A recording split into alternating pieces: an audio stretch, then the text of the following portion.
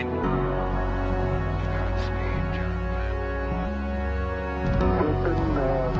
Tranquility Base here. The Eagle has landed. Rocket Tranquility, we copy you on the ground. New possibilities are opening up for scientific cooperation between countries. 1-0. Liftoff. Americans return to space as Discovery clears the tower. Discovery, go and throttle up. Discovery, roger. Go for deploy. Everybody in the shuttle program, the crew is go for launch. Roger. Nice to be in orbit. We have followed in their footsteps to get us where we are today.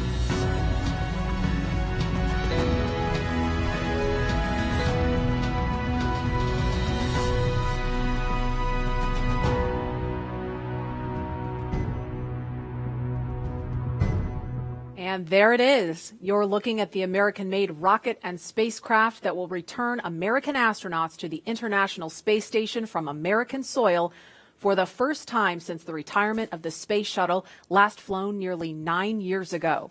Today, we're giving it another shot with our partners at SpaceX. Wednesday's first attempt was postponed due to that wild weather. But if all goes well today, we will mark a new first in NASA's storied history and usher in the commercial crew era of American spaceflight. At 3:32 Eastern Time this afternoon, NASA astronauts Doug Hurley and Bob Behnken are expected to lift off from Pad 39A aboard SpaceX's Crew Dragon spacecraft atop a Falcon 9 rocket. If the weather cooperates, today's attempt will mark SpaceX's first ever flight with crew and the beginning of a new chapter in human spaceflight.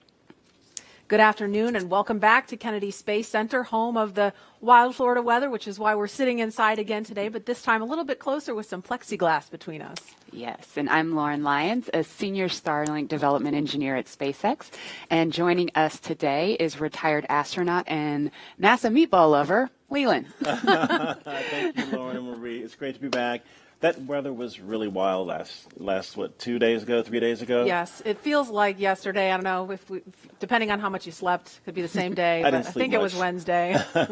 But down to T minus 17, and our teams made the right call. You know, we didn't want to go through that weather and have something happen. And I think that, you know, we're back to this hollowed ground thing, Pad 39A. We are.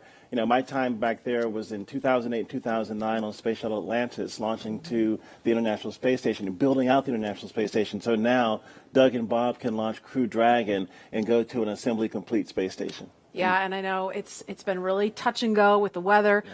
We were looking at it last night. We were looking at it this morning. The teams are going to continue to monitor things, so it's kind of touch and go. But at last check, it was a 50-50 chance. So hopefully those odds are going to be, I don't know if they're going to improve, but 50-50's not bad. It could be worse, right? So we have teams all over the country covering the action from SpaceX headquarters in California, Mission Control in Houston, and our social media desk in Washington, and of course, right here in Florida. Today's mission will be Crew Dragon's second test flight and its first test with humans on board. We're a little more than 4 hours away from liftoff. Bob and Doug have had their lunch and have completed their medical checks in advance of launch.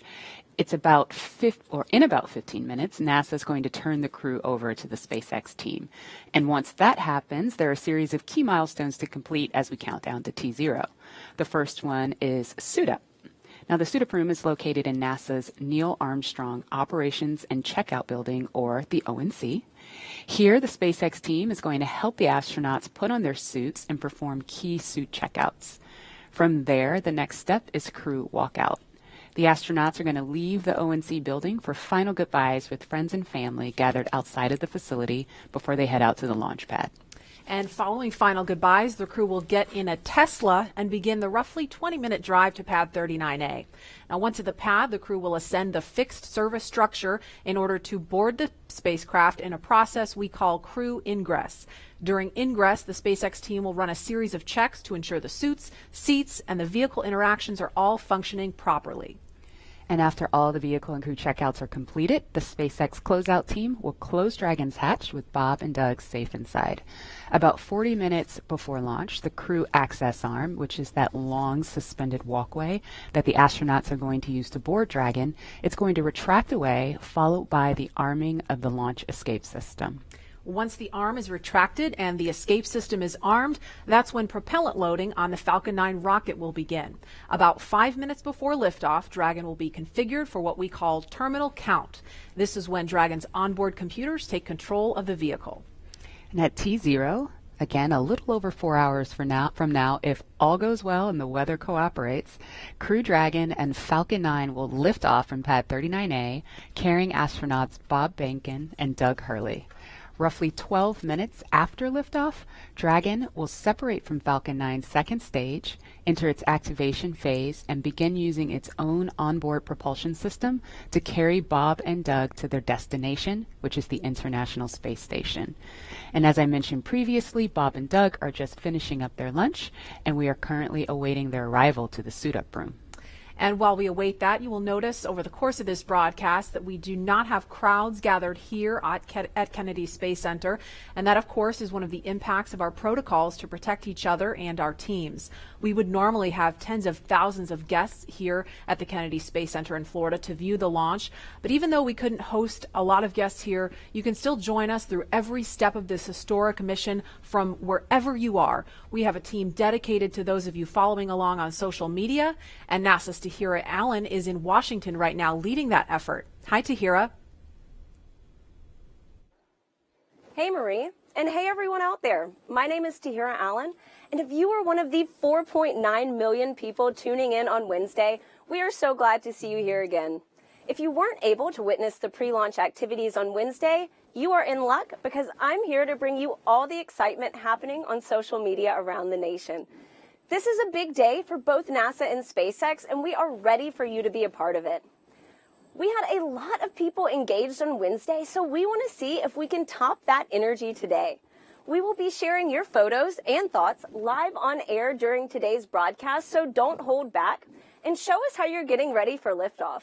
You can join the conversation by using the hashtag LaunchAmerica on NASA's Facebook, Twitter, Instagram, and LinkedIn. I'll be monitoring that hashtag LaunchAmerica all day to highlight your social media posts throughout the show. You'll also be able to engage in social media polls during today's broadcast. And so even if you tuned in before, these are brand new polls, so just head on over to NASA's Twitter to cast those votes. So I know most of you are tuning in from home today, but that doesn't mean you can't get involved in the action. Check out NASA's Instagram and Facebook to find our Launch America augmented reality filters. They place you right at Kennedy Space Center, and you can actually see the Falcon 9 rocket lift off in a pair of sunglasses. If you haven't already, be sure to check out our first ever global NASA social. So head on over to NASA's Facebook to join the group. We've got all new social badges, a nice fresh photo here, some Q&As with some very special guests, and also behind-the-scenes tours of Kennedy Space Center in Florida. And not to mention, just an awesome community of people excited to witness this moment. So, just right here in training, getting ready for that Launch America. So if you're just tuning in, to get us started, we have a poll for you on Twitter right now. We want to know what NASA logo you are sporting for today's launch. The iconic meatball or the iconic worm? Head on over to NASA's Twitter to cast those votes. And with that, let's head back to Lauren at Kennedy Space Center. Lauren? Thanks, Tahira. I don't want to sway the vote, but, I'm all about that worm. Meatball. The debate rages on. Aside from our debate, the main purpose of today's demonstration mission is to put Crew Dragon through the final operational tests to officially certify the vehicle for human spaceflight. The SpaceX and NASA teams have put years of work in development, testing, and training to get us here today, and now we are just around the corner from seeing Falcon 9, Crew Dragon, and Bob and Doug lift off for the first time, and doing it from that same historic launch pad that first sent humans to the moon more than 50 years ago. Now, it's really good that we're inside today because I'm still ready to run across there and try to hitch a ride to space on that Crew Dragon. It's a beautiful vehicle what SpaceX and NASA have done together to create this incredible rocket. It makes me want to just run out that door right now and get out there. Well, you're not allowed to leave today, but Leland, I don't know if you've seen some of the comments on social media. You've been nominated by a lot of followers to fly one of the future missions of Crew Dragon. So I don't know. Yeah, let's do that. Okay. So we are just about 3 miles from Launch Complex 39A. Leland, don't get any ideas. I know that's not that far. That's where liftoff will happen in a little over 4 hours. And so we want to check in now with the team at SpaceX Hawthorne, where NASA's Dan Hewitt and SpaceX's Jesse Anderson are keeping an ear on operations. Good morning, guys. Hey, good morning, Marie. Thanks so much. First off, hashtag Team Worm. But hello from SpaceX headquarters in Hawthorne, California. My name's Dan Hewitt. We're here for round 2 for this historic launch. And Dan, we're so glad to have you back here today. Hopefully the weather is working in our favor today. It looks really sunny and nice out there, so fingers crossed. My name is Jesse Anderson, and I'm a lead manufacturing engineer here at SpaceX, and we are so honored to be NASA's partner in returning humans to space from the shores of Kennedy Space Center. 10 years ago, we sent the Dragon that's displayed right behind us on its first orbital demonstration flight, and I speak for all of us here at SpaceX when I say we could not be more excited to finally be sending humans to the International Space Station. And just as a refresher, today's mission is known as Demonstration Mission 2 or Demo 2. This is going to be the first time a commercially built spacecraft will launch people to the space station. Demo 2 is an end-to-end flight test from launch to docking all the way to splashdown in the Atlantic at the end of their mission. And this is the final test for NASA to certify SpaceX for regular crew flights to the space station. Right now, SpaceX and NASA have teams working together around the country. On the SpaceX side, they have teams at the Cape performing final launch day checkouts as we speak, just to make sure Dragon is healthy and good to go. At the moment of liftoff, we will transfer authority over Dragon from our firing room in Florida to Mission Control here in Hawthorne. Mission Control will have insight and command of Dragon systems for the entirety of this upcoming mission. And since Dragon is a highly autonomous vehicle, our teams in Mission Control will be continuously monitoring the health and performance of the spacecraft through the entire duration of its journey. That's from liftoff all the way until Dragon splashes back down on Earth. While there are a number of people on headset here in Mission Control right behind us, the mission director is the one in charge. It's also where the SpaceX Core, which stands for Crew Operations Responsible Engineer, who's essentially the voice talking to astronauts throughout their flight, will reside. Dragon and Falcon 9 together have years of operational experience, or what we refer to as flight heritage. SpaceX has successfully completed 22 flights of Dragon to and from orbit since 2010, and that includes 21 trips to the International Space Station. And to get us where we are today, not only have we conducted thousands of hours of testing, but we've also enhanced and added a number of safety features to Dragon. One of the most important safety features on Crew Dragon is the launch escape system. It's a huge advancement in the safety of human spaceflight, and SpaceX was able to demonstrate the system in 2 important tests. The first one coming back in 2015 with the pad abort test, which we're watching some video back from right now. And then a little bit more recently, last January of this year, the in-flight abort test. Dragon's launch escape system is outfitted with 8 Super Draco engines that are integrated directly into the spacecraft body. This enables Dragon to separate from Falcon 9 and carry astronauts to safety in case of an emergency on the launch pad or all the way up to orbit. And in addition to the launch escape system, SpaceX has completed over 80 parachute tests, which includes nearly 30 tests of just the upgraded Mark III parachutes that's flying on today's vehicle. And that's to ensure a safe landing back on Earth, even in the unlikely event that one of those 4 main parachutes fails. And we can't forget the significance of our first demonstration mission just last year, which itself was an end-to-end flight test to and from the International Space Station, just no actual humans on board. But now, though, let's go to the one and only SpaceX's Principal Integration Engineer, John Insprucker, for our first status update. John?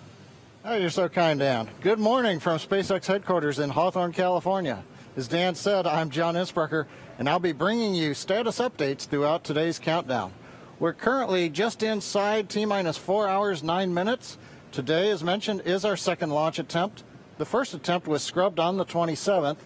In that attempt, the team proceeded deep into the countdown, but when 3 weather rules concerning lightning and cloud cover were no-go, and there was no chance of improving, the SpaceX launch director stopped the countdown at just inside T-minus 17 minutes, and the launch was scrubbed. Now, following the scrub, we drained back the propellants from Falcon 9, and the crew left the capsule and returned to crew quarters. Now, since the scrub, Falcon 9 has remained vertical on the pad, as you can see there on the monitor. It's remained powered up. The launch crew currently reports no significant issues on the Falcon 9. Minimal activity has occurred on Dragon over the same period. The most significant task was topping off oxygen and nitrox in the environmental control system. Now, we just finished up a weather briefing to the crew a few minutes ago. Conditions at Kennedy Space Center for launch: 50% chance of violating conditions, which is also 50% chance of good conditions. The basic concerns are precipitation, cumulus thick clouds, anvil clouds, all related to the threat of lightning. We're also watching the weather downrange in case there is an abort and Dragon has to splash down off the coast. Further, several hundred kilometers away, we are watching a series of weather patterns that look like they're going to be good, so we are continuing into the count right now.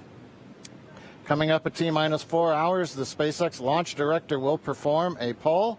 That'll verify the conditions are safe there at the pad to open it back up to just the support crew.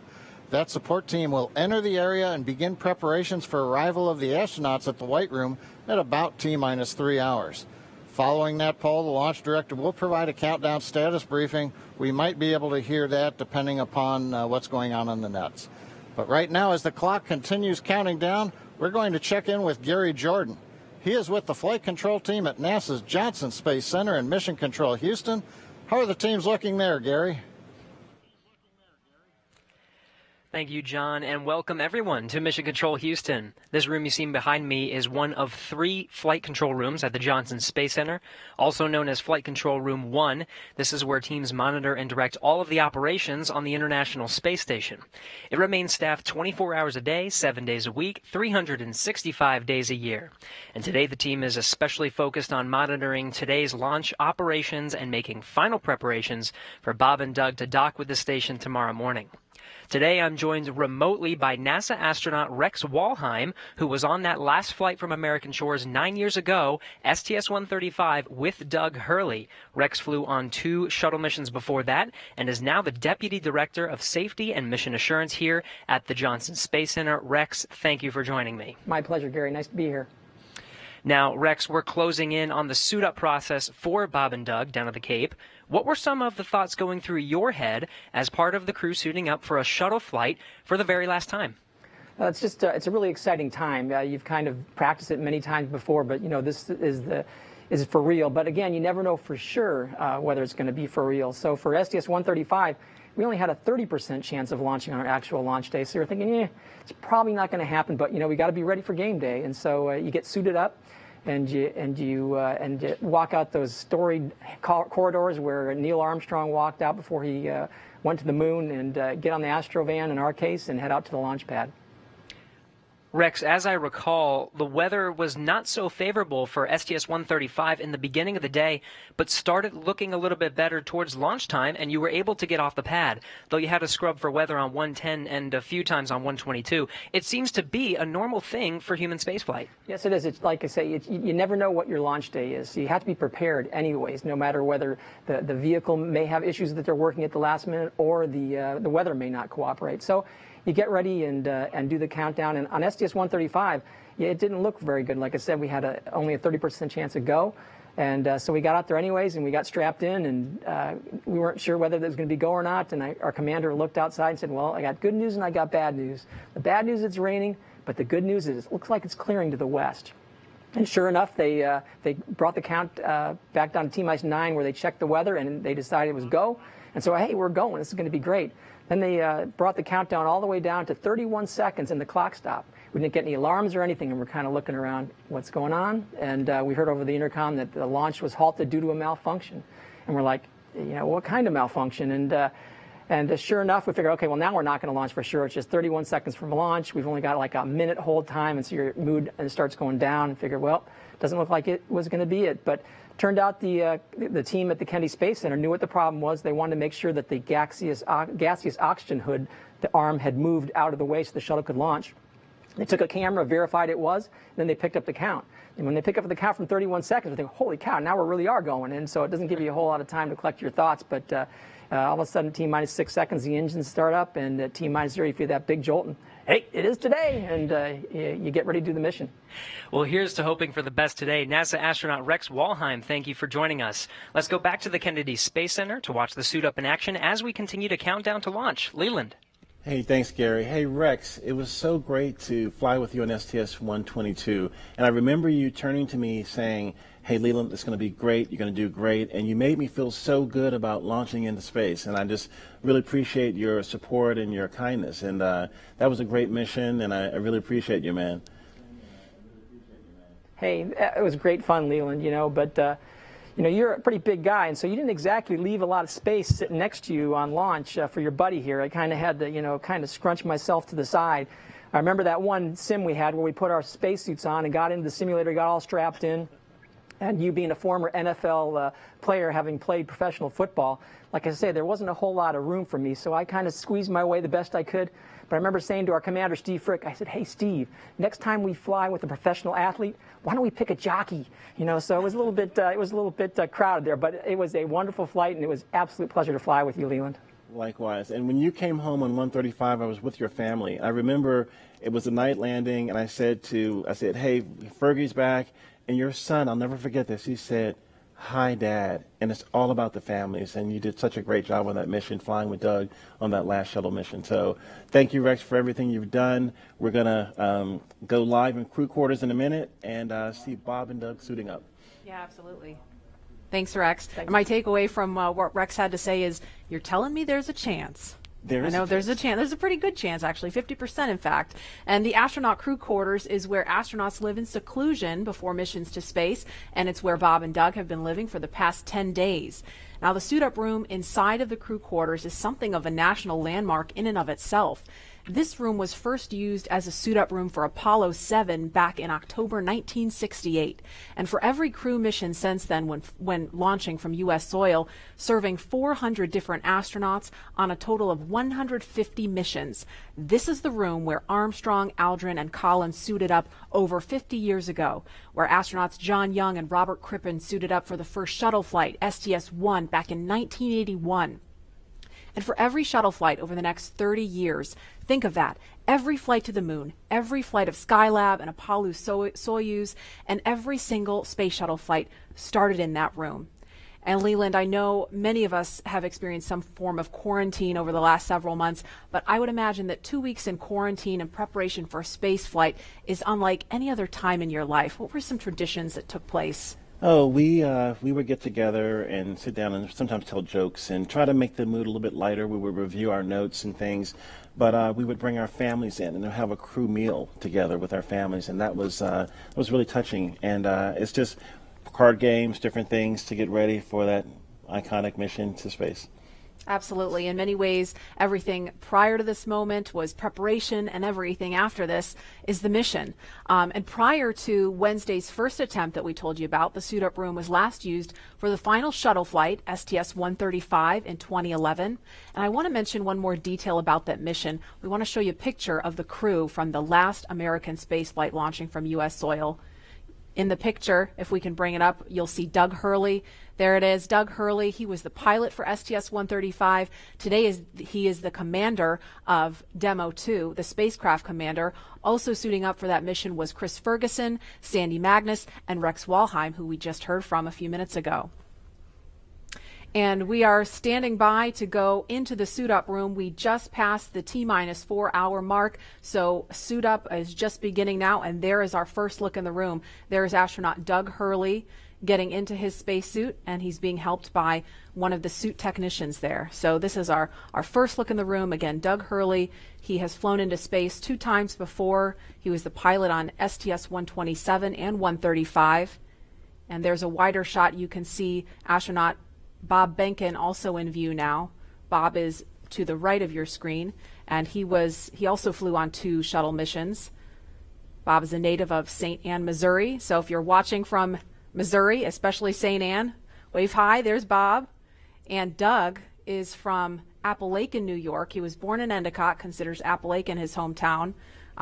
I know a lot of people there because I'm from there too. So if you're watching from upstate New York, shout out to you there too. This is so cool to see. Leland, this must bring back memories for you. It does, but it's a little different than when I was suiting up, because there were Apollo era lazy boys that were sitting in and leaning back in, and now they're in these really incredible sleek suits, as well as these the seats that are actually the same seats that are in the Crew Dragon vehicle, and that's pretty amazing. Yes, these seats are basically ground support equipment seats. They're pretty much the same as the ones in the vehicle, as Leland said. So what they're doing right now is strapping the crew into the seats to prepare for the 2 big checkouts that they're doing right now. They're going to do a comms check, a bidirectional comms check, where they're going to check that the microphones that are inside of the helmets that the crew are wearing, that the suit techs can communicate with them bidirectionally. And they'll also do a leak test, which is a pressure test where they'll pressurize the spacesuit. So the suits are much more than just futuristic looking outfits. They do look like they come from a sci-fi movie, but they, as we described, they're designed to connect directly into Dragon seats to provide communications, cooling, and the ability to pressurize if necessary.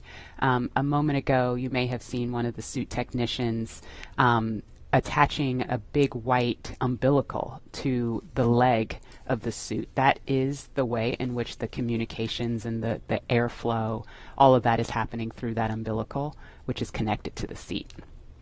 So right now, as you can see, the team is getting the crew all buttoned up in their 5-point harnesses and getting ready for those checkouts.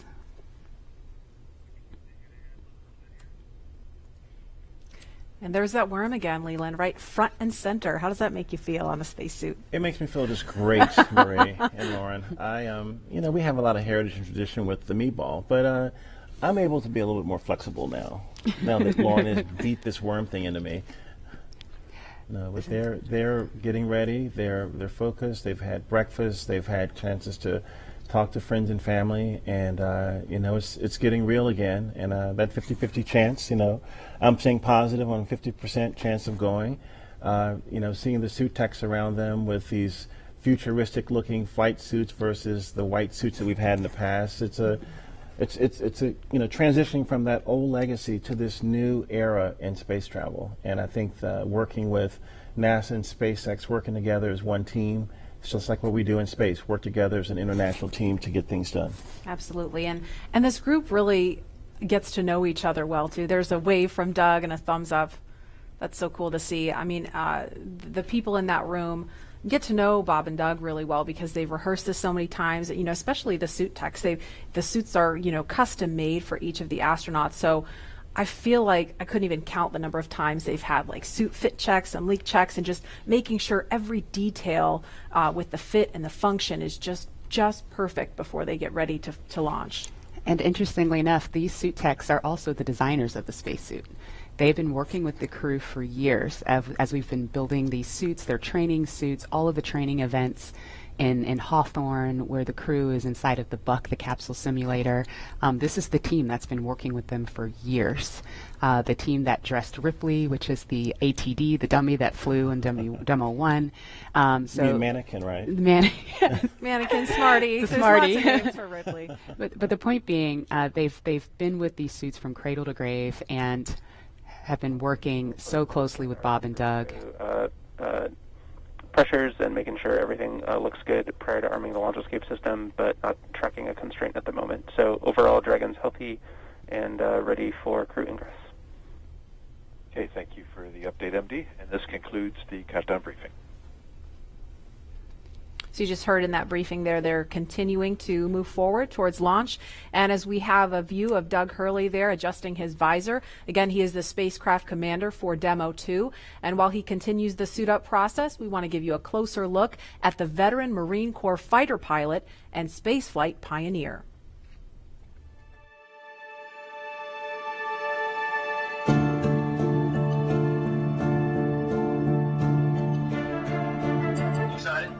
Very excited. Yeah, very excited. You feel ready? Feel pumped? Oh yeah, I think we're ready. I think we're certainly ready. Joining the SpaceX Demo 2 test, He is a Marine Corps colonel and test pilot. He was selected as an astronaut in 2000. He piloted Space Shuttle Endeavour and Atlantis for STS-135, the final space shuttle mission. Introducing NASA astronaut Doug Hurley.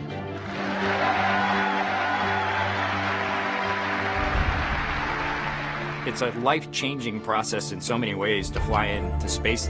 It's just overwhelming in some respects. Just the sensations, the rumbling, the shaking, the acceleration. When the engines shut off and you go from, in the case of the shuttle, you go from 3 Gs to 0 Gs instantaneously and things start floating. And I remember distinctly just thinking, what just happened?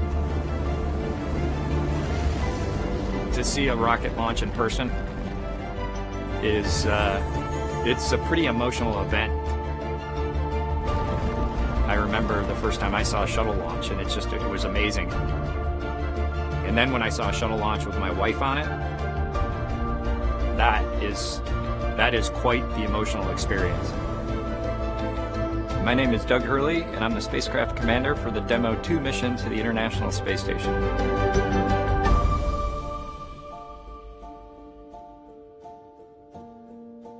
We are doing the first crewed flight for NASA and for SpaceX. So this is the test flight to prove end-to-end from launch to docking to ISS operations and then entry, descent, and landing.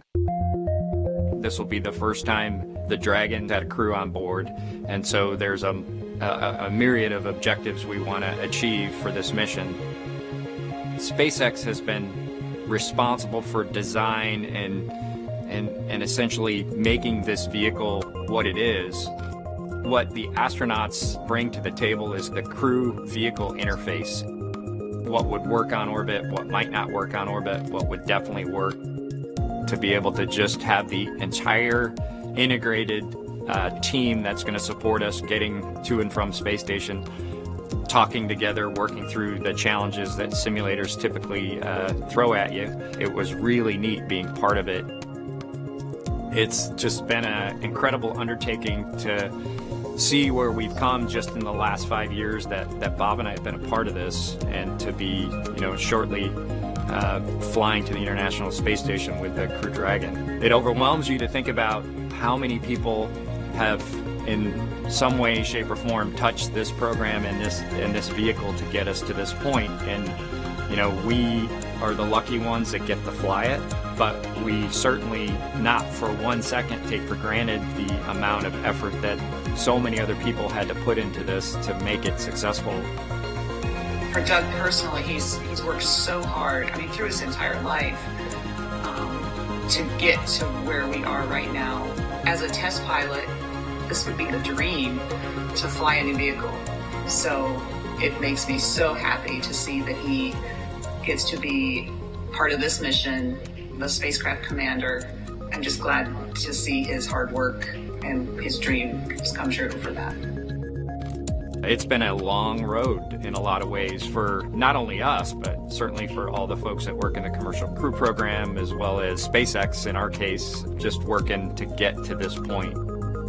It's been a huge amount of sacrifice and time away from home, but the fruits of our labor are coming to fruition.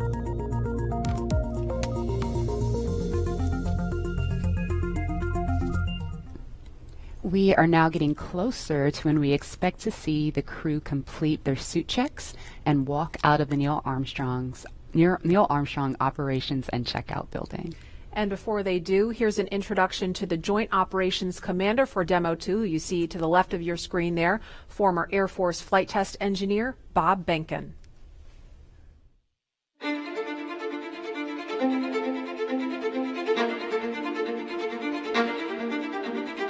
When you go through the launch day preparations, there's a lot of moments that kind of stand out to you. One is the kind of the celebratory piece of it, which is that you're walking out of the suit up room and getting in the vehicle that's going to take you to the launch pad. When you close the hatch, that's really when Doug and I are in the vehicle, and it's our vehicle, and we're really in control of the mission at that point. Test pilots, their task proved that man could fly into orbit around the Earth and return live and well to talk about it. There's always a balance of managing risk as you go forward to execute a test point and figuring out a way to, collect the data. We hear a sound. Okay, is that sound an expected sound? Or we see a light, is that light an expected light? What's the source of it? Does it sync up with something else that's going on or not? So trying to dissect all of that in real time in your head is, a lot of things happen like that on launching of a vehicle. From St. Anne, Missouri, he is an Air Force colonel and flight test engineer. He flew aboard Space Shuttle Endeavour twice. Introducing NASA astronaut Bob Behnken.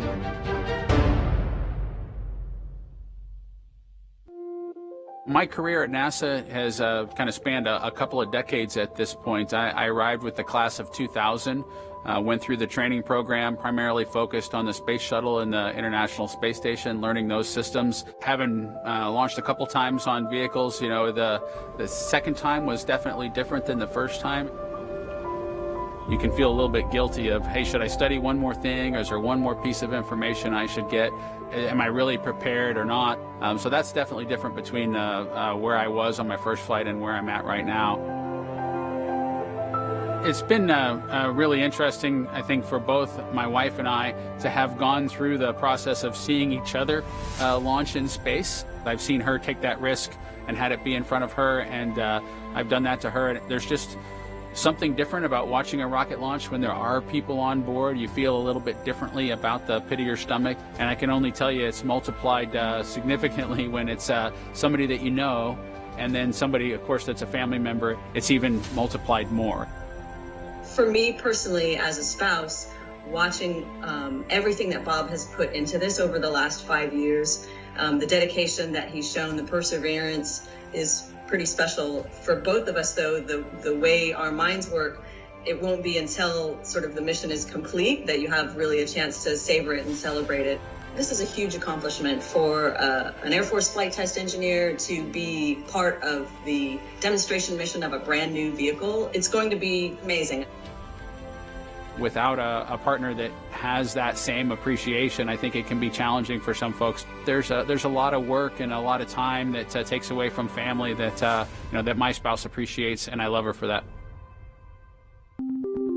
Really, my role on the Demo 2 mission is to make sure that we get this vehicle tested and evaluated so that we can move on to more operational missions at the International Space Station. We've got a lot of objectives on board the vehicle that we need to accomplish to really make sure that it's good to go. We'll make sure all those systems are working during the test flight so that the future missions will have them available even if they don't plan to utilize them. Through years of the NASA team helping to share that experience and teaching them the lessons that we've learned by going through this, now there's another capability in the U.S. besides NASA to operate something of this magnitude. When is the last time humans launched on a new vehicle? Certainly on the American side, it's been several decades. Now we're in a time when we've got multiple vehicles under development. It's a great time from a space exploration time frame just to see all that happening, and it's because of this nurturing of the environment, being able to pull in a wider group of people who can contribute towards human spaceflight. It's a super cool time. On a deeply personal level, I'm really excited that my son is get a chance to see me launch into space. Being an astronaut has been a little bit of an abstraction thing for him because he's seen me do it in old videos, but he hasn't seen me do it for real. And so I'm excited for him to see this launch.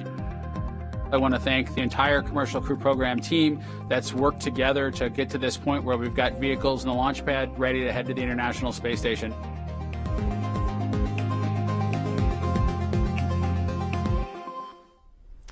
And here is a live look again inside the suit-up room in the Neil Armstrong Operations and Checkout Building.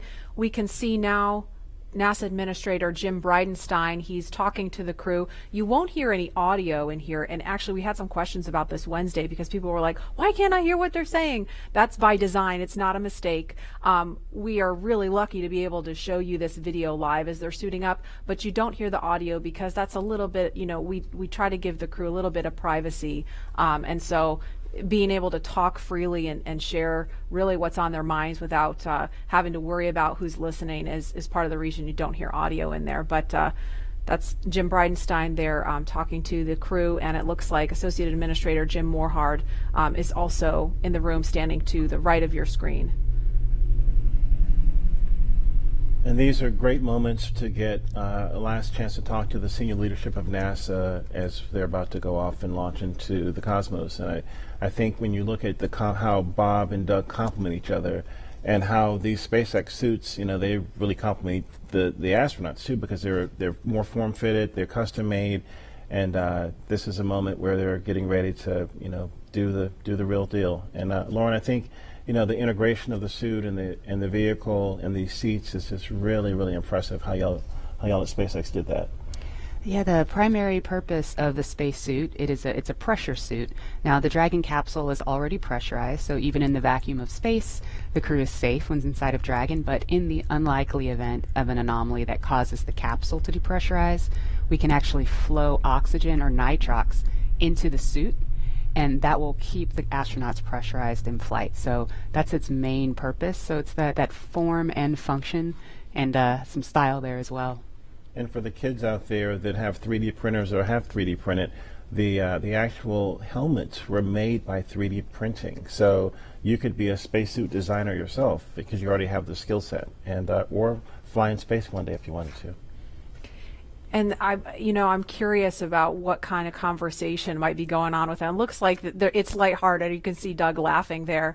I know that Mr. Bridenstine has said, Bob and Doug, if you want to back out, it's not too late. I would imagine he may have said that again. I know they're ready to go. They're as eager as can be. And it looks like they may have another visitor coming in. Oh, no, it looks like the administrator's just being passed something there. But and it's really important. I mean, we've trained for so long. We've gone through the malfunction processes. Now he's doing a selfie. Of course, you got to do the selfie. I didn't see them do this on Wednesday, so they were probably kicking themselves when they walked out. Why didn't we do a selfie in there? I wonder if he has that Instagram filter to put the glasses on. Do you think he has it on? Well, you can tweet at him and find out. Yeah, I might have to do that. No, this is a great lighthearted moment. It gets the guys in a good mindset to go off in space in a very calm and cool and collected way. I think he's now taking pictures of some of the crew techs, the suit techs, which is fantastic. It's all about bringing the family and the team together, making everyone feel comfortable on flight day and helping us get to space safely, as we always try to do. And obviously this is a very serious mission. I mean, we don't want to make too much light of it, but Leland, you mentioned Wednesday, and I thought that was a really good point, why it's important to be able to joke around and keep things light as you're getting ready to go to the launch pad. Yeah, when I went up on 122 with Rex and we just talked to Rex, we were, in the caravan going over to the launch pad, we were kind of making some jokes, but as we were suiting up, we would look over at each other, we would get up and high five, and we'd say, hey, you're ready? Let's go, let's do this, and it's just, you've already trained. You know how to do this. You've done it many, many times. And so I think it's that lightheartedness is good. But, right when you get in the vehicle, the 3, 2, 1 liftoff, that's when you're ready to go. And they're the visitors making their way out of the room. And as we mentioned, Doug Hurley and Bob Behnken, I mean, they are two of the finest at what they do. And it's really starting to sink in that the mission is on as you see them in their spacesuits. And seeing them in these suits has always been so inspiring to me from the first time that I saw them in Hawthorne at SpaceX headquarters during training. It's kind of like a sci-fi film, but unlike a movie prop, which primarily just needs to look cool, our team designed the suit to maximize safety and functionality while maintaining style. Here are two members of our spacesuits team, Chris Trigg and Maria Sundin, telling us about how the suit came to be. I think one of the things that was important in the development of the suit was to make it easy to use. It's something that the crew just has to literally plug in when they sit down, and then the suit kind of takes care of itself from there. So the suit is really kind of one part of the bigger Dragon system. It's really part of the vehicle. So we think of it as kind of a suit seat system. So the seat that the crew is in and the suit are in a lot of ways working together. And so it made sense that we were designing Dragon in-house to also design the suit. Our spacesuits is completely designed in-house. It's built here in Hawthorne, California, in the same building as the rocket and the capsule. The spacesuit is custom-made for each crew member, and that is to optimize the fit for the crew member. We definitely wanted to innovate and we wanted it to look inspiring, but first and foremost, we wanted it to be safe and reliable. The spacesuit's primary purpose is to protect the crew in the unlikely event that the cabin were to depressurize. But the suit does a number of additional things. It provides cooling and communication to the crew inside of the suit, provides them hearing protection, and the outer layer of the suit is flame resistant, so it provides flame protection as well.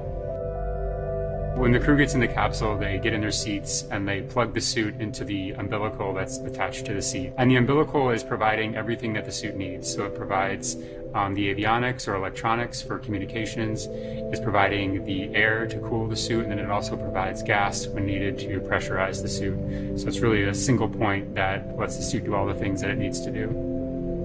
We designed the helmet in-house. The helmet serves a number of different functions. Obviously, it's protecting the crew's head and it's retaining gas like the rest of the suit, but it also houses the microphones as well as the valves that are regulating pressure in the suit. We had to design the gloves so that they would work with the touchscreen. So the gloves also still had to do a number of other things like the rest of the suit. So all of those things had to come together within the glove. It'll be obviously really amazing to see Bob and Doug in their flight suits. And I think one of the things that's cool about the suit is it's not just a piece of hardware, it's not just a suit, it's a very personal thing. It's Bob's suit and it's Doug's suit. And so seeing the two of them in their suits using it in flight will be just a really amazing thing. And you're looking live at Launch Complex 39A. That is Crew Dragon in the center of your screen, sitting atop a two-stage Falcon 9 SpaceX rocket that will produce 1.7 million pounds of thrust at liftoff. We are keeping our fingers crossed that the weather cooperates. It's a 50-50 chance. It looks beautiful right now, but there may be some thunderstorms rolling in later, so we're keeping a close eye on the weather. In the meantime, we're going to head west to Hawthorne for an operational update. Dan? Hey, Marie.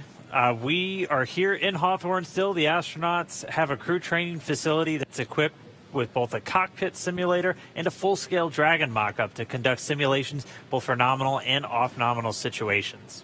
And recently, the SpaceX team shared the exact same ISS simulator that the astronauts train on with the public, so you can try your hand at docking the ISS. If you head over to iss-sim.spacex.com, you can try your hand at docking with the space station. And I've tried it once before. It was really difficult. It looks way more, it's more difficult than it actually is, I think. Yeah, flying in space is really deceiving. Just when you think you're going really slow and everything's okay, the next thing you know, you're careening into the space station. So it's way harder. You have to go way slower than you think. It might take a couple of tries, but it's doable. Yeah, but you guys should try it and check it out and see if you can do it. So let's check in with John Insprucker for a quick update on Dragon and Falcon 9. John? Well, we're coming up on T-minus 3 hours and 35 minutes. All continues to go well for today's launch. Now on the launch pad, Falcon 9 is powered on. Engine and stage checkouts were performed last night. All of those looked good.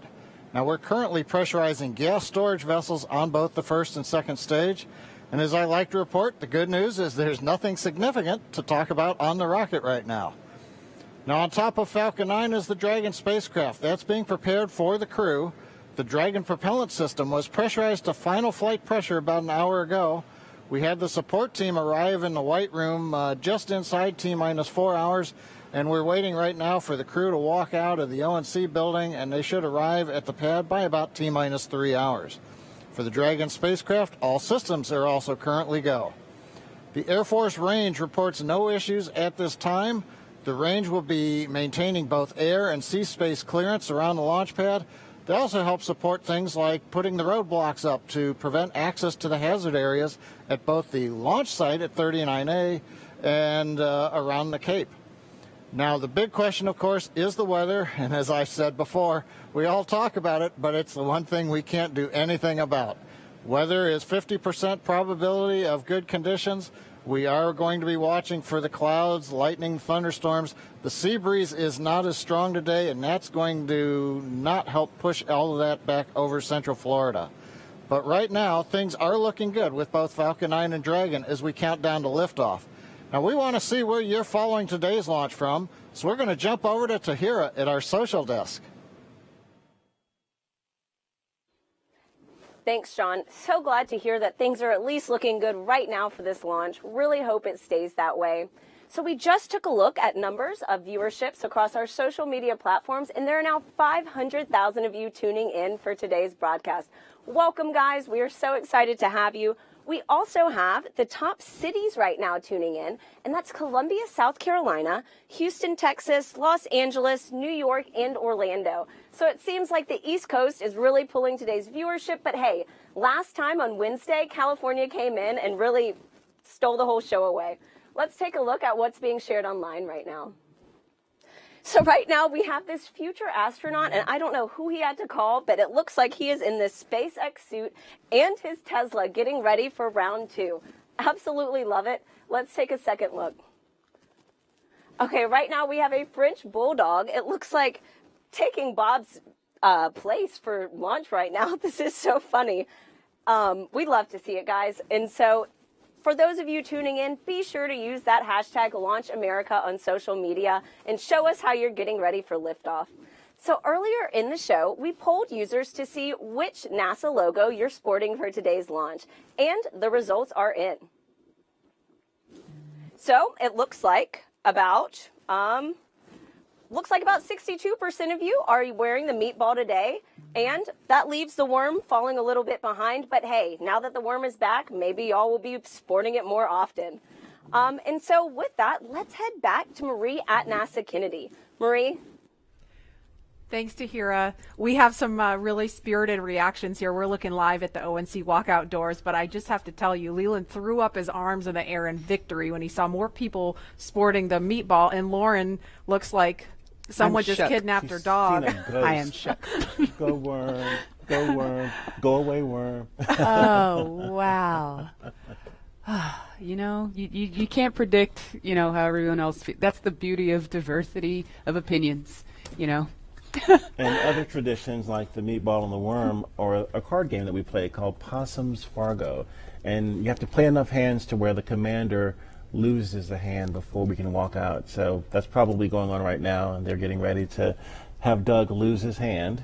Yes. And then we can get in the elevator and come out and get in the spaceship. Yep, so we're giving them that moment in private. And Leland, I wanted to ask you too, because I know, I mean, we had a scrub really late in the count yesterday. We got just under T-minus 17 minutes, and we were all like, oh, it was like a collective groan across the country, everybody watching.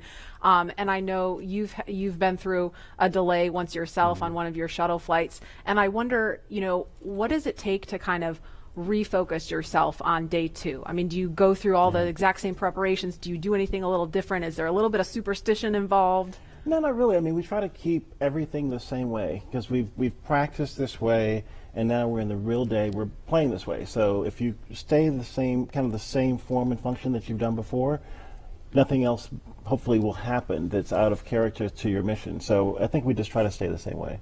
Yeah, that's good insight. And I know, you know, Bob and Doug, we heard them on the comms after that as they were detanking Falcon 9, and we're waiting for them to get out of Crew Dragon, and they were just cool, calm, collected, thanking the teams for doing a good job. Nobody's getting launch fever, and, you know, they're going to do the same thing today. No matter how many people are watching, they're going to make the same call as they would if nobody was paying any attention. Right, and I was talking to CJ Sturcow before I launched on my first mission, and he said that he made a mistake and flipped the wrong switch on Ascent, and he glommed on that and was about to make another mistake.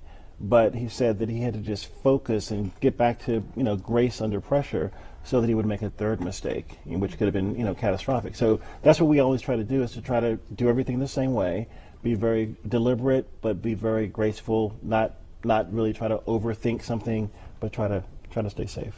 Absolutely. And calm. Yeah, that's so key, and I know that's top of mind for all the SpaceX and NASA teams working on this today. And again, we're just standing by. We expect the crew is going to be leaving the suit-up room in just a couple of minutes, so we're giving them those last few minutes in private at the ONC building. And again, we're looking at the pad here. One of the other things that struck me, you know, we watched the videos about Bob and Doug, and when I went home on Wednesday, you know, because people saw, a lot of people who were watching and then, or maybe watching again today, saw the videos about them, learned a little bit about their military background. My husband's a Marine, so he's like super pumped about Doug. You know, Doug tweeted Semper Fi, and so I know like all the Marines out there are like just super pumped about seeing this, and the airmen that are watching Bob, seeing them represent the Air Force. I mean, it's just such a cool moment for our military community, and as a military spouse, I definitely feel some of that pride. I saw Charlie Bolden last night coming from the restaurant, and he was very excited about Doug as a Marine, and he's a Marine, and so Semper Fi was definitely something he said, Godspeed Semper Fi, go Crew Dragon. So it's our military people that are helping us with this launch, with the recovery, with all these other things. Is very important to the success of the mission. Absolutely. And we want to turn our attention back to the Neil Armstrong Operations and Checkout Building. If we could, we want to take you to a picture of the doors. There they are. Those are the doors at the back of the crew quarters building, and it's an area where family, friends, and members of the media can share one final moment with the crew before launch. Now, the walk through those doors has signaled the beginning of the march towards launch for every American mission to space since 1968. This is the moment that is immortalized on film and video for 400 different astronauts from Apollo all the way through Space Shuttle, serving 150 total missions, and soon, if the weather cooperates, mission number 151 with the first 2 commercial crew astronauts. These doors carry with them a legacy of purpose and action, and today they will announce to all of us the start of this, NASA's SpaceX Demo 2 mission. And you saw just a little bit of my walkout from STS-129, my last mission. And I remember having my friends and family out there. There was my chemistry teacher that was in the crowd. She got me turned on to science and helped me actually become an astronaut. And I just remember her being in the crowd saying, "Go Leland!" And it was just such a memorable moment for me. It kind of got more rocket fuel in my veins, getting me ready for my mission. Yeah, absolutely. And we were just looking at a live picture outside of the building where we could see some of the folks gathered. We could see Doug and Bob's immediate families. There's a small contingent of media there. I mean, normally that place would be just kind of jam-packed with as many people as we could fit in there to capture that moment. We, of course, had to scale that back a little bit to maintain social distancing, but there's still a very excited group of people standing outside the building right now waiting for that to happen. Yeah, it's so cool to see their families there and that they have that moment with them prior to getting inside of the Teslas. I mean, seeing that the last time we made that attempt was this incredibly emotional moment. I have no doubt it will also be emotional again. But yeah, that I can only imagine what's going through their heads, you know, in that moment when they're just waving goodbye for the last time before flying. I mean, Leland, like, were you nervous? Were you? You know, at that moment we were, you know, we had been a little jovial in the suit up walkout, but I think at that moment we were thinking about our families, leaving our families, but then at the same time we're going to do this incredible thing for helping advance our civilization. We are working as a team, all the other teams now with SpaceX and NASA and people all around the world really, you know, in recovery and all these things, helping us get to space so we can advance our civilization. And I think those moments are really heartfelt for us, that a team of people have helped us get to this point. Absolutely. And we are looking at a live picture now of Bob Behnken and Doug Hurley walking down that hallway in the astronaut crew quarters. We just saw Doug wave at the screen, and they're just turning the corner, getting inside that elevator. And this, you can't see it from here, but there is a banner hanging there. You can kind of see it in the back. There's a banner hanging on the wall of the elevator with the signatures of all the people who worked on this mission. So it was really important for them to hang that up in there so Bob and Doug could see it. Yeah, we see that, and we see all those signatures of people that have helped us through training, through fit check, through all of these moments and getting ready for this mission. And it feels like they're going along with us on the ride. Absolutely. And as we wait for the crew to come downstairs to the first floor, we will pause to honor today's efforts with our national anthem. Kelly Clarkson just blew us away with a fantastic rendition Wednesday. Here she is again. Most say, can you see by the dawn's early light what so proudly we hailed at the twilight's last gleaming, whose broad stripes and bright stars through the perilous fight o'er the ramparts we watched were so gallantly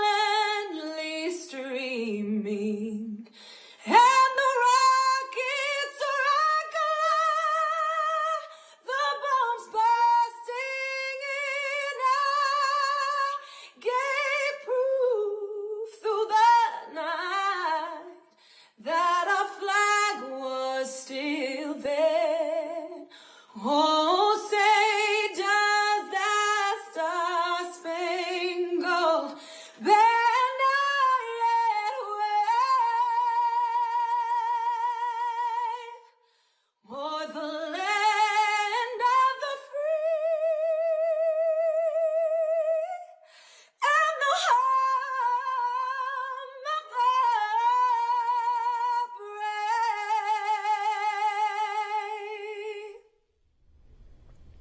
Oh, I got goosebumps listening to that. I mean, it doesn't get old. We heard it Wednesday, but I mean, I could hear that every day of the week. She was blowing. Yeah, amazing. That's a live look again at Launch Complex 39A. We are awaiting astronauts Bob Behnken and Doug Hurley to walk out of the Neil Armstrong Operations and Checkout building any minute now. So we're going to be ready to cut to that shot just as soon as we get the word that they're ready to walk out that door. Those doors, excuse me.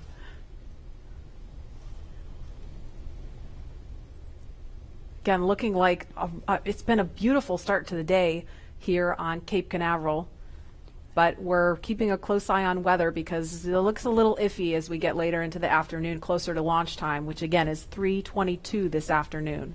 What always blows me away every time I visit Florida is, 1 hour it's this beautiful, clear, gorgeous day, and then an hour later it's a thunderstorm. You said it. Welcome to our world. And then an hour later it's back to clear. Yeah. Well, just similarly to last attempt, right? I mean, just 15, 20 minutes later, it was good to go. I know, it hurt my soul because we have this instantaneous launch window. It's not like with shuttle where we could give it a couple more minutes because you had a 10-minute window. We have a single second to get this off the ground, so everything's got to be just right. The conditions all have to be green at that moment. Again, Mother Nature showing she's in charge. Absolutely. And we just heard we're about 30 seconds, less than 30 seconds now from seeing the crew walk out of those doors. So we are standing by to show you that moment live.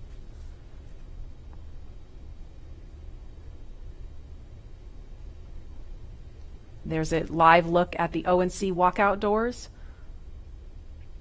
Marie, I think my STS-129 patch is still over top of the door. There's a bunch of patches up there unless they've removed them and put space station patches up there. But this is a very solemn moment for walkout from, a storied legacy of Apollo and seeing Apollo astronauts walk out of these doors. And now we're getting back to U.S. astronauts launching from American soil, walking through these doors again. It's an incredible moment in the era of space travel. And we saw some just beautiful moments when they walked out on Wednesday, and looking forward to seeing those again. I was perusing all of the different newspapers and stories online and just taking in all the photographs, and there the doors are opening. Here they come. Great. And there they are, NASA astronauts. Small crowd, but big cheers. NASA astronauts Bob Behnken and Doug Hurley, Doug on the left, Bob on the right, waving to the crowd there to cheer them on.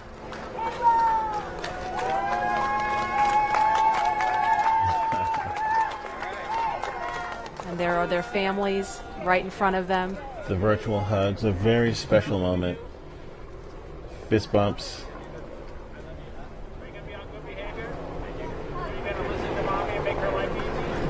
You can hear them. Let's light this candle, I agree. Launch America! Bye, guys.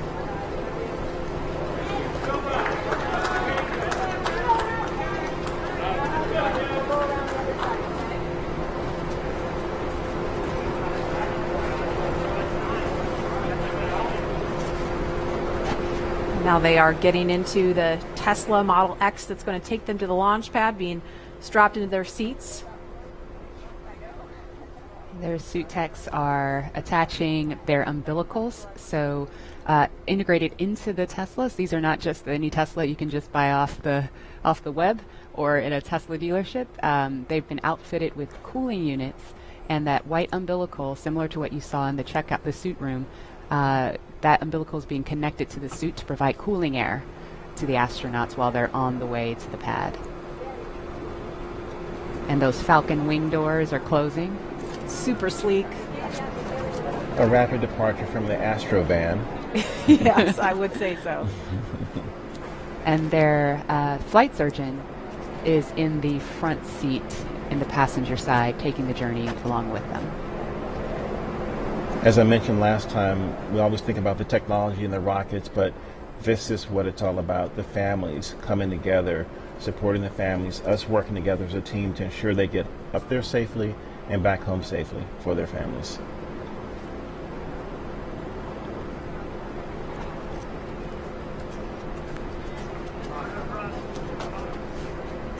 I couldn't hear everything they were saying, but I did catch Bob telling his son to be good for mom and make her life easy.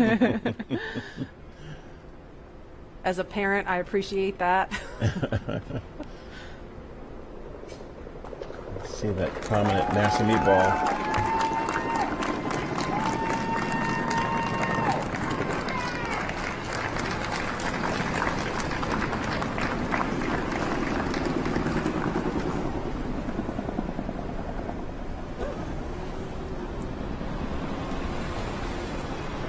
Now, as we watch the convoy begin their journey to Pad 39A, to our SpaceX and NASA family who over the years made this mission a reality and who have worked this launch campaign up to this point, we have you here in our thoughts.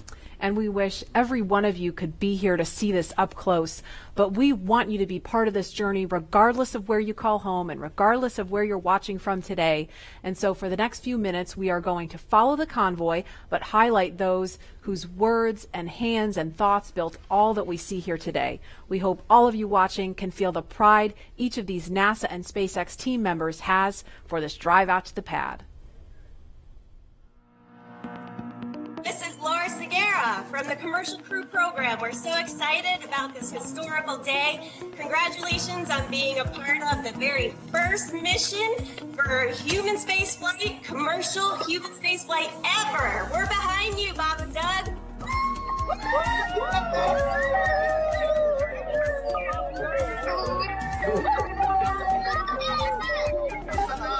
I'm Nicole from SpaceX in Cape Canaveral, Florida. Congratulations to SpaceX for hitting another major milestone, and safe travels to Bob and Doug. Bob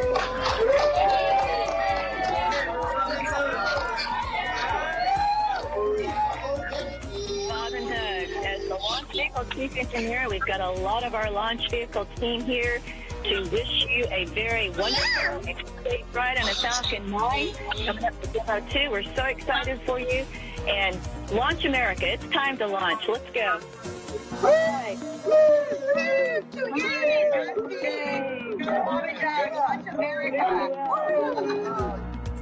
Hi, this is Perla from Hawthorne headquarters. We want to wish Bob and Doug a safe trip to the International Space Station. Go Dragon!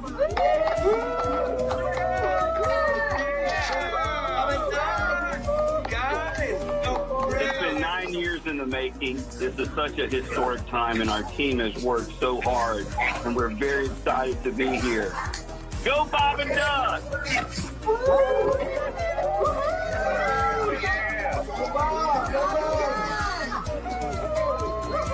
Hi, this is Sam from McGregor, Texas. Go Bob and Doug, go NASA, and go SpaceX.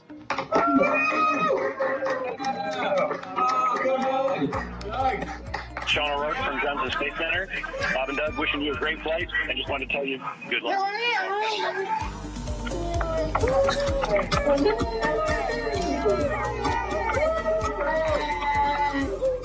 Hi, I'm Dustin Kamak with NASA Kennedy's Communications and Public Engagement Directorate, and we all want to wish Bob and Doug safe travels and Godspeed. You are both an inspiration to us all. Now, let's get out there and launch America. Let's do it. Come on, launch America.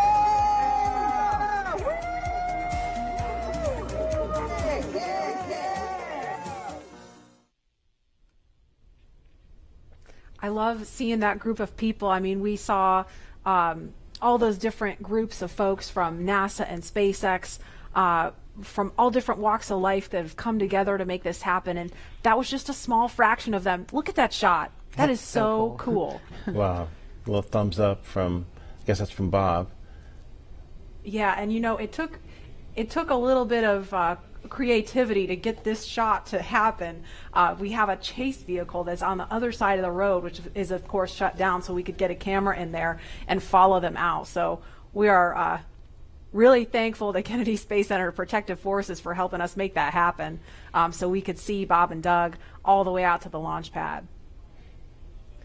My ride out was a little bit different than what they're experiencing in this Tesla, because we had the Astrovan had bench seats on each side, and we could look across at each other as we were driving out. And it was moments where we would tell some jokes and look, but sometimes we would just look at each other, and we had such gratitude for having this opportunity to launch into space and to think about all the people that had a hand in helping us get in that vehicle to drive out to the launch pad, to get ready for this momentous moment. And I think that's probably, even though they're sitting, side by side, I think they're probably thinking of the gratitude and the people that have helped them get here, so that they can be on the, the pointy end of the rocket, getting a chance to go up to space. It's just a momentous moment.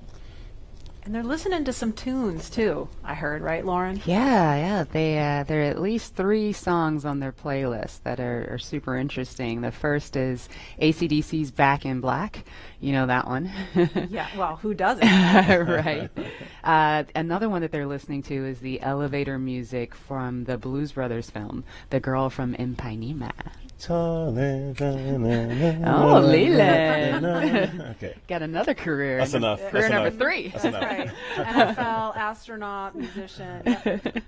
And, of course, they are also listening to the Star Spangled Banner, the Army French Horns version. Now, we didn't have tunes in the Astrovan. No? And I know that the Tesla has a really kicking stereo system. Is that still the custom stereo system that's in the Tesla? I haven't been in this one, so I don't know what they're rocking, but I'm sure it's pretty cool. And again, just for some perspective, they left the operations and checkout building just a minute ago, and so it's about a 9-mile drive from there to the launch pad. It takes them around 20 minutes, kind of depends on how quickly they're trucking. The other thing sometimes that you hear as you're in the convoy is the helicopter, the Huey helicopter flying overhead, and it's kind of also, you're thinking military, you're thinking really important things, and it's a moment that also kind of solidifies in you that, hey, something big is about to happen, and that boom, boom, boom, boom, the sound of that Huey is just in your head, and it feels good that all these people are helping you get there safely. Yeah, I think we heard that actually coming by this building earlier, because we were talking. I was like, I hope that's what I think it is. And it was pretty low because it was pretty loud. You could feel it, too. I did. I could feel it. I took this drive yesterday in my rental car, and granted it wasn't in a Model X, and I'm not an astronaut, but driving to 39A, that same route, and trying to put myself, imagine myself in that headspace, it was pretty awesome. I got to figure out how to get on Falcon 9. Lauren, we're all astronauts. We're in space. That is true. You just got to get on the rocket. Yeah, well, Leland, there's a big group of people that want you there. I think we should, listen to them. Yeah, I'm all for it. I think maybe we should make that a poll question. Yeah. Oh, we should all maybe go to space. What do you think? I am on board. I mean, not literally right now, but I would like to be on board. Lauren, would you go with us? Absolutely. Okay, poll question. We have so many people watching online, sending well wishes to Bob and Doug. I mean, it started early this week as we were ramping up for Wednesday, and I feel like it's just been this buildup of momentum because, we were following along Wednesday, and now we're all following along Saturday, and we have people watching from home that hopefully don't have to work today and can really tune into what's going on here. And we, as astronauts, truly appreciate all the support, all the social media feeds, and we think about, our families. We saw Megan and Karen there with their sons, wishing Doug and Bob well wishes and Godspeed as they head off in these Teslas to launch pad 39A that launched the Apollo astronauts. And I think, this is just one of those moments where everyone in this country is coming together to wish them well, to get them to space safely. It's a really great day. And they are just now on Saturn Causeway. They just made that right turn onto Saturn Causeway. So to the right of the screen, that building is the Operations and Support Building 2. And on the left, it's out of view right now, is the Vehicle Assembly Building, that iconic building that processed the Space Shuttle and Saturn V rocket also. That's where that mobile transporter takes out, used to take out the Apollo, Saturn V rockets and the Space Shuttle. It's just an incredible machine. And where they're passing right now, I mean, if we were to run outside, we could wave because we are off to the right of your screen there at the press site where you see a group of media there. So from this point, they've still got about 3 miles to go from here. I'll see you guys later. I'll be back in a minute. You're gonna go hop in. And obviously, it's not just Bob and Doug's Tesla. There's a number of cars in that convoy. They're being escorted by Kennedy Space Center Protective Forces and also SpaceX Security. They have a flight surgeon there with them. And we've seen just a sprinkle of folks along the way. Normally we'd have a whole lot more people out here watching this, but we really appreciate you watching online and from home. Again, wherever you are, at the beach, watching on your phone, your tablet, your whatever mobile device you have, we're going to be here every step of the journey, taking you through it moment by moment. There's a cool shot with the worm on the roof. There we go. The second place worm, yes. The second place worm.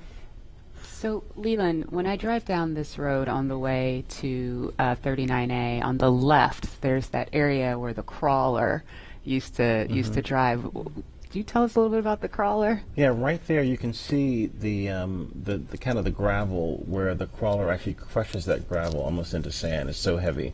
When the shuttle will go out and the Apollo Saturn V rocket will go out, and it's just, this thing moves at a glacial rate to get out there because it's got this huge rocket or shuttle on it. But I had a chance to see that when my shuttle went out one day with Alan Poindexter.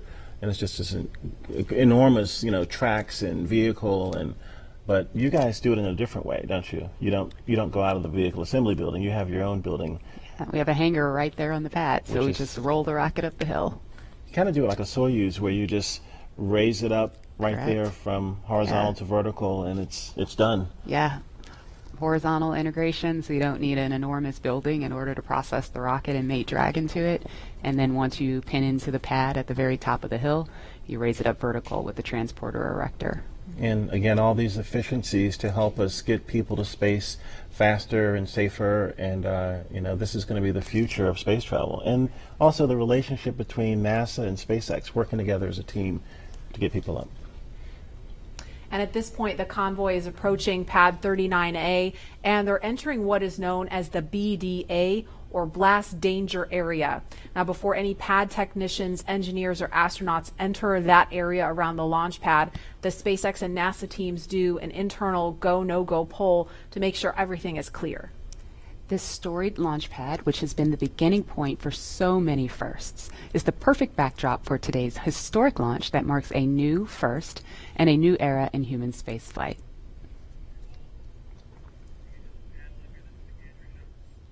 And here's a view from our gantry near the Launch Complex 39A. So we've got another view of the convoy going by here. If I had to count up all the cameras we have all over the place for this, I'd be here all day. That's a beautiful shot right there, looking at the Kennedy Space Center and Merritt Island and all of the nature around us. It's a big buffer from 39A so that we can be safe and launch our rockets off to space safely. Absolutely, and a lot of people don't realize this is a national wildlife refuge. I mean, I pass turtles on the way to my car every day. Well, when we would run from the operations and checkout building, we'd have to watch out for snakes and for alligators, and so to be really careful about the wildlife. We used to have one who lived at 39A. Oh, really? Yeah, an alligator. Well, maybe we'll see him. We'll keep an eye out. Tweet at us if you see any. Did you name him Worm? Ooh, it's ahead of my time. I don't know how an alligator would feel about being called Worm, Leland. Yeah, well.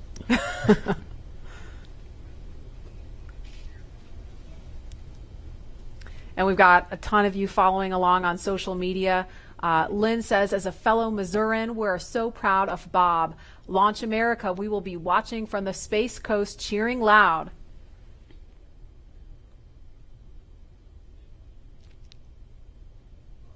And another comment, Godspeed and good luck, Astro Behnken and Astro Doug, hashtag Launch America. There you see the SpaceX horizontal integration facility. It's on the left of the screen now. We saw the front of it from the other angle. Or I'm sorry, no, there it is. I was getting my buildings mixed up, so it's on the right now. Yeah, Bigger building. The other is the Falcon support building. It's where all of our offices are, and yes, you're correct. Thank you for the correction, Laura. There's our hangar. We process Falcon Heavy in there. There are other boosters in that hangar as well. And the rocket and Dragon that is on the pad right now was put together, or rather finally integrated inside of that hangar and then rolled out to that pad to go up vertical. And there it is. That shot really gives you a sense of the scale of the Falcon 9 rocket. Those Teslas look teeny, teeny, tiny, making their way up there. And so as they make their way up to the pad, we're going to throw it over now to Hawthorne, where Jesse and Dan are watching the action. Hi, guys. Thanks, Marie. Yeah, really cool watching the Teslas pull up, driving on the launch pad just a few feet away from the vehicle. This is awesome and getting really excited over here. And with us looking at the launch pad right now, we've had to do a number of upgrades, but not only to the launch pad, but SpaceX has also made changes to both Falcon 9 and Dragon to enable flying crew. And a key update to this latest version of Dragon is its highly reliable launch escape system that is capable of carrying crew to safety at any point during the ascent of the rocket. Another pretty key upgrade is the Dragon's new life support system. As you can imagine, flying humans requires keeping a habitable environment throughout the entire flight, and that means covering everything like providing breathing air, keeping the capsule at a safe pressure, keeping it free of contaminants, removing any carbon dioxide in the air, regulating the temperature, the humidity, all of these things, and also implementing that waste collection system, aka the toilet. That sounds pretty important. The changes to Falcon 9 were small but extremely meaningful to meet NASA's requirements for safety for human spaceflight. And specifically, SpaceX had to prove a high degree of fault tolerance, meaning that small failures in the system would not lead to mission failure. Falcon 9 was already able to handle engine failure, but new emphasis was put on making sure that a failure throughout any phase of launch would not mean mission failure. And this goes all the way down to latches, control valves, electronics, wiring, and so much more. All right, well, with the astronauts now on location at Pad 39A, we're going to swing it right back. Marie, Lauren, Leland, take us through the crew making their final steps towards the Dragon spacecraft. Sure thing. So we are looking again at Launch Complex 39A.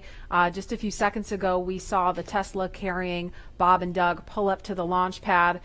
This is the site of so much history, you guys. This is where Apollo and Saturn V rockets that launched to the moon took astronauts from. I mean, this pad has so much history. Leland, you launched from there. What's it like seeing Crew Dragon and Falcon 9 there with the pad? With all of the visual changes that have been made? I mean, what kind of emotions does this stir up in you?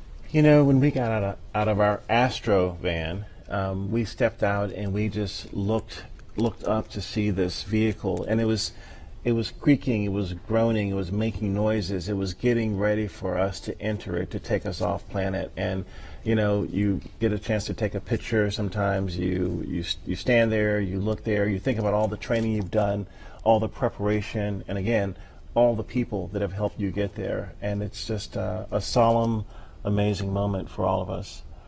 And there's another amazing drone shot. Lauren, you explained this a little bit earlier about kind of how SpaceX brings the rocket and capsule vertical. Now that we see it, can you kind of explain that again for folks who maybe missed that? Yes, of course. Dragon is actually processed a few miles down the road at Area 59, or Dragonland as we like to call it. We then put it on a truck and drive it all the way to the hangar where the rocket is. And so what will happen is we'll then we call it breakover, where the vehicle's up vertical, we'll turn it sideways because the rocket is being processed sideways or horizontal into the hangar, lift it, mate it to Falcon 9, and then roll up those hangar doors and essentially pull the vehicle in the transporter erector, which is the big white truss structure that you see there. All the fluid lines, electrical lines, and everything are connected to the vehicles via the TE, transporter erector, and they basically roll it up those rails. You can't really see them. You kind of see them in the screen, those rails. Roll the entire TE Rocket Dragon assembly up to the very top of the pad, pin it into the pad systems, and then roll it up vertical. And we are about T-minus 2 hours, 57 minutes, 44 seconds and counting. In just a couple of minutes, we are expecting to hear a formal announcement that the crew is at the pad. Of course, we saw them pull up in the Teslas, and there they are. Looks like they've already gotten out of the car, and they are walking up to the elevator that will carry them all the way up to the 255-foot level, and then they'll have a couple of steps to get up to the level where the crew access arm is. I have the AC/DC song in my head as I see them walking up. You know what I was kind of jamming out to on my way in was ZZ Top, Sharp Dressed Man. Oh, nice. I was like, I don't know, that might be on my playlist if I were in there. But there they are, taking in the sight, craning to see the top of the Falcon 9 rocket. It's 230 feet tall if you round up, and then Crew Dragon is another 27 feet from the bottom of the trunk to the top of the nose cone. So when you're out there in person, it's really hard to describe just how large it is. Look at them getting excited. They're ready to get in the vehicle, get in the elevator, and make it to the top. There's some FOD. He's picking up foreign object debris. Appreciate that. They're also wearing FOD covers on their shoes, by the way. Oh, really? Yeah. We want to make sure that they don't, track the inside of Dragon when they go in. And so right before they enter the vehicle, they'll remove the FOD covers off of their boots. You take for granted, all just the little details like that, all of the thought and preparation that has to go into literally every single piece of this operation. I love the makeover of Pad 39A with the sleek black with the white ticking and the lines, and it's a very futuristic look for this iconic launch pad. And to think what's been there before with Mercury, Gemini, Apollo, shuttle, and now the SpaceX Crew Dragon getting ready for a launch to the International Space Station. Rocket fuel still going through my veins. And we feel so honored to be able to launch from here. Oh, here they are. That's a really fast elevator. Yeah. I know, it really zips. That took them up to 255 feet in just a matter of seconds. They were removing their FOD covers? Looks like they were just maybe checking something on his boot or leg.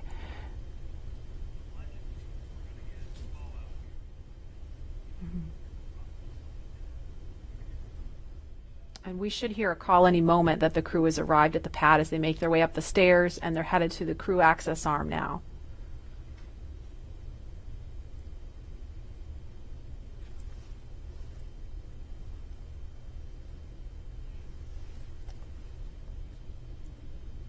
There's the worm again, popping. You know it. Meatball. Don't worry, there's a meatball on Crew Dragon. Those white arrows you see there are essentially illuminating the way for anyone who's up there to find their way to the escape baskets in the event of an emergency that would require them to get far away from the rocket and the pad. And it's hard to tell from this angle, but there's actually a phone right here, and I can't tell if it's Bob or Doug that's using the phone right now. But Leland, can you explain the significance of that? It's the same phone that was there during the shuttle days. Yeah, you get a chance to talk to maybe friends or family that you haven't had maybe couldn't come to the launch. In this case, it's quite a few people. But just to have that last moment to talk to someone before you get in the vehicle. It's a beautiful view.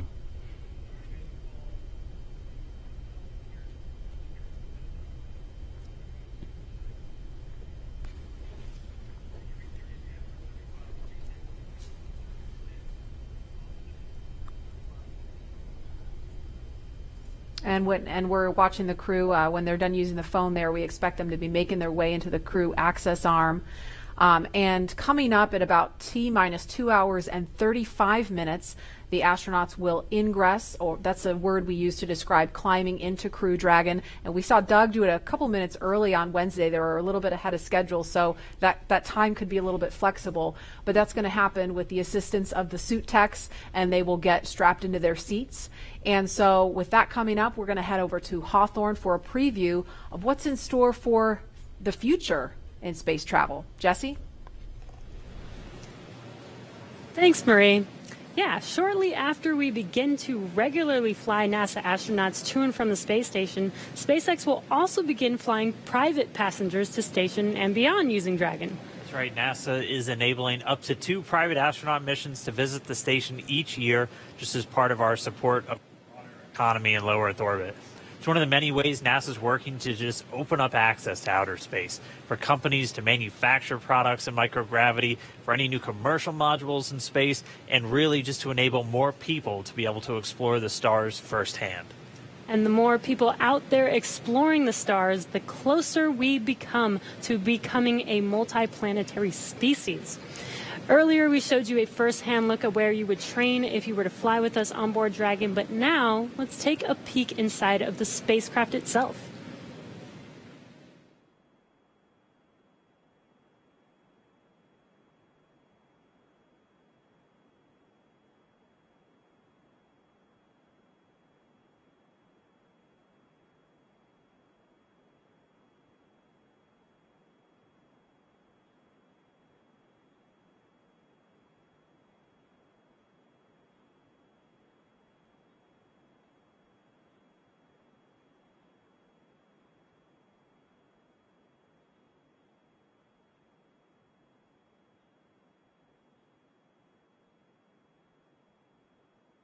Intuitive to know what we need to do at any given moment in time.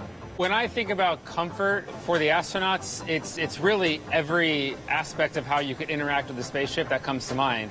We have 3 different seat sizes. We even go so far as molding the foam around the astronaut's body so that there's not any pressure points, and it's just generally a pleasurable journey to space. Dragon is a spaceship that's all about safety and reliability. We designed it to be 2-fault tolerant, which means that any 2 things could fail. So I could lose a flight computer and a thruster, and I could still bring the crew back home safely. We also added a launch escape system. If anything goes wrong on ascent, the crew can get away from Falcon and get picked up safely. I've worked on Dragon since 2012. When I see Dragon lift off, I think I'm going to feel a buildup of emotion of 8 years of working with some of the best engineers and technicians across the country that put their heart and mind into making this incredible moment happen for everybody.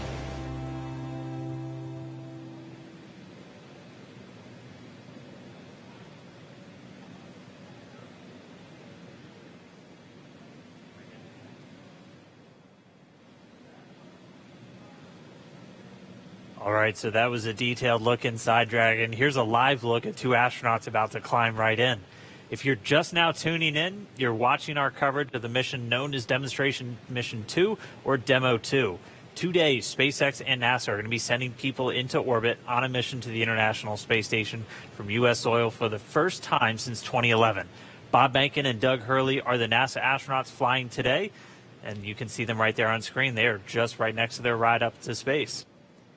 Yeah, very exciting. So as you can see, they have already arrived at pad 39A, where Falcon 9 will lift off from at 3:22 p.m. Eastern time today. They have ascended the tall structure already, which is next to the rocket, and it's called the fixed service structure, and also have already walked down the corridor, which is known as the crew arm, which is what they're standing in right now. That's right. And as they prepare to board Dragon, they have this one final stop they're standing in right now, and that's the White Room. The White Room is literally just the room at the end of the crew arm that has an opening into Dragon. It is the last place on planet Earth Bob and Doug are going to be standing before they step into Dragon for their ride to the International Space Station. And the term the White Room was first used during NASA Gemini missions, where the room right before entering the spaceship was painted white. And as you can see, we've continued this tradition with painting ours white as well. And on Wednesday, they actually started a new tradition by signing the wall in the White Room. It's a fairly small area that has room for the crew and a few ground support members to complete cargo load at T-minus 24 hours and crew ingress at T-minus 2 hours and 35 minutes, which is coming up here shortly. And ingress is how we refer to the crew boarding Dragon. Also inside the White Room is a movable platform that just gets extended out to the capsule just to make that boarding process much smoother for the crew to climb into Dragon. As you might expect, it's also environmentally controlled. You can see kind of a big seal right up against the side hatch, and that's just done so Dragon can be open while keeping all the dust, dirt, and the Florida humidity out of the capsule, making sure it's pristine for the crew. And so that seal is going to stay in place until they begin to retract it, get the arm ready to move out of the way, and by that point the hatch will already be closed. And the White Room also has lots of tools in order to open the side hatch, complete crew ingress, and prepare for any contingencies or emergency that may be encountered. And right now they're just in the White Room. They're getting a final briefing. You can see them with a number of different pad technicians. Everybody on that team has a specific job. Some are suit specialists who are going to help Bob and Doug get connected to their seats. Some are specialists with the Dragon capsule itself and are going to be responsible for closing the hatch. And we also typically have a photographer in there just to help kind of capture these moments as the crew gets ready. So right now we're watching, and we can see them start to line up there. We'll see Doug Hurley go in first, and so he'll be the first one through the capsule, and he's going to be ingressing. That's just our spaceflight term for entering. You're going to hear a lot of these terms throughout the next couple of days as they make their way up to orbit. Ingress getting in, egress coming out. And they're also doing that final FOD check, making sure that the crew don't have any foreign object debris, dust, dirt, anything that could interfere with the systems on Dragon just before they get in. Right, as Leland and Lauren were mentioning earlier, they do have stuff on their suits to protect from FOD, and they have FOD covers on their boots, as they mentioned, as well as on their umbilical port on their suits, and that needs to be removed before they can ingress. Minutes. The crew has arrived at the White Room, and its ingress is in progress on schedule. Just listening into the nets and hearing those updates live. Yes, once the FOD check is complete, they can enter, which is happening live on your screen right now.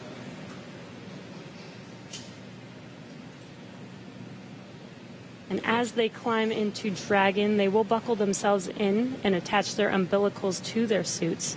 And as you can see, the suit techs are there to help them get buckled and settled into those seats. And as we mentioned earlier in the broadcast, the suit's primary function is to protect the crew in the event of a cabin depressurization. So the suits help keep them cool, as well as delivers nitrox in case there is a suit depressurization. As we go through this, we saw Doug Hurley go in first. He's the commander for this mission. He's closest to your screen.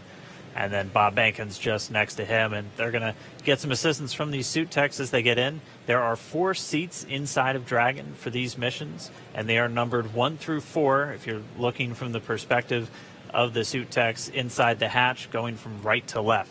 So Doug Hurley is in seat 2, that's the commander seat, and Bob Behnken is in seat 3, which for Crew Dragon's the pilot seat. And obviously we don't have anybody in seats 1 or 4 today. Crew Dragon is designed to carry 4 astronauts, though, on future NASA missions, and we'll see that on Crew 1, which will have 3 NASA astronauts and 1 from our partner agency, JAXA.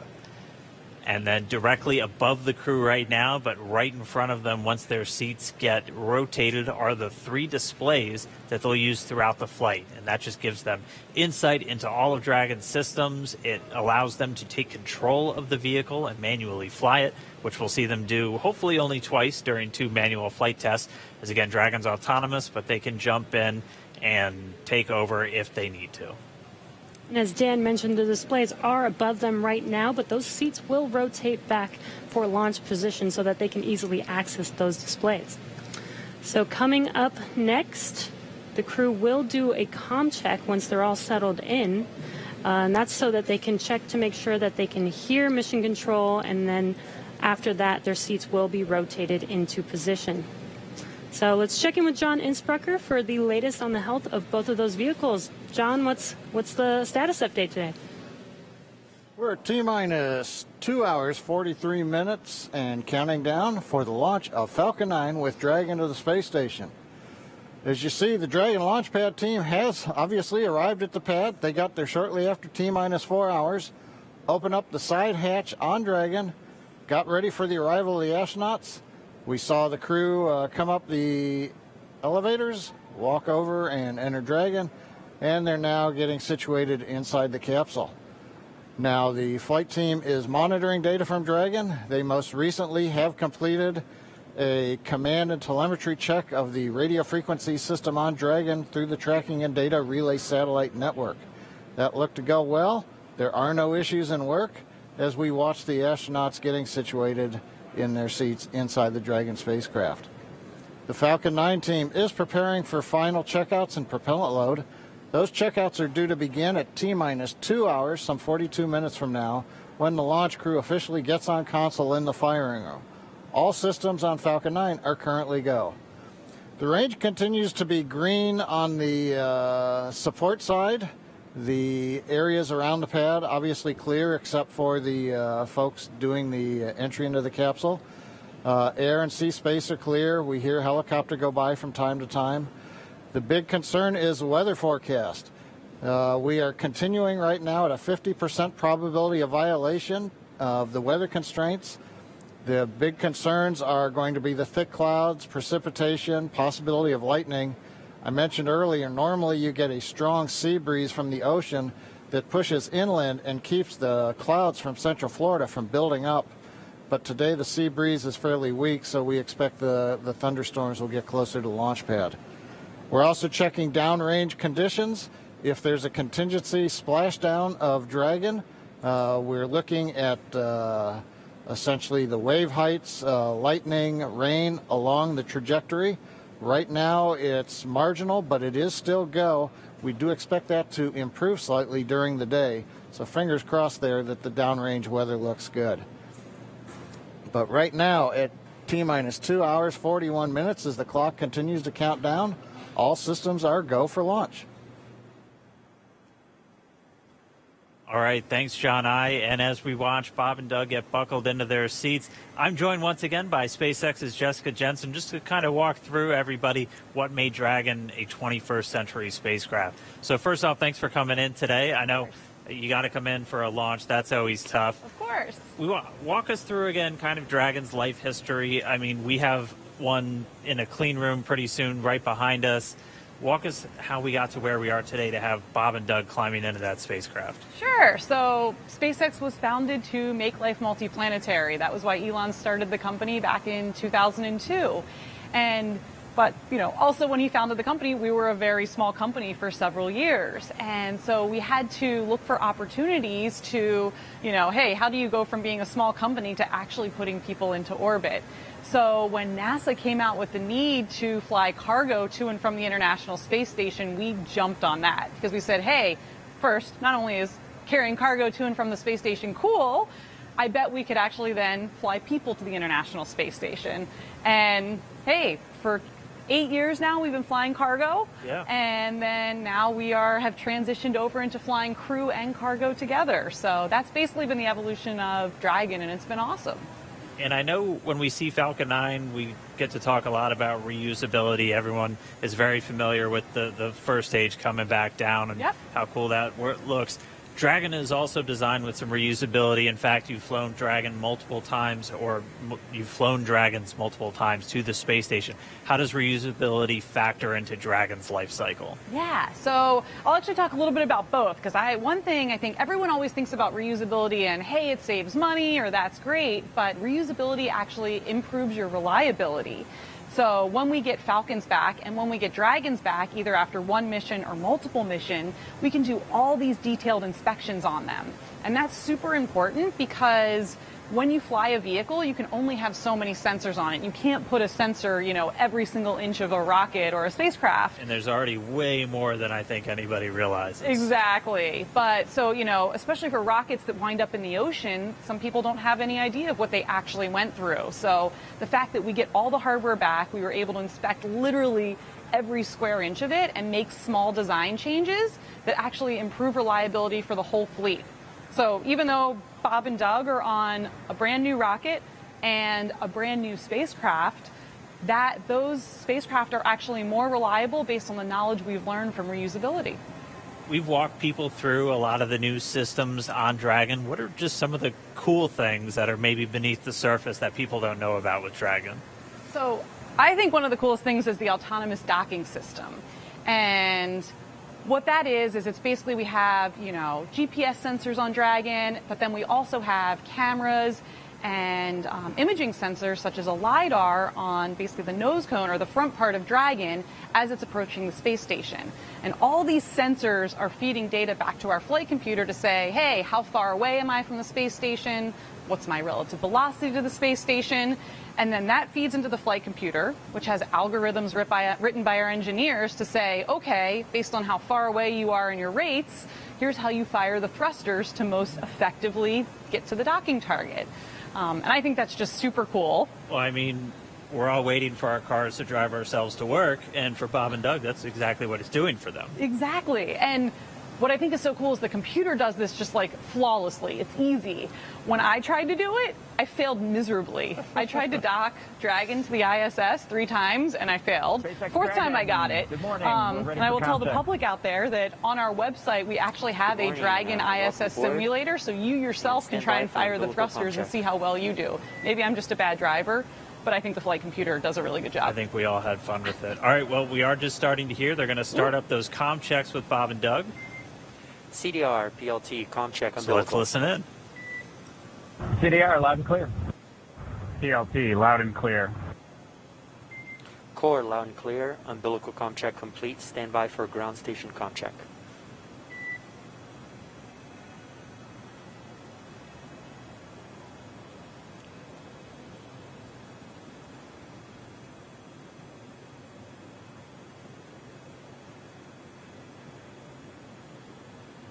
And again, we're just listening in. They're doing these comm checks, these communication checks. So Bob and Doug are going to do a series of these checkouts with the teams on the ground, both the core here in Hawthorne and the launch director out in Florida. And they're going to be doing this over Dragon to ground. And they're also going to be doing it over the countdown net. Those are the 2 main loops or nets that you're going to hear going out. And they're going to be doing it through their different communications paths. We heard them do through the TDRS, or the tracking data and relay satellites. Those are those primary satellites that we're going to be used to talk to Bob and Doug throughout their flight and to send commands to Dragon. They'll also do it through ground stations. SpaceX has a worldwide network of ground stations that they're able to communicate with the vehicle. And that's what we'll be using to get video inside the cabin of Bob and Doug on their flight up. So if you tuned in the other day, this is one of the first things that they do once they get inside the vehicle, and this is just to make sure all the communication systems with the Dragon spacecraft, with the suits, everything are working. They're able to talk to and hear everybody on the ground. Dragon, SpaceX, comm check, ground stations. SpaceX Dragon, loud and clear. Core, loud and clear. Ground station comm check complete. Stand by for TDRS comm check.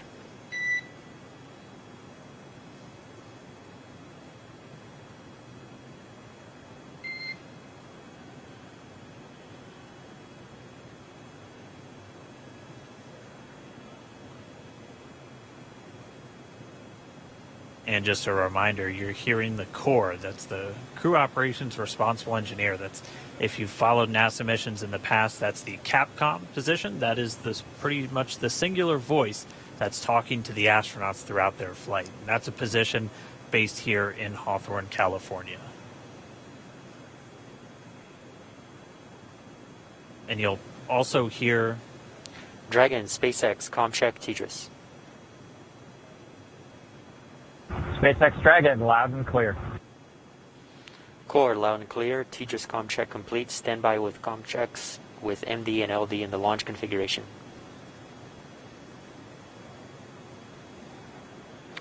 Dragon, MD on countdown 1. Comm check.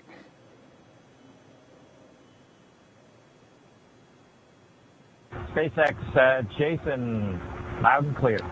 Copy, loud and clear. Glad to have you guys on board. Stand by for comm check on Dragon to ground.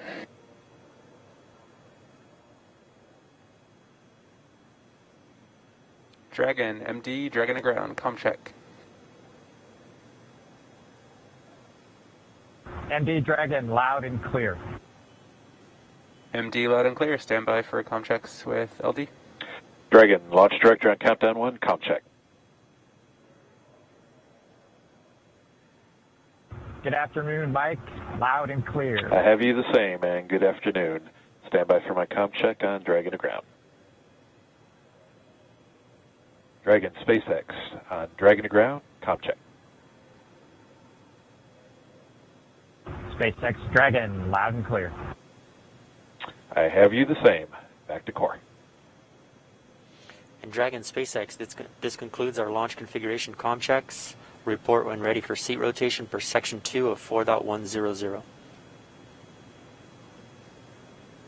Dragon will put that in work. Copy. All right, so all those communications checks were done successfully, and you could even see, and it's so cool when we get these views right inside the cabin. SpaceX Dragon in 2.2, we are ready for seat rotation. Copy. We will report when initiating. But you could see Doug Hurley using his right hand. He has the talk button built into the seat itself. So just, again, showing you all of the different systems, how the suit is integrated into the seat, and it's all just one big circle for this whole spacecraft. So really cool to see those comm checks live. Jessica, thank you so much for walking us through some of the really cool updates, the upgrades. Did you have any other cool stuff besides?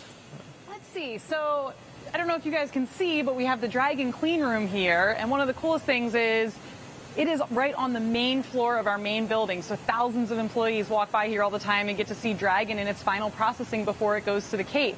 On Wednesday, the Crew 1 capsule was in here. It looked almost done. It looks a little empty right now, but that's because that capsule went off into our separate test facility for its final propulsion checks. So we do leak checks and things there, and we do that in a separate facility just because it's high pressure testing. And then the vehicle will come back here, get its final thermal protection system put on, and then it will ship off to Cape Canaveral and get ready to launch 4 astronauts to the International Space Station. I mean, what's it like to see it? Because when you see the first initial pressure vessel, it looks nothing like the final thing. So what's it like to just kind of watch it go through, and you just see little bits get added on, and then the next thing you know, it's a whole spacecraft? Yeah, I mean, that's what's so amazing. I'm so impressed. You know, when you look at a machine, you're like, how does this ever get built? How do people ever do this? And it really is just step by step, one piece at a time. Each piece has its critical function, and you get to watch that being built right in front of your eyes every day when you come to work. Dragon SpaceX, we are ready and initiating seat rotation. Dragon copies. And we just heard the seat rotation's about to begin. So, Jessica, thank you so much. Cool facts about Dragon for everyone to listen in on, and we can see the seats start to rotate now. Pretty soon, Bob and Doug will be in their launch configuration, and they'll be ready to go.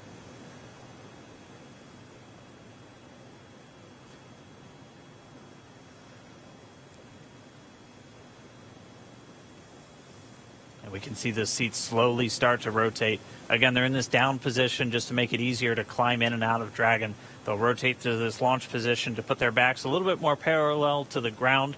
It makes taking the G-force a little bit easier for the crew on the way uphill, but most importantly, positions those touchscreens directly in front of them, which is just their gateway into Dragon. Dragon SpaceX, seats are in the launch position. We copy. All right, and confirmation the seats are in the launch position. Let's go down now to Gary in Mission Control Houston, where I know the entire JSC team is standing by and ready to see Dragon take flight today. Over to you, Gary. Thanks, Dan. Very much so. Great to see good comm checks from Bob and Doug, and that their seats have been rotated into their launch position. Here in Houston, Flight Director Zeb Scoville has pulled space station flight controllers, and all systems are go for launch from the space station side of things. Essentially, the station is prepared for Dragon to arrive 19 hours after launch. Chris Cassidy has completed his preparations for Bob and Doug to arrive. He's got a chance to view some of the broadcast. It even said they were, quote, looking sharp. Flight controllers here will monitor the countdown, but really it's up to the teams in Kennedy and Hawthorne to get us to liftoff at this point. So we want to hear your comments as we continue to count down to launch. So let's go to the social desk now. Tahira. Thanks, Gary. So glad to hear that polls are go, at least on your end, and just hoping this weather just works out good for today's launch. I mean, people online are on the edge of their seats. We just checked numbers, and we are up to 1.1 million viewers right now. That's almost double when we checked last time. And right now, we also have Columbia, South Carolina is leading the viewership, so interesting to see how that changes. Let's take a broader look at the conversation online with this heat map of the United States. Now, this shows Launch America mentions by state over the past week, and we have California leading right now with the most mentions, and I'm very surprised. I really thought the Space Coast would take it home, but let's see how this changes over the course of the broadcast. And with that, let's see what y'all are posting online right now. Guys, I mean, check out these outfits. Absolutely love it. Love to just see how people are making things creative for this launch and really making it their own, putting their personal touch on it. Let's take a look at another. Oh, we are back to the Launch America heat mentions, so let's see how that changes over the course of this broadcast. But really fun to see those photos online. Oh, we have another space pet, guys. These do not get old, so please use hashtag Launch America on social media. Right now, it looks like we have Catstronaut Boris, who is ready for his launch in the Crew Dragon capsule. I love seeing the pet owners unite for this mission. So like I said, definitely use that hashtag. We will be looking for it during the show. Marie, what's the latest at Kennedy? Thanks to Hero, we are at T-minus 2 hours, 26 minutes, 47 seconds and counting from liftoff of the Falcon 9 from the Kennedy Space Center here in Florida, carrying NASA astronauts Doug Hurley and Bob Behnken. You see them right now aboard SpaceX's Crew Dragon spacecraft. It's been a very exciting day so far.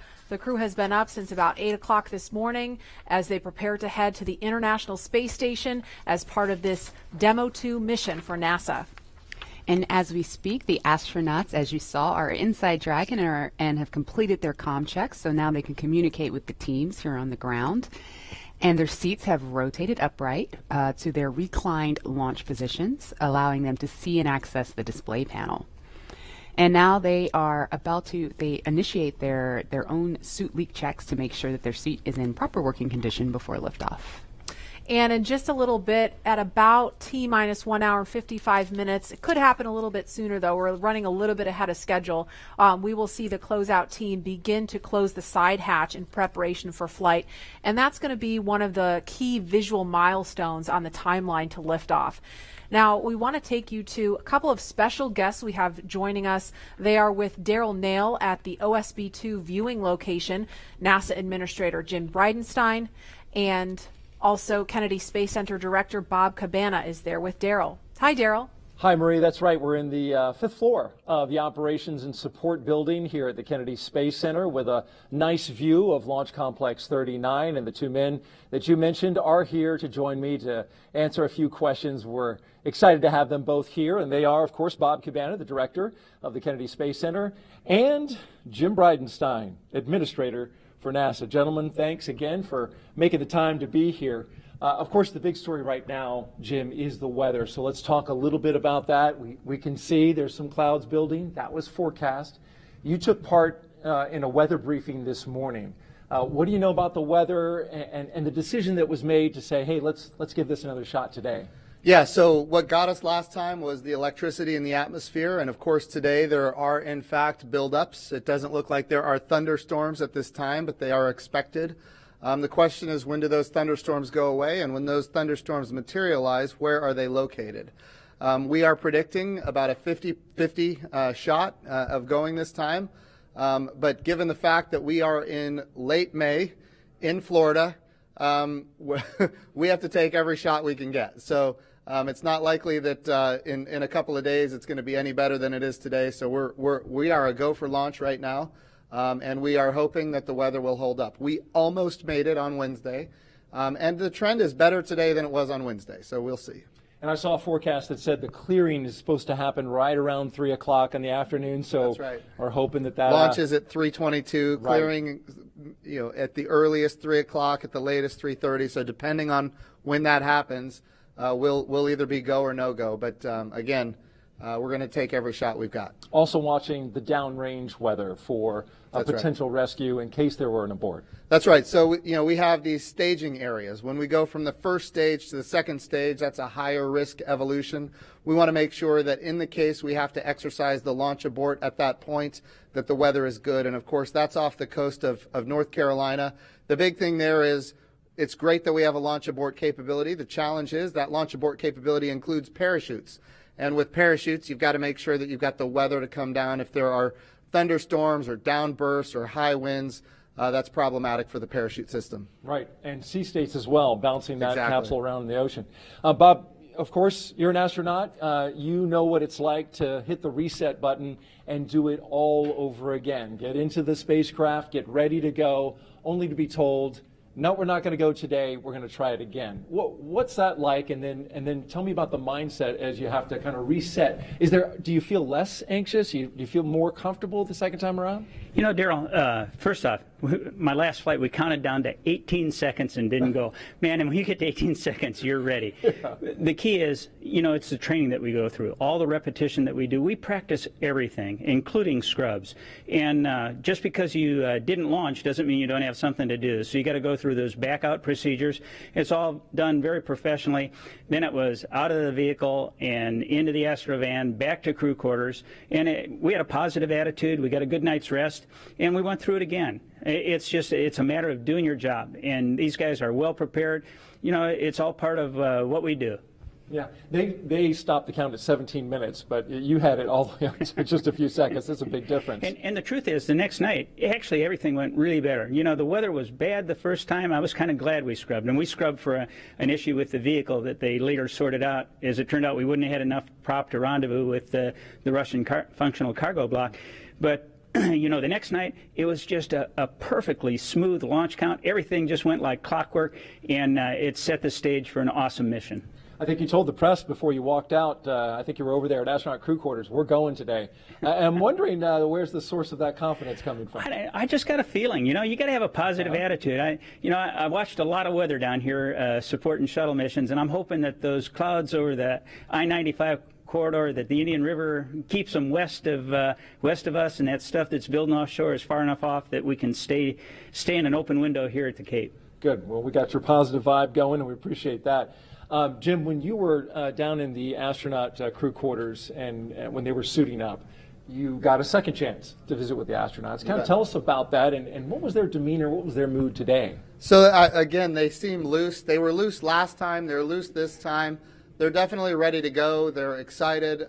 They've been wanting to go for a long time now. I'll tell you one thing that I thought was a little interesting is, Bob Behnken was making fun of Doug Hurley because on Doug's last flight, they scrubbed 5 times before launching on the 6th time. So Bob Behnken seems to think that Doug Hurley is the problem in this case. But to see them joking about that as they're getting suited up, ready to go, yes, they're trained, they're ready, but they're also loose, and that's good to see because they're going to have to be on their game when we launch. These guys are pretty impressive. Doug Hurley and Bob Behnken. I mean, Doug Hurley, an incredible pilot. Bob Behnken, he's got a PhD in mechanical engineering. And he's a flight test engineer himself in the Air Force. Yeah. Well, in your assessment, why are these guys the right stuff? Well, this is a test flight, and we have great astronauts that are chemists. We have great astronauts that are botanists. We have really talented and diverse, a very very diverse astronaut corps in general. But this is a test flight, and for a test flight, what do you want? You want test pilots. You want people that, for a living, they have made a living flying new things that have never been flown before. And Bob Behnken and Doug Hurley are the two people that you would want in a test flight, and that's exactly what this is. Bob, you're a pilot too. You want to weigh in on Doug Hurley? He seems like he's got the right mentality and smooth customer. He's a naval aviator, a marine pilot, a test pilot. I'm all in. He's a great guy. Yeah, yeah. And tell me a little bit about in terms of the Kennedy Space Center, right? So you've been here since 2007, right? 2008. 2008. Sorry, off by 1 year. 2011, the Atlantis came to a wheel stop. I grew up here. My dad worked for NASA. My uncle was a contractor. When that wheel stop happened, the next day, my uncle got the layoff notice, right? Yeah. And it 30, 60 days. It was depressing. We're talking about thousands of people laid off. Super depressing. Atlantis landed on a Thursday. On Friday, 2,000 contractors got pink slips and walked out the door. Yet they worked on that vehicle. That was the best vehicle we ever flew, the cleanest. That's the dedication of the workforce here. Right. So, and take me back to that time. You called it a depressing time. You know, the fact that the shuttle program was something that the government completely had ownership of and paid for. Now we're moving into this commercial crew, which you've overseen making that transition. And tell me about that 9 years in which we made that move. Well, obviously, everybody was really attached to the shuttle. I mean, it was our history for 30 years. It did an awesome job. The Hubble Space Telescope, all the satellites it deployed, building the International Space Station. But when I first got here, I told everybody the shuttle program is going to end. We have to start preparing for our future. And nobody wanted to hear that. But how many times in your life do you get to define what you want your future to be? And we set out on this bold goal of trying to turn KSC into a multi-user spaceport, supporting both government and commercial operations. And I've got a very persistent team. They worked extremely hard, and through a number of agreements, you know, we were able to make it happen. And this is the future. Commercial spaceflight, you know, the administrator says it all the time. We want to establish a commercial environment in low Earth orbit so that we can focus on the hard job of exploring beyond our home planet, to establish that presence in our solar system beyond planet Earth, establish a sustained presence on the moon, get to Mars, establish a presence there. We can't do that if we're locked here in low Earth orbit. And commercial crew with both SpaceX and Boeing, that's the beginning of a whole new era of spaceflight. All right, very good. Quick question. We've got, of course, a special guest coming back today. The President of the United States plans on being here. Jim, you took him around the first time around. How did that go? I think I saw a picture on Twitter. He signed some space hardware. That's right. So he took a look at the Orion crew capsule. Of course, the Orion for Artemis 1 is ready to go. And he signed, a piece of hardware that will fly on the crew capsule for Artemis 2.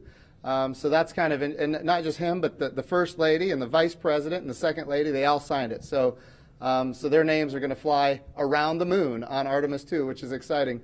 But I just want to give Colonel Cabana a compliment here, because he did bring this spaceport through a very difficult time. And now it is a multi-use spaceport, and we do have commercial, and we have, in fact, even international launches here, and now we're going to have commercial crew launches. Bob has done a wonderful job transforming this spaceport. That's why we're doing commercial crew.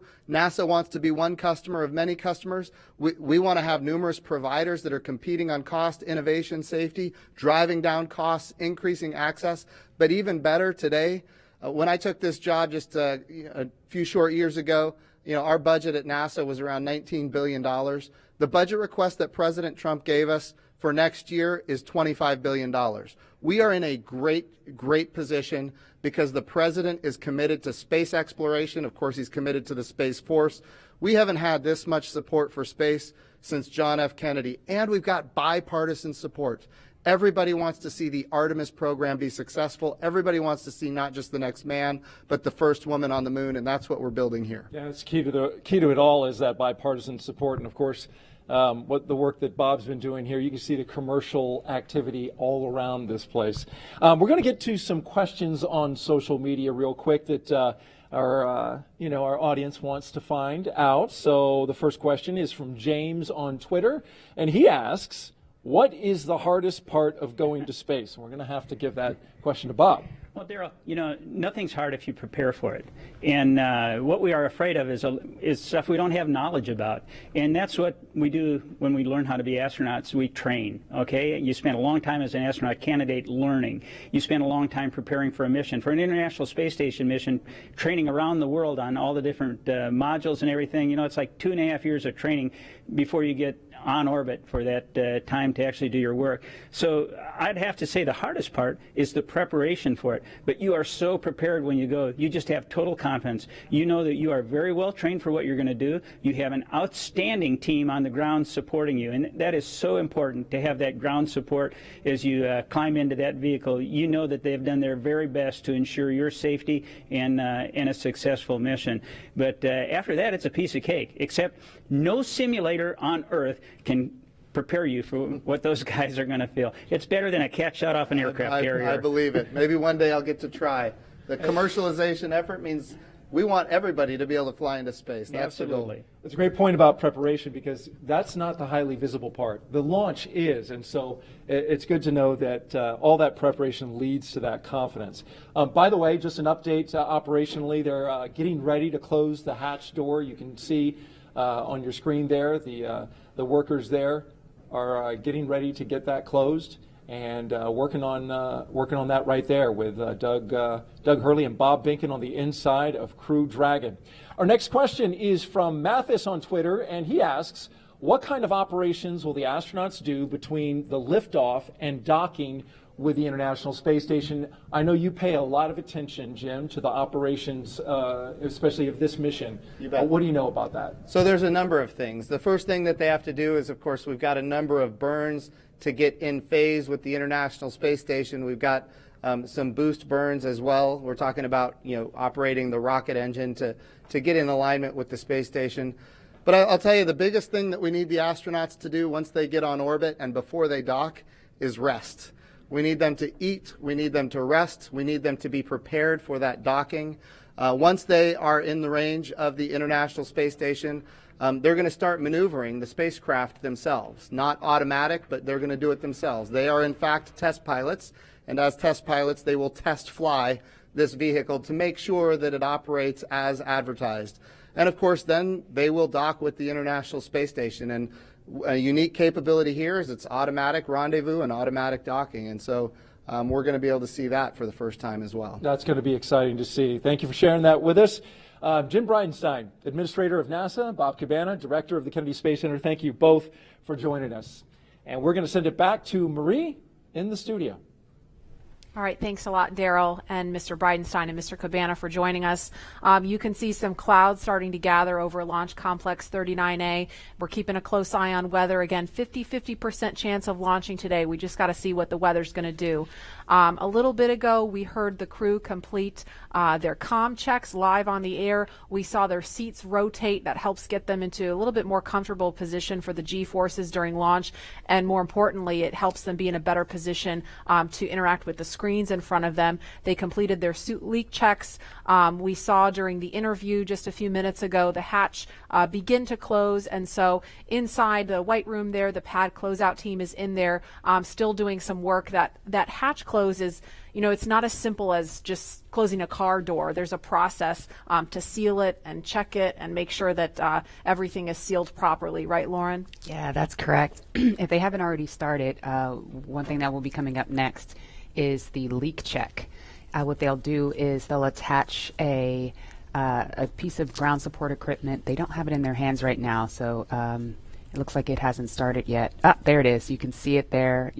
The closeout member number 5, it's already attached to the side hatch mechanism. And what they'll do is they're essentially checking for the leak rate. And they'll hold pressure there for a few minutes and then track that change in pressure over time to make sure that it's within bounds, making sure that you don't have any issues with those O-rings there that are holding that pressure. And so once they complete that leak check, they will then do what is the called the installation of, or the final installation of the SPEP, or side pressure equalization plug. That's basically a plug that once the capsule splashes down, what you'll do is actually remove that, and what it does is equalizes pressure across the hatch. So once that thing is plugged in, you know that everything is super tight and that you shouldn't have any leaks on orbit. One of the other things that I think is pretty cool about Dragon, you can kind of see them on the edges there are some of the windows. And I know that Dragon started out as it was Cargo Dragon. You have your cargo version, and before you moved on to the Crew Dragon version, but you even had windows on the cargo version. Can you explain kind of why that was? Yeah, the very first Cargo Dragon that we ever launched had a window over the hatch, over the side hatch, and the reason we did that is we always envisioned Dragon to ultimately be a crewed vehicle. So even in the beginning, for the very first vehicle we ever made, which didn't even really carry much cargo, we put that window there, and it to us symbolizes what Dragon's purpose has been all along. You know, taking those steps, starting off with the CRS program and resupplying the space station with experiments and food and crew provisions for the astronauts on board, to now putting our own putting NASA's astronauts in our own vehicle. It's that natural progression to what we were aiming for the whole time. Mm-hmm. And Leland, what's your take on the touchscreen technology? We saw a little bit about that. Obviously, this is a very different kind of look than what we saw during the space shuttle. You know, it's the future. I mean, we had our LCD displays, and we had lots of buttons to press, and valves and switches. And I think this new technology will allow us to get through procedures much more much faster, because we had paper flight data file that we're having to turn to different pages and get to things. And I think this will make it much more efficient to go through your malfunctions and your procedures with the touch screens. And I think having the gloves, being able to touch the screens and work within the gloves, everything's kind of sleek and efficient. There's not a lot of wires and things hanging off, and their knee boards, you can see their knee boards on their left knees. So that's for some extra little notes and things. The hatch is closed now. There's some commentary. We are ready for the post-ingress briefing when you are ready to copy. And we just heard confirmation on the loops that the hatch is closed. So that is a little bit ahead of schedule. We are motivated to go today. We're ready. Go ahead. Okay, on the weather, we still have some rain showers moving through the area, but we do have a reasonable opportunity today, so we are proceeding into the count. We are going to take a look at both pad and ascent track weather at T-minus 1 hour and 30 minutes, and the next decision point will be prior to prop load.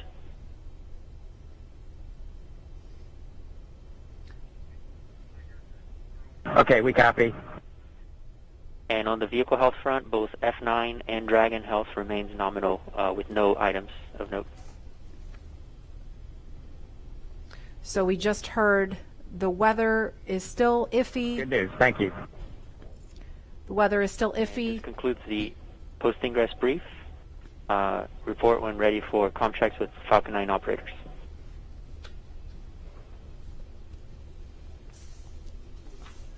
We are ready for the F9 operators.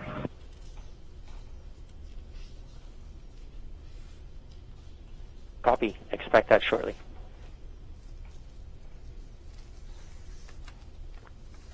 So when we hear that chatter pick back up, we're going to quiet right down so that you can listen into that along with us. But we just heard them discussing the weather briefly, still keeping an eye on that. But the next decision point is going to be before prop load. So we're going to press forward for now and then reevaluate before they start fueling the rocket. But in the meantime, it sounds like Falcon 9 and Crew Dragon are healthy. So the vehicle's in good shape, right? It sounds like kind of a little bit of a repeat from Wednesday, that we're just keeping an eye on the weather at this point. You can see on their left legs, well, in that previous image. And Dragon SpaceX comm checks with F9, you can expect it in about 1 to 2 minutes. Dragon's ready.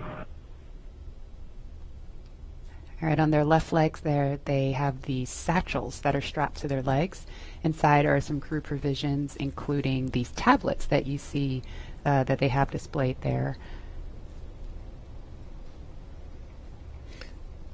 You say, Lauren, those are tablets versus just kneeboards that you can write on?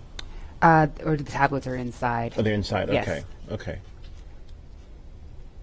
And so when would they pull those tablets out to use them? During the mission, Okay. while on orbit. Okay. And I don't know if it's coming, if the background noise is coming through over the air, but we hear the rain really picking up outside the studio here. So I'm kind of wondering if Bob and Doug are hearing the sounds of the rain clouds opening up over the pad. It looks like it's still kind of patchy out there. But again, we were following some thunderstorms that look like they may be making their way over here. It kind of looks like it's raining from that view. It's a little bit hard to tell through the haze.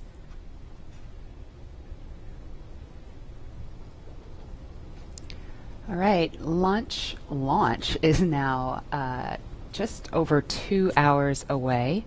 Tahira, you are there with the social teams. Now that the hatch is closed and the rain's picking up and all kinds of exciting things are going on right now as we count down and get into the last 2 hours of the count, I bet things are getting pretty interesting on social media.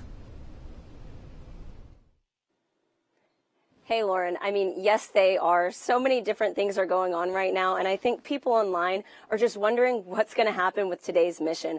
I have TweetDeck open right now, and it is just scrolling with the conversation of people around the nation talking about today's launch attempt. We also just checked viewership, and we are now up to 1.4 million people watching this live broadcast, so really hope things look good with weather. And on that note, let's take a look at some of the things being said on Twitter right now. So it looks like, we just have some more future astronauts. I really love seeing the young generation just getting mobilized, getting excited about today's mission. Looks like we've also got some Godspeed and safe travels for both astronauts today. Really do wish them the best of luck on the second attempt. Hope it happens. Some throwback photos, all from people visiting NASA's centers, and also just let's do this. I love this can-do attitude, and I just love seeing that people are still keeping the energy alive for today's launch. So there were obviously some disappointing reactions to Wednesday's scrub, but let's take a look at how people are getting excited for today's attempt. Let's roll.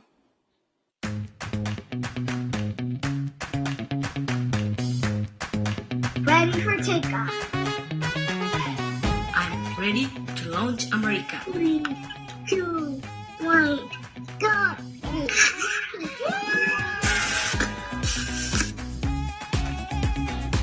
Ready for liftoff?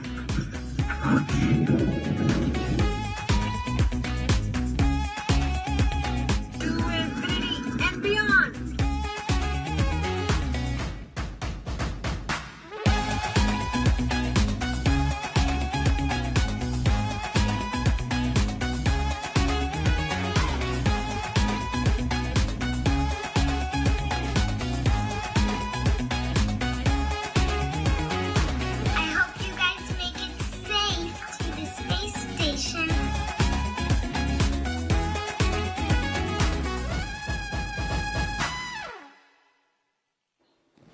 I mean, how fun is that video? I think I will definitely have to attempt the worm after this, but just really glad to see everyone in good spirits leading into today's second launch attempt, and I really hope everybody will have something to smile about. And with that, let's head back to Lauren. Lauren. Thanks to hear it. So it looks like people are pretty stoked about today's attempt. Please continue to join the conversation by using the hashtag LaunchAmerica across all the social media channels. Yeah, I really love seeing the little kids get excited. I know my 3-year-old is super excited. She's got an astronaut sleeping bag and Really? she loves to climb in it. Yeah, it's the body of the bag is a spacesuit, and then the head is empty where the pillow is. So when she gets inside, it looks like she's got a spacesuit on. So she loves it. That's the inspiration for that next generation of explorers going to take Doug and Bob's place one day. And I think we have some people out there that are so interested in our conversation about the worm and the meatball that they've created something called the worm ball. What? Yeah, I was checking my email during that because I emailed you guys the worm ball, and I was like, what is this? I'm having a hard time seeing it, but what is the worm ball? So it's a NASA meatball, which is, what it should be. Yes. Okay, look at it. There it is. All right, thank you. I need a visual. So they took the angular NASA logo and put in the worm inside of the meatball. Can you live with that, Lauren? You know what? That's a beautiful compromise. I'll take it. I'll take it. It's a nice marriage of the two. Oh, I love you, man. Yeah, truth.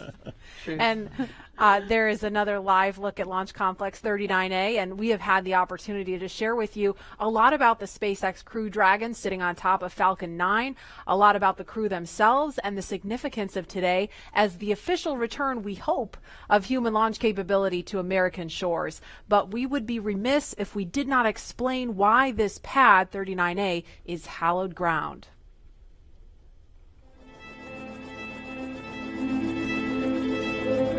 We're go. Same tight. We're go. Altitude, velocity, light. Many of NASA's storied missions began their daring journey from the exact same spot on Earth. Launch Complex 39A at the Kennedy Space Center. This massive structure of steel and concrete has cradled rockets and guided each on their fiery ascent to space for over 50 years. There can be no launch without a launch pad, and this hallowed ground has a history greater than any other. Having evolved and been reshaped for each new era of space flight, it's alive with a heartbeat as strong as the first. Launchpad 39A came to life under the direction of project engineer Harry May as NASA ramped up its efforts to achieve an unprecedented calling. Why, some say the moon. Why choose this as our goal? And they may well ask, why climb the highest mountain? In 1962, Earth-moving machines sculpted its massive pyramid base to a height of 40 feet. Then, concrete was poured to hold it in place. To launch the world's first moon rocket, engineers cut a flame trench nearly the length of 2 football fields down the middle of the mound. It was then lined with heat-resistant bricks to deflect 7.5 million pounds of earth-rattling thrust, first felt on Apollo 8. Less than a year later, Apollo 11 launched from Pad 39A. And hundreds of millions of people around the world watched as it landed on the moon 3 days later. Nearly a decade after this Apollo era, 39A again took center stage with a new, one-of-a-kind spacecraft, the Space Shuttle. Millions of pounds of additional steel for surface structures transformed the look, but not the purpose: human spaceflight. In all, 82 space shuttles blasted off from 39A until the very last. Start. T-minus 10, 9, 8, 7, 6, 5. All 3 engines up and burning. 2, 1, 0, and liftoff. The final liftoff of Atlantis on the shoulders of the space shuttle. America will continue the dream. Roger, roll, Atlantis.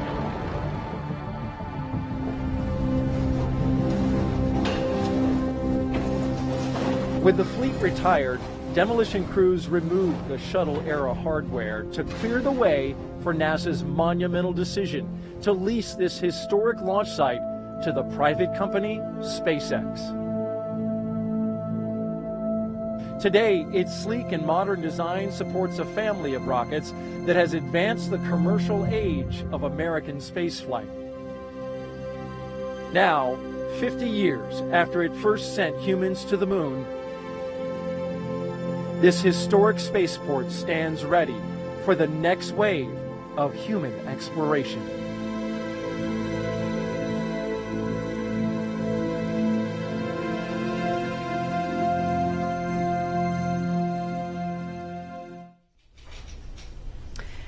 And we're looking live again at Pad 39A. We're looking at the pad closeout team. You can identify them by their numbers there. And we heard confirmation of the hatch being closed just a few minutes ago. So again, things a little bit ahead of schedule. And when I say ahead of schedule, I don't mean the launch time is changing. I just mean some of the specific milestones in the timeline. Those times are a little bit flexible, but that launch window remains instantaneous at 3:22 this afternoon. And Leland, you know, we just saw a piece about the history of Pad 39A. All stations, Chief Engineer, on countdown 1 for comm check with the crew.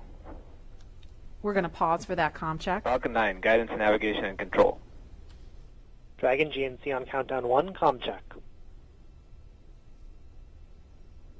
GNC Dragon, we have you loud and clear. GNC loud and clear. Stand by for comm check by the propulsion engineer. Dragon, prop on countdown 1, comm check. Prop, Dragon, loud and clear. Prop, loud and clear. Stand by for comm check with the avionics engineer. Dragon, avionics on countdown 1, comm check.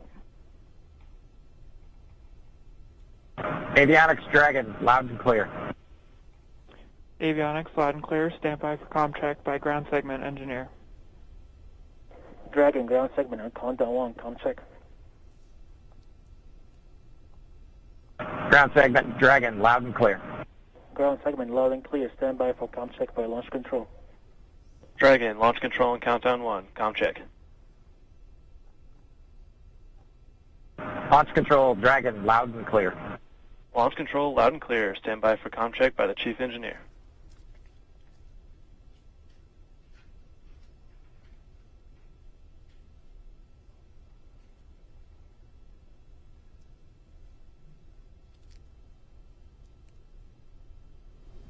Dragon, chief engineer on countdown 1. Com check. Chief engineer, Dragon, we've got you loud and clear, Bala. Chief engineer, loud and clear. This completes the Falcon 9 responsible engineer. Com check.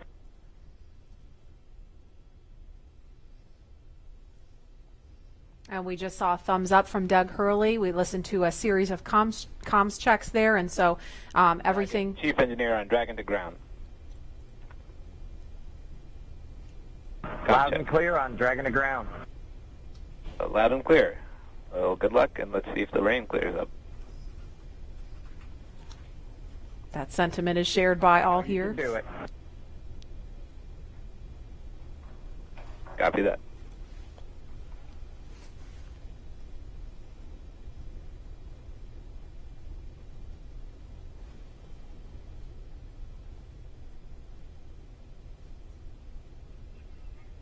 So Bob and Doug, along with the launch teams and all of the rest of America, hoping the rain clears up here.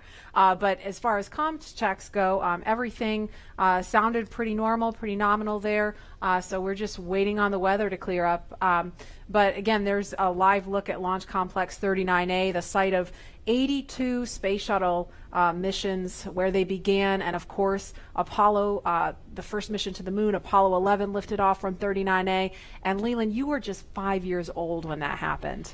Take us back there. Marie and Lauren, I was 5, and I was the antenna engineer during the broadcast. I was the kid standing behind the black and white Sylvania television holding the rabbit ears, and my dad said, move to the left, move to the right. And I was trying to look around the television to see what was going on, but they said, no, don't move, stay there.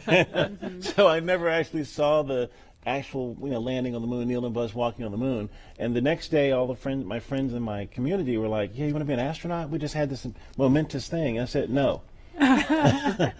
I didn't see it. I want to be Arthur Ashe, because Arthur Ashe trained 5 blocks down the street from where I grew up. And my dad talked about his excellence, his perseverance, his athleticism. And so it wasn't until I got to NASA, working as an engineer at NASA Langley, that a friend of mine said, you'd be a great astronaut. And I just laughed at him. And I didn't fill the application out, but another friend of mine got in, Charlie Camarda. And I said, if he can become an astronaut, I can become one. So I applied the next year, and I got in the 1998 class. And I think about this, again, storied legacy, Pad 39A. I was there in 2008 and 2009, Space Shuttle Atlantis, the last one that came in with Doug and the rest of the crew. And it's just an amazing time to see this new era with Lauren, with your SpaceX Crew Dragon about to take off. I'd never heard that story. I've got a million stories. A million stories. Wow. It's so cool that you do have a lot of these kids that are watching today who have never seen a flight, a human space flight from KSC before, and this is their first time. And I'm trying to remember back. I grew up in the shuttle era. And I grew up in Los Angeles, and I remember sometimes when the shuttle would land at Edwards Air Force Base, you'd hear those sonic booms. You hear the double sonic booms in school, and we all just knew, oh, that's the space shuttle. It was just a thing. We just knew about that. And it did make me sad that there's an entire generation of kids who didn't grow up with that experience. And I'm just so proud that, today, hopefully, we get to provide that for kids and hopefully have more and more of these launches to the point where it becomes routine, hopefully never boring, but routine. And there's talent in every zip code, so you have to make sure that every kid has the opportunity to do these types of things. If they believe in themselves, and we give them the right tools that they can use to be in STEM fields. And we have a very diverse group of people up here working together to get Bob and Doug off safely. And I think more people that see this type of diversity will have a chance to say, I can do that too. Yes. Absolutely. And, you know, we have a lot of kids watching today, and we have an opportunity to hear from another really awesome role model, especially for the little girls in the audience. So we want to throw it over to Gary in Houston to talk to a very special astronaut standing by there. Hi, Gary. Hi, Marie. I have the distinct pleasure of being joined by one of NASA's record-setting astronauts and a recent resident aboard the space station, Christina Cook. Christina, thank you for joining us. It's great to be with you today. Christina, we're coming up on 20 years of continuous human presence on the International Space Station, and you were one of those humans. What's it like to see a new milestone like this launch unfold after so much history already? You're right. So much history indeed, and it's just been great to watch it all unfold. I think for me, the most exciting thing is how NASA is not only innovating in what we do, exploring the universe, pushing the boundaries, getting knowledge on the space station, bringing it back to Earth for benefits here, but in how we do it. We're innovating in the implementation of those goals and of our mission. And what that means is that bringing in the private sector, bringing in a commercial space economy for low Earth orbit, means space is going to be more accessible and more innovative. And it's just an awesome new era of history to be able to witness. You hold the record for the longest single stay by a female astronaut in space. What's it like living aboard for so long?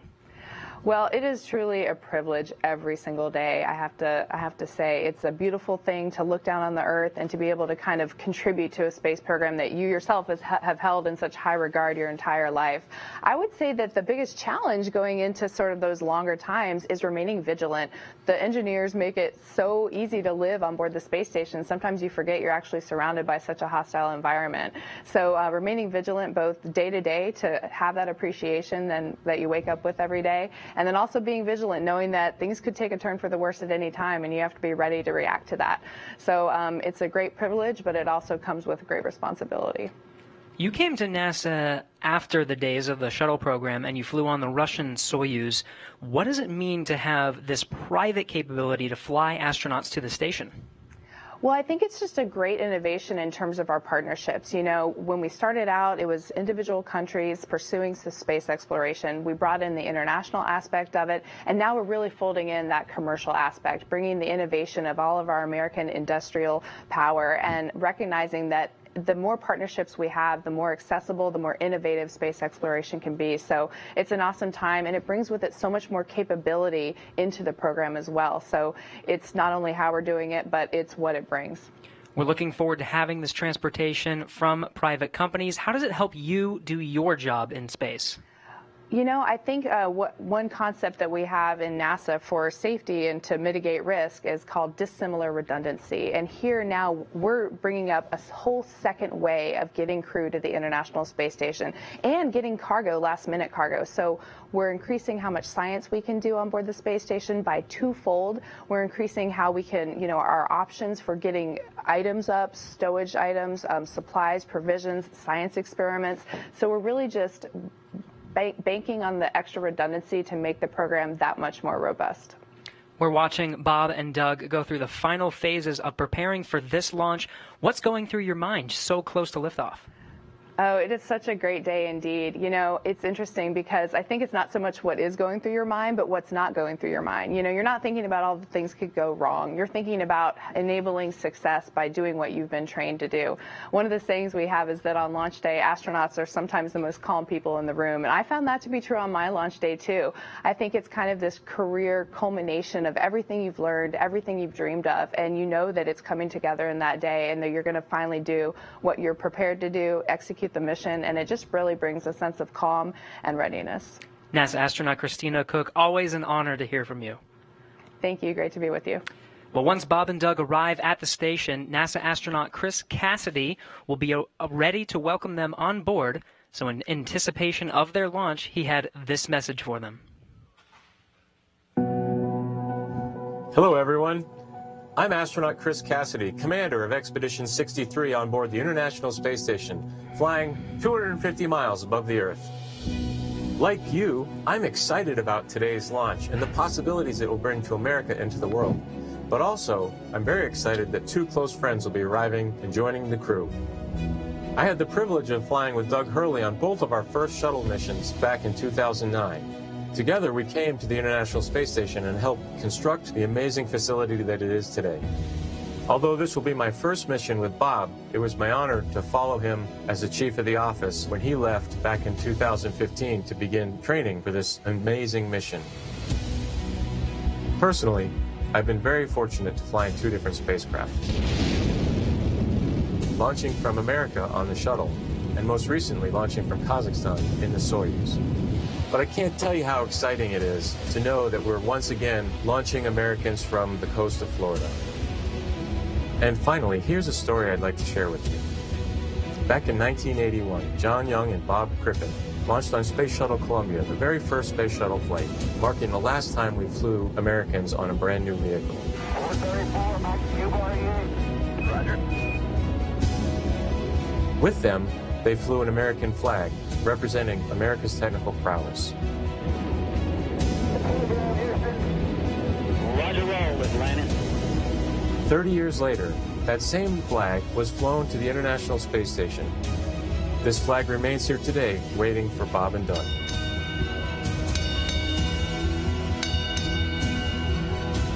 Our flag means so many things to our country, and this small piece of America represents what we'll be able to achieve together. We'll never stop exploring.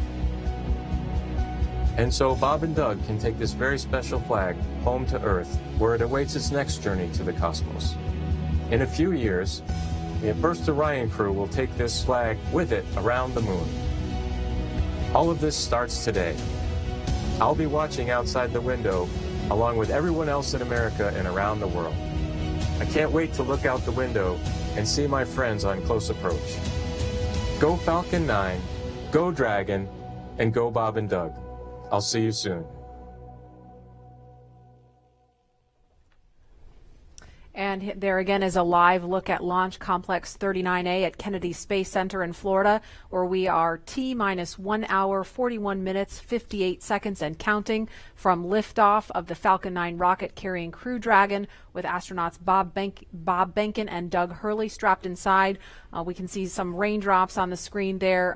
It looks like rain coming down at the pad, but we're still monitoring weather, and it sounds like there's going to be another decision point before they start fueling the Falcon 9 rocket, which is scheduled to happen at about T-minus 35 minutes. So we just heard a little bit about where they're headed. If the weather cooperates today, to the International Space Station. Leland, you've been there twice, and I know just from what you've told us, it's this Leviathan in space and the site of so much important work and partnerships happening. Right. Chris Cassidy is up there floating in the Columbus laboratory that I installed, or our team of us installed on STS-122. And I think about, using this robotic arm that was made in Canada. The European Space Agency built the Columbus laboratory, and my job was to use that arm and attach it to the International Space Station. And as it was getting closer and closer, the motion just stopped. And I'm like, what is going on? And there are 4 ready-to-latch indicators that have a very slight spring force that I was moving so slowly with the hand controller, the translational hand controller, that spring force stalled out the motion. And Peggy Whitson was behind me, and she said, Leland, there's some commentary. Weather update, I think. Go ahead, sir. Hey, Doug. We're still waiting for a weather update expected at 18 Zulu. Therefore, the next assessment will be closer to the propellant load time. We are currently no-go on launch weather, but we are showing an expected clear of 1830 Zulu. Okay, copy all. Thanks for the update.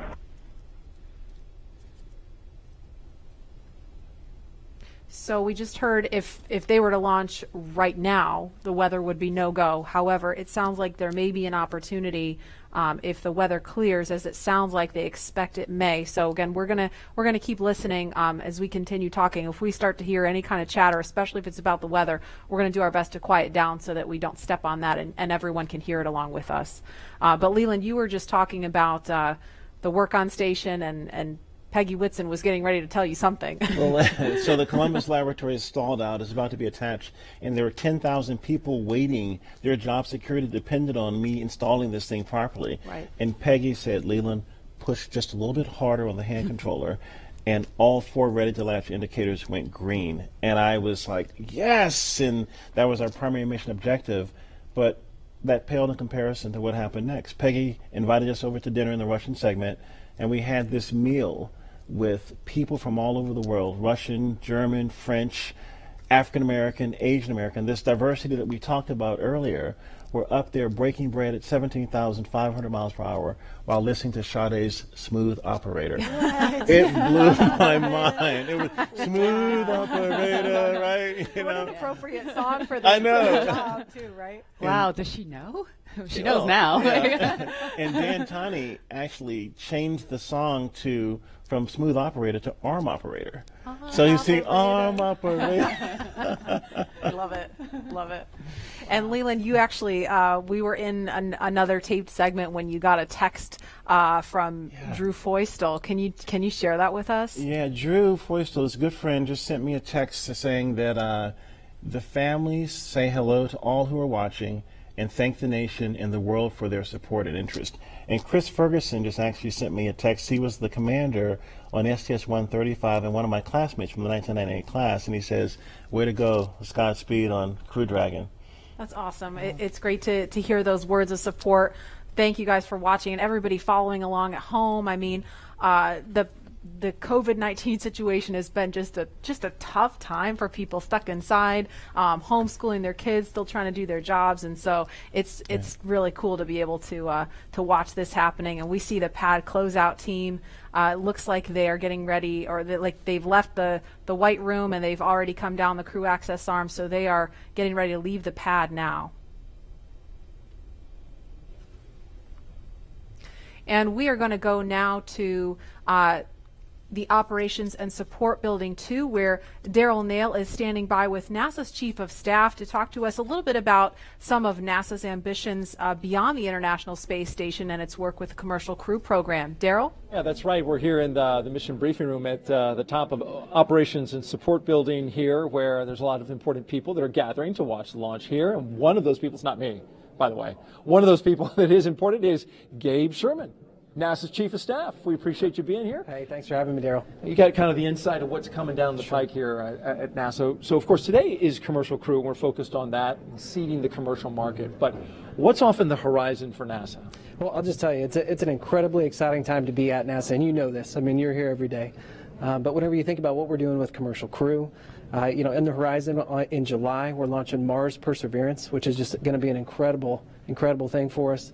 You look at the end of this year, SLS, the largest rocket in the world, is going through testing right now, going through green run testing, and we're hoping maybe by the end of the year we can even get it right out here to the Cape, which would be just an incredible achievement for our team. So there is no shortage of things to be excited about at NASA right now. And it feels like everything is really starting to happen here recently with everything that you just mentioned. And if we get that first Artemis launch, that could be right around the corner as well. Oh man, we're looking at I think late 2021 is what we're looking for, and so you think about SLS potentially moving from the green run to the Cape. You've got Orion finishing up its last little bit of testing. It moved from Plumbrook earlier this year, our station up there in Ohio, down to KSC. So we're looking at checking it out throughout next year. And hopefully we'll have the first integrated flight of SLS and Orion at the end of 2021. And I'm telling you, that is going to be a moment. That will be exciting. Yeah. And there will be a thunderous boom right here at the Kennedy Space Center. So with Mars as the end goal, how does all of this get to that end point? You bet. No, and I think that's what's so important about the Artemis program, right? Our long-term vision is to get to Mars. But, when you think about Artemis, everything that we're doing at the moon is helping us learn, prove out capabilities and technologies, work through the right mission durations, understand how we utilize the resources of the moon potentially to go further onto Mars. So the technology, the science, the exploration, architecture that we're putting together, each and every piece of it is helping us learn a little bit more, prove out a little bit more so we can take that next giant leap to Mars. And so everything that we're doing at the moon helps prepare us to move on to Mars. How about the activity in low Earth orbit, like Commercial Crew, which is happening today? How does that help us for missions to the moon? Yeah, I think anytime you're launching humans, you're learning, right? And you're taking what you've learned and you're moving it forward to the next mission. But I think it's really about the business case. If you think about what Commercial Crew is, it's NASA moving from owning and operating hardware to buying a service, right? And if you remember just a few weeks ago, and we awarded 3 contracts on the human landing system to commercial companies. And so we're hoping that we move to a day where we're actually buying a service to get our astronauts back and forth to the moon. So actually enabling the commercial market to go from low Earth orbit all the way out to lunar orbit. And so Commercial Crew is a great proving ground for that. Helps us prove out that business case, build those partnerships, and then we get a feed forward to the moon. So it means a lot. This means a lot as we move out. And it's really exciting when you talk about the commercial crew, the commercial aspect going to the moon, right, and those partners. They're going to be studying those landers to see if they are viable for NASA? Yeah, working through a tremendous process with the commercial providers and NASA engineers, going through initial designs right now, looking at the capabilities that they've proposed, and then trying to make decisions on which landing system goes early in 2024, which landing systems are better prepared for sustainability out in the later 20s. And so that is going to be an ongoing process throughout this year and moving into next. So it's going to be really exciting to kind of see what comes out as, hey, this is the lander that's going to take the first woman and the next man to the moon in 2024. Right, so different than the time of Apollo when we went to the moon, and that program ultimately came to an end. The idea here, though, is to try to create some sustainability. Talk about that. Right, and sustainability, you can get to sustainability if you have reusability, right? And that's what we're seeing with Commercial Crew for sure. But whenever you think about our human landing system, you're looking at a system that we put out there at the moon once we get to sustainability, and it's going back and forth, taking multiple trips to the lunar surface, back up to Gateway, which you're familiar with, is kind of our smaller space station we're going to put in orbit around the moon. So we are building an architecture that is going to enable reusability at the moon. Apollo never had that. And so whenever you think about driving down cost and increasing access, reusability, sustainability are critical. So you get to see everything from a very high level at NASA. What's it like for you personally, I'm curious, to be here at the Kennedy Space Center to watch a launch and to just see this amazing facility where all of this activity happens? Yeah, I think sometimes people think since I work at NASA, I'm around this stuff all the time. I'm not, right? I don't get to come down here nearly as often as I'd like. So it's just as exciting for me as it is for anybody else in this room. When you think about all the hard work that our team has put in to get us to this day, to actually come down and be a part of it with them, it's just overwhelming and incredible. So we're just a little bit excited. All right, Gabe Sherman, NASA's Chief of Staff. We appreciate you joining us today and enjoy the launch. I certainly know you will if we're able to get that one off. We're going to toss this back now to Hawthorne, California. Joining us now is SpaceX's Lars Blackmore to discuss SpaceX's future ambitions to visit the moon and Mars. Thanks for joining us again today for a second round. You're welcome. Could you tell us just a little bit about your background and what you do here at SpaceX? Yeah, well, I'm in charge of entry and landing for Starship, which is SpaceX's next rocket after Falcon 9. And before that, I worked for many years on the same thing for Falcon. So hopefully today you'll see another one of those landings on a drone ship. Awesome. And speaking of that, what role does reusability play in getting people to the moon and Mars in the future?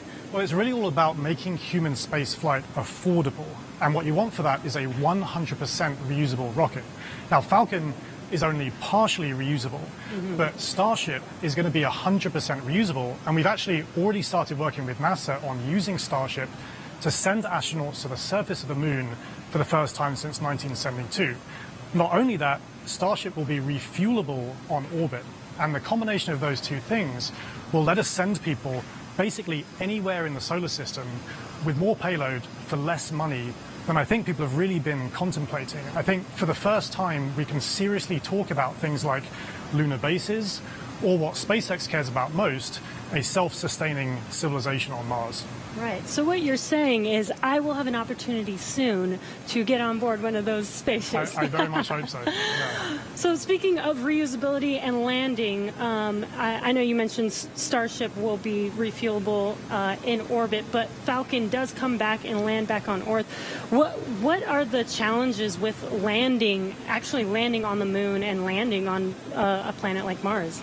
Yeah, well, you can't land like a plane, because the moon and the Mars either have no atmosphere or have a very thin atmosphere, and even if you could, there's no runway that someone's built for you.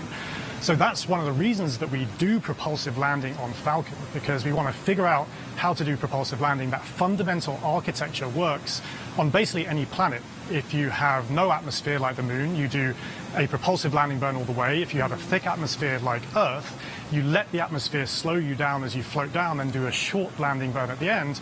And for Mars, which has an atmosphere but a very thin one, you do something in between the two.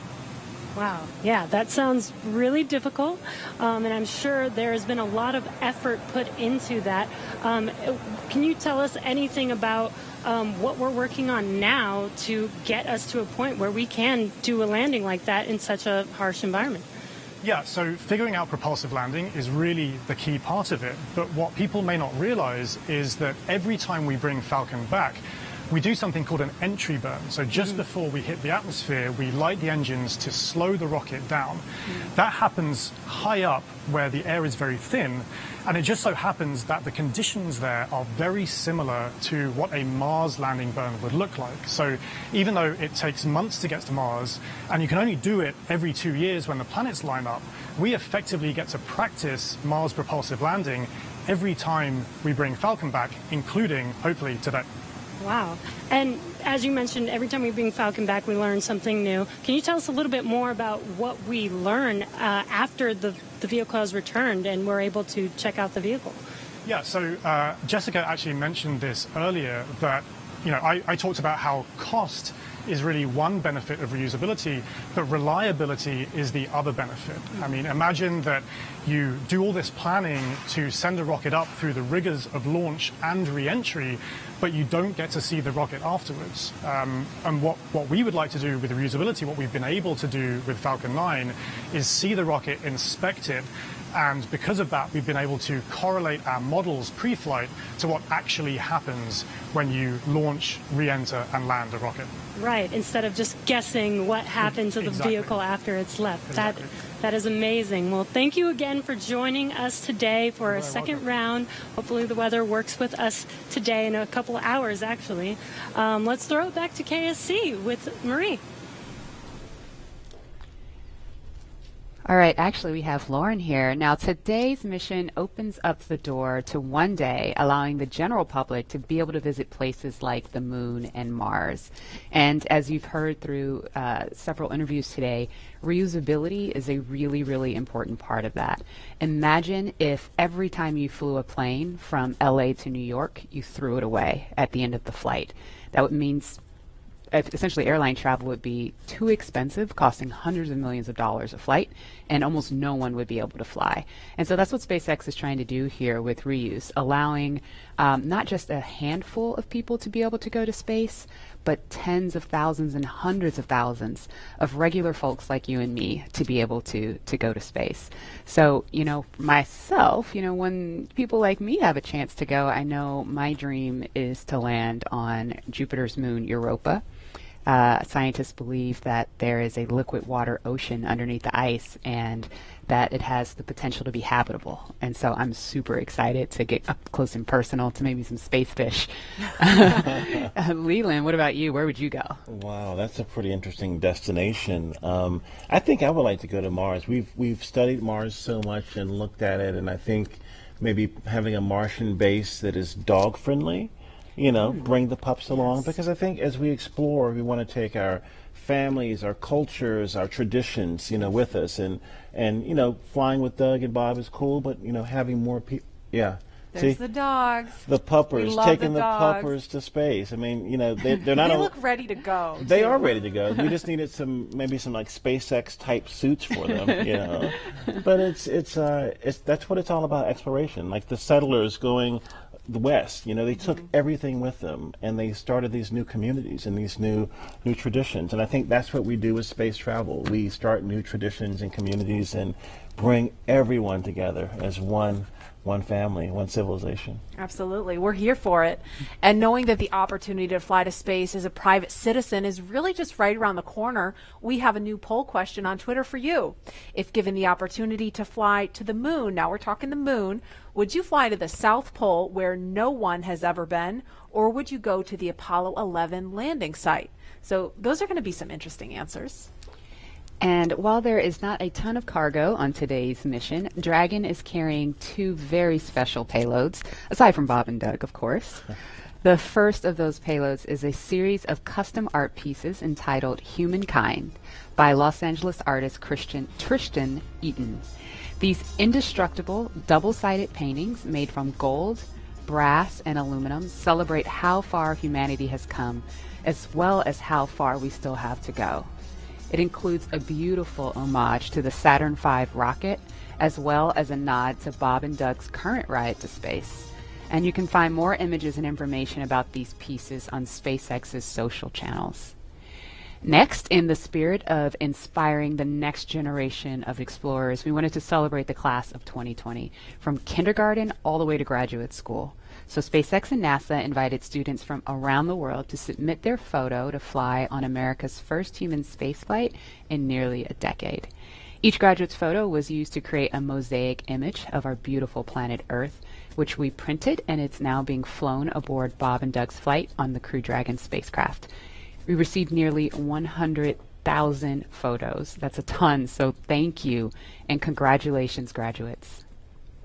Yeah, I've got a couple of family members and friends who submitted their photos, so they're super excited about seeing their faces go to space in that beautiful mosaic. That was really cool. And again, that's what it's all about, you know, everyone coming together with their experiences and bringing them forward to space. And I think regular people flying to space, I mean, SpaceX is going to be flying, you know, non-government people, non-military people, but people that have a desire to explore and do new things and traditions off planet, as we say sometimes. Yeah, I mean, all this time since we've had the International Space Station, it's been government astronauts performing the research because you're the only ones we've been able to send, right? But well, we've had some tourists, though. We've had people that paid their way on a Soyuz rocket. Sure. Go. But it's really the billionaire boys club. You know, that's what Pharrell talks about with, you know, it costs so much money to go to space, and I think that price point will come down as we make this more, you know, more amenable for everyday people. Absolutely. And eventually being able to fly artists and musicians and poets, people can tell the story of what they've seen out there in a way that really connects to the soul of people down on Earth, so they feel inspired to go. Exactly. Now, following today's mission, we will be one step closer to a future where we can all have that opportunity to gain the orbital perspective and explore new worlds. In just over an hour from now, Bob and Doug will be the first people to launch on an American vehicle in almost a decade. And for the SpaceX team, if I can try to speak for all of us, which is impossible, but I will say it has been an absolute honor to have the opportunity today to have this stage to show the world what we've poured our hearts into over the years with our partners at NASA. And it's just deeply humbling to know that the agency and that Bob and Doug have entrusted us with this critical mission. The responsibility that's on our shoulders is huge, and we're just so grateful to be here today. Absolutely, and I know that, you know, our NASA teams really share in that sentiment. We heard from just a handful of them earlier when Bob and Doug were riding out to the launch pad, but there's so many people that we're probably never going to see or hear from on the public stage, but that have poured their hearts and souls, as you said, into this mission. You know, all the engineers up late hours checking, double checking, triple checking everything to troubleshoot and solve problems and get us to this point. So it's just really awesome that we've made it to this point. When you think about legacy, Katherine Johnson, who helped get John Glenn to space, her daughters are watching right now. And that, again, that legacy going forward to the future of space travel is powerful. Wow. And we heard from two icons of science and exploration on Wednesday, and we couldn't resist sharing these shout outs with you one more time. Wow, we're making history again. The NASA program. I am there with you guys in spirit. Bob, Doug, good luck. I know you'll be fine. I'll be watching and got everything crossed, arms, legs. I'm tied in a knot.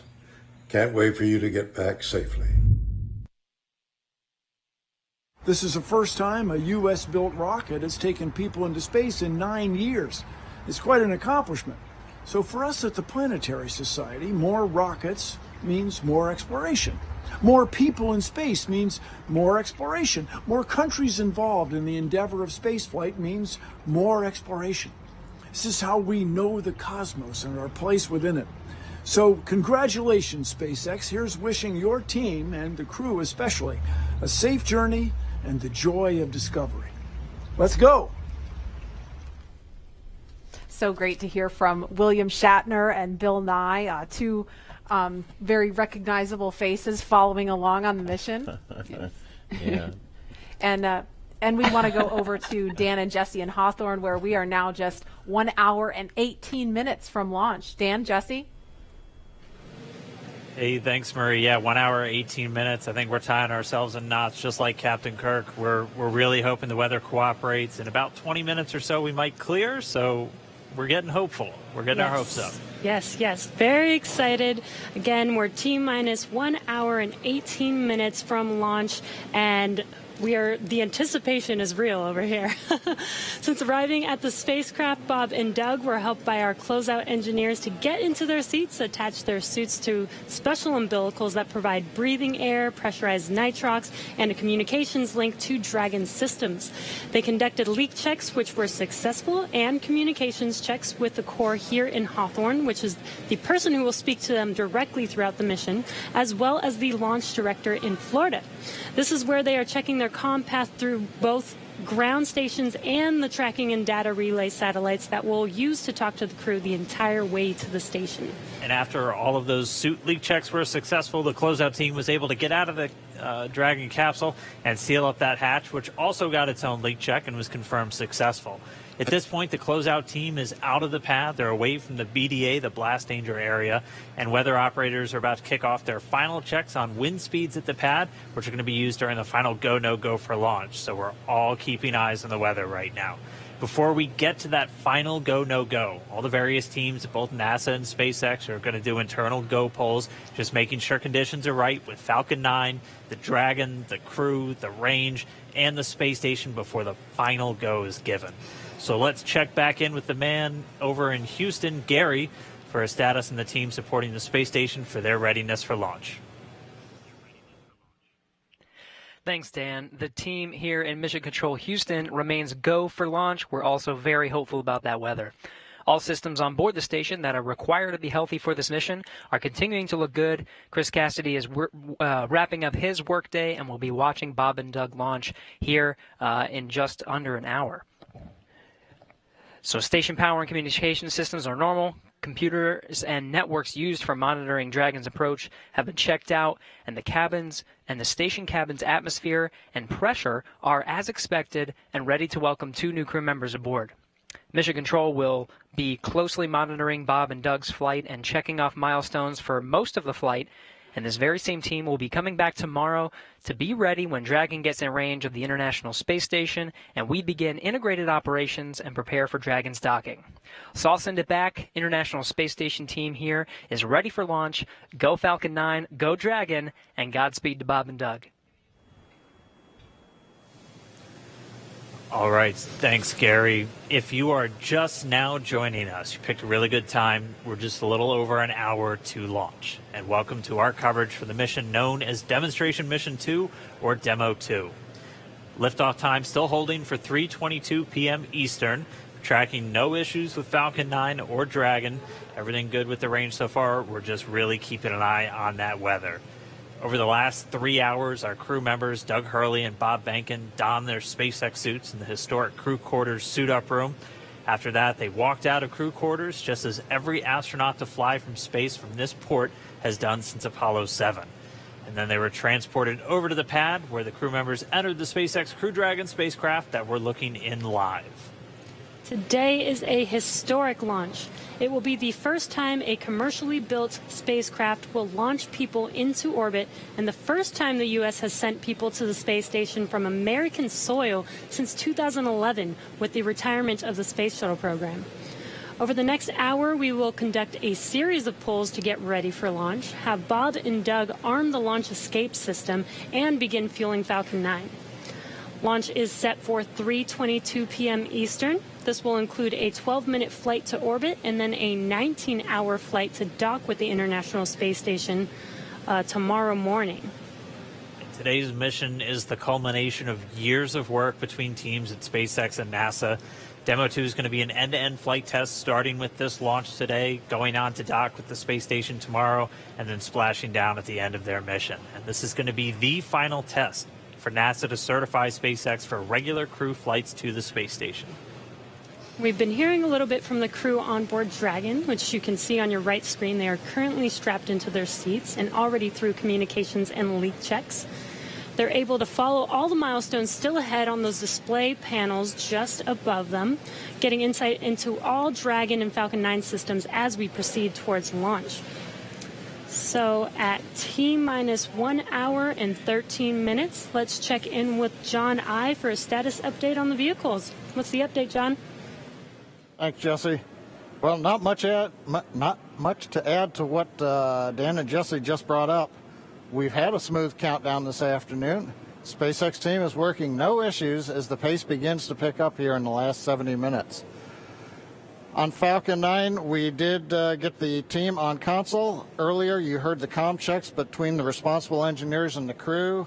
The engineers will be making calls on ascent for the crew's benefit, so they want to make sure that they could hear them before we go. The propulsion checkouts of the first and second stages are beginning right now. We're watching them begin to go through the process, opening valves. That check will go for about another 10 minutes, and that'll be our last one until propellant loading. Now the team will assess readiness for launch with a final go-no-go poll at T-minus 45 minutes, and that'll be followed by propellant loading starting at T-minus 35 minutes. Now earlier today, Dragon operators also performed a series of checkouts of Dragon's flight systems. The spacecraft is also currently go for launch. Our NASA crew, astronauts Doug Hurley and Bob Behnken, are currently inside Dragon. The hatch is closed. The SpaceX ground crew has left the tower.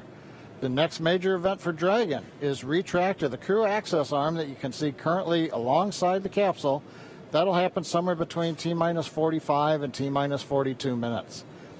Now the range is currently clear for launch from historic Pad 39A. The worldwide network of ground stations and the tracking and data relay satellites are ready to support Dragon as it heads into orbit.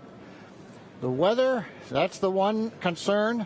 We will get a weather brief at T-minus 1 hour, so just under 12 minutes from now.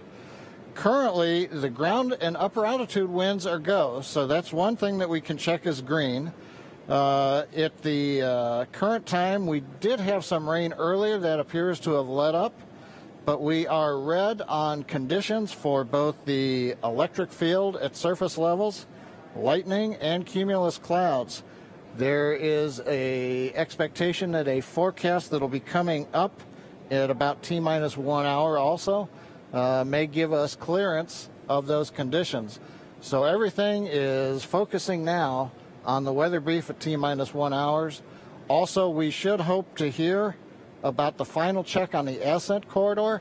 That's the weather along the Atlantic seaboard in case Dragon had to abort on the way to space.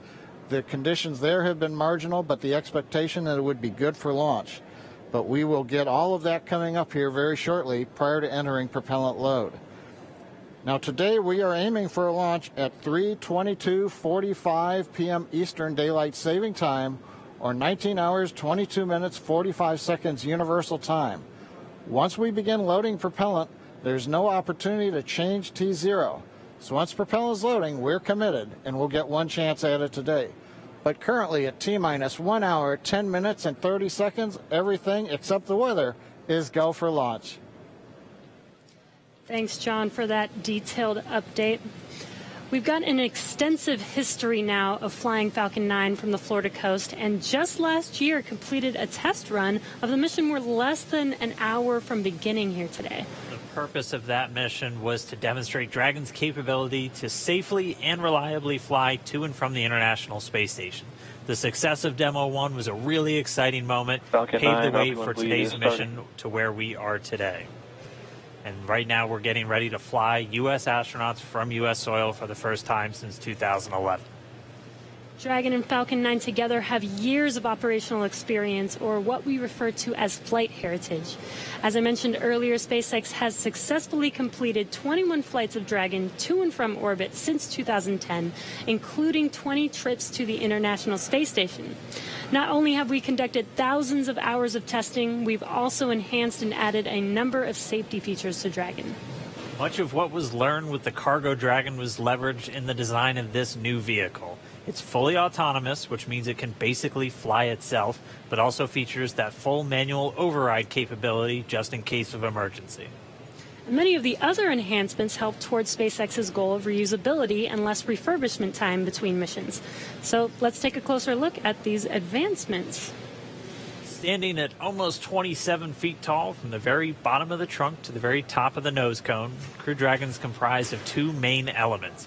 You have the capsule, which is designed to hold crew and pressurized cargo, and then you have the trunk, which holds unpressurized cargo as well as having a solar array and radiator.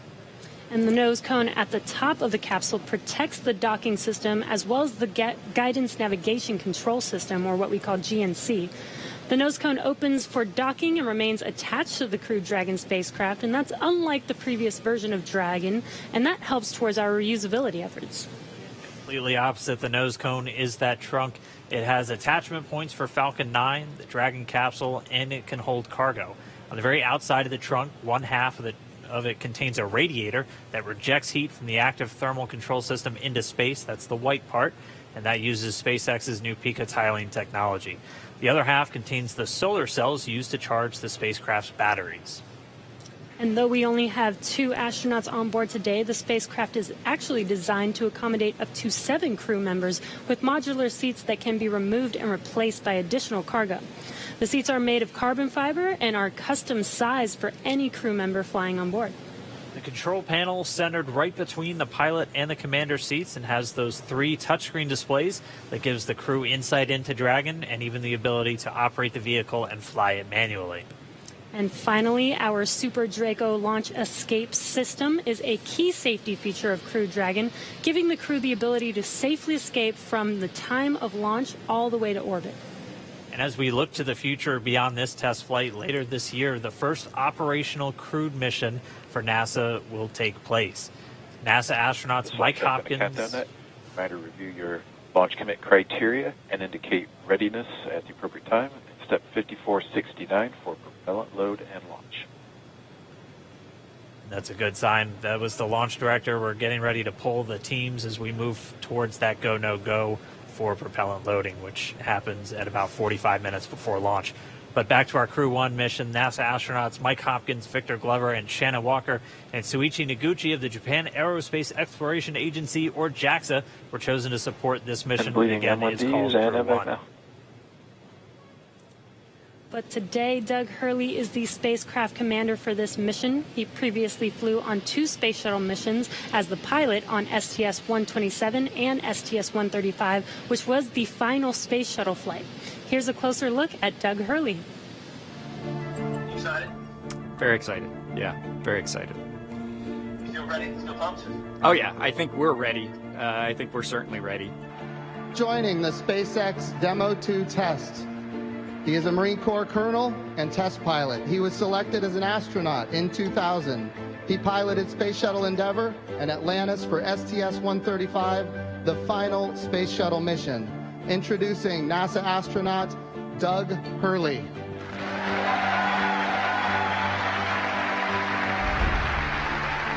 It's a life-changing process in so many ways to fly into space. It's just overwhelming in some respects. Just the sensations, the rumbling, the shaking, the acceleration. My name is Doug Hurley, and I'm the spacecraft commander for the Demo 2 mission to the International Space Station.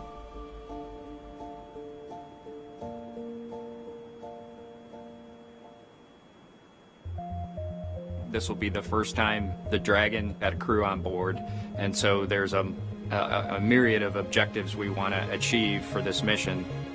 What would work on orbit, what might not work on orbit, what would definitely work. To be able to just have the entire integrated team that's going to support us getting to and from space station. It was really neat being part of it. You know, we are the lucky ones that get to fly it, but we certainly not for 1 second take for granted the amount of effort that so many other people had to put into this to make it successful. For Doug personally, he's worked so hard, I mean, through his entire life, to get to where we are right now. As a test pilot, this would be the dream to fly a new vehicle. So it makes me so happy to see that he gets to be part of this mission, the spacecraft commander. I'm just glad to see his hard work and his dreams come true for that. It's been a long road in a lot of ways for not only us, but certainly for all the folks that work in the Commercial Crew Program, as well as SpaceX in our case, just working to get to this point.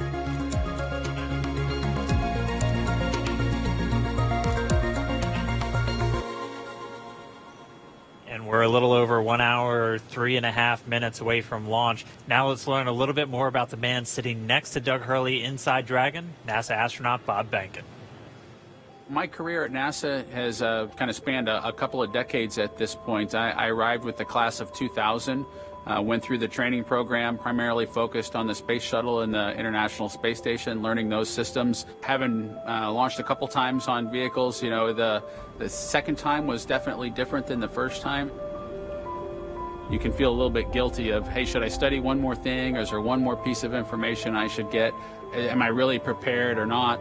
So that's definitely different between where I was on my first flight and where I'm at right now.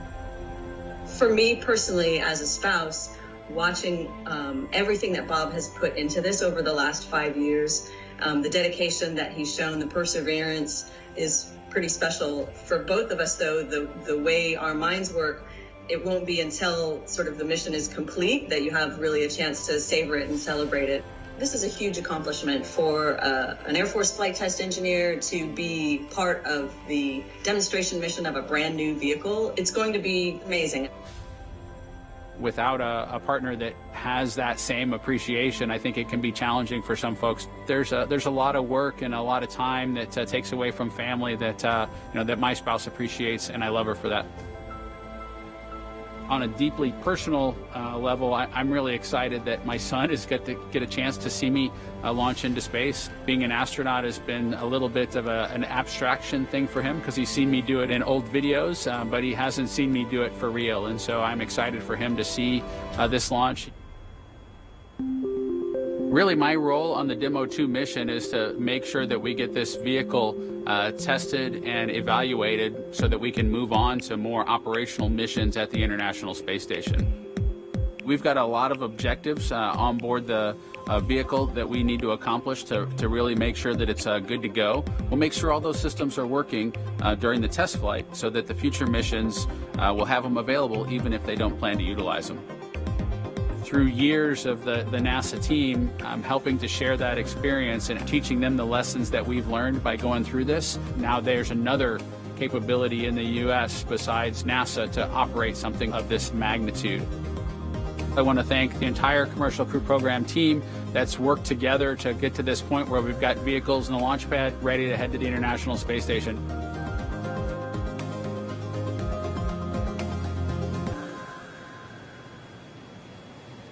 If we look even further into the not-so-distant future, flying on a mission to space will be an option for more people as SpaceX plans to also fly private astronauts on board Dragon.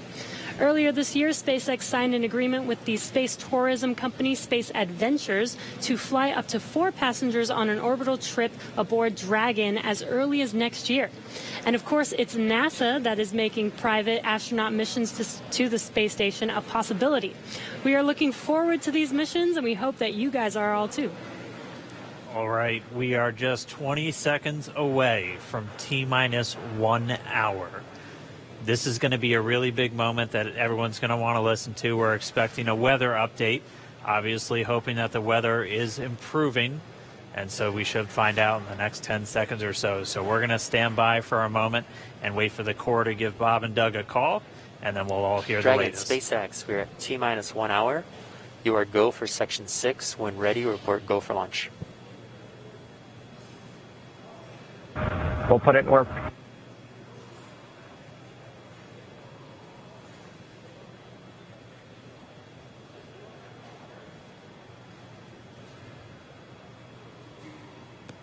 And that right there was a call for the crew to refer to some of their procedures. They do some final checks. You can see them checking harnesses, checking helmets, just making sure that they're strapped in and ready to go. And once they're done with that, the crew will report their readiness for launch.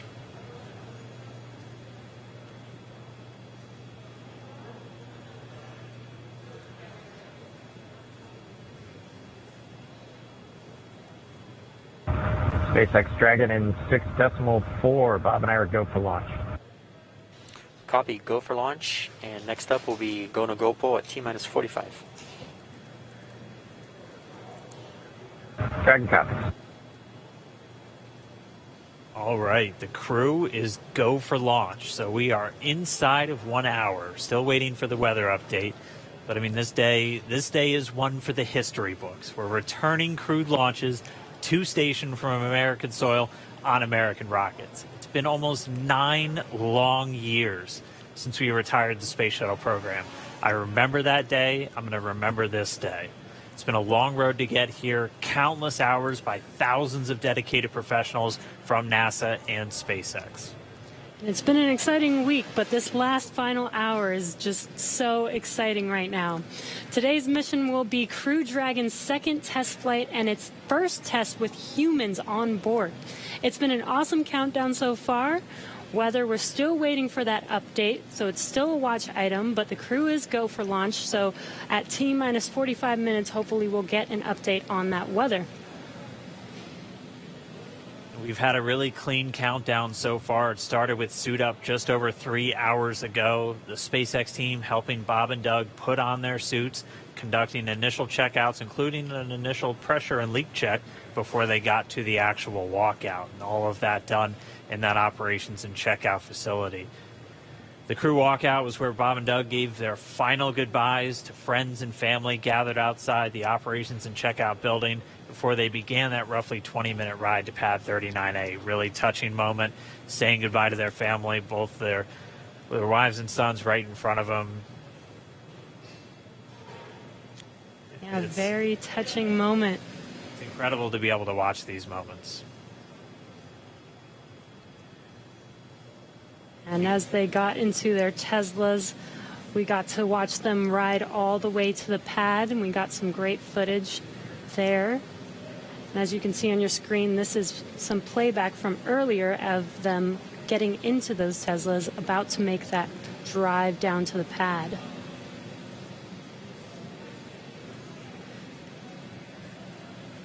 And once they got to the pad, they did take a minute to take in the sights, and they headed up the fixed service structure to begin the process called crew ingress, where Bob and Doug entered.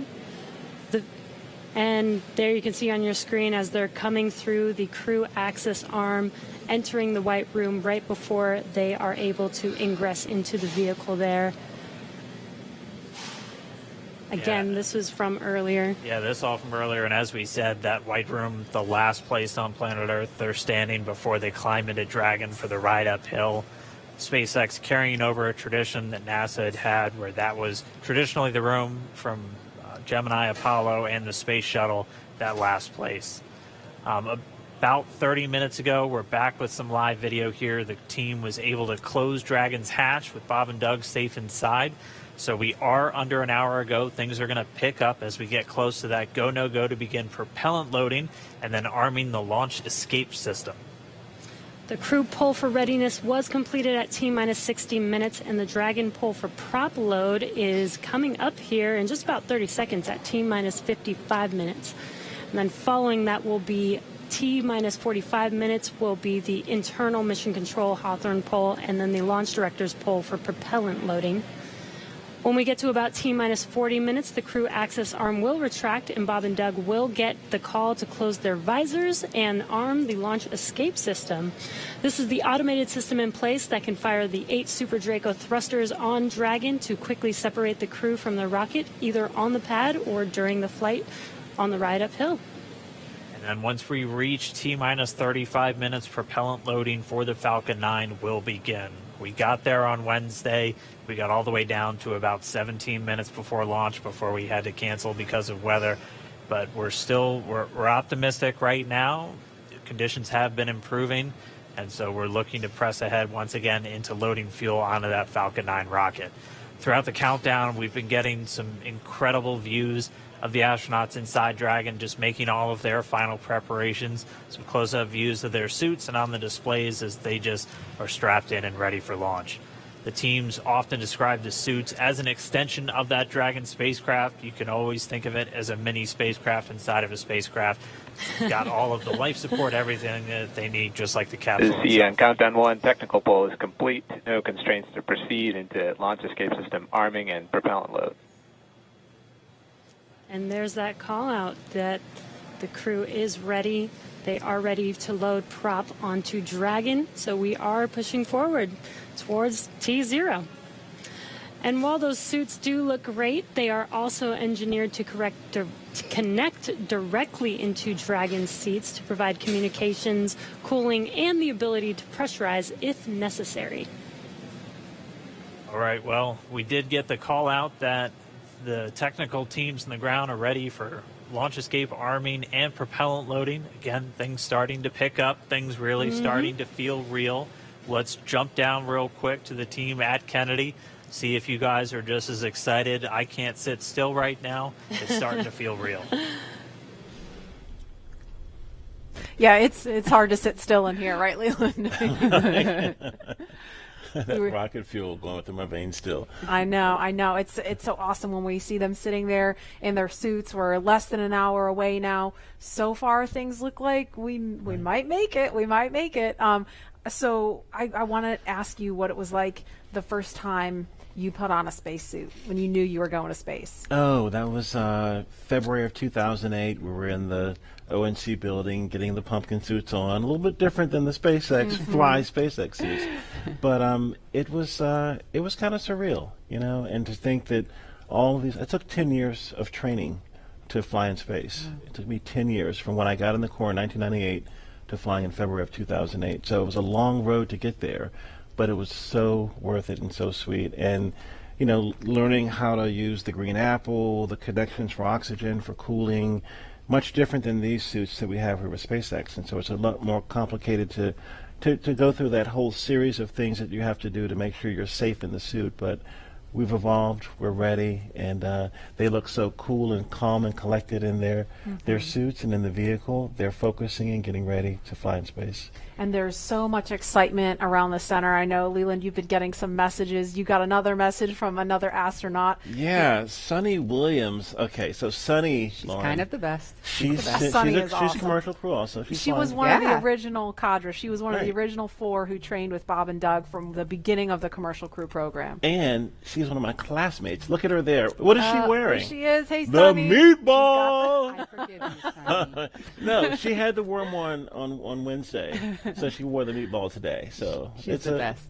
But now she can wear the worm ball, I guess. Yes. The worm ball, yeah, she can mix it up. But yeah, Sunny's awesome. She's training to fly on the Boeing Starliner in the not too distant future. So really glad she's watching and showing some love. So thanks a lot, Sunny, for sending that note. And again, we're looking at a live view of the Crew Dragon on top of a Falcon 9 rocket. You can see the crew access arm to the right of your screen. That's the hallway that Bob and Doug walked down to get into the White Room, which was the last place we saw them standing up before they climbed inside Dragon. And again, the wider shot there of Launch Complex 39A, where we are inside of an hour from liftoff, and I think we're just a couple minutes away from the poll we're going to hear before they start propellant load.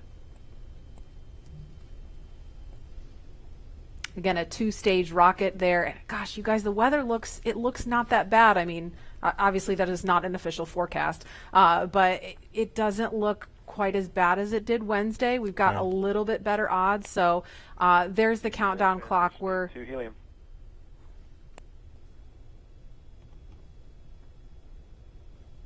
going to pause to listen to that comm.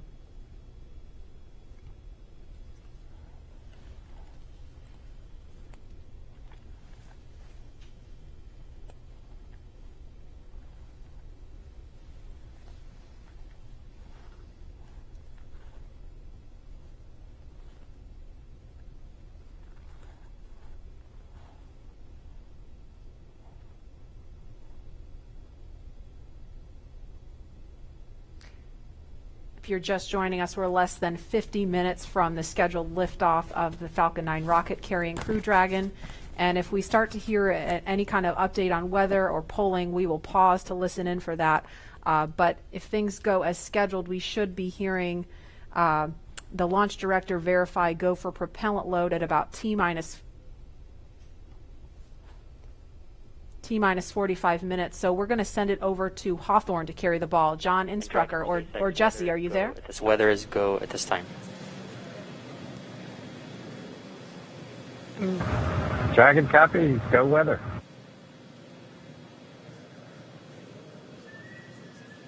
And there you heard that call out. So far we have good weather. We are go for launch today. This is getting really exciting. I don't know about you, Dan, but my heart is beating pretty fast right now. Yeah, we've been waiting for those words since Wednesday. Oh, and we did hear a call to the crew, just in case you missed it, that they were only tracking one final weather constraint. It was the cumulus cloud rule. They were expecting it to clear up within 10 minutes, and it's cleared up now. So we are currently go on weather. Yes, and it's been pretty incredible to be so close to launch, and the road leading up to this point has been pretty incredible as well. It has been. It's been a partnership between NASA and SpaceX. We've been working together since SpaceX started flying cargo to the International Space Station, now getting ready to launch Crew. And we've been really fortunate to work with not only a lot of international partners on the International Space Station, but a lot of really great reminder companies. here in the control room, we'll be closing doors here once we start with propellant load. Any last-minute bio breaks, please go ahead and accomplish those in the next few minutes. And the launch director just getting the teams ready. We'll be coming up on that propellant loading. Again, that starts at about 35 minutes prior to liftoff, so in about 12 minutes from now. There's going to be a go, no go coming up really soon. So let's go over to our man, John I, for the latest. John? It's T-minus 47 minutes, 24 seconds. We're continuing to count down. As you just heard, the launch director and launch team are preparing for the readiness for launch poll. Now, the launch director is currently checking with Dragon mission director and NASA launch manager for their readiness. And actually, it sounds like everybody is good there. The launch director will then ask the team, he'll tell them the poll is open, and the 13 members of the SpaceX launch team will be electrically polled for their go to load propellant, as well as continue all the way to launch. Now, we will hear that poll results and a briefing from the launch director at about T-minus 45 minutes. The good news right now is that the weather is go. All the conditions that were read shortly a while ago at T-minus 1 hour have cleared. We're, as the weather forecaster said, cautiously optimistic. Currently, the probability... Poll is complete. We're go for propellant load. Well, we got an early call out there. And launch control clear to retract the access arm on time. Cover that. Arming access arm retract at T-minus 45 minutes. Got an early call from SpaceX launch director Mike Taylor that the poll is go. You also heard the direction T-minus 45 minutes to prepare for retract of the crew arm. As we hear more discussion, we'll stop and let you listen in. But right now, weather for liftoff, ground level winds are good, 10 to 15 miles an hour, well within limits. Upper altitude balloons show that conditions are acceptable. The red weather conditions have cleared up, the last one being cumulus clouds. And the probability of violation is set at 30% right now, so that's 70% chance of good weather. We're continuing to watch. There is about a less than 10% chance of lightning. We're also watching the abort corridor off of the Atlantic coast. In case, for example, at stage separation, Dragon had to abort into the ocean. The conditions there are acceptable. There has not been lightning lately. The weather, winds are good, light rain. It is go, but NASA is going to continue to watch those conditions. T-minus 45 minutes and counting. Reminder on hold and launch escape protocol. For non-urgent no-go conditions, brief the CE or LD, and they will approve aborting launch auto-sequence and proceed to launch abort. For urgent issues affecting the safety of the operation, operators shall call hold on the countdown net. Launch control will immediately abort the launch auto-sequence and proceed to the launch abort auto-sequence. Operators shall also advise launch director whether structural break or fire is imminent or occurring per Dragon manual escape flight rules. A reminder on fire alarm instructions. In the event of a fire alarm, key operators previously briefed will remain at their post while the alarm is evaluated. In the event that personal safety is threatened, evacuate to the south-facing emergency exit, which leads directly outside. At this time, weather is go for launch. You can see on the screen, we're inside T-minus 40, we're T-minus 44 minutes, 5 seconds. Crew access arm retracting away. SpaceX launch director is given the final brief to the crew. And we will be beginning propellant loading at T-minus 35 minutes. So right now on Falcon 9, ready to get into propellant loading. Dragon, crew, getting configured, set up. The arm is pulling away. The range is go for launch. They continue to monitor the air and the sea space. Everything looks good. And we finally have gotten green across the board on the weather conditions, but we can't take a deep breath quite yet. We're going to have to watch the weather all the way down to T0, both here at Kennedy Space Center and out in the Atlantic in the abort zones. Now, earlier we saw many of you following the launch from the United States on our hotspot map. Now that we're inside an hour, we're seeing large numbers of folks logging on, tuning in from coast to coast and around the world. So we'd like to know, is this your first time watching a launch live, not counting Wednesday? And if not, how many have you seen before? Tell us using the hashtag LaunchAmerica from your favorite social media platform. And with that, at T-minus 42 minutes, 50 seconds, conditions are go, and we are counting down for an on-time launch. Let's send it back over to Kennedy Space Center as the action begins to pick up on the pad. Dragon, SpaceX, you are go for Section 7, close visors, and arm launch escape system. We will put Section 7 in work, visors come in close.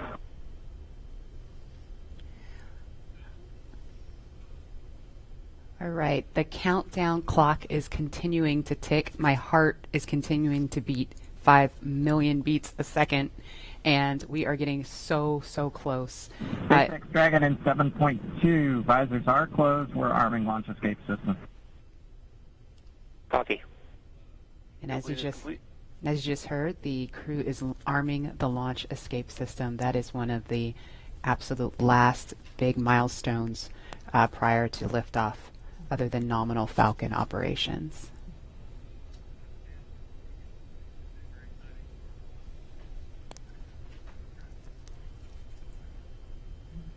So just a minute ago, we saw the crew access arm retract, and obviously we just heard on the comms Bob and Doug getting ready to arm the launch escape system, and so that is something that protects them all the way to orbit. So when fueling starts at about T-minus 35 minutes, so just over 6 minutes from now, they will have the capability to abort, to separate from Falcon 9 either on the pad or even after liftoff.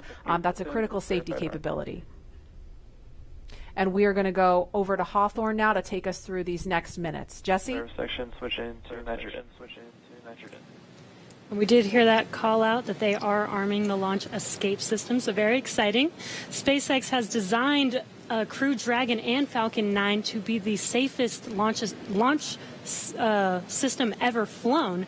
So we brought back Nick Piccone, SpaceX's Nick Piccone, to talk more about this again. Thanks for coming back and joining us today, Nick. Hey, Jesse. Happy to be here. Still monitoring the launch here with our recovery and ground operations teams. Awesome. And Nick was our mission manager for our in-flight abort test earlier this year and now works on the Starlink team.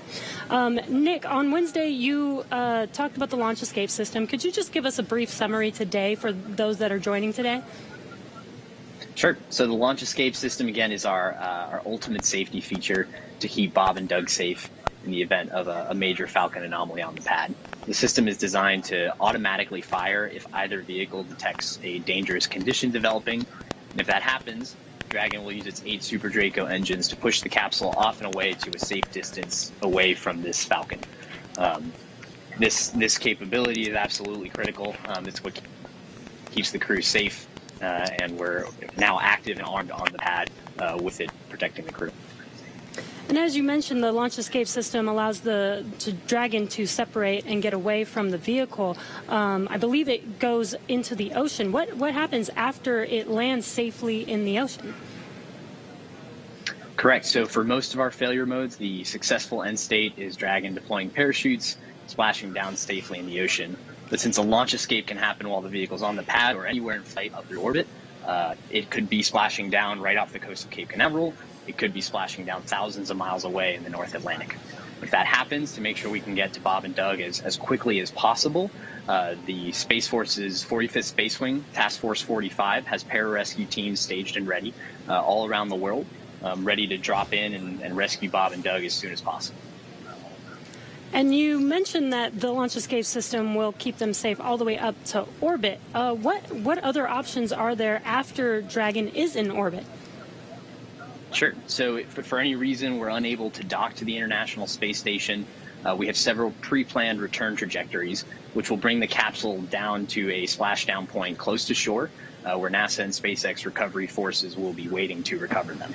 It'll look like an otherwise totally normal recovery operation, except for the early end of mission. This operation is something we're doing with one of two identical crew recovery ships. We do that because the landing sites, we want to maintain as much flexibility as possible. There could be changing weather conditions that bring down one site and leave the other one up. So we have those two identical ships, one in the Atlantic, one in the Gulf of Mexico. And our space operations team can redirect the spacecraft to go to whichever site is the safest option for the crew at that time. And with the vehicle, in almost any scenario, it sounds like the vehicle will land into the ocean. And it may look like a gentle landing into the ocean, but it's a pretty dynamic event happening. And you mentioned there are teams that are ready to go and rescue the vehicle and the astronauts on board. How do you prepare for something like that, especially with so many different scenarios that could happen?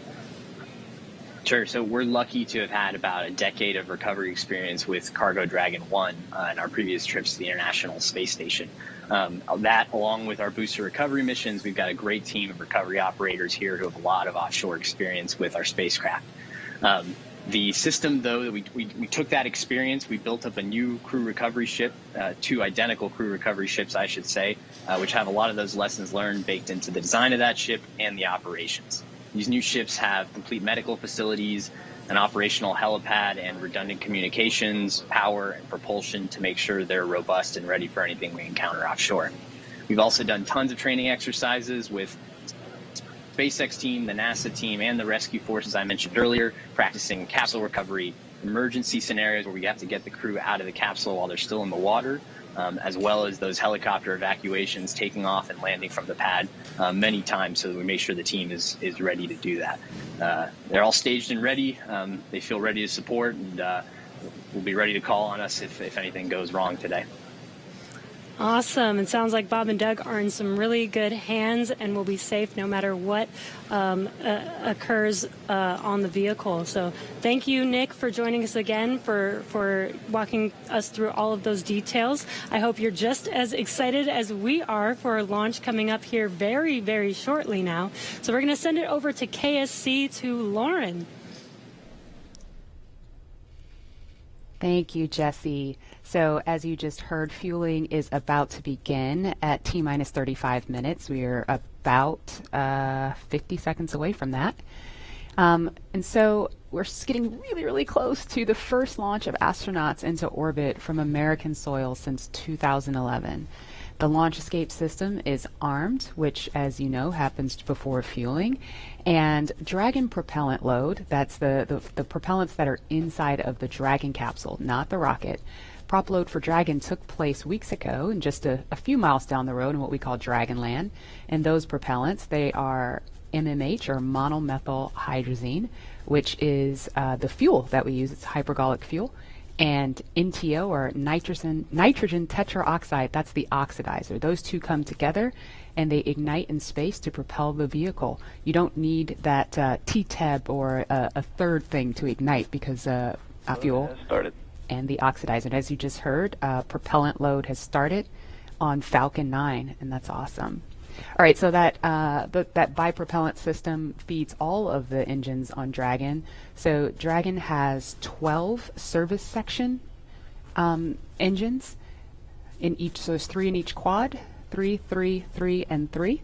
Those are used for on-orbit maneuvering for Dragon. There's also 4 additional Dracos that are underneath the nose cone for large Delta V maneuvers that the vehicle will perform. But the engines that Nick Picone was talking about earlier are Super Draco engines. We have 2 in each quad of the vehicle, so 8 total. And those are bigger engines with a high flow propellant system, and those are what lift Dragon off of Falcon 9 in the unlikely event of emergency that requires us to get off of off of Falcon.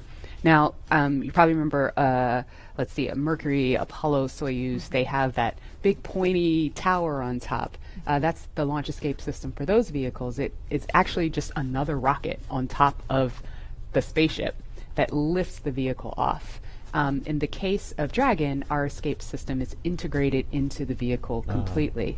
And so that's just better from one less thing you have to jettison every single flight. But it also allows us to have escape capability from the pad before T0 all the way through to orbit. And so even if the very last minute, if we needed to get off of stage 2 while we're in space, we could actually escape to orbit. So yeah, that's the escape system for little baby Dragon here. Thanks, Lauren, and thanks for walking us through that, because I think it's really important that people understand that critical safety capability, and that's the whole point when we hear that launch escape system is armed. What that means is that in an instant they can separate from Falcon 9, shoot up into the air, and they can splash down safely in the Atlantic Ocean under Dragon's parachutes. And it was designed to do that. So now that fueling is underway, it's been going on for about 2 minutes now. So they have that safety capability ready to go on standby in an instant if they need it. And so we want to go over to Hawthorne now for an operational update from John Insprucker. John? Fuel and stage 2 fuel, all flow rates tracking nominally.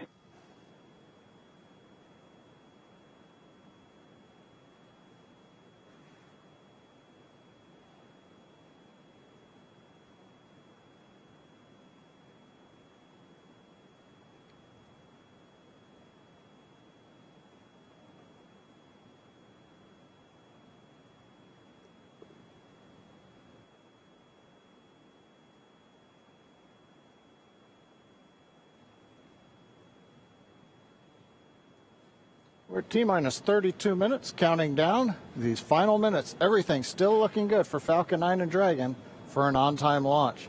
Falcon 9 did begin propellant load at T-minus 35 minutes at planned. Now on the Falcon 9, we use a fuel and oxidizer as the propellants that power it. The fuel is commonly known as RP1. That's rocket propellant grade 1 kerosene. The oxidizer is densified liquid oxygen, also called LOX. Densified means it is kept much colder than typical for launch vehicles. This allows for more oxidizer to be loaded into the first and second stages. Now with the fuel and oxidizer on hand, we need an ignition source to complete that fire triangle, as we call it. For this, Falcon 9 uses a fluid called T-tub. It ignites in the presence of oxygen and gives off a green-colored flame. Now it's hard to see on the first stage ignition due to the water that will be spraying on the pad, but you might just see the green flare as the second stage engine ignites following stage separation over 2.5 minutes into flight. Now currently first stage fuel tank is about 10% full. The first stage, as a reminder, as you look on the left side of your screens, the first stage is the long white cylinder at the bottom, topped off by the black cylinder. So over 2/3 of the rocket is that first stage. So the fuel tank is getting loaded. We're also loading the liquid oxygen into the first stage also. The second stage, which is the top 1/3 between the Dragon and the black cylinder, that's the white second stage, that is being loaded with fuel right now. That's about 8% loaded at this moment. Liquid oxygen loading is going to begin on second stage at T-minus 16 minutes 30 seconds. Liquid oxygen loading will continue on both stages all the way down to the last few minutes of the count. We're also loading helium into pressure vessels on the stages. That's used to pressurize tanks in flight as the propellant is pulled out by the strong Merlin turbopumps. On board the Dragon spacecraft, astronauts are monitoring systems while the propellant is loaded into Falcon 9. While we mentioned we had trained them with sounds that we had recorded on board, they've been through most of a propellant load, and they are now experiencing those sounds and vibrations. Stage 1, the range helium load continues started. to report no problems. They are go to support launch. Weather, the last of the red conditions cleared up about 15 minutes ago. Everything is marginal but acceptable on the weather. We'll continue to watch all the way through the countdown. Now, as a reminder, today we are now into an instantaneous launch window now that we've begun propellant loading. So at this point, if we hear a hold for any reason, we'll have to stand down and target our backup launch opportunity tomorrow, May 31st. Thanks, John. For Demo 2, Bob and Doug's flight to station will take about 19 hours, and their journey is fairly similar to the trip our Cargo Dragon makes back and forth to the International Space Station, but with two noticeable differences, and that's docking and splashdown. And as we await T-0 in just under 29 minutes from now, the ground operations teams are doing a series of system checks to make sure Dragon and Falcon 9 are both ready for liftoff. And we're continuing to get live views inside the capsule with Bob and Doug, and you're now also looking in firing room 4 down there at the Cape. Once we hit T0 and a successful launch occurs, we will watch Falcon 9 and Dragon make their ascent until the Falcon 9 first and second stage separates and sends Dragon on its way to the space station. And at this point, mission operators will prepare Dragon for on-orbit operations, where the vehicle will execute a series of burns that gradually raise its orbit to align more closely with the space station, as you can see in this animation. And just after putting Dragon into the same orbital plane as the station, the teams will get ready for Dragon's approach and docking maneuvers. The next Dragon will make its approach and actually dock with the space station. And this is a very different process from what we've seen with Dragon cargo deliveries in the past, which use a process called berthing. Berthing requires a spacecraft to approach the station and then stop so a crew member can maneuver the station's robotic arm to capture the spacecraft. Docking on this version of Dragon can be done autonomously with no crew on board the station. It's typically a faster process, both when arriving and leaving, but it does still require pinpoint accuracy to approach safely. Once captured, a spacecraft then gets attached to a common berthing mechanism, the same type of port that we use to connect each of the modules on the station together. It's a little bit slower of a process, but the hatches are significantly larger than the docking ports, which makes them perfect for bringing up those really big cargo items. Dragon will spend up to 120 days docked before preparing to return home. Following successful completion of Dragon's test objectives and cargo loading operations, the crew will close the cabin, perform final system checks, and configure the vehicle for undocking. Once the automated undocking sequence is complete, Dragon will complete 2 departure burns using its Draco engines, pushing it away from the space station. And next up on the trip, deorbit entry and landing, or splashdown, which is going to cover all the operations following that final departure maneuver. That's going to include events like the trunk separation, closing of the nose cone, a deorbit burn, and then eventually as they get into the atmosphere, the deployment of the drogue and the main parachutes, and all of that ends with splashdown right off the Florida coast. At that point, teams from SpaceX will move in with their recovery ship, grab the capsule out of the water, and work to get Bob and Doug out of Dragon after a successful mission in space. So we are 26 minutes away from launch. Fueling of Falcon 9 is continuing. Let's check in one more time down with the team at Kennedy. Murray? All right, thanks, Dan. We are so pumped right now because things have cleared up and it looks like we might actually do this today. If you're just joining us, we are now 25 minutes, 46 seconds and counting from the first launch of astronauts to the International Space Station from U.S. soil in 9 years. This will mark the beginning of a new era where more people will be able to fly to space than ever before. And we want to share with you the results of a poll we asked a little earlier. If you could go to the moon, now it's not where the astronauts are going today, they're going to the space station, but if you could go to the moon, would you rather visit the South Pole where no one has been before or the Apollo 11 landing site? And it was a pretty even split. We had 46% of you say you would go to the moon's South Pole, and 54% of you would go to the Apollo 11 landing site. I kind of side with the Apollo 11 landing site because I'm a history buff and I want to see where Neil Armstrong and Buzz Aldrin set foot. So I don't know. What do you guys think? Lauren, which place would you go? I'm with you on that one. And I would love to go see that flag there and those footsteps, those footprints there. Still be there, right? There's no wind up there. Should still be there. Leland, how about you? I think I'm with both of you because it's just like, the meatball, the classic. Yeah. Going to the classic spot, and that's where all of it started. That's where all that inspiration came, even though I was an antenna engineer not seeing it. But besides that, that's history. And hopefully maybe it wouldn't have to be one or the other. That's true. Exactly. Yeah. I mean, yeah, we're going to learn more from going where we've never been before. Exactly. And so we need to go to the South Pole too. And we are thrilled to see all of you following along online. Thank you for answering our poll. And we're going to go over to Tahira, who's been monitoring all the action with less than 25 minutes to go. Tahira, I'm sure things are heating up online. Hey, Marie, I mean, you're completely right. Now that we have that go for launch, people are on the edge of their seat right now waiting on this historic moment to take flight. As you can see, photos are still coming in of just everyone around the country showing their excitement for this launch. And it's really been a touching thing to see how everyone's kept this excitement going from Wednesday's first attempt. So we just took a look at numbers, and we are now over 3 million people tuning in for this historic launch. And so for me personally, I just want to wish Bob and Doug the best of luck. This will be my own first time watching humans lift off to space from the United States, and it's just going to be a super emotional moment. For that, Marie, back to you at Kennedy for these last minutes before launch.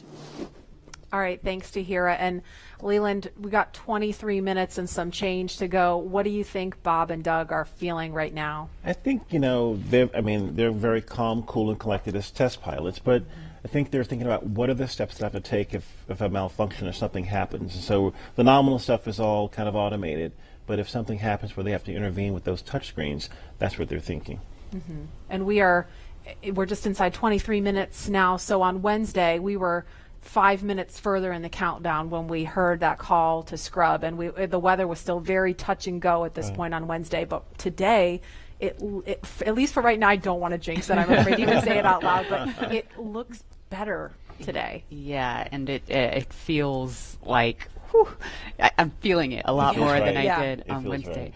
And, speaking of Bob and Doug and them being really calm and cool and collected, having had the opportunity to be in meetings with them and to watch them train, I have to say, and to all of my friends who work with them every single day, the feedback is always just what great people they are. Right. Mm-hmm. And just how not just bright and sharp they are, but just good people. Right. And around the office, we often refer to them as the dads. Yeah. The dads? They're the dads. They're dads. They are dads. Okay. And we've met their families. And when you see people on that very personal level, it starts to mean so much. They are a part of our team. They're not a customer.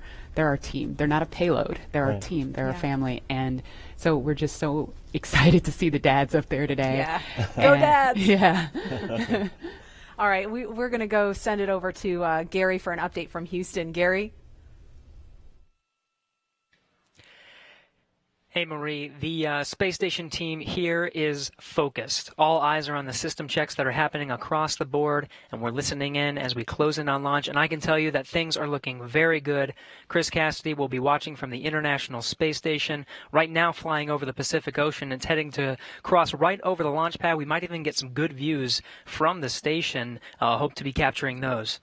We'll have the launch view on the big screen up front, and everyone's excited to see our two crew members on their way to the International Space Station. But before we get to it, I just want to pass on good luck from the entire flight operations community here in Houston. It's always exciting to be doing something wholly new and history-making with station operations, and we can't wait to see our team members Bob and Doug in low Earth orbit and heading to the International Space Station. That's it from us here in Mission Control Houston. I'll send it back over to the team in Hawthorne for the latest happening there. John. T-minus 20 minutes, 30 seconds. We're continuing to count down. Everything is still looking good for launch of Falcon 9 and Dragon. 22 minutes, 45 seconds after the hour. Stage right 2 now on the RP1 right-hand mode is side, complete. you can see a large white cloud coming off of the strongback. That is normal. As we get ready to load the second stage with liquid oxygen, we have to chill in the plumbing lines going up that strongback. And so as we relieve pressure, the moist, humid Florida air condenses around it, and that gives you the cloud. So that tells us that things are actually on schedule. We did begin propellant load at T-minus 35 minutes. Fuel loading on the second stage, I believe we just heard the call out that it is complete. First stage fuel load is continuing, and right now that's a little more than, that's about 60% of the way full. So things are looking good. Second stage is getting ready to begin the liquid oxygen loading. After they finish chilling in the lines that you see on the monitor, they'll begin the load at T-minus 16 minutes and 30 seconds. The range right now is go, ready to support. Weather continues to be go. As we inch our way closer, we're keeping our fingers crossed. We're waiting to hear if anybody calls out an issue, but for the moment, as you can see on the screen, it looks good. Now, on the Dragon side, the Dragon mission director and the team there are reporting no issues. They've done their communications checkouts. The crew access arm, as you can see, is retracted away from the spacecraft. The crew is strapped in and they are ready to go. Now, final instructions will be going to the crew at T-minus 10 minutes. The crew displays will be configured for launch, and that setup will give astronauts Bob Behnken and Doug Hurley insight into how the launch is proceeding and provides constant updates on vehicle health. We've already heard the crew give their go, close their visors, and get ready for launch. For Dragon, it'll enter terminal count at T-minus 5 minutes. When it transitions to internal power, we'll hear continued callouts on the countdown net as we get close to zero and to liftoff. But right now, at T-minus 18 minutes, 15 seconds, everything continues to be go for an on-time launch. So, Dan, Jesse, things are looking pretty good. How are they doing over at your stand? Things are great from about 15 feet away from you, John, and honestly, things are looking pretty great down at the pad there. We're seeing a lot more blue in the sky. Green is the color we want when we're talking about weather, and that's where we're sitting right now. So we're continuing to count down. We are under 18 minutes away from liftoff. Again, it's an instantaneous liftoff it's going to be 12:22 and 45 seconds here on the West Coast, 3:22 and 45 seconds over on the East Coast there in Florida. Just a reminder, it's going to be about a 9-minute ride up to orbit for the Falcon 9 and Bob and Doug on board Dragon. It'll be a 2-stage flight, so we'll see the first stage fly until we hear MECO, or main engine cutoff, about 2.5 minutes into flight. After that, the second stage will take over and continue to power them the rest of the way. Second engine cutoff comes in just under 9 minutes at about 8 minutes and 44 seconds. Following that second stage completing its job, it'll continue to coast for about 3 minutes. It'll do a slight attitude adjustment and null out any rates, so make sure it's not in any kind of a spin before they do separation. So that's when the Dragon spacecraft will physically separate from the Falcon 9 vehicle, and Bob and Doug will be flying free. It's about a 19-hour ride if we launch today on time. So that means Bob and Doug will get on orbit.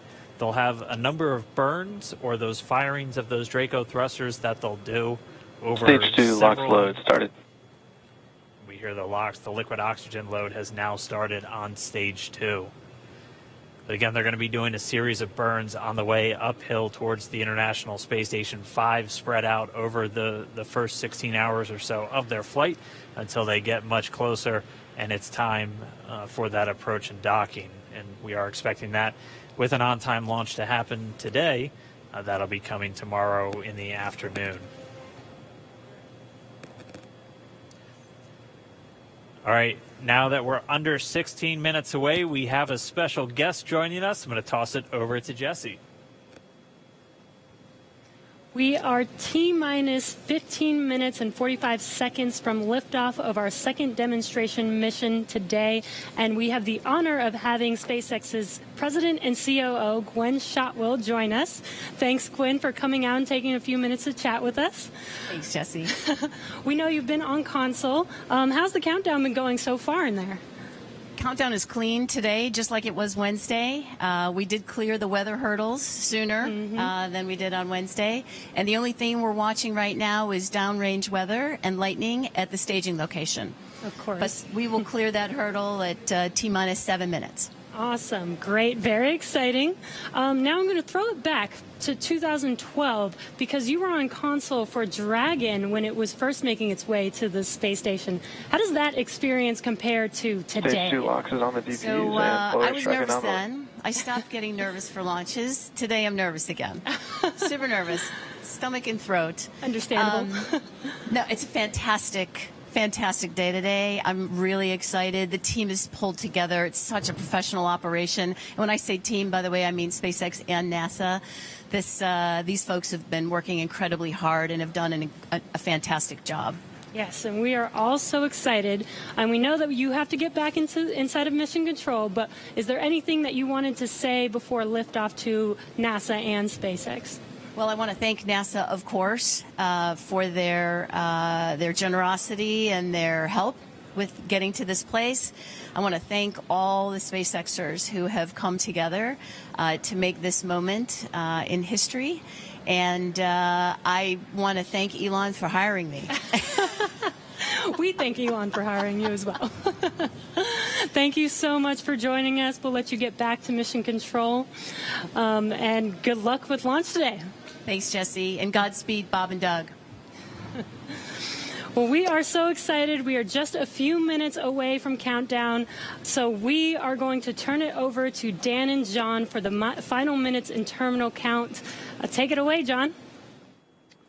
T-minus 13 minutes, 30 seconds, continuing to count down. We're continuing to load fuel onto the first stage. That should finish up in just about 6 minutes. Fuel is completely loaded on the second stage. That's closed out. And we are continuing to load liquid oxygen on both the first and second stage. The liquid oxygen load beginning on the second stage just about 3.5 minutes ago. We are also loading cryogenic helium into the storage vessels on the first and second stage, getting in the last little bits of helium when we keep it cryogenic, cold and liquefied.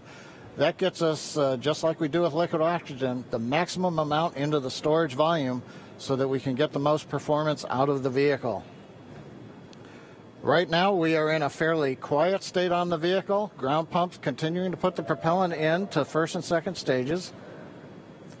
Next significant issue callouts that we're going to hear will probably be inside the T-minus 10 minutes when they talk to the crew. We'll listen for that.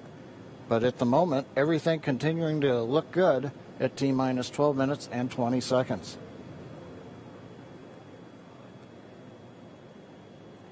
We're getting real close now, John. It's only a little over 12 minutes away. Just a reminder for everybody, it's about a 9-minute ride uphill.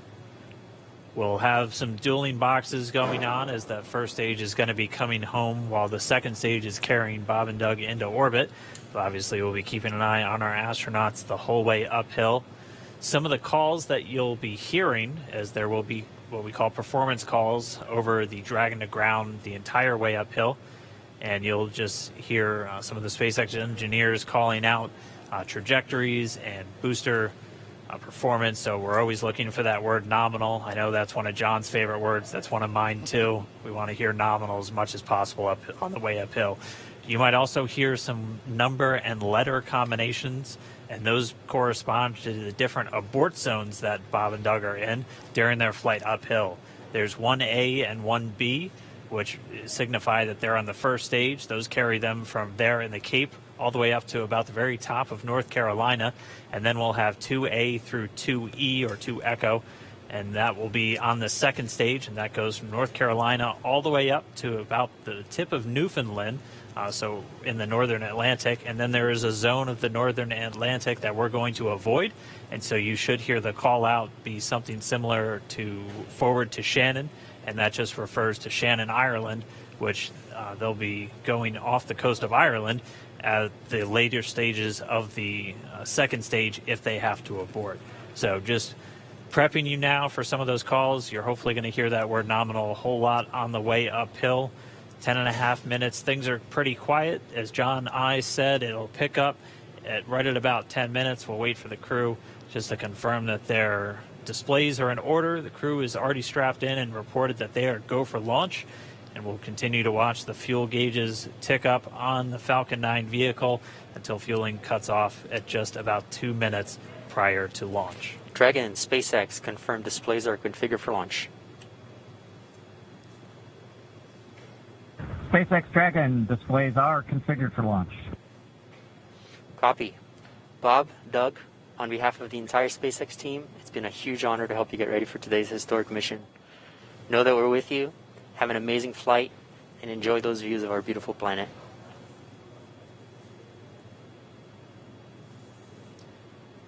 Thanks, Jay. It is absolutely our honor to be part of this huge effort to get the United States back in the launch business. We'll talk to you for more, but thank you. Copy all. Thanks for those words. The SpaceX Corps, so again, that voice that's going to be talking to Bob and Doug throughout their mission from right here in Hawthorne, just offering a few quick words. The crew did confirm their crew displays are configured for launch. We are coming up on 9 minutes and counting. We've gotten through T-minus 10 minute with the crew discussions. Activity is now going to switch over to Falcon 9. Our next major event comes at T-minus 7 minutes. We begin what we call engine chill. Pre-valves will open. Those currently separate propellants on the first stage from getting down to the Merlin engines. We'll open the pre-valves. That allowed fuel liquid oxygen to flow to the top of the pumps. And more importantly, when we open the valves, that allow us to begin chilling the 9 Merlin 1D turbopumps on the first stage engine.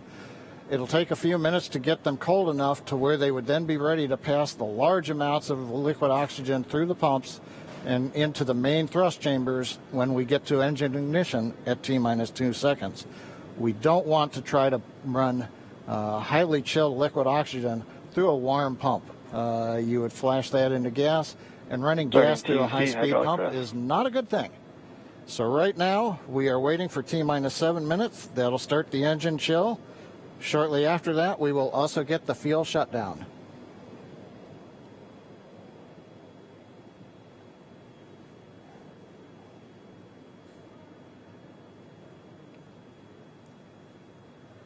Listening to the SpaceX launch director in the background there. As I mentioned, at T-minus 7 minutes as we start the chill, we will also get into the final topping off of stage 1 fuel, and then the fuel load will complete.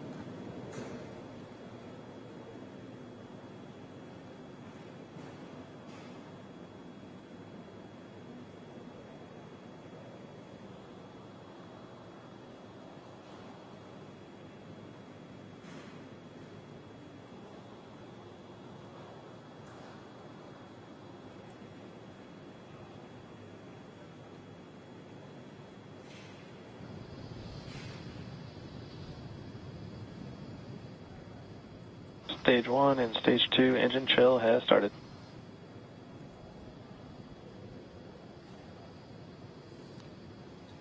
We've heard the call out. Stage 1 engine chill has started. That's gone up to the crew so that they've got situational awareness. As I mentioned, the pre-valves are open. And now we are topping off first stage fuel, getting ready to finish the fuel load. Liquid oxygen load on first and second stage will continue until the last 3 to 2 minutes of the countdown. We should hear that call out, RP1 load complete, coming up at about 6 minutes. Again, RP1 is just that densified kerosene or that rocket fuel that Falcon 9 is going to be used to power Bob and Doug to orbit today.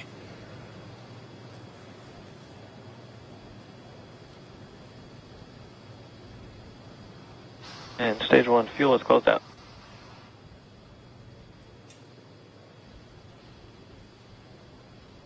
Right on time. That call out indicates that the fuel loading on the first stage is complete. Draining back the lines now, so first stage and second stage fuel are complete. Liquid oxygen loading is continuing on both stages. You can see on the view on the left side of the monitor the condensation, the cold gas wrapped around the stages as the tank skins are chilled by the densified liquid oxygen picking up the humidity from the Florida air. Looks like at this moment we're a little more than 90% full on the oxidizer on the first stage, ticking up towards that 80% mark on the second stage. We'll be counting down all the way till about 2 or 3 minutes, as John and I just said, until everything is loaded Falcon in 9 Falcon heaters 9. closing out. And then we will be go for launch. Dragon has transitioned to configure for terminal count. Vehicle tanks pressing for strong back retract.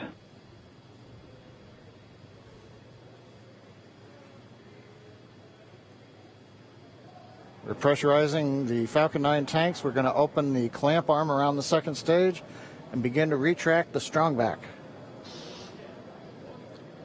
We'll move back about 2 degrees. That'll get us to the liftoff position. At liftoff, the strong back will then recline about 45 degrees away. Started. Stage 2, RP1 bleed. Launch director called out the strong back retract has started. On the left, you'll see it go back just a couple of degrees. Stage 1, RP1 bleed.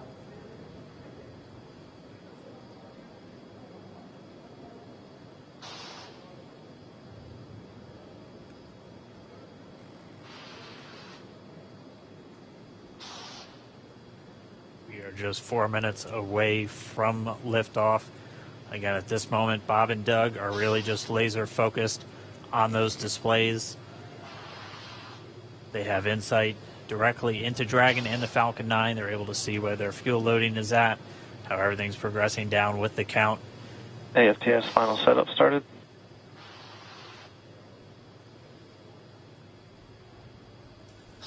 Three and a half minutes from launch.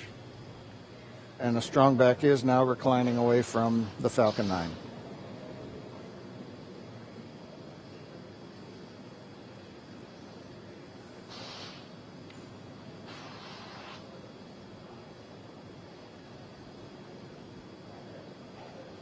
MVAC igniter purges.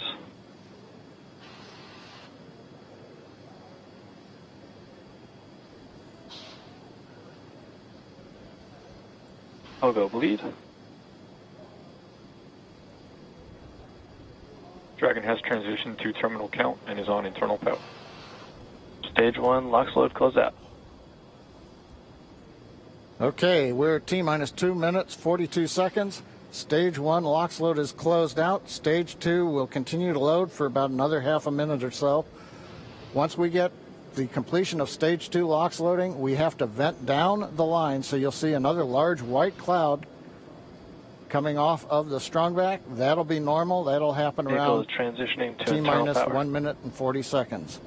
We're going on internal power now. Just a few seconds away from the Stage 2 LOX load being complete. It's been almost 9 years since we've been in this position. A lot of work done by thousands of people to get to this point. All our eyes focused on 2 now.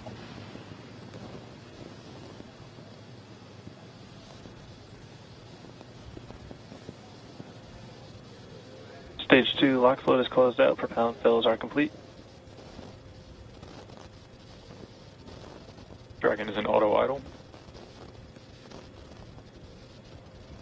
Stage 2 LOX load complete. All fuel, all oxidizer on Falcon 9. 1 minute, 34 seconds to go till launch. Ground gas closeouts is starting.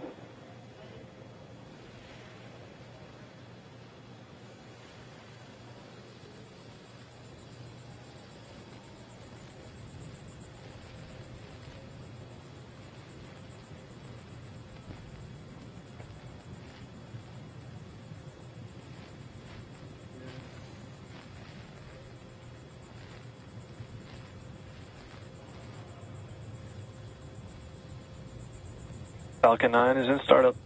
Dragon is in countdown. FTS is armed for launch. Under a minute now, the FTS, the flight termination system, has been armed. Dragon, SpaceX, go for launch.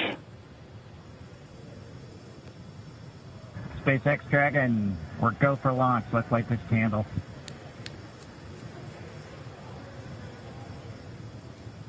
T-minus 30 seconds.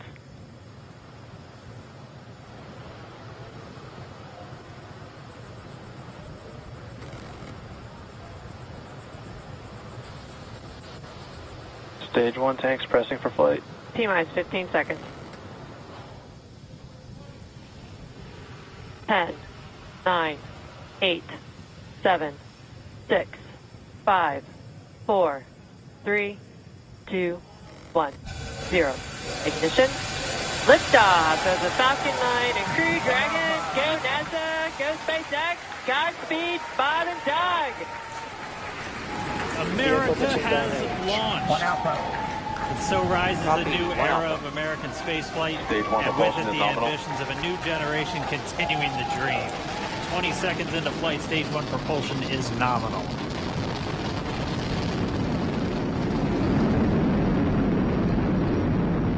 T plus 30 seconds into this historic mission. Flying crew on board Dragon and Falcon 9, and look at them go.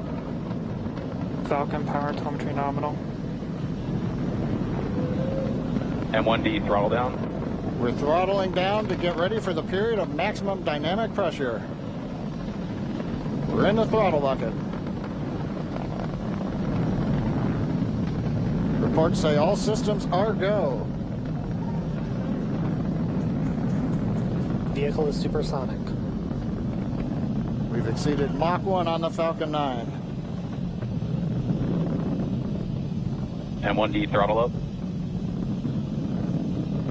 We're throttling back up to full power as we're through max Q. Copy, 1 Bravo. And we heard that 1 Bravo call out. That's just the second abort zone that they're in. They'll continue to be on this until the first stage has done its job and they switch over to the second. At this point, Bob and Doug pulling about 2.3 Gs, 2.3 times the Earth's gravity, already moving at over 1,500 miles per hour. We've heard the call out for MVAC engine chill. That's getting the MVAC engine ready to light. That'll come at about 2:44 into flight. Right now, everything continuing to look good. Next major event coming up is going to be the triple. We'll have main engine cutoff of the 9 first stage engines, stage separation, and then ignition of the second stage engine to continue to carry astronauts into orbit. Coming up in about 20 seconds. M1D throttle down.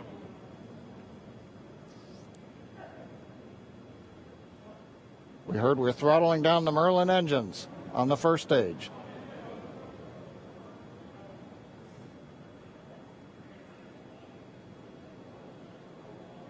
And we have MECO. MECO. 2 Alpha. Falcon stage separation confirmed. Copy, 2 Alpha. MVAC ignition.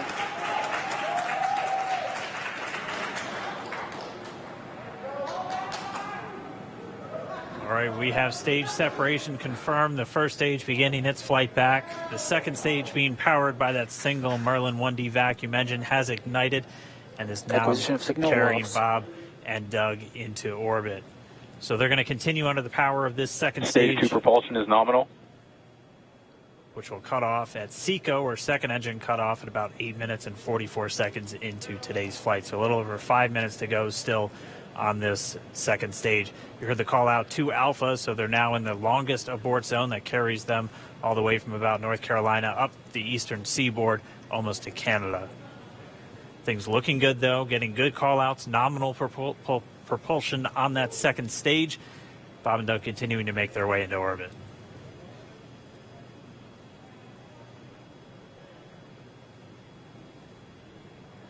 Dragon SpaceX nominal trajectory. Acquisition of signal in Bermuda. SpaceX Dragon nominal trajectory. All right, hearing nominal trajectories, the Dragon pointed in the right direction, continuing to make their flight uphill. Heard acquisition of signal Bermuda. That's one of the other ground stations that they're using to get telemetry and data back from this spacecraft. Stage 2 propulsion is still nominal.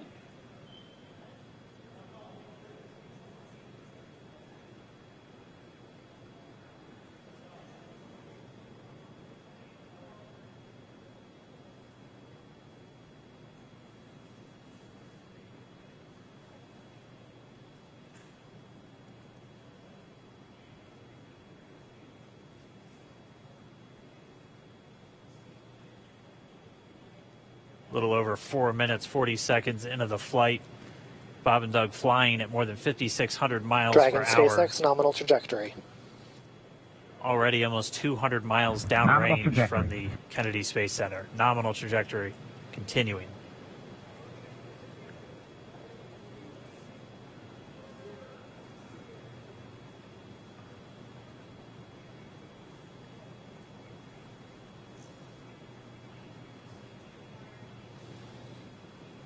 And while they continue uphill, looks like we are getting a view of the first stage as well. Yep, on your right screen, you can see that first stage with the grid fins deployed. It's making its way back to attempt to land on our drone ship, Of Course, I Still Love You today. And we're just about a couple minutes away from the entry burn, and that's where 3 of the 9 Merlin engines do ignite to help slow the vehicle down as it re-enters back into the Earth's atmosphere. And then after the entry burn will be the landing burn, which is just a single engine Dragon SpaceX burn. nominal trajectory. And you heard Nominal starting chill for entry burn. There's that call out. They are still on a nominal trajectory on Dragon, still on second stage, and that's that MVAC engine on second stage on your left screen.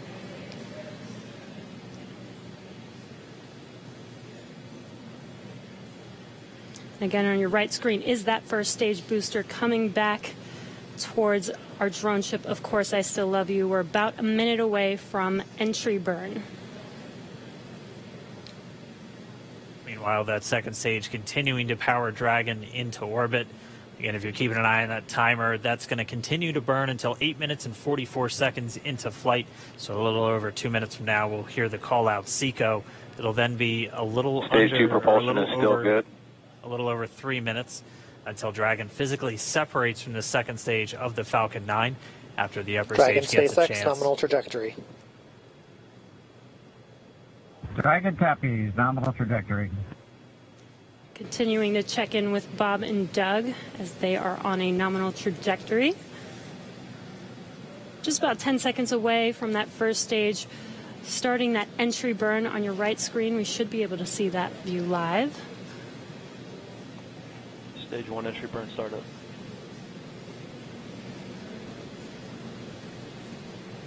And there is that entry burn beginning. This burn lasts about 36 seconds long. Stage 2 FTS is saved.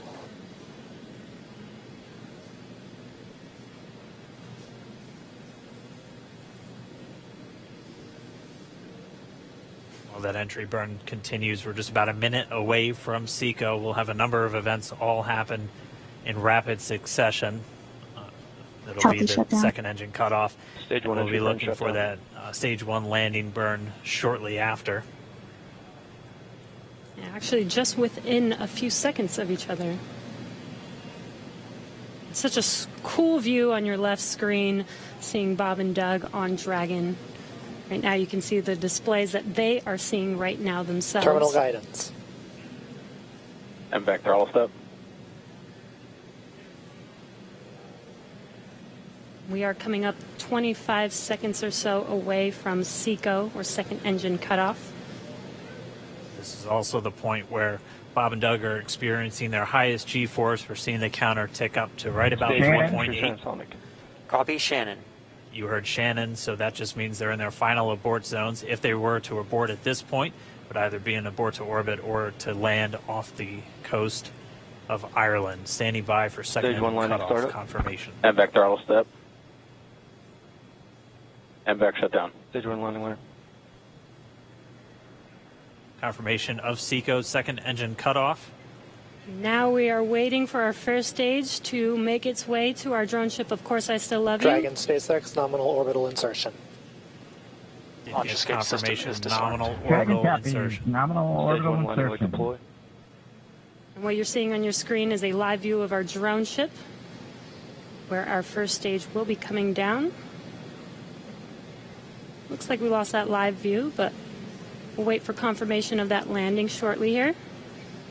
Falcon 9 first stage is successfully landed. And aboard there Of you Course, can I Still see Love on You. your screen, Falcon 9 has landed. This is the first Falcon 9 to carry Acquisition of signal humans from to India. orbit, so very exciting for us. And as you can see on your right screen, Bob and Doug are still making their way to their targeted orbit. M1D to recovery 1. So exciting today. M1D. It doesn't stop. It does not stop. All right, we did hear again that call out, good orbital insertion, so that means Falcon 9 and Dragon right now exactly where they're supposed to be. M1D to FRC on recovery 1. And it's right at about 12 minutes when Dragon will separate. Looks like we saw a 0G indicator floating around there. I know Bob and Doug owe us a little bit about what exactly that is that they brought up with them.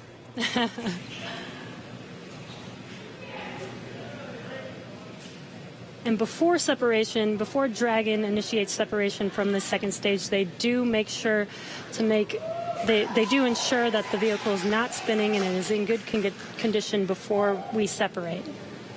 That's right. The upper stage does small attitude maneuver using some cold gas thrusters built into the rocket body itself. Exactly. So we do expect that separation to occur in about a minute from now, but they do wait until they have full confirmation that it is ready to separate. Such cool views. I cannot get over this view that we are seeing right now. Bob and Doug on the right screen inside of Crew Dragon out in space. Yeah, already 200 kilometers over planet Earth, or a little over 124 miles, traveling in excess of 2,700 meters. 27,000 meters per second, or about 16,000 miles per hour.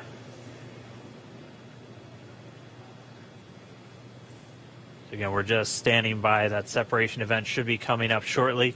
Then they'll begin a series of checks on the Draco thrusters that are going to be used to maneuver and then power Dragon on its flight to the International Space Station. Standing by for separation. Expected loss of signal, Wallows. It sounds like we had an expected LOS, loss of signal, with one of the ground stations. Waiting for confirmation now of that. Dragon separation confirmed. Dragon separation confirmed. There is a great view right in front of you of Dragon separating. Separation confirmed. And there's that call out. Dragon is now officially making its way to the International Space Station today. Dragon SpaceX with that separation call. We have a few words for you from our Falcon 9 team. Standing by. Dragon, Chief Engineer on Dragon to ground. Bob Doug, on behalf of the entire launch team, thanks for flying with Falcon 9 today. We hope you enjoyed the ride and wish you a great mission.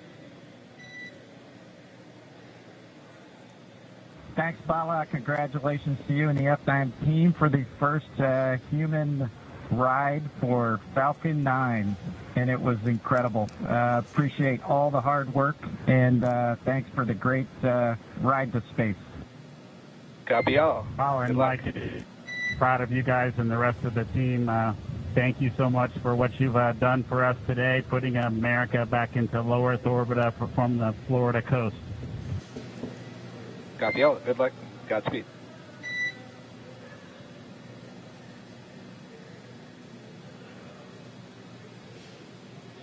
All right, so Bob and Doug are in Dragon space. SpaceX, we confirm nominal E-class activation and service section Draco checkouts. Nose cone deploys in progress. Copy all. We're monitoring. The Corps here in Hawthorne giving the crew a heads up that we have confirmation the nose cone is deploying. So again, that nose cone is going to open up a little bit more than 90 degrees, goes up to about, I think, 105 degrees, and that's going to expose the actual docking ring and the hatch that they're going to be going through once they attach to the International Space Station. And also 4 of those Draco thrusters, we call them the forward bulkhead thrusters, that are going to be used for these major phase burns or firings of those thrusters to actually raise their orbit gradually over the coming hours. Also heard good activation of the ECLSS, that's the Environmental Control and Life Support System. That's everything controlling their atmosphere, just keeping Dragon a nice, safe, habitable environment where they're going to be living for the next 19 hours until they arrive at the space station. Right, exactly. And Falcon 9's job may be done for today, but the mission is not over. Crew Dragon's job is not done. As you can see, Bob and Doug are still inside Crew Dragon, making their way. It will be a 19-hour trip to the International Space Station before they dock tomorrow morning. And such cool views. I love that we can get these live views here and see and watch what they're doing now that they are in orbit. Yeah, it's incredible to just be looking over their shoulder, to be along for the ride. And we're going to be with them, and we're going to be with all of you the entire way for their journey to the space station. We're going to be covering live throughout. Bob and Doug will obviously have a sleep period where they'll get about 8 hours of sleep a little bit later today before they wake up for all of their final approach. One of the major things we are looking forward to in the next couple of hours is going to be their first turn at the controls. So they're actually going to be using those touchscreen displays to take control and manually pilot Dragon. We'll walk you through what that's going to look like, and assuming we have some good ground station coverage, we'll be able to get views from right inside Dragon, looking over their shoulder as they manipulate the controls at the display. But, I mean, we had a smooth ride uphill, both stages of the Falcon 9 doing their job, placing Bob and Doug into orbit. I mean, this is a day, this is a historical day. This is us kicking off that new era of space flight that we've all been talking about and longing for since the Space Shuttle program came to an end in 2011. Yes. And the weather cooperated. Yes, second time's a charm. Right. All right, so day for the history books. As you can see, we have lost some live signal there, but the mission still continues, and we're going to send it over to KSC to continue broadcasting live with you. Loss of signal, Newfoundland. Yeah, Jesse and Dan, we are just in awe over here. When I woke up this morning and looked at the weather forecast, I was like, man, we're going to be back here on Sunday, but we did it. The room cleared out. Everybody was outside watching, and inside the lights were shaking, the cameras were shaking. Lauren came back in with tears in her eyes. This is really amazing. I can't believe it. I saw it with my own eyes. This is, I'm a little bit speechless. Just so grateful that we got them up there, and there's a lot more to go. But I'm so happy they're safe right now. I'm just so happy. Yeah. Leland, you were talking about it. It's amazing what we can do when we work together. Yes, American astronauts on an American rocket from American soil, showing you what Americans can do when we come together as a team and blast Doug and Bob off to the cosmos. This is what it's all about, and their families and everyone is working together to take them up to space safely. So I don't know what to say. That rocket fuel is still in my veins, and I want to go get on the rocket. Well, it's too late now. Maybe the next one. I know. But we want to go over to Daryl at OSB2. He's there with the administrator, who hopefully has more words than we do, because we're still kind of speechless. Daryl?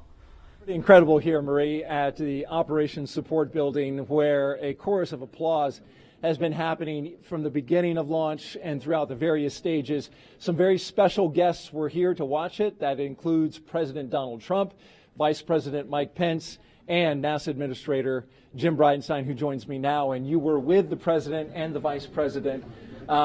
America's back, launching human astronauts again. Tell me how you feel about that, and tell me about the President watching the launch and what happened there. So this has been a long time coming. It's been 9 years since we've launched American astronauts on American rockets from American soil, and now it's done. We have done it.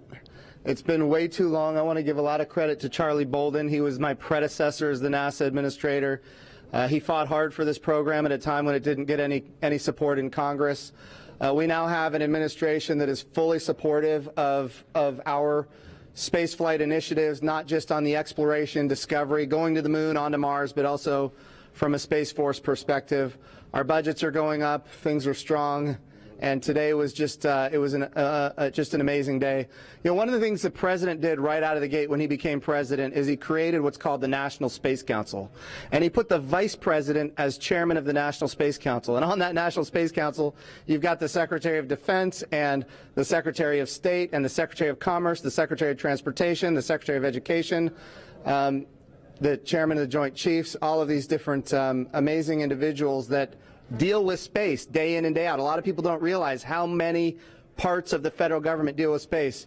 And the vice president invited those members of the National Space Council here as well. So we just had, and then we had members of Congress, bipartisan members of Congress, Republicans and Democrats, who have been involved in supporting this program, you know, for a long time now. So I'll just tell you, I'm breathing a sigh of relief. But I will also tell you I am not going to celebrate until Bob and Doug are home safely. Tomorrow they're going to dock to the International Space Station. Tonight I'm heading to Houston to be at the Johnson Space Center when that happens. So it's a bit of a relief. The nose cone is now open. It's now deployed, which means that you know, now we're going to go into some burns. We're going to have some phasing burns. We're going to have some you know, boosting burns, and we're going to get as much as we can in alignment with the International Space Station as early as possible here. But also, I know it's hard, but you know, the big thing that we need to do now is we got to get Bob and Doug, who have now gone through this exercise twice. They need to get some rest. But I can guarantee you there will be no rest for a good amount of time while they're up there in orbit. And they are certainly on their way, and a lot of people joining us for this entire celebration and watching it. We just heard 10 million people watching live as this launch happened, and President Donald Trump becoming the third sitting president to watch a launch live from the Kennedy Space Center. The first. To be clear, I think he's the only sitting president to watch American astronauts launch on a brand new rocket that has never launched before, and that's a big risk. You know, he also said we're going to go to the moon by 2024. That means he's putting himself at risk to say, look, I'm going to be accountable, potentially, I'm going to be accountable to the initiatives that I put forward. And I think we have not had that kind of leadership for space in a very, very long time, and we're so grateful for it. What was it like watching the launch with the president? How did he react? Oh, I'll tell you, it's obviously something that is near and dear to him. He said it a year and a half ago. He put it in the State of the Union speech. He said, we're going to launch American astronauts on American rockets from American soil. And of course, I was like, in my head, I'm thinking, we better get after this.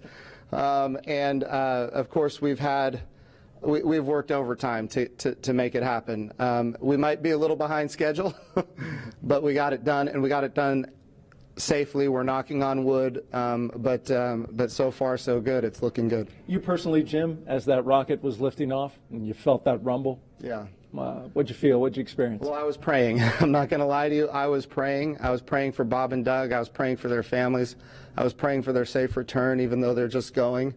But man, I'll tell you, it was, I've heard that rumble before, but it's a whole different feeling when you've got your own team on that rocket, and they are our team. They are America's team. This is Launch America. This is everything that America has to offer in its purest form. And times are tough right now. There is no doubt. We've got the coronavirus pandemic. We have other challenges as a country. But I hope this moment in time is an opportunity for everybody to reflect on humanity and what we can do when we work together, when we strive, and when we achieve. And if this can inspire a young child to become the next Elon Musk or the next Jeff Bezos or the next Sir Richard Branson, then that's what this is all about. Or the next Jim Bridenstine. Yeah. Well, I wouldn't put me in that category, but. Well, we appreciate your leadership for the space agency at this time, and congratulations on an amazing day in the launch. Thank you. It's been a great ride. All right, very good. Marie, we'll send it back to you in the studio. Doug and Bob are on course to arrive at the International Space Station tomorrow, May 31st at 10:27 a.m. Eastern Time. And we'll be staying on the air for continuous live coverage along the entire ride to the station. So though our coverage here is concluding, we will turn it over to the teams in Hawthorne and Houston to take us through the next phases of the Demo 2 mission, all the way through hatch opening and a welcome ceremony on the space station for Bob and Doug tomorrow. That's right. And as you follow along, we invite you to tune into a post-launch news conference that's happening here at 6:30 this evening Eastern Time on NASA TV. We'll have NASA and SpaceX leaders here to take questions live on this unprecedented achievement in human spaceflight. And in addition to NASA TV, you can follow along always on Twitter at @NASA and nasa.gov for mission updates as it progresses. Here now are highlights from the mission so far. May 30th, 2020. Remember this day. You'll have this memory forever. The day America returned astronauts to orbit from U.S. soil.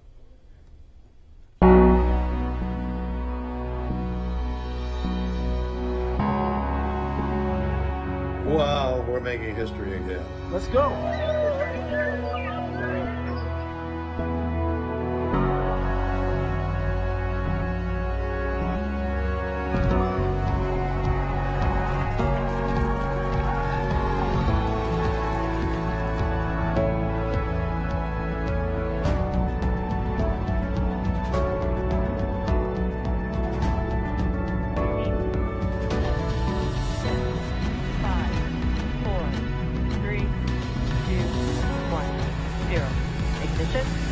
Liftoff of the Falcon 9 and Crew Dragon. Go NASA, go SpaceX, Godspeed, Bob and Doug.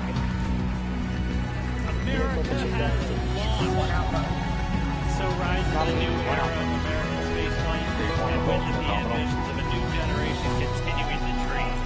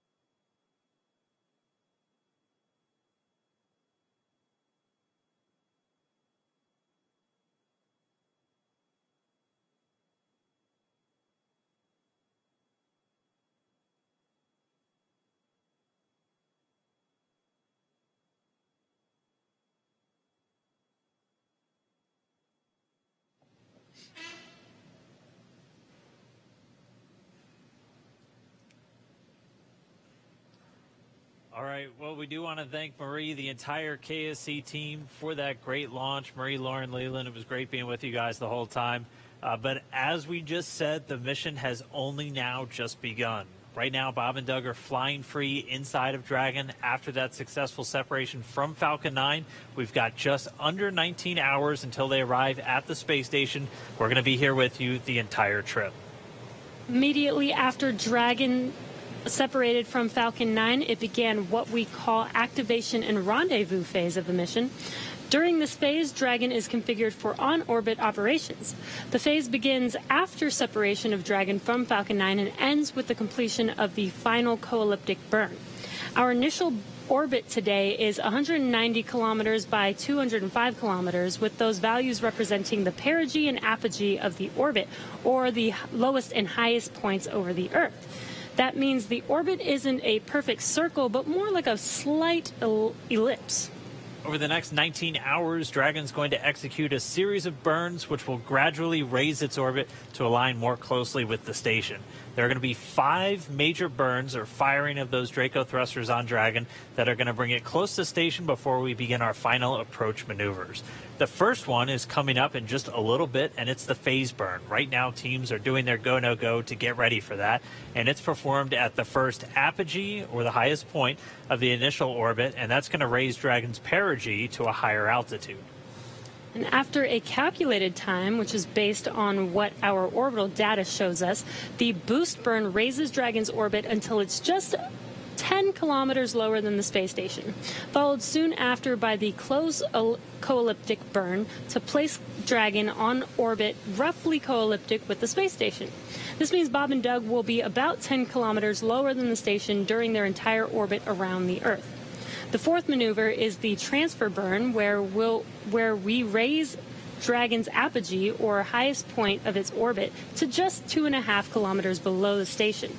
And we round everything out with a final co-elliptic burn to once again maintain a constant orbit beneath station. It's just 2.5 kilometers below. Then we get into the approach initiation and final stages of Dragon's rendezvous with the space station. This is also where we start what we call joint operations between the Dragon control team here in Hawthorne and the space station flight controllers in Mission Control Houston. The teams transition to those integrated ops roughly 45 minutes prior to approach initiation, which is another burn that really means Dragon's getting close. During the approach, SpaceX flight controllers work in tandem with the NASA team in Houston to activate and test out a number of systems on Dragon, including establishing bidirectional communications with the station using a system known as C2V2, which stands for Common Communications for Visiting Vehicles. They also set up a data stream from Dragon to the station, just giving another path for Dragon telemetry or data about its performance to come down to the ground and giving an additional command capability to astronauts on board the station. They'll also maneuver Dragon to the proper attitude and then initialize the navigation sensors used for that very slow and methodical approach to station. At approximately 5:24 a.m. Pacific time, that's tomorrow morning, Draco thrusters on Dragon will fire for the approach initiation burn when Dragon is about 2.5 kilometers below station and just about 7 kilometers behind it. This will swing Dragon up until it is about 400 meters directly below the station, and this maneuver will also move Dragon inside one of those 2 safety zones around the station that requires a set of go-no-go pulls with the different control teams. The first zone is called the approach ellipsoid, which is an imaginary shape measuring about 4 kilometers by 2 kilometers by 2 kilometers, which is essentially a large 3-dimensional oval. Before Dragon is given permission to move inside the ellipsoid, referred to by the teams as the AE, it is configured to be on what is known as a 24-hour safe trajectory. This means that if Dragon lost all control... Dragon, SpaceX for update. If Dragon lost all control to its thrusters, it would be at least 24 hours before its trajectory would move inside the approach ellipsoid. Okay, for suit doffing, we're still waiting for cabin to be below 25C and trending down. It looks like it's on the way there, but not quite. And the second item is during the burn, we may have intermittent comm and due to pointing, and this is expected.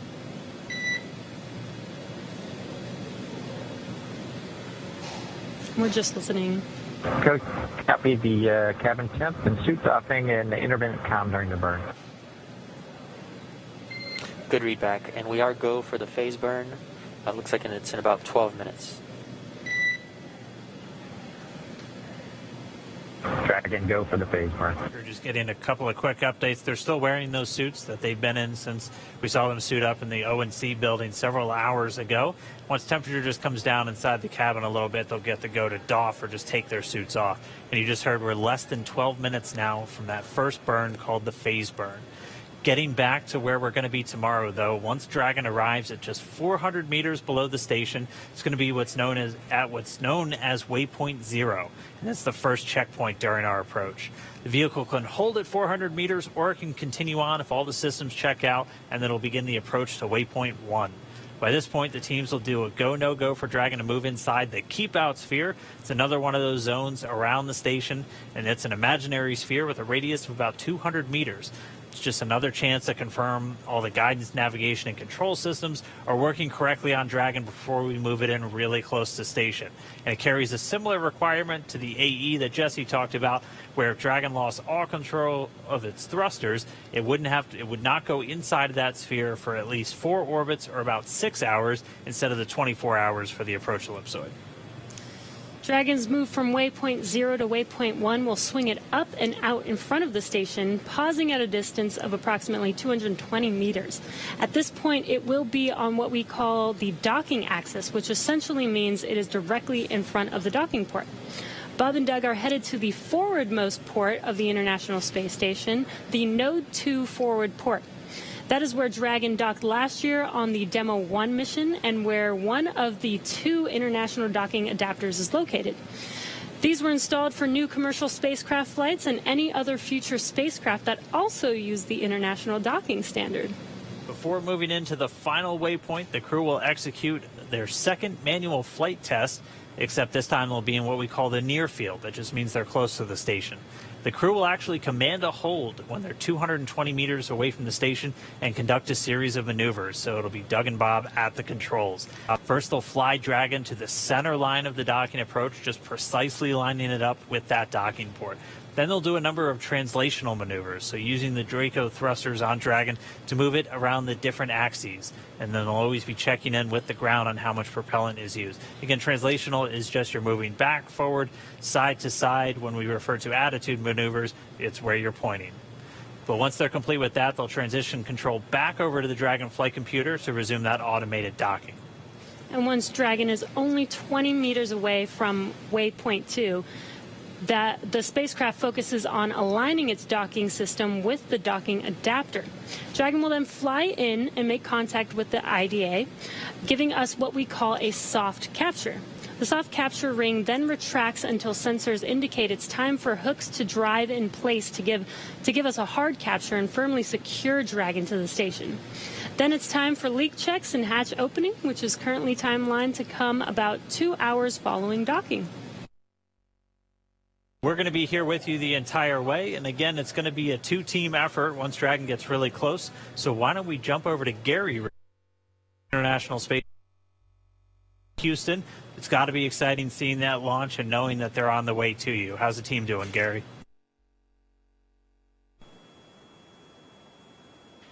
Dan, there is allotment from the room. We are closely monitoring Dragon's few burns that are coming up here. You both did a great job of describing some of those. From the International Space Station side of things, we're really in a monitor mode for much of the flight.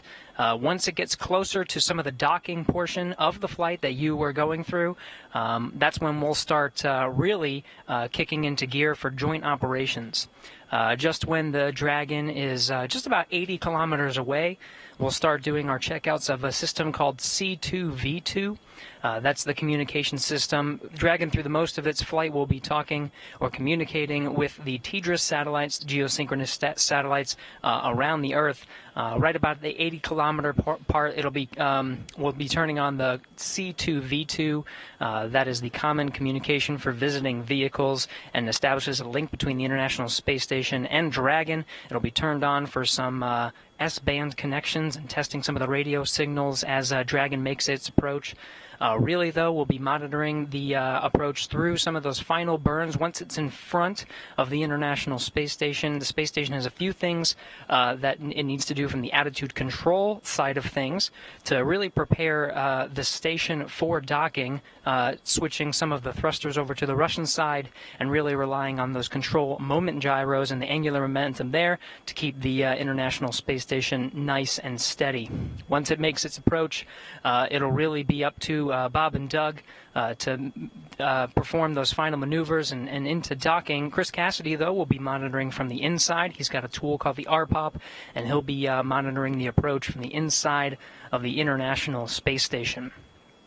Chris Cassidy, through the past couple days, has been preparing the International Space Station for Bob and Doug, getting some of the beds that they'll be sleeping in on the International Space Station ready, really preparing some of the tools that he'll use for the monitoring, and then when Doug and Bob are nice and close to the International Space Station, opening up the hatch and getting some air right between the hatch where Bob and Doug will enter the International Space Station. Everything's still looking good from the space station side of things. We should be exiting a loss of communication now and going back and getting some views from stations. Still having great views from Bob and Doug incrementally. We'll be following right along through the duration of this flight until it docks just 19 hours from now. That's it from us in here in Mission Control Houston. Dan, I'll stand it back to you over in Hawthorne. All right. Thank you, Gary. Now joining me here in Hawthorne, though, we'll get her a second to get mic'd up and everything, but SpaceX's Kate Tice, who was with us for Demo 1, we got to do the splashdown together. Now we're going to do kind of that initial flight on orbit with Bob and Doug. So, Kate, thanks for jumping in. Yeah, absolutely. Hi, everyone. I'm Kate Tice. I'm a senior engineer here at SpaceX. Really excited to be joining you for the Demo 2 webcast here with Dan, like he said, in front of mission headquarters here in Hawthorne. So, like he was saying before, Dragon is going to be performing a couple of different things going on in the next few hours. We're going to have 5 major burns, but at the moment we are coming up to the first burn, which is the phase burn. And that's going to be, again, the first firing of those thrusters, those Draco thrusters. They'll be using both the forward bulkhead, so the ones that were uncovered by that nose cone, and also the ones around the service section or around kind of the bottom portion. And we've been looking at our timeline, and it's expected to last about 492 seconds is what they have it in there. So it's going to be a fairly long firing. And again, these are done just to gradually raise up the orbit. So essentially what we're doing is we're waiting until we're at the highest point of our orbit over the Earth. We're firing the thrusters, and that raises up the lowest point of our orbit. And then we just circle everything out with what we call a co-elliptic burn once we get back to that other side of the orbit. So they're going to just gradually do that over the coming hours until they're at the International Space Station. And then it's time for docking. Yeah. So, like Dan said, we have a total of 12 a total of 12 Draco thrusters on board of Dragon. In addition to the 4 bulkhead Draco thrusters, which we'll be using upcoming, there are 12 more Dracos in the service section, which is the area along the lower part of the Dragon capsule. These will be used in every burn and are primarily there to help maintain Dragon's attitude, which is especially important when doing the finely tuned approach into docking. Now, they can also be used for smaller translational maneuvers, but right now we're approaching the phase burn, and that should be about 3 minutes. Yep. So we're just going to continue to stand by, wait for that phase burn. That'll be the first major on-orbit event since they've done all of their checkouts and the nose cone is open. And then we'll be standing by. We should be having the first manual flight test coming up in just about 50 minutes from now if everything goes well. So that'll be our first chance to watch Bob and Doug actually fly Dragon. And so, I mean, that's going to be really cool. Again, it's designed to fly itself the entire time, but it's the crew has the ability to step in should they need it, and they'll actually be stepping in and taking control. So they'll be flying a brand new spacecraft for the very first time. Yeah, something that I like to remind my friends and family, as we've been leading up to this launch for the last several days, this is a demonstration mission. And so like that far-field manual flight test that we'll have coming up a little bit later, Bob and Doug, they're test pilots. This kind of mission is what they live for. for. If I remember correctly, it was 1981. Shuttle Columbia was the last time that we tested a completely new vehicle. So it's been a long time since anybody has had the opportunity to do a test flight like Bob and Doug are doing today and will be continuing to do for the next 19 hours. So that opportunity for them Dragon, to SpaceX for suit doffing plan. that and opportunity for them observation to take control of the Dragon capsule if, for some reason that they need to, that is one of the test objectives. Yeah, we're right now, cabin environments are stable. Our plan is to give you the go for suit doffing after the phase burn. And we are seeing Draco Orbit 2, Draco 4 is a little bit a low temperature out of family. We're not tracking any immediate concerns, but just wanted to make you aware that we are looking into that.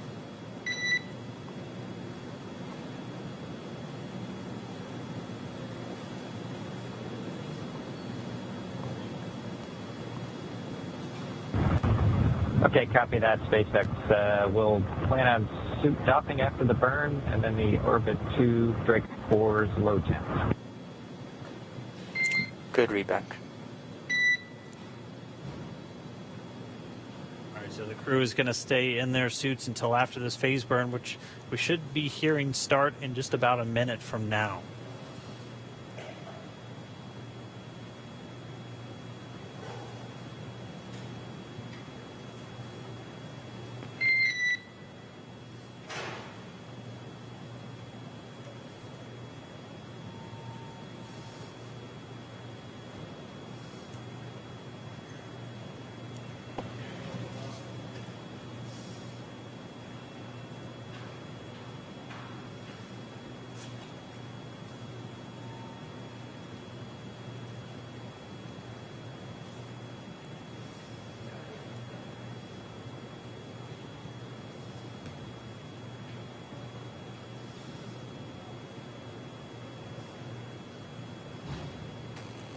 We should be just 10 GNC seconds confirms away good from deorbit this burn. burn.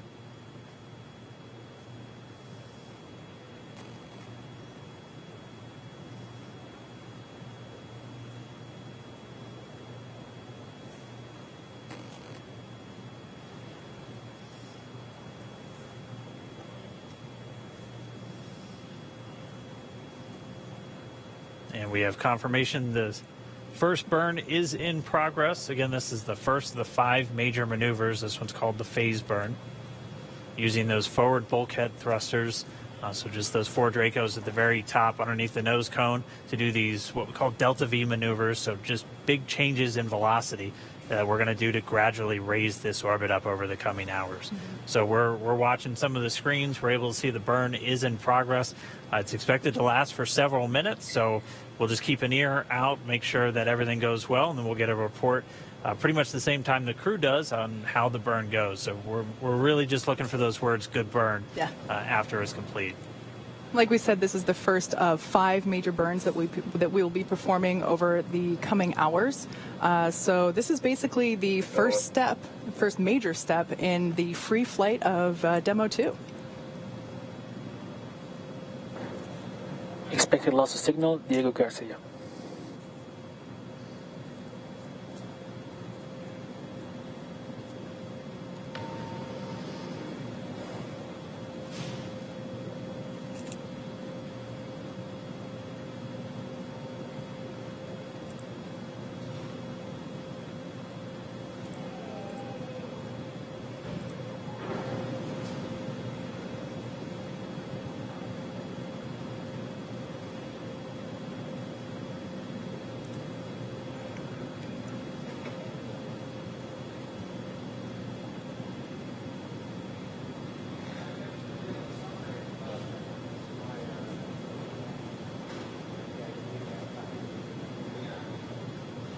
We're about 2 minutes into our phase burn. Everything looking good so far.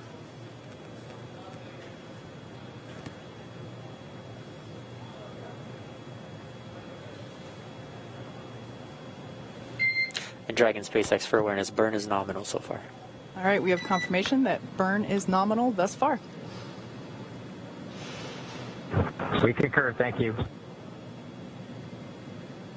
And again, Bob and Doug have insight into how this is going the whole way just through those touchscreen control panel that they have right in front of them, those 3 screens. And when we get video inside the cabin back, hopefully as we're doing that manual flight test, you'll be able to get a really good close-up look at how they kind of have their window into Dragon itself.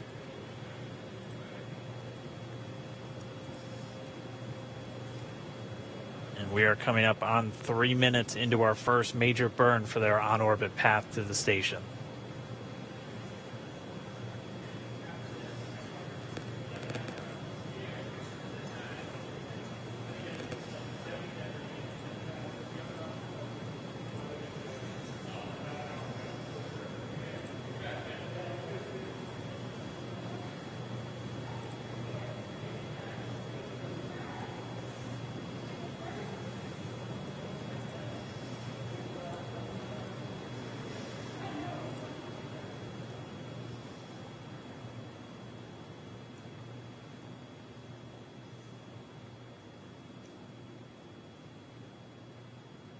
You're just now joining, we are 3 minutes 45 seconds into the phase burn. This is the first major burn.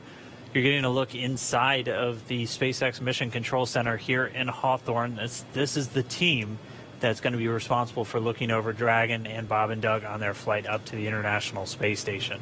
We'll have some intermittent video comm with the Dragon spacecraft itself, only when we're over some ground stations and only when we're doing some of these different maneuvers. But right now, we're just continuing to listen in. That first burn's going well. Every single one of these burns is critical to actually making it to the International Space Station. So it seems like a pretty quiet time right now, but I mean, thrusters are firing on the Dragon spacecraft as we speak. They've been doing so for over 4.5 minutes. So we've got a little under 3 minutes to go, I think. Everything's looking good so far. Dan, I remember during the Demo 1 splashdown or deorbit, basically leaving the International Space Station webcast, you know, we were going back and forth saying that it feels like it takes forever to do anything, and it's the same deal going up to the ISS. Everything is super controlled, very precise, and very exact in terms of timing and adjustments. So, like Dan said, this is a critical moment, and definitely one of the first exciting events that we have in Dragon, as it now is free flying. And just to let you know, anytime we have video with the crew during the flight, we'll do our best to bring it to you. So we're just getting a quick check-in on the teams in Mission Control in Hawthorne. I mean, these are the people behind the scenes who have done so much just to get us to this day, taking part in simulations and mission planning with the crew themselves. I mean, you're talking countless hours just to really rehearse everything for this flight before we get here, and we're here. Yeah. We had that successful launch, which still haven't come down from. That was incredible, and everything has gone smoothly so far. Good initial orbit. The burn started right on time, and it sounds like it's going well so far. We are just almost 6 minutes into the burn, so it should be just about a minute or so left. Like you've heard us say many times on today's webcast, prior to launch and after launch, you know, Bob and Doug have rehearsed every single procedure with the SpaceX team for this mission. So everything that they're doing now and have done all day, despite the unfortunate scrub that we had earlier in the week, was just an extra practice test, which was awesome. But you know, it was nothing new for them. They had rehearsed everything, and same goes with this. All of the procedures that we are running through now, and will continue to run through all through the duration of the mission. Bob and Doug have, you know, they are super familiar with what's going to happen and what they're expected to do. And we should be coming up near the end of the phase burn. Again, this is the first in 5. The next major one's going to be the boost burn. That's going to raise their orbit up to just about 10 kilometers below the station itself. And so they're just going to get closer and closer in these incremental steps. And you'll see in this graphic that when they do these burns, it looks like they're kind of doing a little bit of a loop-de-loop. This graph is in relation to the space station itself. So on one axis, the Y, you have how far below you are, and on the X, how far behind the station you still are. It's not perfectly to scale. Dragon, SpaceX, nominal burn.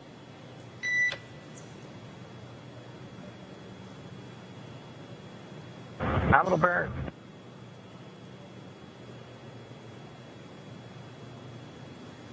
And we just heard the two words we were hoping for, nominal burn. So 1 burn out of 5 checked. And so that was the first one. The next one coming up is going to be the boost burn in about an hour and 24 minutes. Before they get to that, though, we are going to be looking forward to that manual flight test where they're going to be taking the reins and they're going to be taking control of Dragon itself. Yeah, so in preparation for that moment, I highly encourage you all to check out the simulation that we have on SpaceX.com. It's actually an awesome opportunity for you to test your own skills at steering. Hey, Dragon, SpaceX, we are disabling cameras, and you are go for suit doffing and on-orbit cabin configuration.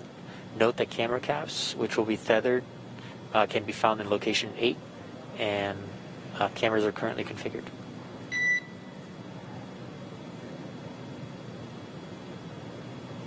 Yeah, so as I was...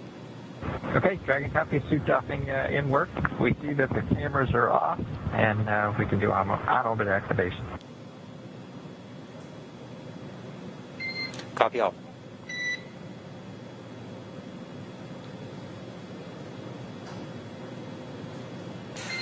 And Dragon, also at your convenience, if you can confirm the gas detectors are off location 14.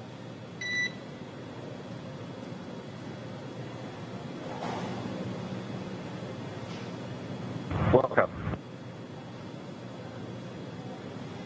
Okay, so what's going on at this point is Bob and Doug now have the opportunity to take their suits off. This is referred to as doffing, as donning is actually putting the suits on. They'll actually be able to remove those suits at this time, get a little bit more comfortable in the cabin, and they'll be putting those suits back on when they get closer to the International Space Station. And like I was saying before, I highly encourage you all to check out the simulation that we have online where you can test out your skills at steering Dragon and docking it to the International Space Station. That website is iss.sim.spacex.com. And like I said, you can test your own skills at flying Dragon. And Dragon SpaceX, one additional note, no need to reply, but the next burn will be the boost burn. And that's in about 1 hour and 23 minutes per your timeline. All right. Thank you. Yeah, definitely give the Crew Dragon docking demonstration a try. It's a lot of fun. It gives you a pretty good appreciation of just how difficult it is to fly and maneuver in space when you're not just thinking about going forward and backward. You have every axis imaginable that you have to worry about. Took me a couple of tries. I know those first couple I got impatient and flew in way too quickly, and then one time started to spin pretty wildly out of control. So it's probably a good thing I'm down here and they're up there, but it's a lot of fun to check out. Yeah, I was also really surprised at how many levels of control there are and how difficult it is to actually get them all to work in sync at the right speeds. Of everyone that I've spoken to that has tried it out first, it's unanimous. Everyone went too fast the first couple tries. I was the same. Although by my third or fourth try, I'm happy to say that my decades of Star Fox 64 training finally paid off. And I did. I managed to dock to the station after practicing a few times. SpaceX Dragon. Check. And Dragon, you were a little broken, but I did copy you.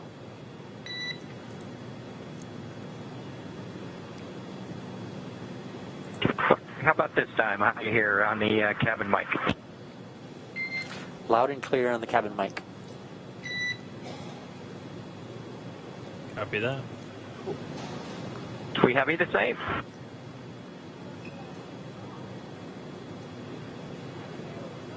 Well, with that first burn nominal and out of the way, the next one coming up in a little over an hour and 20 minutes from now, the next thing we're really going to be looking forward to is this manual free flight. So as we've said quite a bit, Crew Dragon is designed to fly fully autonomous, meaning the spacecraft does all of the navigating and burns to the station all on its own. There are manual override controls, though, on the spacecraft that enables the astronauts to step in, take control should any issues arise.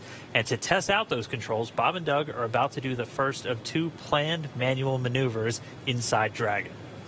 So they'll be using the touchscreen controls that we've seen at various points in the webcast, the crew display panel, and they'll practice putting Dragon in what's known as LVLH attitude. LVLH, or local vertical, local horizontal configuration, means that they'll use Earth itself as a guide and reorient Dragon with the nose cone pointing forward and the bottom of Dragon, and at the bottom of Dragon, at least from where Bob and Doug are sitting, the Earth will be directly below them. So think of it as they'll basically be putting Dragon in the same orientation as an airplane flying over Earth.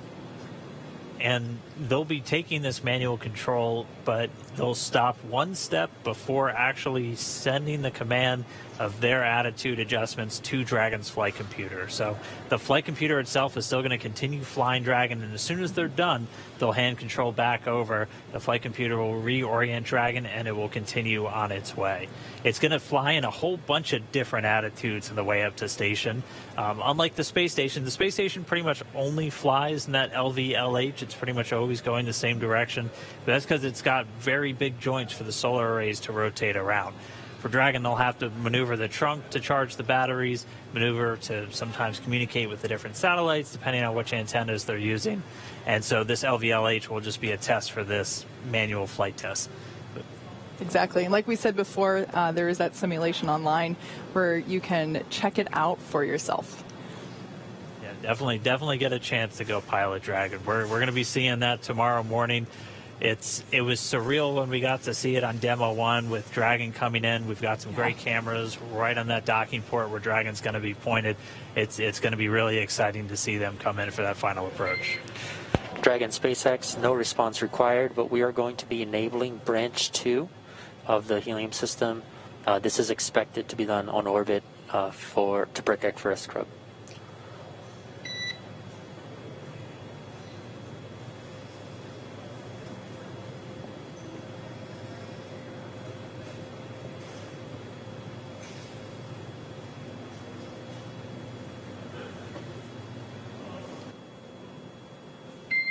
And Dragon SpaceX, this is just clarification. This will get us back into the expected on-orbit config.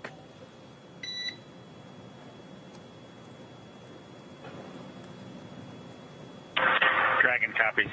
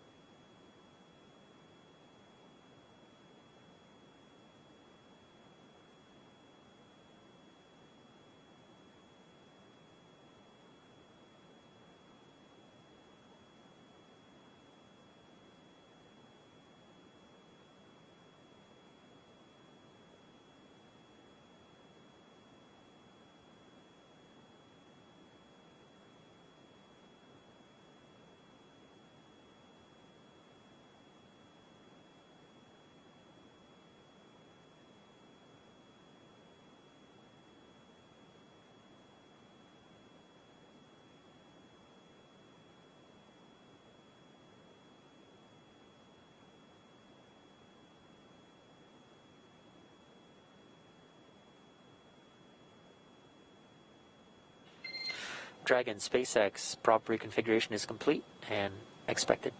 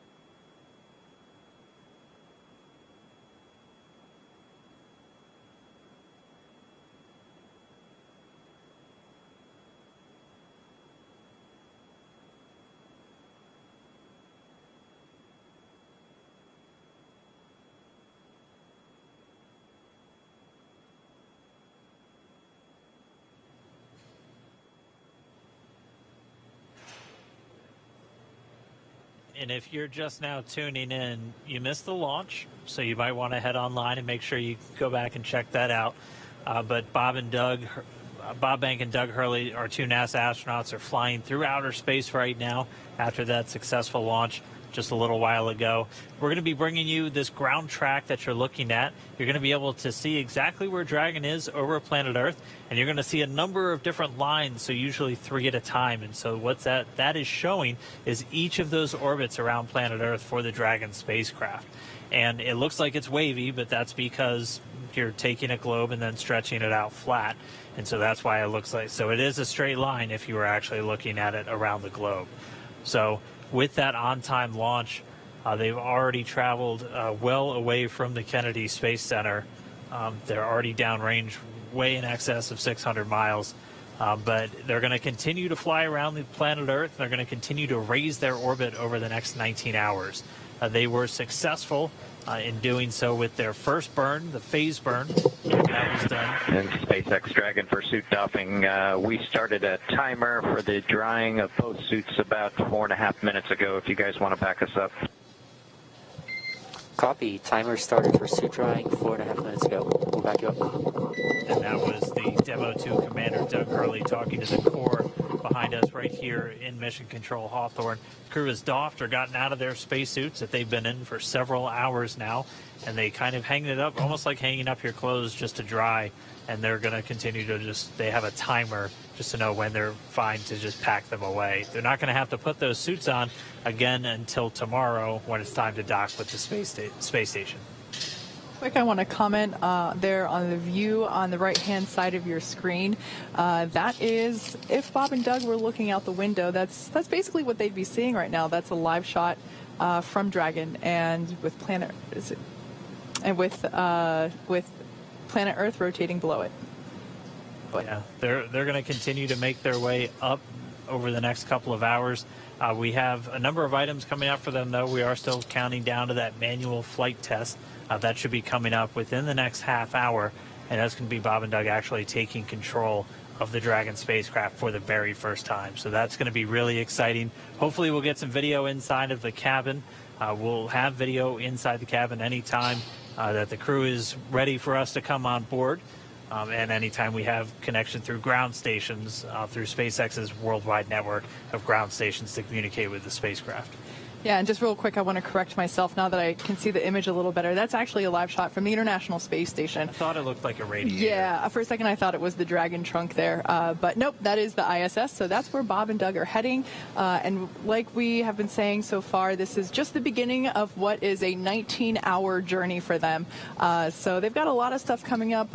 Like we've been saying, there are 5 main burns. We've completed the first of those 5 main burns, and they will be going to sleep in a while. Well, they'll eat first, and then they'll get to sleep. And that sleep portion of the mission is actually really important because we need them to be really well rested and comfortable whenever they start doing the approach phases to the International Space Station. So they get scheduled 8 hours, if I remember correctly. Yep. And I mean, you can see whenever we had the views inside of Dragon earlier, you can see that SpaceX Dragon 4.300 is complete. Copy. 4.300 complete. So again, that's Bob and Doug just getting the cabin configured. They're out of their suits, getting a little bit more comfortable, and then hopefully we'll be getting to that manual flight test in just a little while. Yeah, they'll have about 8 hours of sleep scheduled. I don't know how you can go to sleep on a day like today, but I also don't know how they were as calm and collected as they were. So again, you're dealing with some special people when you're flying somebody into space. For sure. And as we saw from our views inside the cabin earlier, they will be sitting in a sitting position while they're sleeping, whereas on the International Space Station, they have a flat bed, if you will, that they get strapped in. So the sleeping situation that they have for their ride on Dragon is definitely a little different than what they'll have on their longer stay on the International Space Station.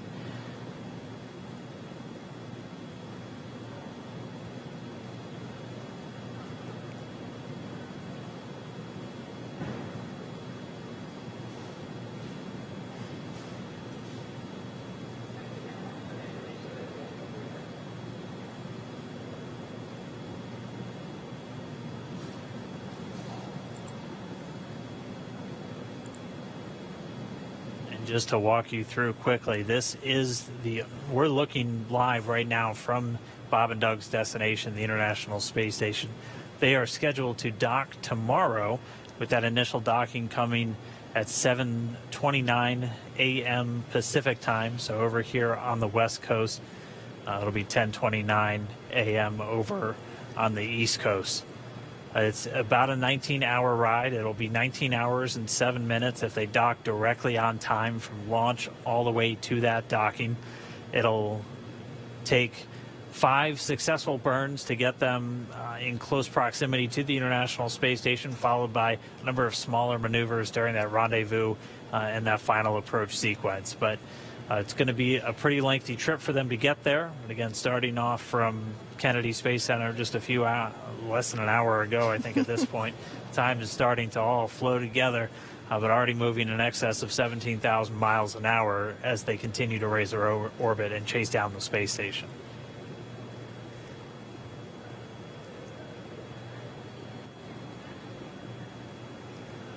And once they get there, they're going to be joining the Expedition 63 crew already in progress. There's NASA astronaut Chris Cassidy's the current commander. He's on the right there of that photo. And then he was joined right now by 2 Russian cosmonauts, Anatoly Ivanishin and Ivan Wagner. They've been on board since they launched from the Baikonur Cosmodrome just several weeks ago. Right now, only a 3-person crew on board. That's one of the major reasons we wanted to get this commercial crew capability online, because we're no longer flying 4 Soyuz spacecraft a year. We're only doing 2 a year. And so we need these commercial spacecraft, Dragon now in orbit, and eventually the Boeing Starliner to begin carrying larger crews up to orbit.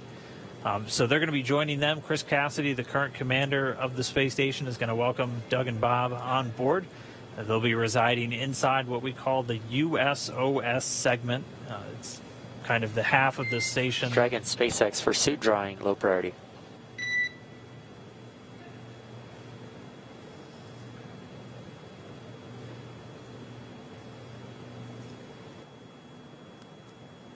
Go ahead. Yeah, we just wanted confirmation that you are drying suit 1 or suit 2 and seat 1. Just because we're not seeing telemetry from umbilical.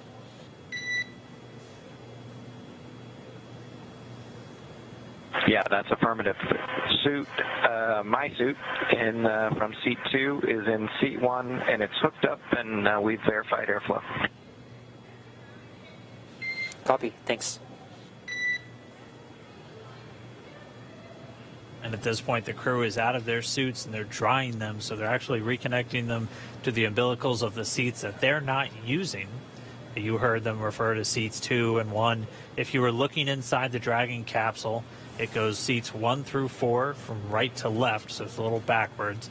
Doug Hurley is in seat number 2, that's the commander's seat. Bob Behnken, seat 3, that's the pilot's seat for this flight. And obviously, nobody in seats 1 and 4 on this way uphill, but they are getting their suits connected to the umbilicals, which can provide communications when the astronauts are actually in the suit, but you can actually flow air into the suit through that umbilical, and they're just using that to dry it out now that the crew's not wearing them and they're comfortable on orbit. Yeah, I can imagine that despite that airflow going through the suits throughout the entire time of leading up to launch and launch itself, I can imagine it's still, you know, with the adrenaline and their hearts pumping, I imagine it might have gotten a little sweaty in there anyway.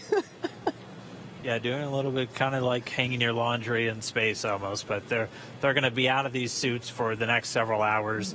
They'll be able to get a little bit more comfortable in the Dragon capsule. They will be wearing them again when it's time to dock, though. We typically have astronauts suit up anytime they're in a dynamic operation, so that's obviously a launch, anytime you're docking or undocking from a spacecraft, and then definitely on that re-entry and landing.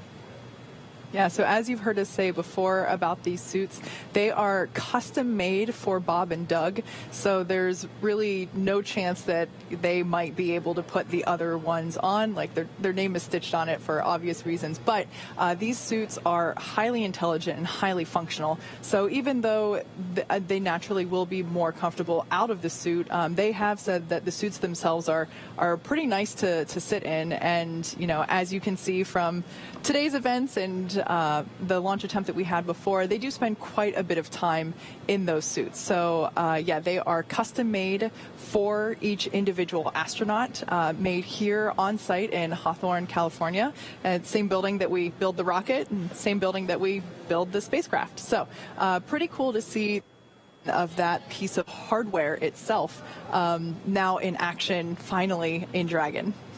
Yeah, and I mean, we've talked about how the suit is almost like a mini spacecraft itself, and we always say that when we talk about when crew members go out for spacewalks, because that suit is kind of self-contained to have all of the breathing air, things like that, just in case they need it. Specifically for these flight suits on Dragon, they're going to be most needed if you have a depressurization, so just a loss of cabin pressure inside of Dragon. They're able to be in their suits. They can get pressurized nitrox or even pure oxygen if they are depressurized, and their suit will be at a lower pressure, because if you put the suit up all the way to 14 psi, it'd be kind of what we look at when you talk about wearing the large EMU, the great big white suit that we wear for spacewalks. Pressurizing that all the way up to atmospheric pressure would be you in a giant balloon where you probably wouldn't be able to move your arms very easily.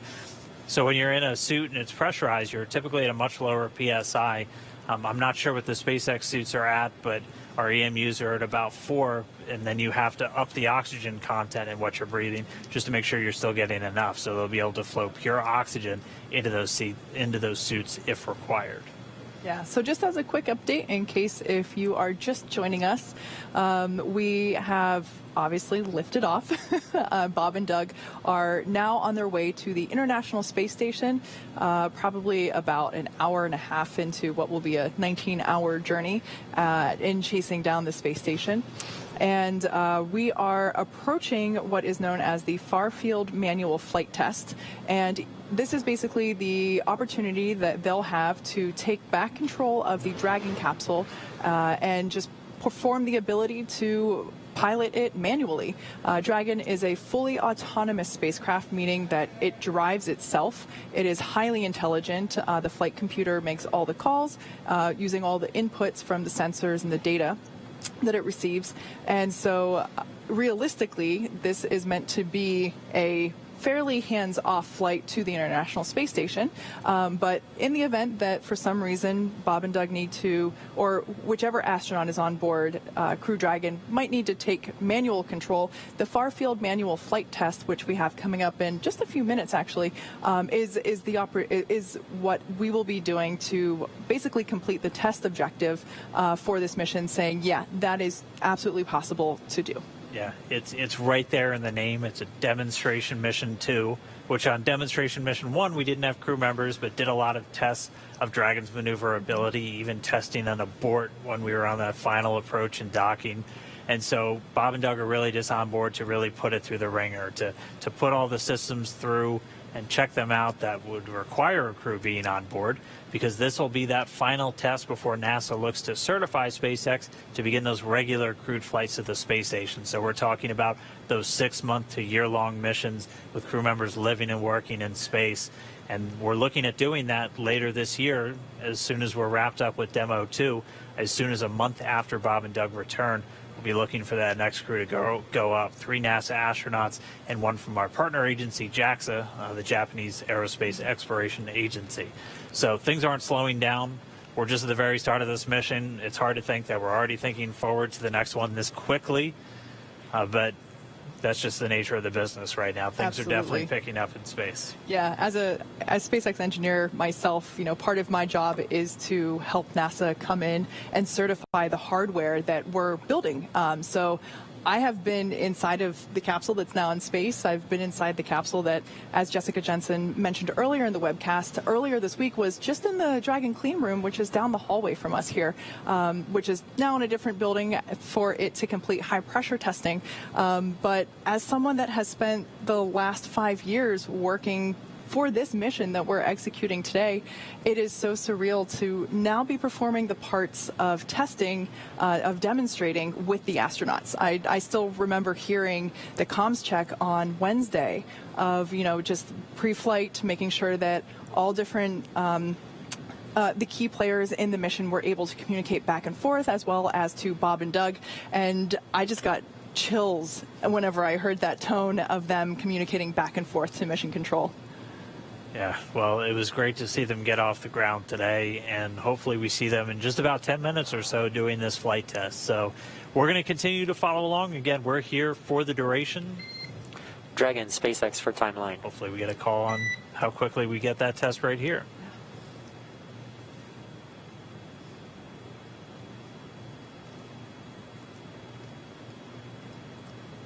Go ahead. Okay, just for awareness, we have the manual flight demonstration here in about 10 minutes. As soon as that is complete, you have your go to step into your meal 3, and just to be aware that the boost burn is at 2142, so those 3 events are going to be pretty close in succession.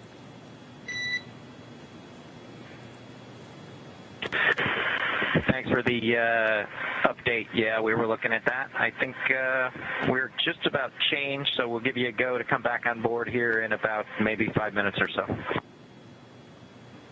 Copy that. We'll be standing by. And also, at your discretion, you can also de-stow the floater camera. And this is just prior to 2238.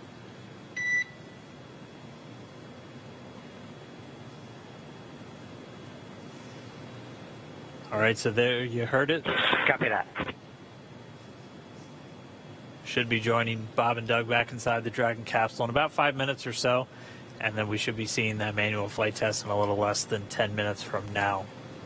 The International Space Station right now is flying. Let's get a quick look at the ground track. It's flying over the Pacific Ocean just to the southwest of Mexico, about to swing out over the central part of the United States. At the time of launch, though, it was right over North Carolina and actually passed right over the Cape minutes before flight. And we were able to get a couple of images down from the current Expedition 63 commander, Chris Cassidy.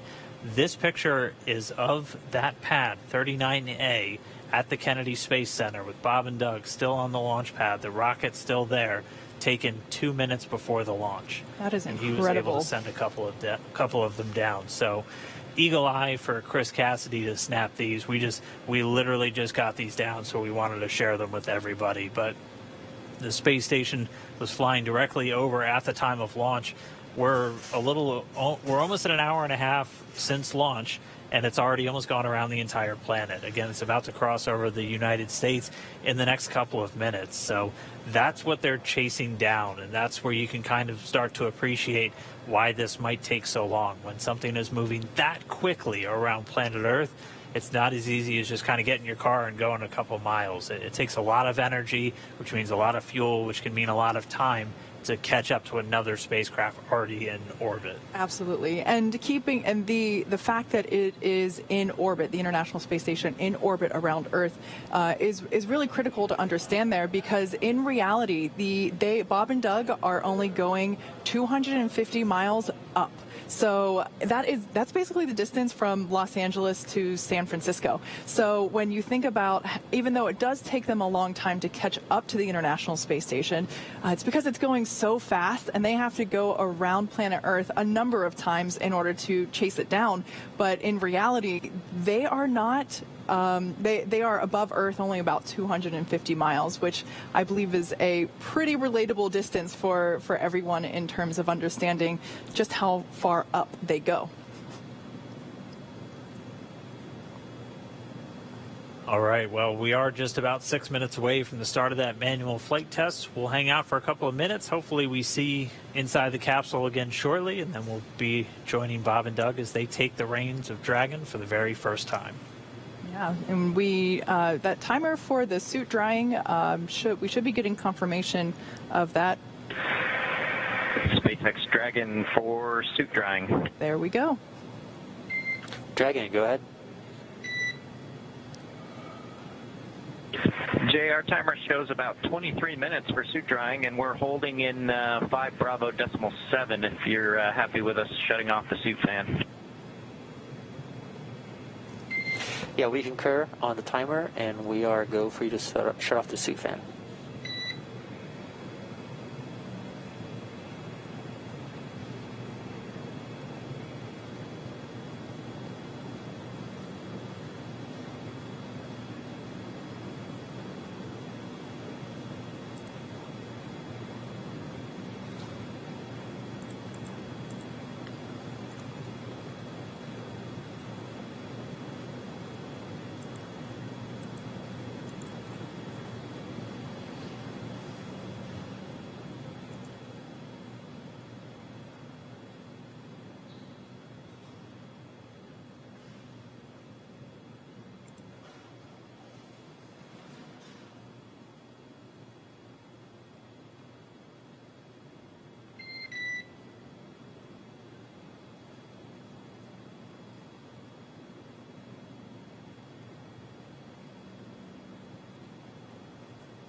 We should be just about 5 minutes or so from that manual flight test. Again, we're just standing by and hopefully getting those views back inside Dragon with Bob and Doug shortly.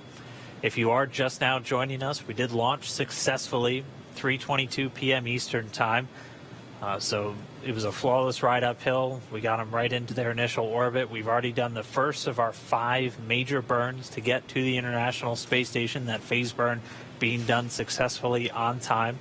We're standing by for the manual flight test coming up in the next couple of minutes. SpaceX Dragon, you guys are welcome back on board anytime. Copy all. Yeah, we'll be setting up for the manual piloting demo shortly. Okay, so that was Bob and Doug giving the okay for us to turn the cameras back on inside of Crew Dragon. And I did hear in one of the previous commands earlier that... and Jay, just a quick tag up, the detectors are all confirmed off OFF. Copy, confirmed off. I did hear earlier that they got the okay to unstow the floater cams. So maybe if we're lucky, we might get a little bit of a hello from Bob and Doug. Fingers crossed. It's going to be incredible to see this flight test, though, because, I mean, imagine if you were sitting in the cockpit of like an F-18 the first time somebody flew it or something. I mean, these are test pilots test piloting a spacecraft, and we're going to be looking right over their shoulder, and it's an incredible feel. Like, I'm really excited to see this and to just really be with them their whole flight up to space. They'll have this, and then we'll have another burn coming up in a little less than 50 minutes from now. That'll be the second one. Will be a boost burn to really raise up that orbit as they begin to chase down the International Space Station. Then for the rest of the day, the crew doesn't have a whole lot. They'll have their evening meal, which we'll go through in a little while, and then it'll be time for bed. They'll have about 8 hours scheduled for sleep, and then they'll be able to wake up tomorrow and do that final approach and docking to the International Space Station. So it's already been a long day for them. They've only got a few more things, and then they'll be able to kind of kick back and enjoy outer space for a little bit. Yeah. And like we said before, this far-field manual flight test that's coming up is the opportunity for them to is the opportunity for Bob and Doug to take manual control of the Dragon spacecraft, just to demonstrate that it is possible to do so in the event that they need to steer it themselves. This is a demonstration mission, so this far-field manual flight test is actually one of our big test objectives for this mission. So that'll be really exciting to see. But touching on the point that Dan said, which, by the way, that test should be coming up in a... And Dragon SpaceX, for awareness, we're back on board. Dragon copies. Welcome aboard. All right, so that was the confirmation that we should be getting camera views inside the cabin once again. And there we got them. So we can see they're looking at their touch screens, preparing for this manual test that will be coming up in about 30 seconds.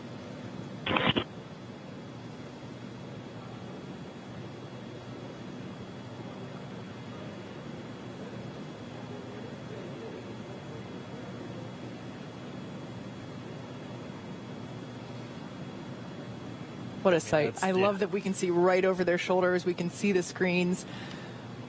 Yeah, it's just incredible. If you keep your eye on the displays, the one on the far left will look very familiar to you if you've done that automated, or not, if you've done the manual docking demo that we were talking about a little bit earlier on the SpaceX website. Doug Hurley's going to be at the physical controls, so he's going to be the one flying today. Dragon SpaceX, if you are ready, we're going to command far field pointing. Here we go.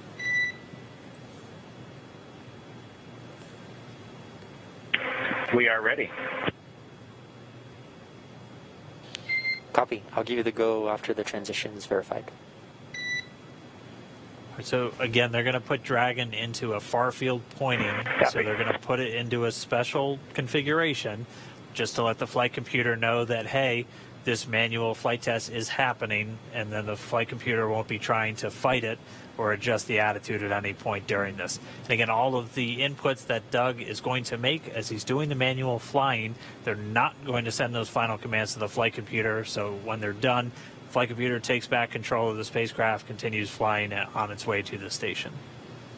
Yeah, so I would imagine that right now they must be really excited to conduct this test. Bob and Doug are test pilots. This is what they live for. And for them to have the opportunity to test out a completely new vehicle, this upcoming test is certainly something that I'm sure they've been looking forward to. So we're just going to continue to stand by. We'll get this test started. We'll be hopefully over their shoulder the whole time, and we'll bring you the results after it's concluded.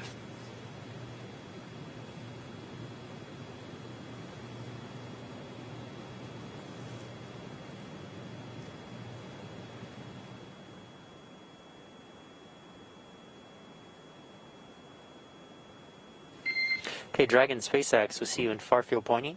You are go to perform manual piloting test per 4.042, far field manual piloting. The test must be completed by 21:26.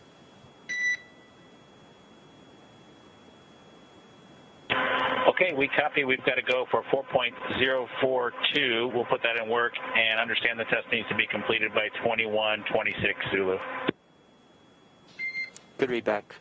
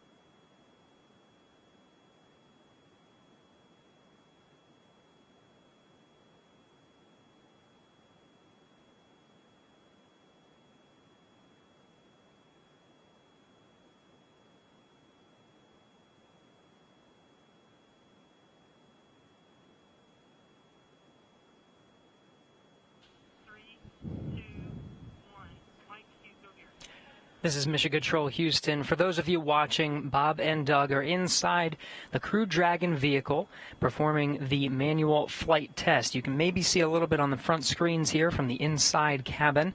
Bob and Doug manually piloting the Crew Dragon. They're in something called local vertical.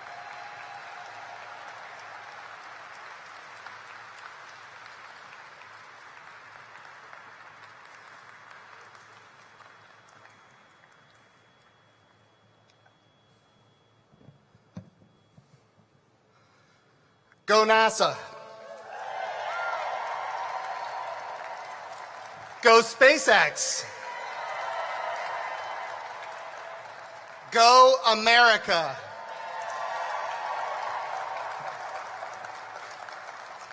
It was just a year and a half ago that the President of the United States put in his State of the Union address, he said, "We are going to launch American astronauts on American rockets from American soil." And he looked at me and he said, "You're going to make that happen." And here we are a year and a half later, and with the help of Elon Musk and the SpaceX team, we have delivered.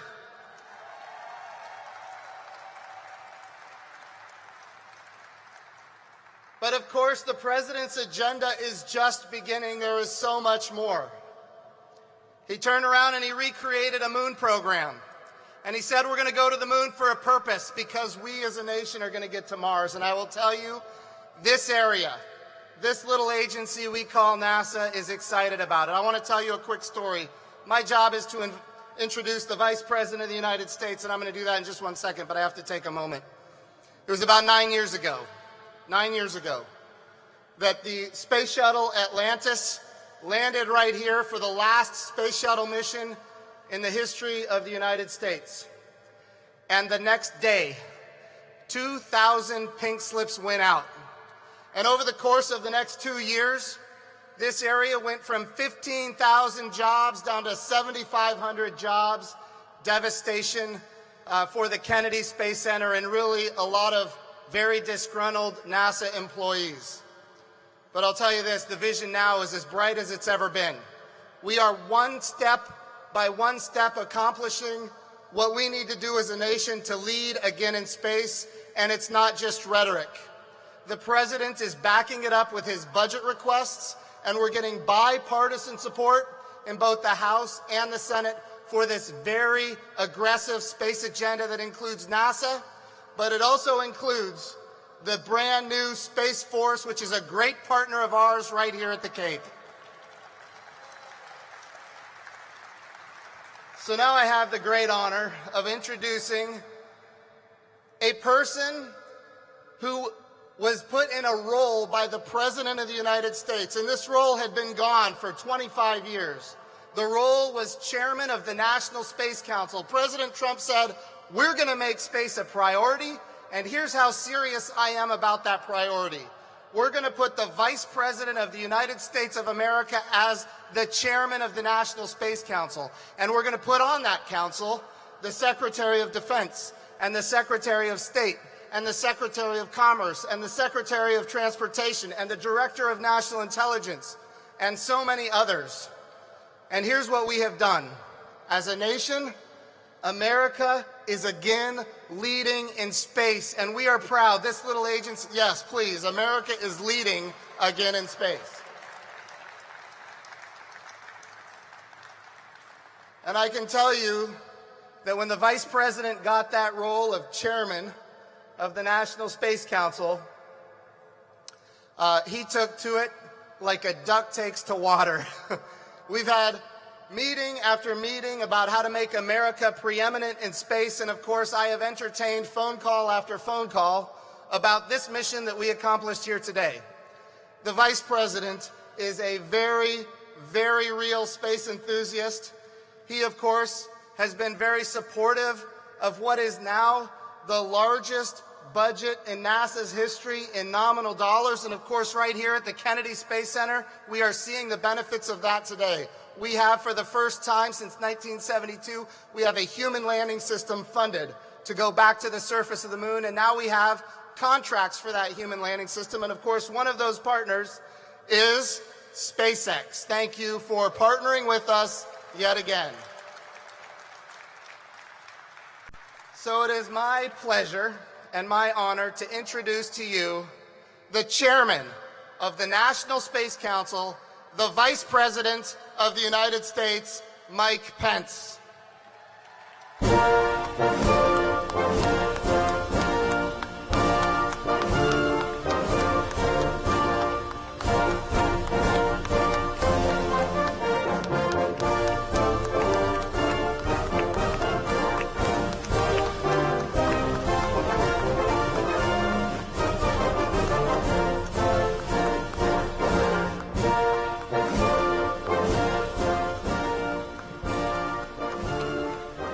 Well, hello,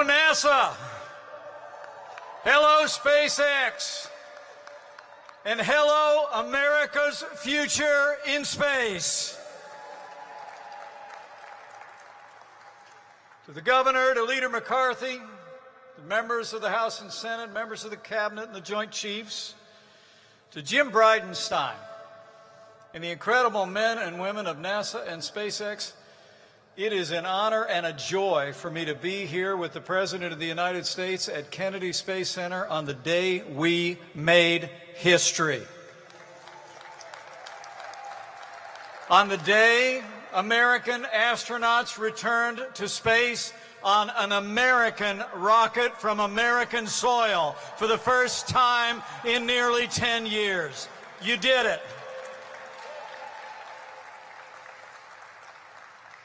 You know, for too long, the American space program was neglected and ignored. Those days are over. Under President Donald Trump, NASA is back, and America is leading in space once again.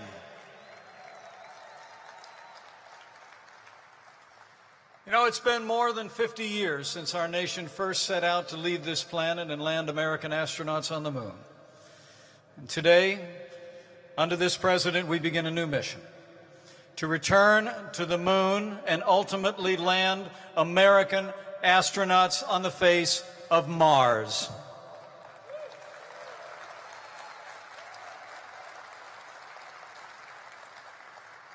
You know, when the Apollo rockets leaped into the skies in the 1960s, they rose above the tumult and the clamor of their times. They were a symbol of national strength and unity. And today, as states across the nation take their first steps to reopen and recover from an unprecedented pandemic, and as our nation reels from the tragic death of George Floyd and violent protests of the past few days, I believe with all my heart that millions of Americans today will find the same inspiration and unity of purpose that we found in those days in the 1960s.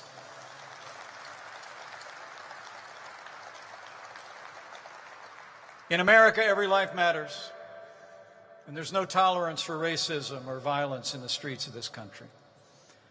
And as the President has made clear, we will honor the memory of George Floyd. Justice will be served. We will have law and order in our streets, and we will heal our land. And as the people of this country did so long ago, we will prove again that even in the most challenging times, Americans rise above. We always move forward. We overcome every obstacle. We reach new heights, and we reach them together.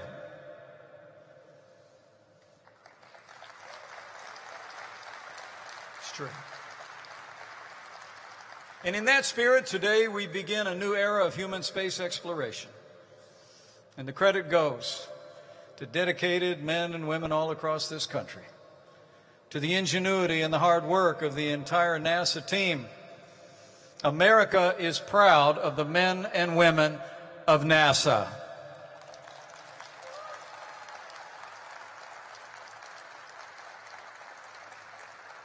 But for the first time in our history, our astronauts have taken to the skies on a commercial rocket built by America's private sector.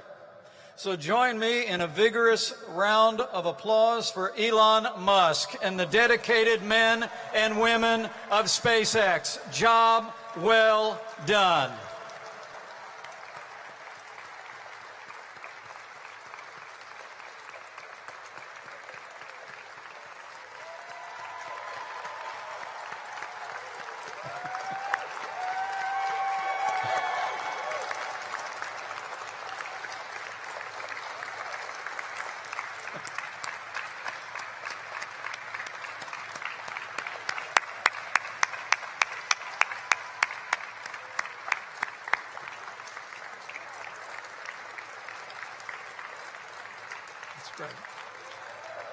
Well deserved.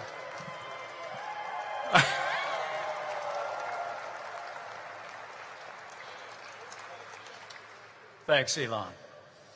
And of course, none of this would have been possible without the personal courage and the unflinching skill of 2 American astronauts. One of them is an active duty colonel in the Air Force. He, like his crewmate, was accepted in the NASA Astronaut Corps in 2000. He served on several shuttle missions. The other was the first Marine pilot to fly the Super Hornet. And he's logged hours in more than 25 aircraft. In fact, his second flight was the very last mission of the space shuttle from American soil in 2011. So would you join me in giving a vigorous round of applause to Commander Bob Behnken and Commander Doug Hurley. We are proud of our American astronauts.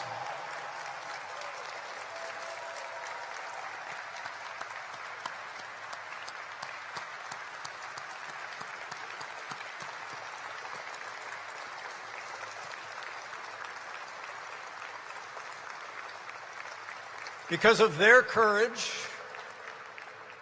and your hard work, America is leading in space again. Today is the culmination of 3.5 years of renewed leadership in space. It's a tribute to our astronauts. It's a tribute to the ingenuity of the men and women of SpaceX and NASA.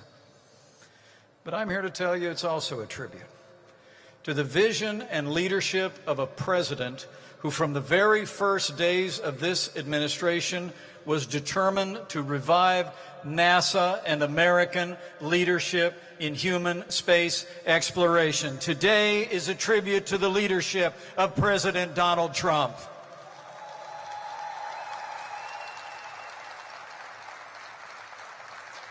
As the President said in his inaugural address, we stand at the birth of a new millennium, ready to unlock the mysteries of space. And that's exactly what we're doing. The President revived the National Space Council after it lay dormant for 25 years. He brought together the best minds in and out of government to revive the American space enterprise.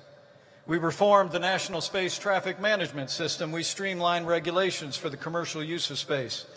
And in 2017, President Trump made it the policy of the United States to return to the moon by 2024 and ensure that the next man and the first woman to set foot on the moon would be American astronauts. And we're on our way.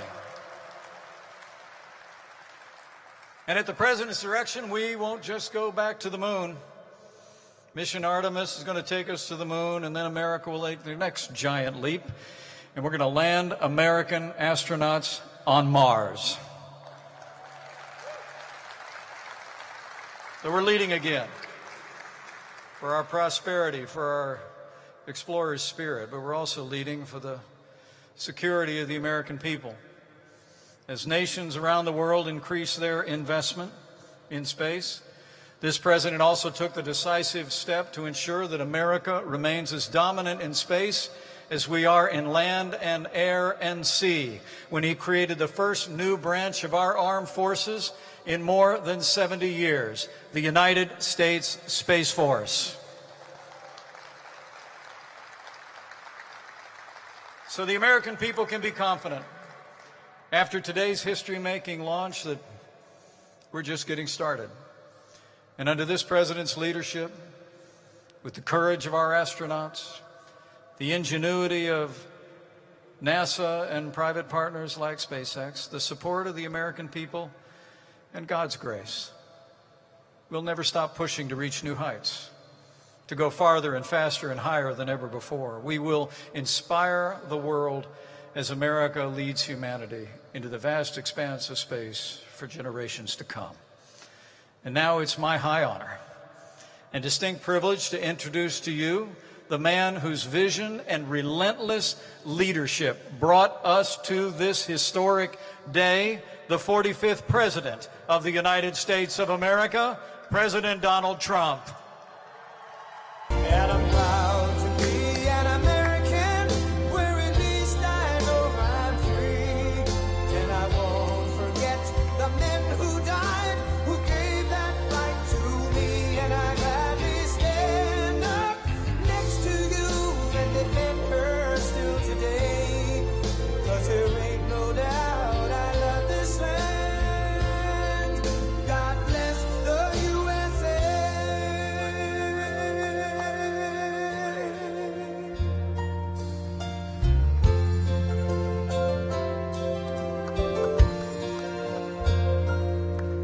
From the lakes of Minnesota to the hills of Tennessee, across the plains of Texas, from sea to shining sea, from Detroit down to Houston and New York to LA, where there's pride in every American heart, and it's time we stand and say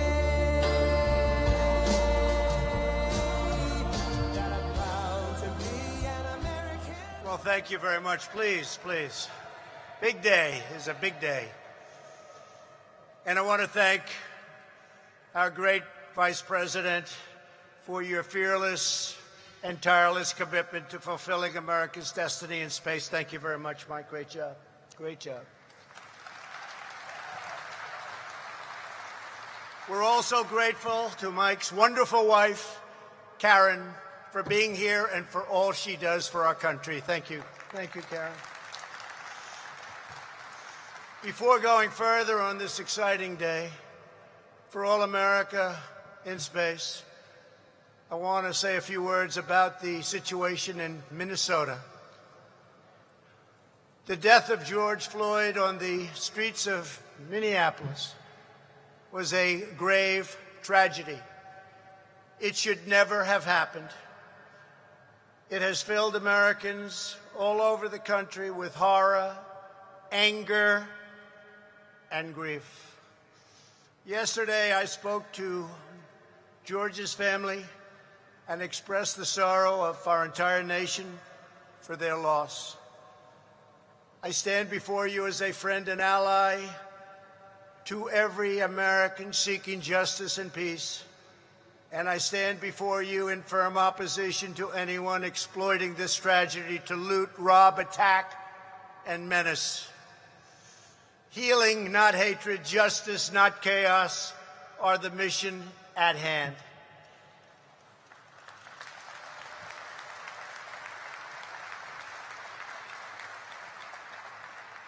The police officers involved in this incident have been fired from their jobs.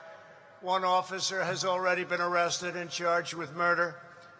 State and federal authorities are carrying out an investigation to see what further charges may be warranted, including against, sadly, the other three.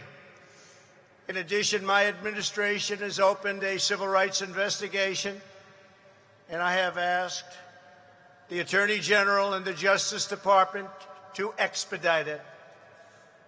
I understand the pain that people are feeling. We support the right of peaceful protesters, and we hear their pleas. But what we are now seeing on the streets of our cities has nothing to do with justice or with peace. The memory of George Floyd is being dishonored by rioters, looters, and anarchists. The violence and vandalism is being led by Antifa and other radical left-wing groups who are terrorizing the innocent, destroying jobs, hurting businesses, and burning down buildings. The main victims of this horrible, horrible situations are the citizens who live in these once lovely communities.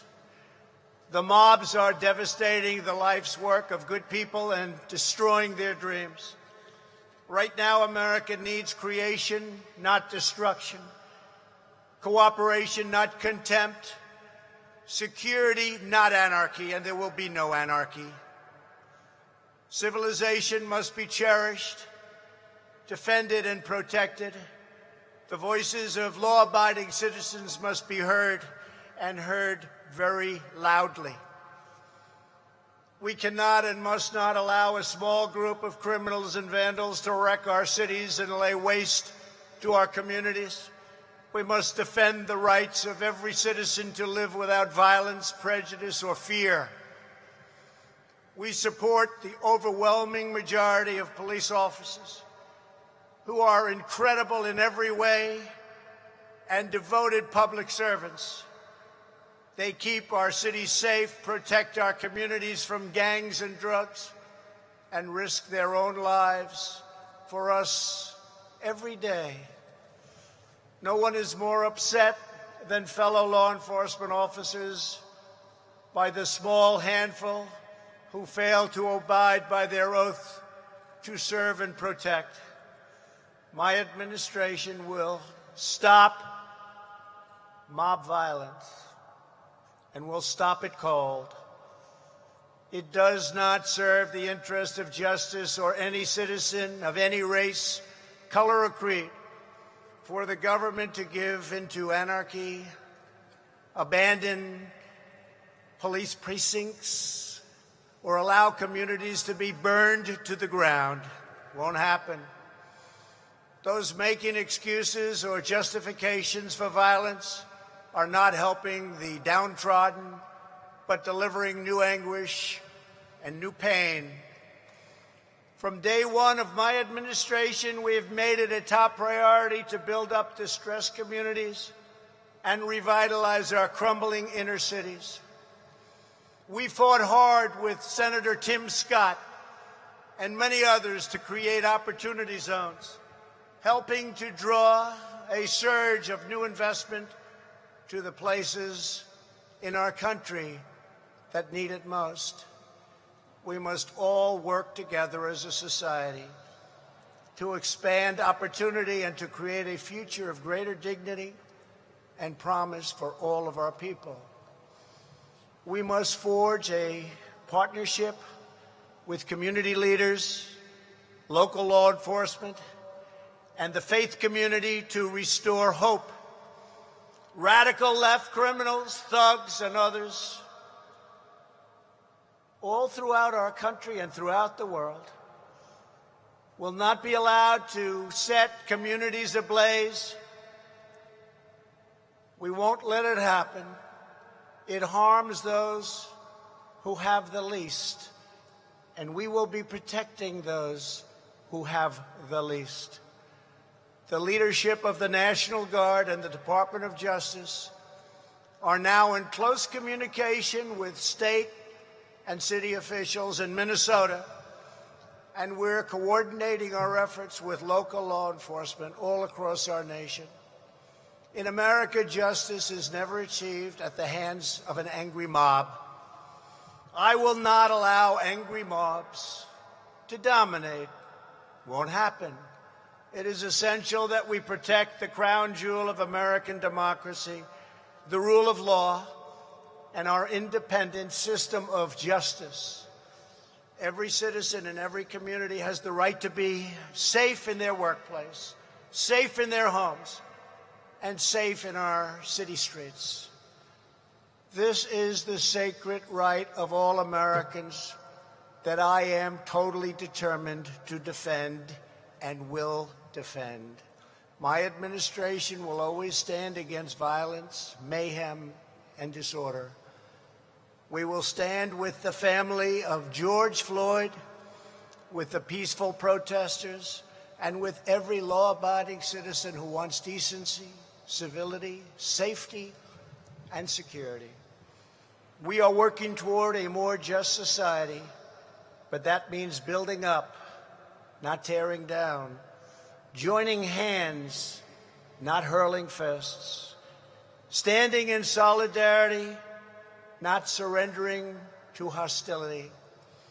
Moments ago, as we witnessed the launch of two great American astronauts into space, we were filled with the sense of pride and unity that brings us together as Americans. That same spirit which powered our astronauts to the moon has also helped lift our country to ever greater heights of justice and opportunity throughout our history. So today, as we mark a renewed commitment to America's future in space, a tremendous commitment it is, let us also commit to a brighter future for all of our citizens right here on Earth.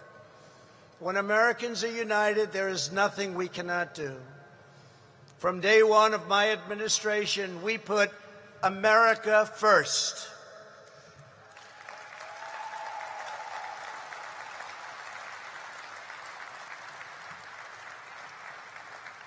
This afternoon, I am delighted to be with you at Cape Canaveral in this storied home of American daring, aspiration, and drive.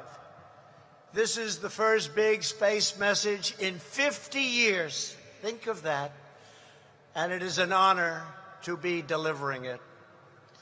Today, as we gather in this special place to celebrate not only the launch of a new spacecraft, but also our nation's bold and triumphant return to the stars, it's a special day. Moments ago, the world bore witness to the flight of the first new manned U.S. spacecraft in nearly 40 years since the space shuttle launched in 1981, a long time ago. I am thrilled to announce that the SpaceX Dragon capsule has successfully reached low Earth orbit and that our astronauts are safe and sound.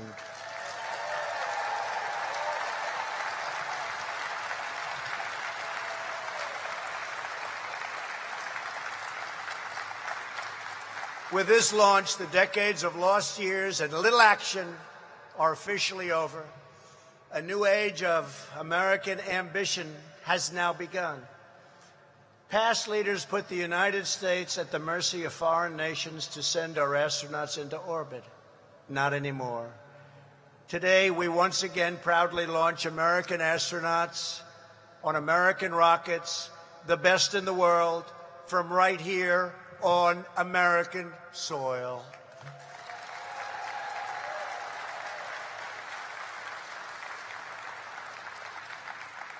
Those of us who saw the spectacular and unforgettable liftoff this afternoon watched more than an act of history. We watched an act of heroism. Every time our astronauts climb aboard a rocket, which is many, many stories of only engine and fuel, and vault across the sky, they display breathtaking valor. What Colonel Douglas Hurley and Colonel Robert Behnken did this afternoon was pure American genius and courage. They joined the ranks of just 7 prior American astronauts who have made the perilous maiden voyage to test a new class of spacecraft. The names of Hurley and Behnken will stand in the history books alongside those of legends like Alan Shepard, Gus Grissom, John Young. Now these brave and selfless astronauts will continue their mission to advance the cause of human knowledge as they proceed to the International Space Station before returning to Earth. We wish them Godspeed on their journey, and as one proud nation, we salute their fearless service. Thank you, thank you, thank you.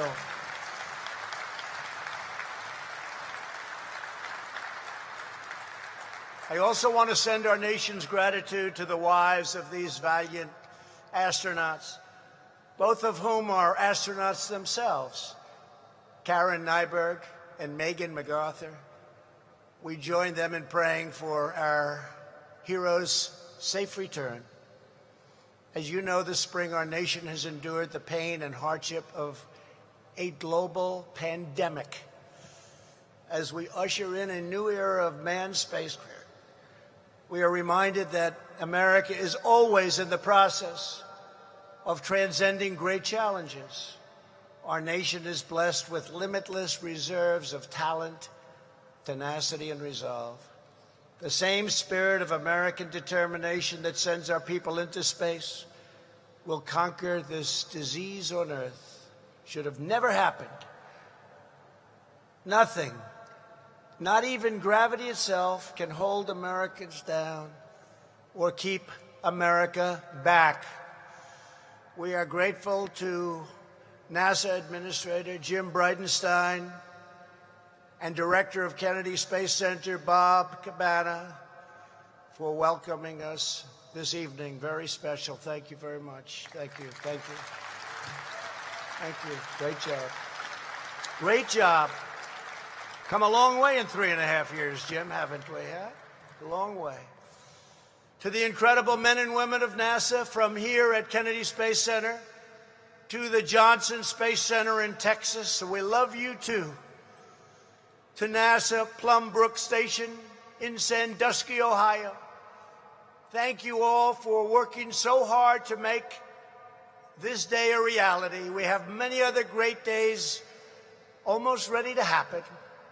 Also with us are many members of my cabinet, including our great new DNI, John Radcliffe. Thank you, John. Thank you. We have a great friend of mine, special man, ran a great, great campaign, Governor of Florida, Ron DeSantis. Thank you, Ron. Thank you, Ron. Your senators, Rick Scott and Marco Rubio. Thank you very much. Thank you. Thank you. Thank you. Leader Kevin McCarthy.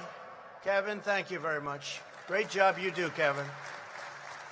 And Representatives Matt Gaetz, John Rutherford, Michael Waltz, Bill Posey, Gus Bilirakis, Daniel Webster, Brian Mast, Elise Stefanik, Bill Flores, Brian Babin, Rodney Davis, Roger Marshall, and Stephen Palazzo. Thank you very much. Thank you. What a great group of people. They're warriors. They're really warriors. They helped so much get this done and so many other things. With us also is our Air Force Chief of Staff, General David Goldfein. General, thank you very much. Thank you. Thank you, General. Thank you.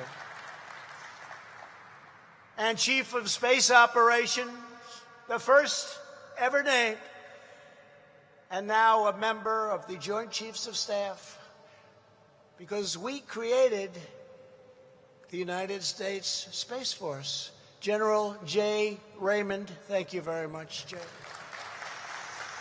Thank you, Jay. And senior members also of our great United States military. It's never been stronger than it is right now. Also, Attorney General of Florida, Ashley Moody, and Chief Financial Officer of Florida, Jimmy Petronas, and many other distinguished guests. Thank you very much for being here. We appreciate it.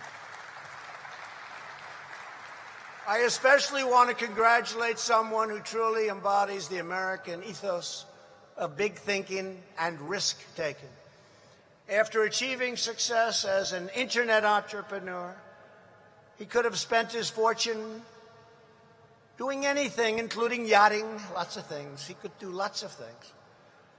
But in 2002, he began pouring tens of millions of dollars of his own money into research and development for a new rocket. He's a little different than a lot of other people. He liked rockets. He assembled a crew of some of the greatest minds and talent in American aerospace. In the years since, SpaceX has become the first private company to develop and successfully launch its own rocket into orbit, the first to launch and recover its own capsule. And of course, moments ago, SpaceX became the first private company to put humans into orbit around the Earth. Elon Musk, congratulations. Congratulations, Elon.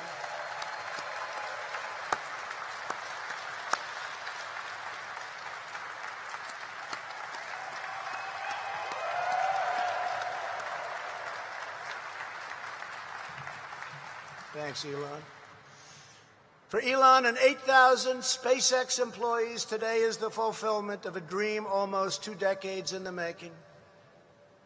For years on end, they have worked hand in hand with NASA, sculpting aluminum, tightening valves, tuning nozzles, testing parachutes, and filling massive tanks with thousands and thousands of pounds of kerosene and liquid oxygen.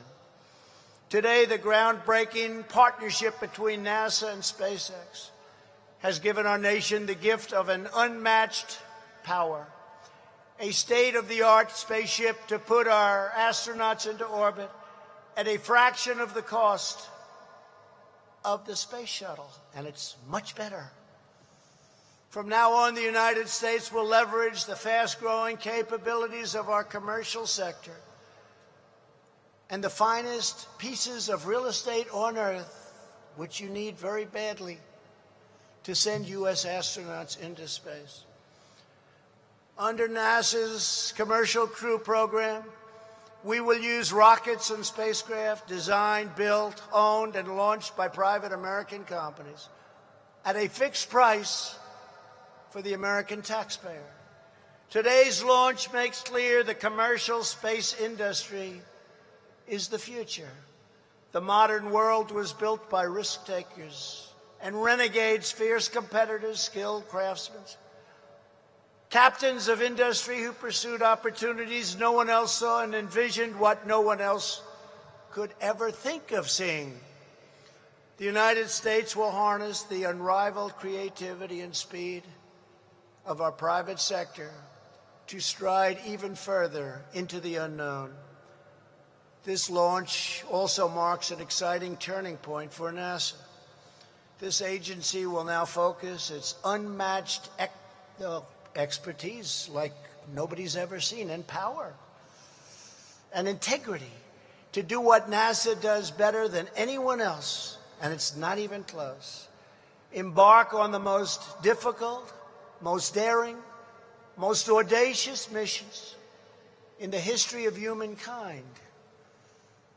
When I first came into office 3.5 years ago, NASA had lost its way, and the excitement, energy, and ambition, as almost everybody in this room knows, was gone. There was grass growing through the cracks of your concrete runways. Not a pretty sight, not a pretty sight at all.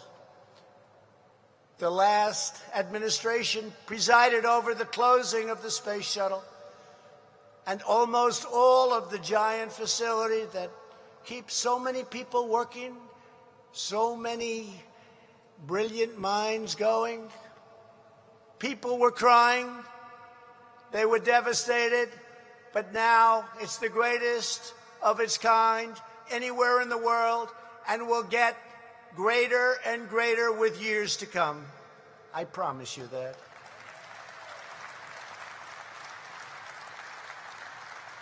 We have created the envy of the world, and will soon be landing on Mars, and will soon have the greatest weapons ever imagined in history. I've already seen designs, and even I can't believe it. The United States has regained our place of prestige as the world leader. As has often been stated, you can't be number one on Earth if you are number two in space.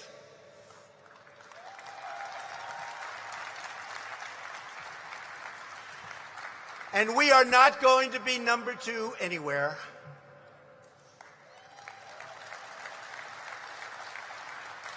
Nowhere is this more true than with our military, which we have completely rebuilt. Under my administration, we have invested $2.5 trillion in new planes, ships, submarines, tanks, missiles, rockets, anything you can think of. And last year I signed the law creating the sixth branch of that already very famous United States Armed Forces, the Space Force. For every citizen who has eagerly waited for America to reignite those engines of will, confidence, and imagination that put a man on the moon, I stand before you to say, you need wait no longer. Through NASA's Artemis program, the United States is preparing for a crewed mission to Mars. Earlier this week, I saw the Orion capsules being worked on in this building. As part of the Artemis Moon to Mars program, those capsules will soon return Americans to lunar orbit for the first time in over 50 years, half a century. By 2024, our astronauts will return to the lunar surface to establish a permanent presence and the launching pad to Mars.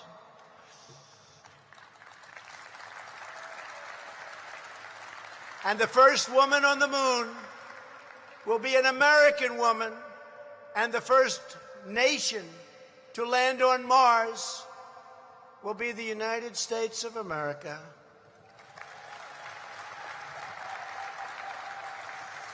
Since I signed the order to establish these goals shortly after taking office, we have made rapid gains. A new 22,000-pound capsule is already built.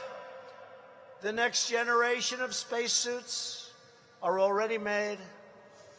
Colossal rockets are now being tested, and the contracts for 3 separate lunar landers have been awarded and signed, and they are magnificent.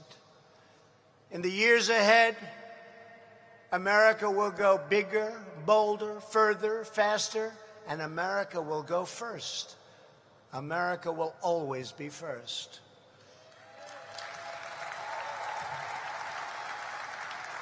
To be certain, we will meet the adversity and hardship along the way.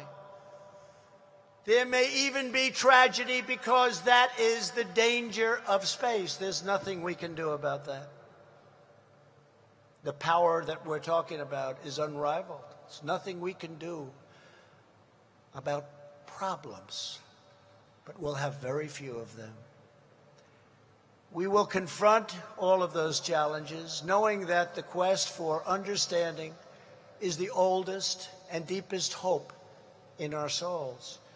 The innate human desire to explore and innovate is what propels the engines of progress and the march of civilization. We will preserve and persevere, and we will ensure a future of American dominance in space. To that end, over the last 3 years, I reestablished the National Space Council. I issued a directive cutting red tape for innovative space companies such as SpaceX. We created the world's first comprehensive space traffic management system. Last month, I signed an executive order establishing U.S. policy for the recovery and use of space resources and minerals. Administrator Bridenstine announced the Artemis Accords to govern the future of space exploration and development. Together, we will assert America's rightful heritage as the greatest spacefaring nation on the planet, and already it's not even close. In the half a century since the United States stopped sending astronauts to deep into space, 1972, no other country has ever done it. The reasons are simple: cost, technological complexity, and tremendous danger. For instance, I was told that the rocket you just witnessed had to be launched within 1 second, or it would be impossible for it to hit its target. And I was here 2 days ago, and I said to Jim, it's okay, why don't you wait 5 or 10 minutes? And he said, sir, we only have a window of 1 second. And I walked out of here shaking my head. Is that true, Jim? Yes, it's true. Space travel is not a feat of engineering alone. It's also a moral endeavor, a measure of a nation's vision, its willpower, its place in the world. Exploration is a test of our values and of our faith. America is a nation defined by its commitment to discovery, to solve mysteries, to chart the unknown, to press the limits, to achieve the fullest expression of life's potential, and to ensure that America is the nation that always leads the way, and especially in space. This evening, I am more confident than ever before that America stands poised to thrive in this grand undertaking. It's incredible. We are a nation of pioneers. We are the people who crossed the ocean, carved out a foothold on a vast continent, settled a great wilderness, and then set our eyes upon the stars. This is our history, and this is our destiny. Now, like our ancestors before us, we are venturing out to explore a new, magnificent frontier. It's called space. Our most daring feats, our most epic journeys, our biggest adventures, and our finest days are just beginning. America's proudest moments are still ahead. We are on the verge of our most exciting years, and next year may be the most exciting of all. You just watch.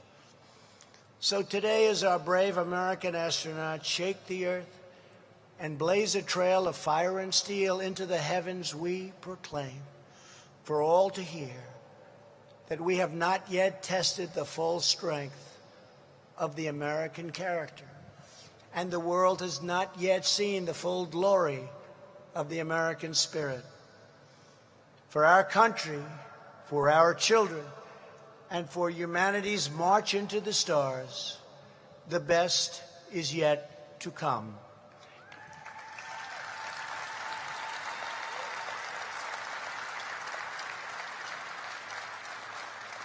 It was a great honor for me to deliver this speech. God bless our brave astronauts now soaring through the heavens. God bless the men and women of NASA. And God bless America. Thank you very much. Thank you.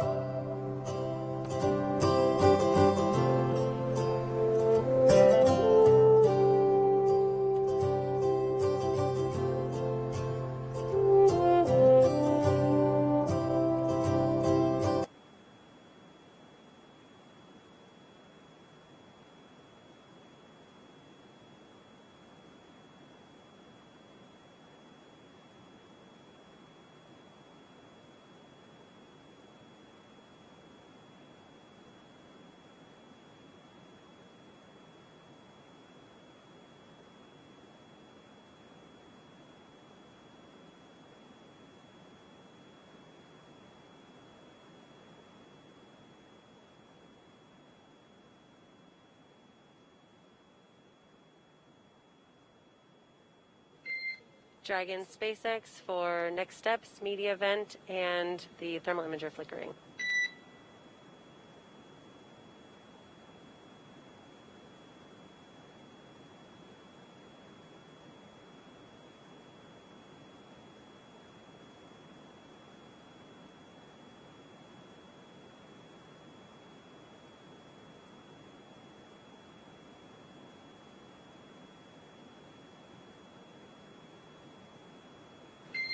Dragon SpaceX for next steps.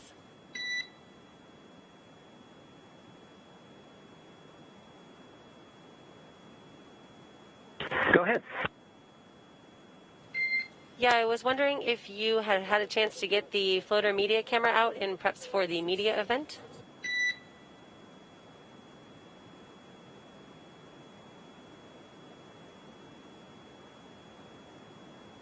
No, we haven't yet, but we can certainly put that in work if you guys want us to.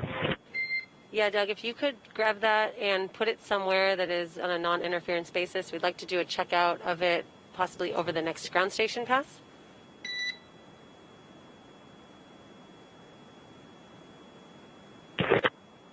Okay, Bob's going to go grab it right this second. Okay, that sounds great. The next pass is in less than 5 minutes, so that would be perfect.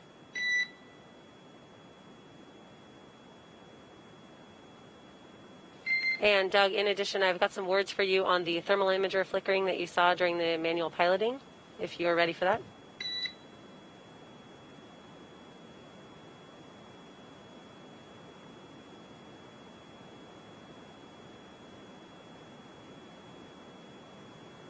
Yeah, go ahead. Yeah, per Nav Andrew, this is a nominal feature of the camera, and the camera is doing a self-correction, and meaning that the camera has not yet reached thermal equilibrium. And after power on, it takes about an hour after the cameras turn on to reach that thermal equilibrium. So from power on, you can expect that thermal imager to flicker every once in a while for the thermal equilibrium.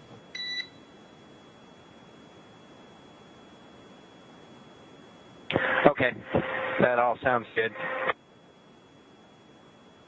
And Doug, when you're ready, the media event PDF, I'd like to talk to you about which steps you want to complete on the media event timeline.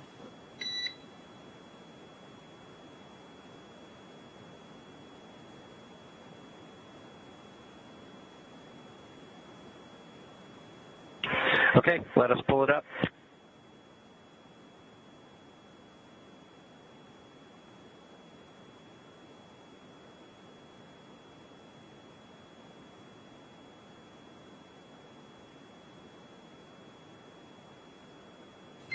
And Doug, just want to make sure this is on a non-interference Okay, basis. Laura, we've got it pulled up. Okay, copy. If you want to delay talking about this, we can delay talking about it if you want to finish your meal.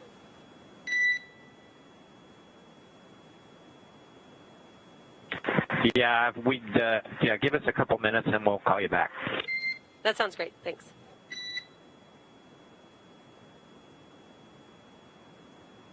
And the camera is out and set up, so if you guys want to do the ground station checkout, should be ready to go.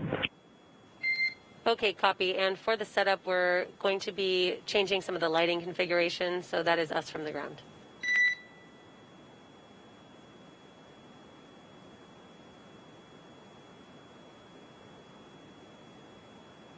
Copy.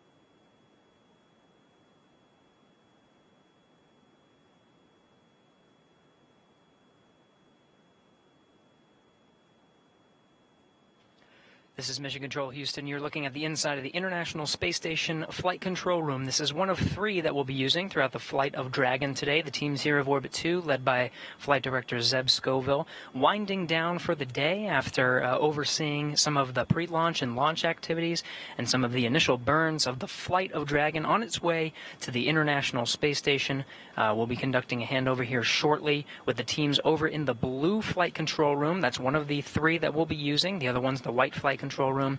It'll be Flight Director Rebecca Wingfield over there leading the teams on some of the overnight shift while Bob and Doug are asleep. Chris Cassidy aboard the International Space Station, already entering his sleep period, getting a full night's rest before waking up and starting to prep the International Space Station for the arrival of Bob and Doug. A lot of that work already completed from some of the pre-work done, even for the first launch attempt on May 27th, checking out some of the monitoring tools and the communications hardware that needs to be used and checked out prior to the launch of Bob and Doug. A lot of that work done today, Saturday. The main task of Chris Cassidy was cleaning the space station, and of course he's got the rooms prepped for Bob and Doug upon their arrival. We're now entering into a media event. We'll be able to see some views from inside the Dragon. Bob and Doug aboard the Dragon vehicle just finishing up their meal. They're shifting a little bit from what Chris Cassidy has experienced in terms of their sleep schedule aboard the International Space Station, but they'll be all synced up when they arrive at just about 9:30 a.m. Central Time tomorrow. Again, teams here winding down. Flight Director Zeb Scoville's Orbit 2 team will be handing over shortly to Rebecca Wingfield over in the blue Flight Control Room. Until then, we'll toss it back over to Hawthorne to take us through the media event coming up here shortly.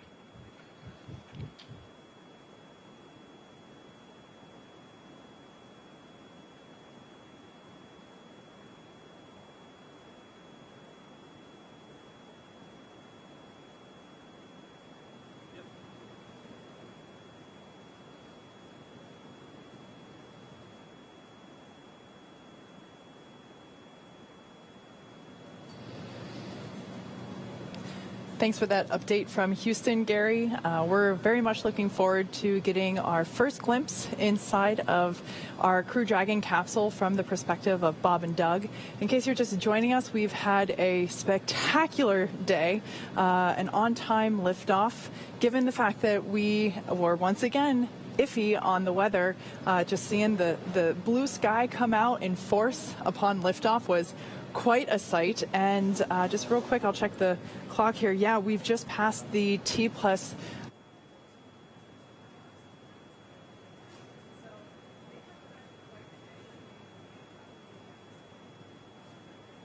Oh, I think we just lost your audio, Kate. I think your mic pack might have just died. But as she was just saying, and we'll make sure she can keep saying in just a couple of minutes, we had that on-time liftoff, 3:22 p.m. Eastern Time from Pad 39A, the Falcon 9 rocket delivering Bob and Doug to their initial orbit.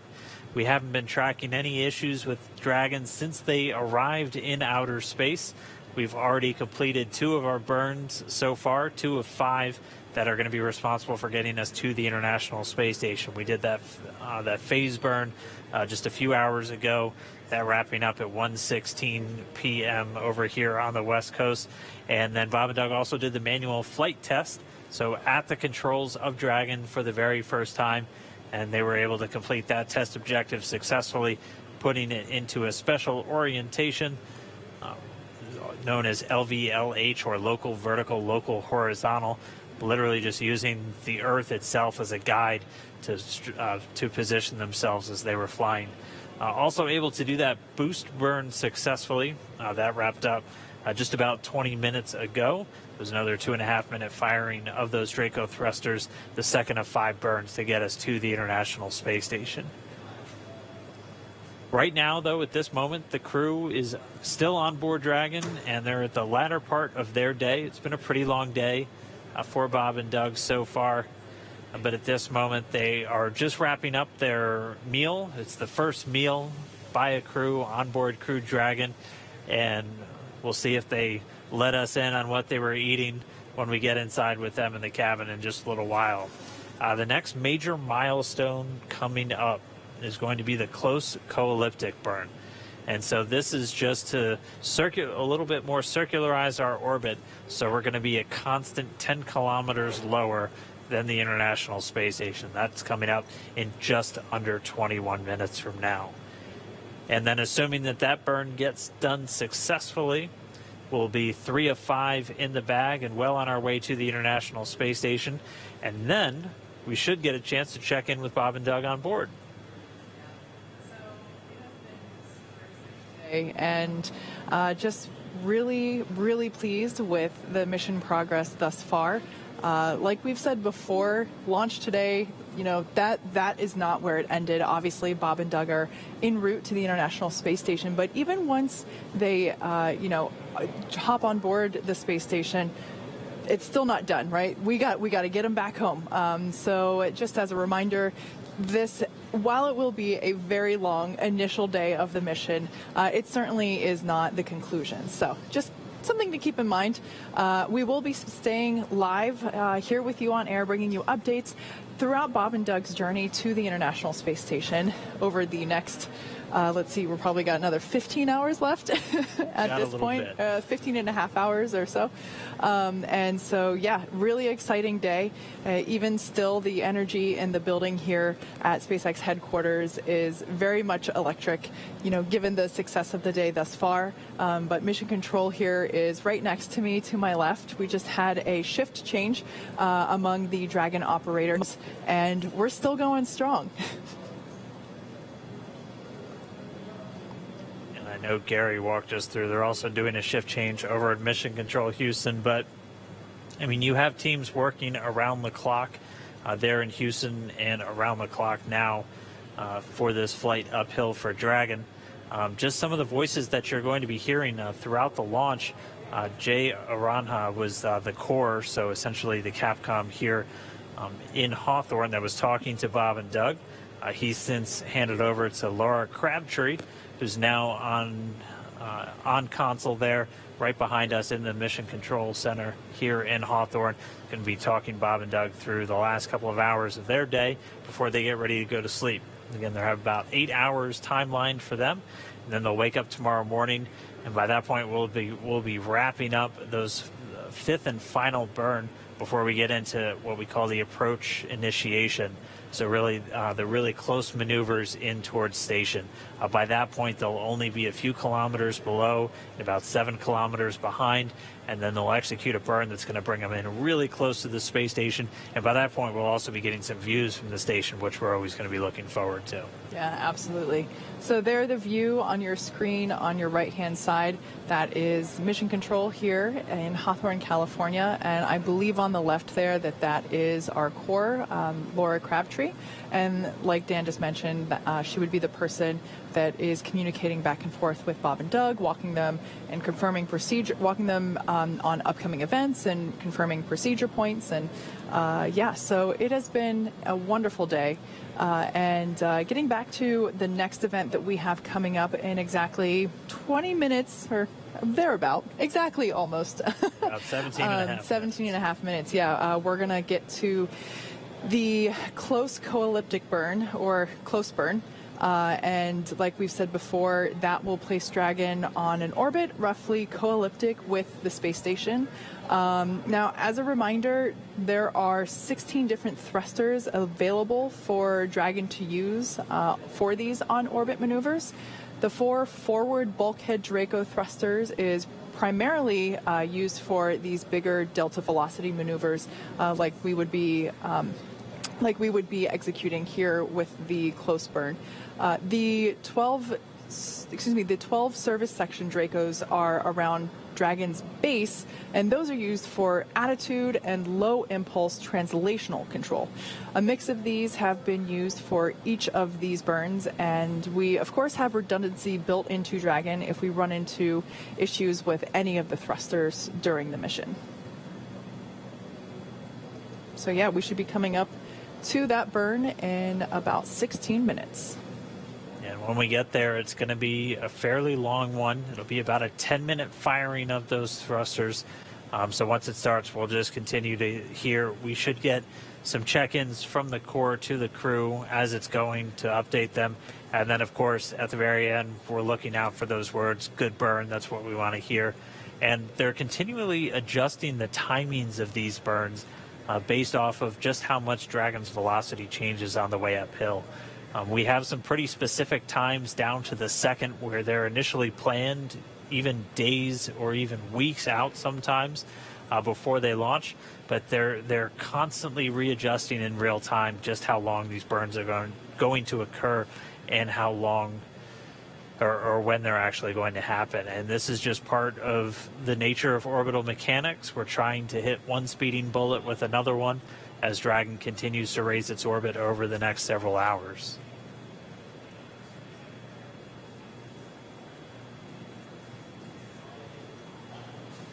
Dragon SpaceX for close burn.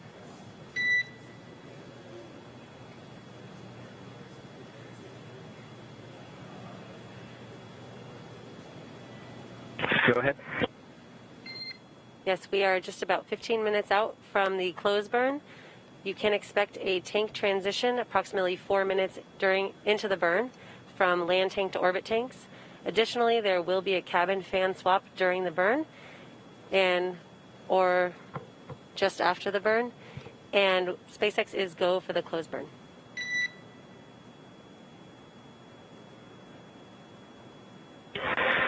Go for the close burn, and we copy the tank swap and cabin fan.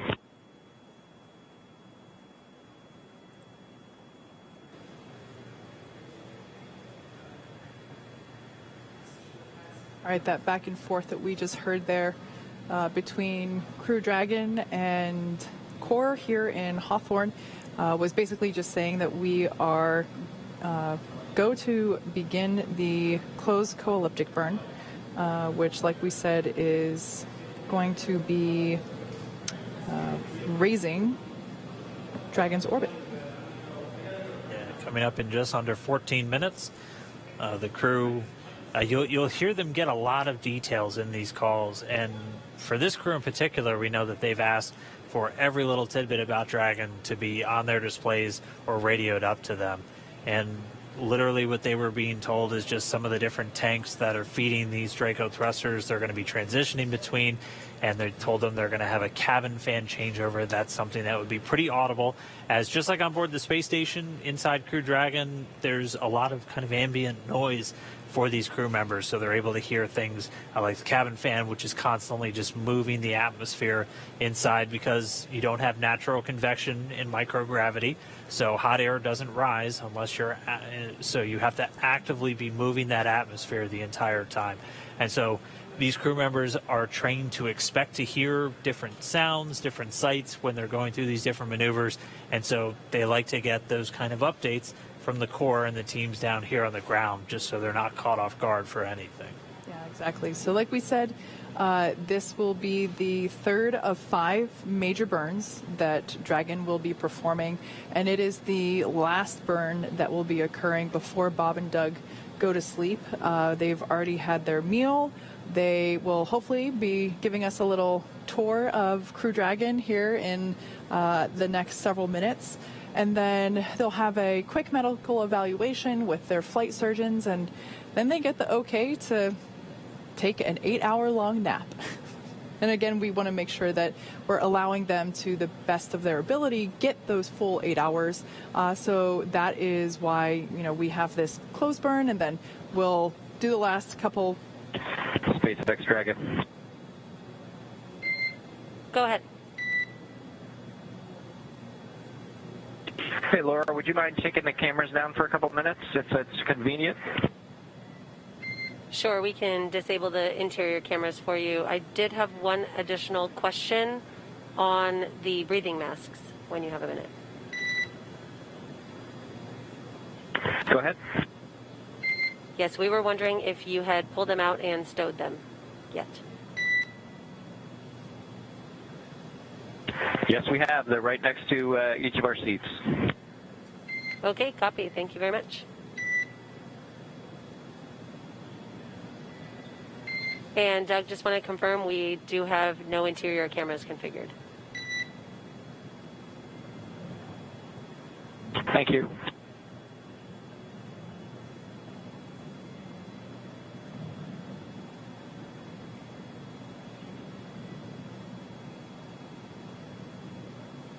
All right, we are just under 11 minutes now from that next burn.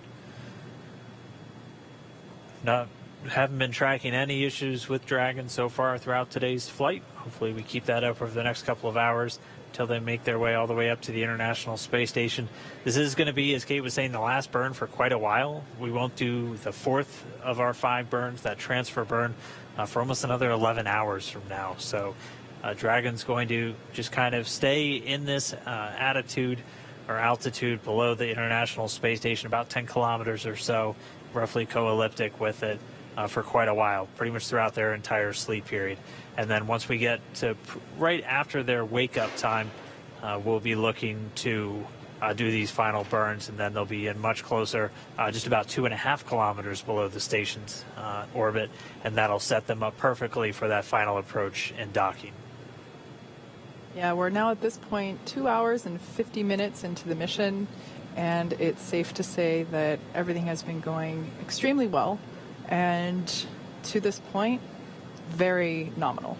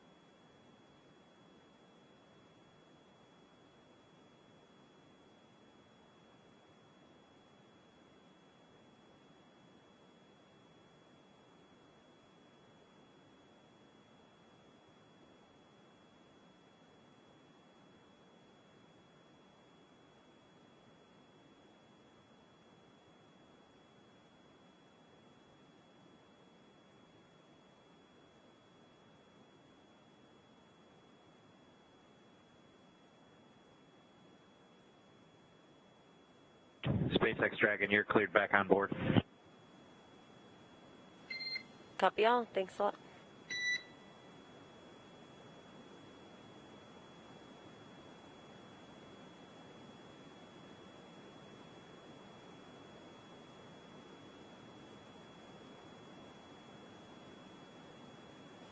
And Dragon SpaceX, when you have a minute, I'd like to sync up with you on the media event.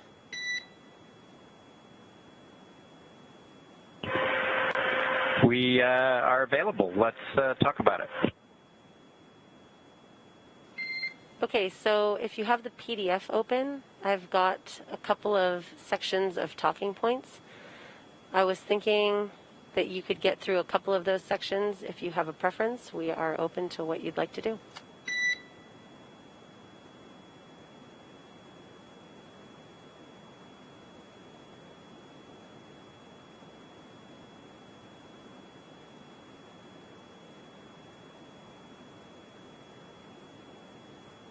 Yeah, I think after the introductions and potentially the displays, I think whatever you guys want to do from there would probably work.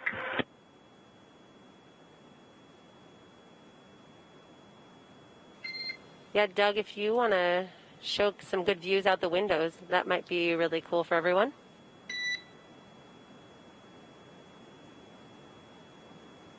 We definitely plan to do that if we're still in a day pass. That would be cool.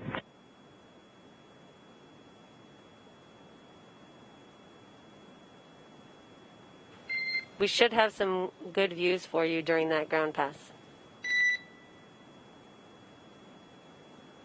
Excellent.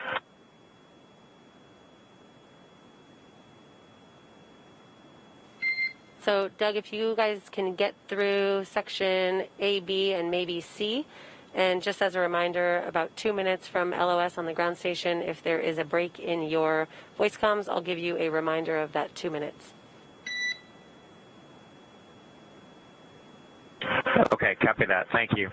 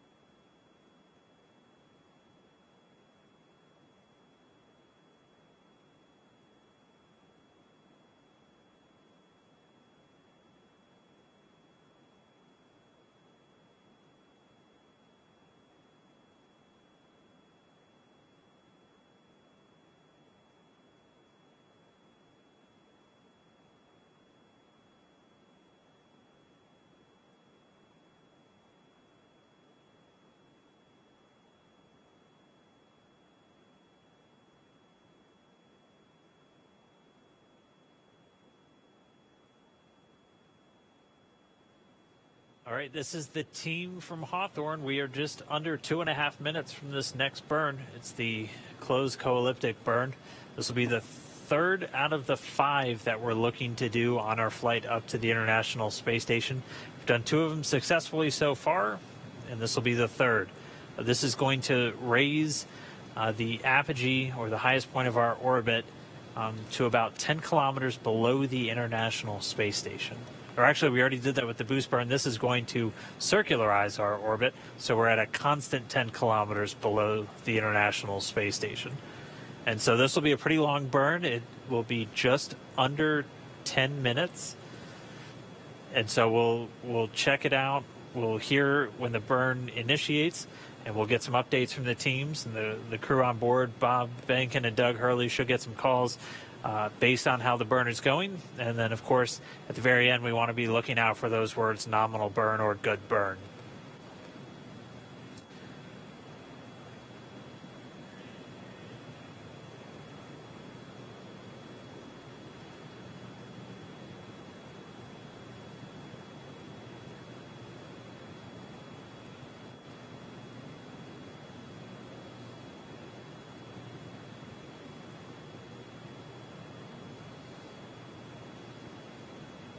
And counting down, we should be 1 minute away from this burn.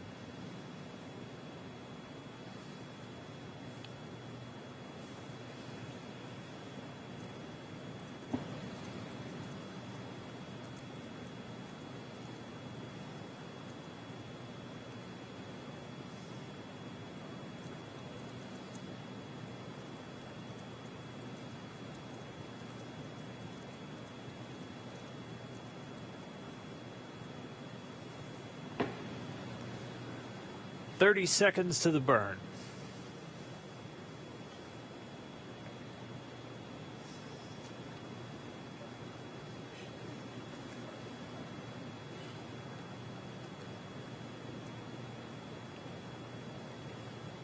Less than 10 seconds standing by for confirmation that the burn has started.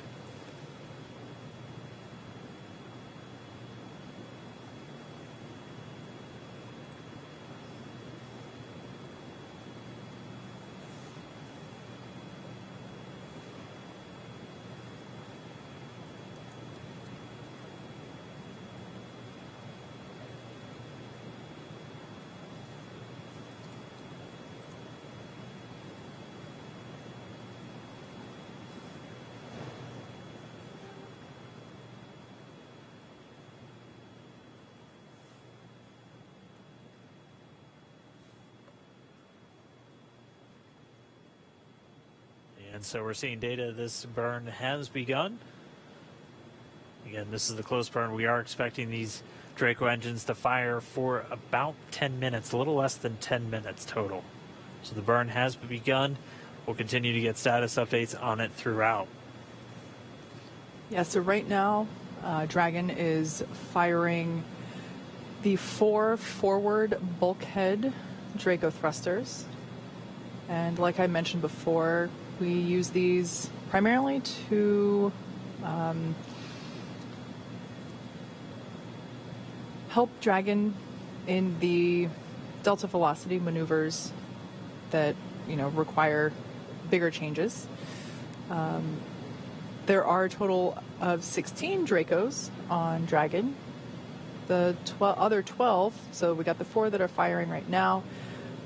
The other 12 are located in the service section, and that's the part of Dragon that is around the base, and those are used for attitude and low impulse translational control. And right now we're coming up on 2 minutes since the start of the burn. Again, we're expecting just under 10 minutes. If you're watching on NASA TV or on the NASA public channel, we do have our post-launch news conference coming up in just about 5 minutes. So we'll have a number of personnel from down there at the Kennedy Space Center. We'll have Administrator Bridenstine and the manager of NASA's Commercial Crew Program, Kathy Leaders, and then a representative from our partners at SpaceX, along with Kirk Shireman, the manager of the International Space Station Program, and the NASA Chief Astronaut Pat Forrester. Again, if you're watching the coverage on NASA TV, on the public channel, that'll be coming up in about 4 minutes. For those of you still following us along on the SpaceX channels, our operational coverage is going to continue. We have this burn already started. It's the third of our 5th, and we are coming up, we're just past 2 minutes and 50 seconds into this burn. And if you've stayed with us this long throughout the entire webcast, we thank you.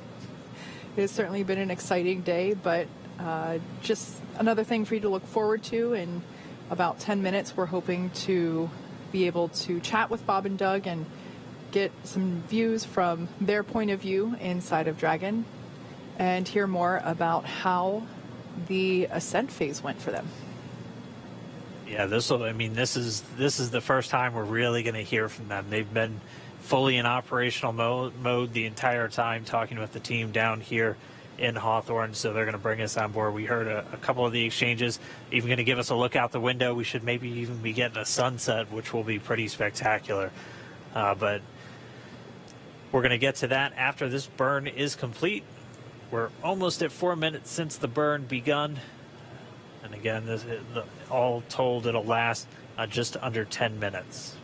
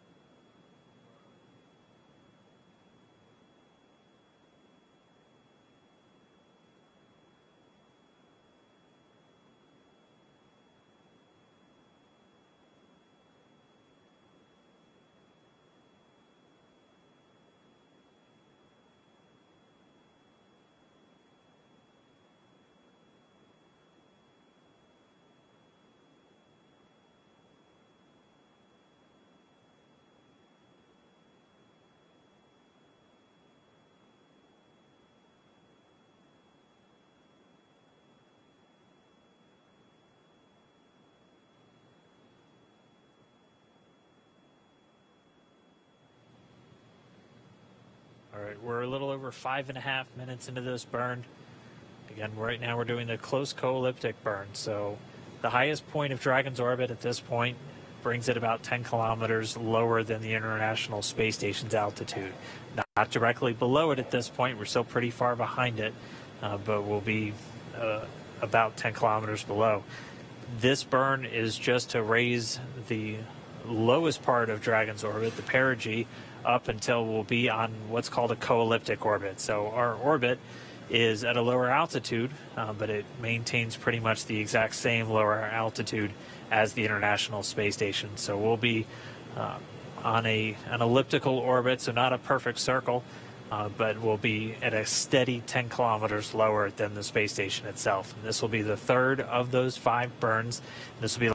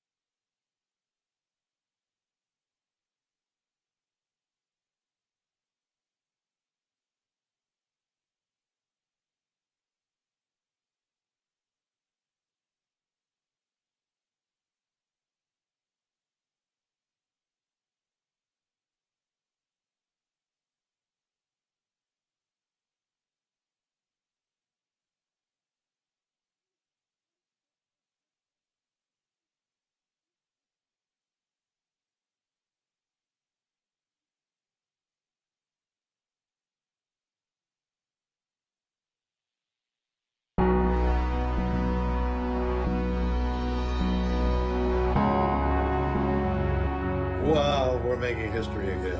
Let's go.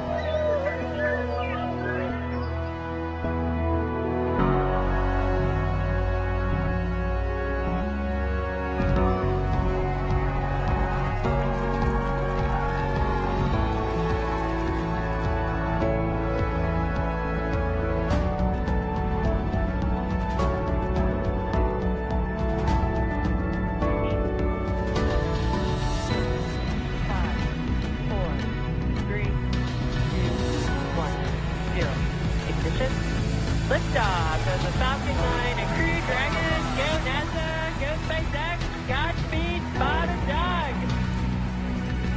America has launched. So rises a new era of American spaceflight and witness the ambitions of a new generation continuing to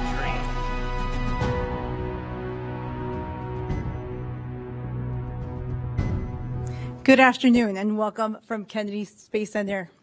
I'm Bettina Klein with NASA's Office of Communications. What a day. We are here to discuss the NASA SpaceX Demo 2 mission and the return of U.S. human spaceflight from American soil to the International Space Station with astronauts Robert Behnken and Douglas Hurley. The Crew Dragon spaceflight spacecraft and the Falcon 9 rocket lifted today from Launch Complex 39A at NASA's Kennedy Space Center at 3:22 p.m. Bob and Doug are now safely on their way to the International Space Station. To talk more about this historic mission, we have a great panel of guests, starting with NASA Administrator Jim Bridenstine, Elon Musk, the Chief Engineer of SpaceX, Kathy Leaders, Manager of the NASA Commercial Crew Program, Kirk Shireman, Manager of the International Space Station, and NASA Chief Astronaut Pat Forrester. We'll start with opening comments and our presenters. Then we'll take your questions. We'll first start with our NASA Administrator, Jim Bridenstine. Well, thank you, Bettina. What a great day for NASA. What a great day for SpaceX. What a great day for the United States of America. It's been 9 years since we've launched American astronauts on American rockets from American soil, and now we have done it again. I want to be clear, the mission is not yet over. This is a test flight. And so we are at the beginning, but so far everything has performed very, very well, and we are excited about the fact that Bob and Doug, our American heroes, are safely in orbit and on the way to the International Space Station. So I just want to say congratulations to the NASA team. Congratulations to Kathy Leaders, who's been on the NASA side leading our commercial crew program all along, and you and your team have done an absolutely marvelous job, and of course Elon Musk and your team at SpaceX. This launch represents the best of everything that America has to offer, but it also represents continuity of purpose. I think to Charlie Bolden, my predecessor as the NASA administrator, who got this program off the ground when there wasn't a lot of political support, and now there is a lot of political support, but it's because we have had success after success. And so this is an important milestone for the nation, and I am so honored and grateful to have really this brief moment in my life to be at the head of this agency. So what an amazing group of people that made all of this happen. Thank you. Thank you, Administrator. Next, Elon Musk. Oh, I'd like to just acknowledge the incredible work of the people at SpaceX and NASA and everyone in creating this technology, and in what has culminated in this incredible launch today of getting astronauts back to orbit after almost a decade. I think this is something that should really get people, right on the heart of anyone who has any spirit of exploration. And the United States is a distillation of the human spirit of exploration. And I think this is something that's particularly important in the United States, but appeals to everyone throughout the world who has within them the spirit of exploration. So I'm really quite overcome with emotion on this day. It's kind of hard to talk, frankly. It's been 18 years working towards this goal. So it's hard to believe that it's happened. We haven't quite yet docked at the space station, and of course we need to bring them back safely, and we need to repeat these missions.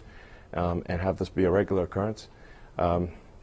So it's a lot of work to do, but it's just incredible. I think this is something that everyone, this is a craft made by humans, for humans. This is like something that I think humanity should be excited about and proud of occurring on this day. Thank you, Elon. Well, next, Kathy Leaders. Well, I wasn't really expecting this today. I'm going to tell you, we woke up this morning. I think Jim actually called me this morning and said, "What do you think? What do you think? Are we going to fly today? What do you think?" Yeah. Well, it was at the 6:05 wake up phone call, but I think you ever slept. but I think Jim said it. I mean, I think I was really proud of the team. The team sat there this morning. We looked at the weather. It didn't look great, but we looked at the different options that were out there, and we realized how important it was for us to kind of step through this carefully and weigh the readiness of the hardware, and then, not have launch fever, but to very carefully assess the situation and be able to clear the gates and the milestones along the way. And the NASA and SpaceX team did a fabulous job of that. And I'm very grateful for the weather clearing 1 hour before we were getting ready to launch. I mean, all weather constraints were cleared on a day that we weren't really sure how it was going to work out. For both our abort track and our launch area, which we have very, very tough weather constraints. But like both Jim and Elon have said, this is a test flight. Bob and Doug are already up there accomplishing a lot of the goals of our test mission. They got to do their far field demos. They got to feel, what it's like to be able to use the touch screens when you're in zero G. They got to be able to check out all the different parts of the system and liberate their zero-G indicator, which I think you guys all have and probably have on order right now. And they have a lot more things. They're going to get to try to sleep. I'm not sure how they're going to do that, but they're going to get to try to sleep. And then tomorrow morning, we'll be approaching space station, and it'll be some of the most important demonstrations that they'll be able to work on about how do we safely dock to the International Space Station. So I am so grateful and proud of our NASA and SpaceX team. They are still vigilant. They're still on console. We're going to stay. I'm going to stay in the LCC until Bob and Doug get docked to the International Space Station, because we're going to stay vigilant until we bring them safely home. Very, very proud of this team. Cannot tell you how happy I am and amazed that we're here today. Thank you. Kirk Shireman. Well, what a great day. Very, very great day for human spaceflight. Big congratulations to Elon Musk and the SpaceX team, and of course a big congratulations to Jim Bridenstine and his leadership together with Kathy Leaders and the commercial crew team. Just a fantastic day. Really, really happy to be part of it. A lot of the ISS team couldn't be here in Florida today, but I can tell you they were watching it virtually. They actually had a virtual launch watching party, and they were very excited to see the launch as well. And finally, our international partners. I had the chance to get congratulations from many of my counterparts across the International Space Station Partnership. They have been a big part of Commercial Crew and the SpaceX efforts along the way. Today they were watching. I can tell you they're all very excited about having their crew members fly in the very, very near future on the Dragon and come up to International Space Station. Today on board the ISS, the three crew members, Chris Casti, Ivan Wagner, and Anatoly Ivanishin, are getting ready to have their additional crewmates on board. I know they're very, very excited. In fact, I'd be surprised if they don't have something really special cooked up for them when they arrive. So we'll look forward to that. There's lots of work to be done on ISS, and I know Bob and Doug, together with the folks on orbit, are really ready to get busy. What you saw today, hopefully what you saw today was really smooth and calm. It's kind of like a duck maybe on the water. It looks smooth and calm, but there's a lot of paddling going on underneath the surface. And what you'll see tomorrow, likely, we certainly expect is very, very smooth and nominal. I just want you to know, though, it's very, very difficult. It's a tremendous amount of effort on the part of the designers, the test engineers, in terms of the ops planners and the operators and even the crew to go make that happen. So smooth and nominal is actually really, really hard. Anyway, with that, it's been a great day. Very, very happy to have Bob and Doug on their way to the International Space Station and looking forward to the rest of this test flight. And Pat. I tell you, I am very happy to be sitting here in a post-launch press conference, and that's not something you'll hear me say very often. Probably not as happy as Bob and Doug are right now, but I'm pretty happy. And no doubt I have a group of astronauts jumping up and down back in Houston that are pretty happy too, because we promised them some flight assignments, and those are sure to come once we got Bob and Doug up. And so I just wanted to just say thanks to the team for being able to do that, to give these opportunities to our other crew members. I want you to know that I've been living with Bob and Doug in our astronaut crew quarters here over the last week plus, and I have never seen a crew so calm and focused leading up to a launch as these two were. Now, no doubt that has to do with their experience. It has to do with the training. But I really think it's a demonstration of the trust that they have both in the NASA team and the SpaceX team to get them safely to orbit.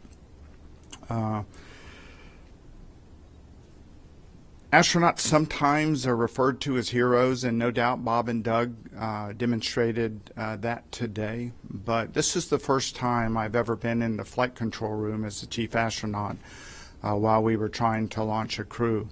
And I'll tell you, accepting risk on behalf of others is a big responsibility. And I was amazed at what was going on in the loops. As Kirk said, there was a lot of paddling underneath. And I want everyone to know that we were surrounded by heroes on the ground that got us where we were today. With that, I think I'll say thanks again for getting our crew safely to orbit. We'll look forward to seeing them dock to the International Space Station tomorrow. Thank you. So today we have media joining us remotely. So they'll be on the phone and watching on NASA television like everybody else. So to ensure as many people as possible to ask their questions, we're asking our reporters to ask one question to make sure that all of their colleagues has an opportunity to participate in this press conference. Please state your name, affiliation, and whom you're directing your question to. Our first question comes from Miriam Kramer. Hi, thank you so much. Miriam Kramer with Axios. This question is for Elon or for the administrator or both. I was just wondering, so this launch has often been referred to as a moment of hope for the nation, but it's also happening against the backdrop of protests and demonstrations around the country today. I wonder what you want to say to those people out there protesting. Is this launch for them too? Thanks. I'll be happy to field it. Look, this launch is for all of America, and we have had moments in time in American history where we've had challenges as a nation. We think back to the 1960s. We think about the Vietnam War and the protests. We think about, in the 1960s, the civil rights abuses and the civil rights protests. We think about the height of the Cold War. And yet we had this moment in time, July 20th, 1969, when all of America stopped, literally just stopped, because we had American astronauts walking on the surface of the moon. And then we repeated that 5 more times. The challenge is the Apollo program eventually ended.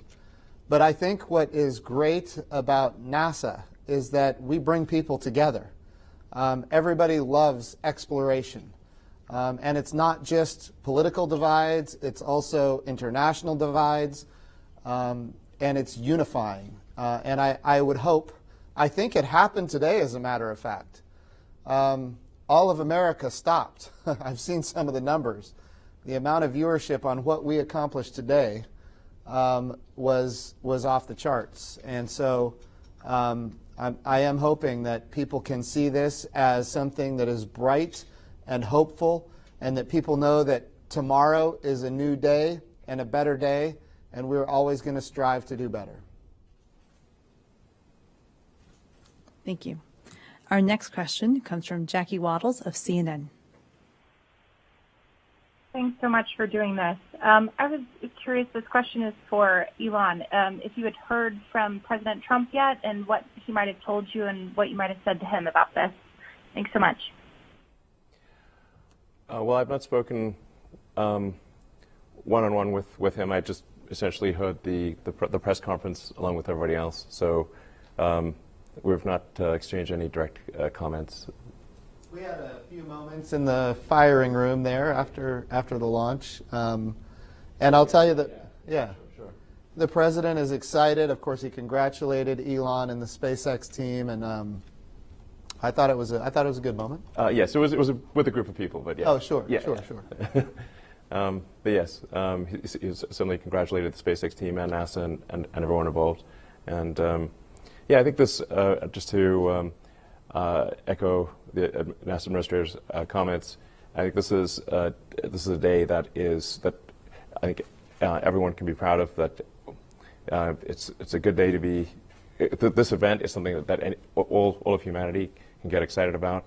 It's just a fundamentally positive, good thing, and I think we need more positive, good things in this world. Our next question is from Joey Roulette of Reuters. Doing this. One question, two-part question. First is for Jim Bridenstine. Have you heard from your Russian counterparts? I know Kirk Shireman mentioned that international partners reached out to NASA with the success, and the other is for Elon Musk. With SpaceX's success today, have you heard from your Boeing counterparts, and what would you say to them? Thanks. So Dmitry Rogozin is the head of Roscosmos in Russia, and I haven't talked to him, but I have seen his public comments, and of course he was overwhelmingly congratulatory towards NASA and SpaceX, and he made some comment about how it's like flying an iPhone or something, and I know I've made similar comments as well, but he did express that this is an exciting day, not just for us, but also for them. They believe in the partnership, and so I think it's going to remain strong. The trampoline is working. That's right. Yeah, it's an inside joke. Inside joke, yeah. Our next question comes from Marcia Dunn. For you, your company president said right before liftoff that she was super nervous, stomach and throat. Could you talk about how you were, your emotions, your feelings leading up to liftoff, and especially seeing them make it to orbit safely? Thank you very much. Was that for me or Elon? Sure. I think it was for Elon. For Elon, please. Yeah. Elon? Marcia, if you're still on the line, can you repeat your question? Yes. Elon, Gwynne Shotwell said right before liftoff that she had her stomach and her throat. She was super nervous. I'd like to know how you were feeling in the minutes leading up to liftoff today, your emotions, your feelings of having to stand there and watch all this unfold. Thank you. Well, I mean, just speaking straight from the heart, on Wednesday during the first countdown, I'd say that my adrenaline was railed at 100%, and when the launch was called off, it went to 0%. It was like I just basically collapsed and slept the longest time I'd slept in probably a year. Then, oddly enough, today, I don't know, it felt like just the fates were aligned, and I didn't feel nervous, it felt like it was going to work, and it felt like the right thing was going to happen. So, for whatever reason, I did not feel nervous. Hey, Bettina, can I sure. say something real quick? I just got a note moments ago. Doug Hurley announced that the Crew Dragon is named Endeavor, and cool. We are going to look forward to hearing a few words from them shortly. Thank you. Yeah, they've been flying it around. Actually, it's cool that they took it off automatic and just were manually flying the craft around. And it's got to be pretty fun, just zipping around space and spacecraft. Everyone's childhood dream. Yeah. Next, we'll go to Emery Kelly of Florida Today. Hey, folks. Thanks. Thanks for doing this. I appreciate it. I'm just wondering, with this being the first time humans have had a chance to experience flying on a Falcon 9 and in a Crew Dragon after all these years of them flying, have you gotten any input from Bob and Doug? Is it, smooth ride? What was it like? Thank you. So I have not heard specifically as to how it flies. I do know that we are going to hear from them soon. I don't know at what point that's going to take place. Bettina, I don't know if you have that specific information. No? I don't have it right. It was a very smooth ride. You can see on the, I think on the webcast it looked quite smooth. In fact, a friend of mine who's a filmmaker said, you need to put some shake into the camera to make it look more realistic. Okay. Our next question will be from Paul Brinkman of UPI. Yes, I'd like to ask Elon. I realize the mission isn't over, but it's a significant achievement at this point. What's the impact of success for this program on SpaceX as a whole, including development of Starship? Well, I think this is obviously a tremendous accomplishment for SpaceX in partnership with NASA and a number of critical suppliers. In fact, if I think about the total number of people involved in making this mission successful, it probably adds up to 100,000. So I'd just like to express a word of appreciation and congratulations again to everyone involved in making this successful. Just a special word to the administrator and Kathy and it's just everyone involved. It's just wow. Anyway, it is a little hard to process. I think at this point I am somewhat overcome by emotion to try to come up with cohesive, sentences that make any sense. Is quite difficult. But I think this is hopefully the first step on a journey towards a civilization on Mars, life becoming multiplanetary. Based on the moon and expanding beyond Earth, and life becoming a multi-planet species, life becoming multiplanetary for the first time in the 4.5 billion year history of Earth. I think this is hopefully the first step on that journey. It will require a tremendous amount of innovation and technology development to make going to orbit and ultimately beyond orbit a routine matter where thousands and perhaps ultimately millions of people can travel to other planets. That's what we really need to achieve over time. That's obviously a very difficult goal, but that's seeming increasingly real with what happened today. That getting people to orbit finally after 18 years. If we are able to increase the rate of innovation, then life can become multiplanetary. This is the goal we should strive for. I think from a NASA perspective, I think what this did for Starship and a lot of others is kind of establish that this is a successful business model. And if we look at how we did commercial resupply of the International Space Station and now commercial crew of the International Space Station, and of course the Commercial Lunar Payload Services Program to deliver payloads to the surface of the moon, and now for the first time since 1972, we have funded a human landing system, and of course we're very proud that SpaceX is going to be a partner in that development program as well. So, so not only do we have it funded, we actually have contractors under contract developing that human landing system. So I think as far as how this relates to the Artemis program and the Moon to Mars program, I think the business model has proven itself very successful. We're bringing down costs. We're increasing access. That's going to continue to happen as we on-ramp more partners and, of course, as SpaceX and others to go get more customers NASA doesn't want to be the owner and operator of the hardware. We also don't want to be the only customer. We want SpaceX and others to go get customers that are not us. And when all that materializes, I think what Elon's talking about here, this vision for humanity being able to live on the surface of the moon for long periods of time and eventually on Mars for long periods of time, that's the eventuality of the business model that we are currently developing. Thank you. Our next question is from Chris Davenport of the Washington Post. Thanks, guys, for taking my call. I really appreciate it. And thanks, Elon, for the trampoline quote. That was classic.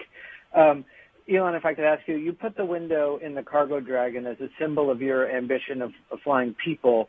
I wonder if you can talk a little bit about how, over these very long years, you kept your team focused on human spaceflight as the ultimate goal, even though, obviously, they've been working on so many other things along the way. Thanks, and congrats.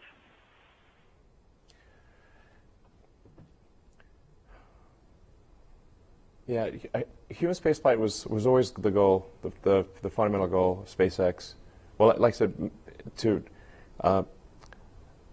create the technologies or help create the technologies necessary to make life sustainably multiplanetary.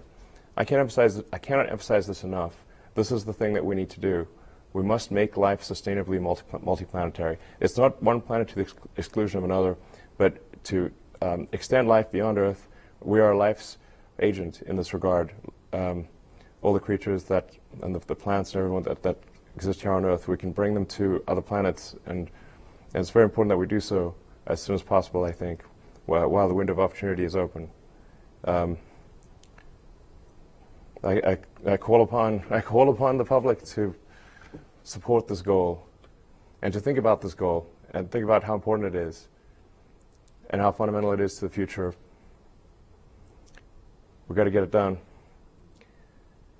The launching satellites is nice, of course, and it keeps we've got to bring in more money than we spend. This is important, but it's ultimately all about life beyond Earth. We'll go to our next question. It's Eric Berger of Ars Technica. Good afternoon. That was a hell of a thing to watch. Question for Jim today. It's been a little more than 8 months since you tweeted about SpaceX and it was time to deliver. Just wondering if you would say that they have delivered or not, and maybe do you have a message for other contractors for NASA? Yeah, no, I leave it to you to bring this up. We're celebrating here a little bit. I want to be careful we're not celebrating too much until Bob and Doug get home safely. But no, that's right. There was a time 8 months ago, as you mentioned, where we were having challenges with parachutes.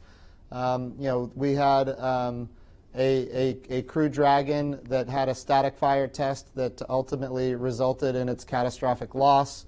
And if you would have told me then that we would be right here today, I don't know that I would have believed it. And yes, I sent a tweet and asked Elon to deliver. And I'll tell you the same thing. I told the president, I told the vice president, and of course I've said it in a number of interviews.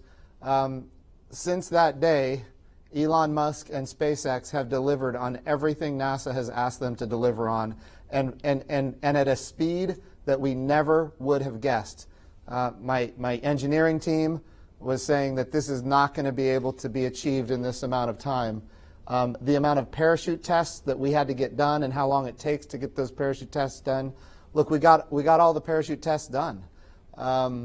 And we are just overwhelmingly grateful, not just for SpaceX and Elon Musk, but also Airborne and the NASA team that really went to work on getting all these tests done. And of course, all of the, changing out the titanium, all that took time, and then doing all the tests after that.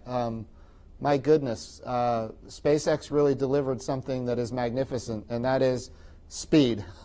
Without question, I don't think anybody would have believed the speed with which SpaceX delivered, and they did, in fact, deliver. Kathy, you want to add anything to that? Oh, no. I think Jim said it really well. We went through it wasn't like we didn't have issues. We had things we had to go solve, right? And we've learned a ton. And that team, the SpaceX team and the NASA team together, working hand in glove, together, solve these problems together, right? We tackled them and we solved them and figured out how we were going to go fly together. And but without the SpaceX folks making it happen, like Jim said, so quickly, we wouldn't be here today. Thank you. Next is Lauren Grush with The Verge. Hi, thank you so much for taking my question. I guess this is for anyone who can answer it. I'm wondering if there was anything unexpected during the launch today. I think I heard something on the live stream about some component being lower in temperature than expected. Just wondering if everything went as planned or if you had any hiccups along the way. Thanks. Do you want me? So the only, really the count was, I would say, spectacularly quiet. I mean, everybody said, and then probably within, as we were loading the prop, the only thing we saw it was actually something we'd seen as we were unloading on Wednesday.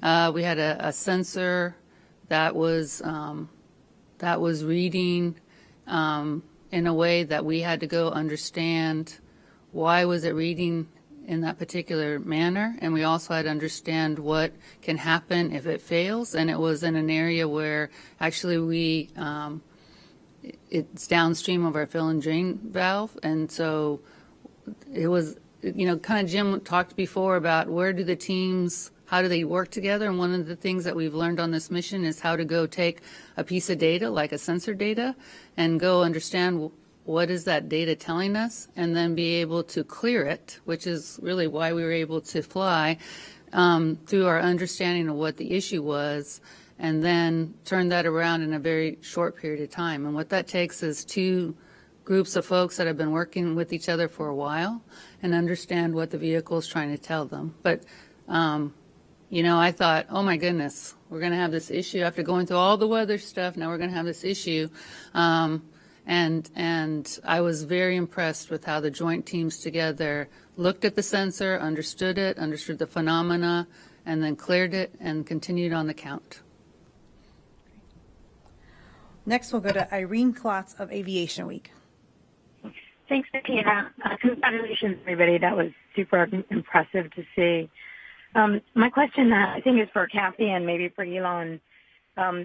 What has to happen from this point on for you all to feel confident that a August 30th or early September launch of the first post-certification mission can happen? Thanks.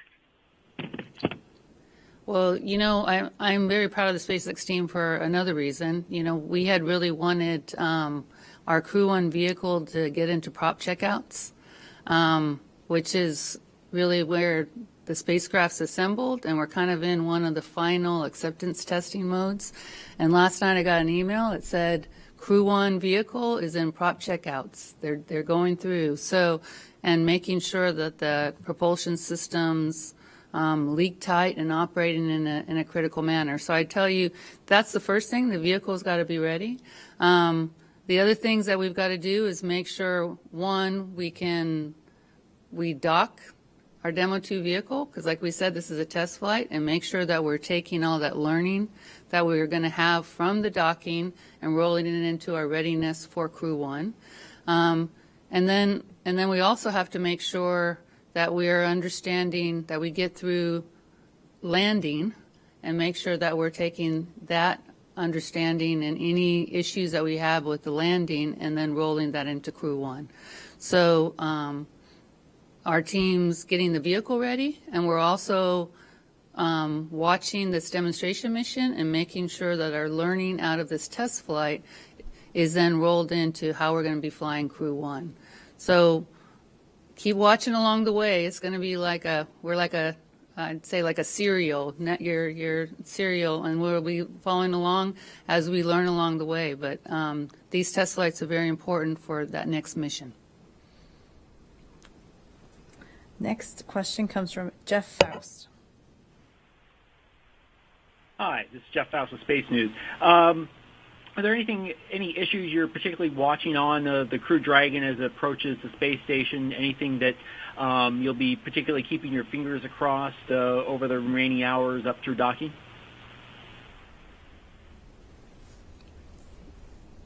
So, the big thing, the nice thing about us having the uncrewed mission was we were able to check out a lot of the systems on the uncrewed mission that had to do with docking. And I think everybody saw last spring how successful our Demo 1 mission was through the docking phase.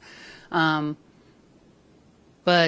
you always learn something with spaceflight, and now having the crew on board and understanding how the spacecraft and the crew operate as a system, and then how that total system then obviously works with us approaching station will be another big thing that we're learning, right? And then obviously, people forget, and Kirk alluded to it, us understanding how to be docked with station and operate within station is a big part of our learning for this group. This is also our first long duration mission where we're going to be doing integrated operations with the space station for a long period of time, which is also going to be a huge learning opportunity for us. So these test flights are very, very important for us to not only learn how the vehicle works, but learn how we're operating it. And we've learned a lot about how to try to fly with weather and how to operate with these systems. It's going to be really important for us now to go learn how to obviously do the docking piece, but then learn how to be part of this integrated, enterprise that's the International Space Station. And Kirk, you probably could add, it's a very complicated, Sure. system. First of all, I promise good weather tomorrow, Kathy. I Excellent. promise no rain showers. We did have a solar flare, but I don't think that'll impact our operations. But there's a series of tests along the way. Just like on Demo 1, there's some additional tests. Of course, Doug's going to take over and fly manually, and the crew on board the Dragon, Bob and Doug, monitoring how the vehicle comes in, and Chris Cassidy on board the ISS will also be monitoring it. So it really is, how does the vehicle perform? How does the integrated crew, both the crew on the Dragon and the crew on the International Space Station, handle all that? And then, of course, equalizing the pressures, making sure there's no leaks when it's mated to the ISS. And then finally, just training the crew to come across the hatch and how the ISS works and be part of that bigger integrated team. So I think there's a tremendous amount of things to learn along the way. And we have very, very experienced crew on board the ISS and a very, very experienced crew on Dragon. And I think it'll go really well. But I'm sure we'll learn a few things along the way. Thank you. Our next question is going to come from Jackie Goddard of Times of London. Hello, thank you, and congratulations. My question is for Elon. You said last week that you had told Bob and Doug's two little boys that you would do everything you can to bring them home safely. Even with a safe launch out the way, that must still weigh on you throughout the mission, though. And I wondered if you can share some personal insight into what it's like to have that responsibility, not just with your SpaceX hat on, but as a dad. Thank you.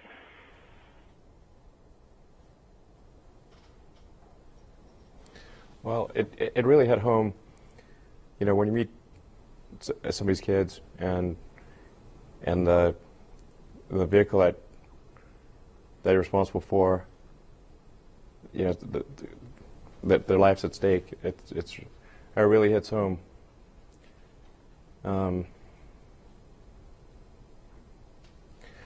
So, there's still. So we still got to dock with the space station. We still got to return. I think there's an argument that the return is more dangerous in some ways than the ascent. So we don't want to declare victory yet. We need to bring him home safely. Make sure that we're doing everything we can to minimize that risk of reentry and return. We were able to do that with the Demo 1 vehicle, so we were able to retire a lot of risk with the reentry there. That's a big deal, but yeah, that's anyway, get choked up here. So it really this. Yeah, I'm getting choked up. Sorry, I'm not sure I can answer the question any more than that. Except, yeah, going to do everything we can to make sure he gets home safely. Our next question comes from Marina Corinne. Hi, everyone. Marina Corin with The Atlantic. Congratulations on the launch. This is for Elon or Jim. Do Bob and Doug want to dock manually to the ISS instead of letting Dragon do it? Are they allowed to do that, or can they only take over if there is a problem or some kind of emergency?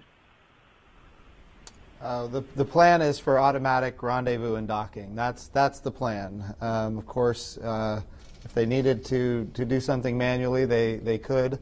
But we're planning to test automatic rendezvous and docking. I just want to reiterate something that Elon talked about. There is no doubt that Bob and Doug are on Elon's mind all the time. But that is not just on his mind. He has made that throughout the culture at SpaceX. And we did an assessment of the culture at SpaceX, and it came back extremely strong. And it is on the mind. Bob and Doug are on the minds of everybody, all the way down to the line worker and all the way to the top. Everybody at SpaceX knows what is at stake here. And I will tell you, I was very impressed with what I saw in that safety assessment that we conducted. And I think all of our NASA team was impressed with it as well. It's not just Elon, it's his whole team. And he's made that go all the way down to every person that works at SpaceX.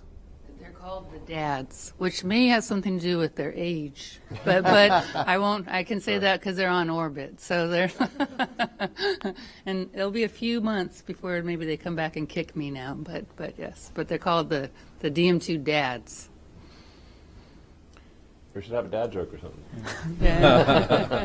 I would like to add to that because it plays back to an earlier question about how did SpaceX stay focused on human spaceflight coming out of cargo, and I think part of that is that relationship that was built. I know recently over this past year, I think it was 32 straight weeks that Bob and Doug were out there at Hawthorne with the SpaceX team, and they have really built a very close relationship. You can see it in the eyes and the smiles when they see each other, and that goes a long way, I think, in this. And so I think what's really, really cool is that the part number for their seats and their suits has their names in it. Mm-hmm. So, I think, Elon, you guys have done a great job to personalize that they're flying our crews. That culture is not easy to achieve, and it's not easy to get it throughout the whole organization. And the safety assessment that we did indicated that was the case.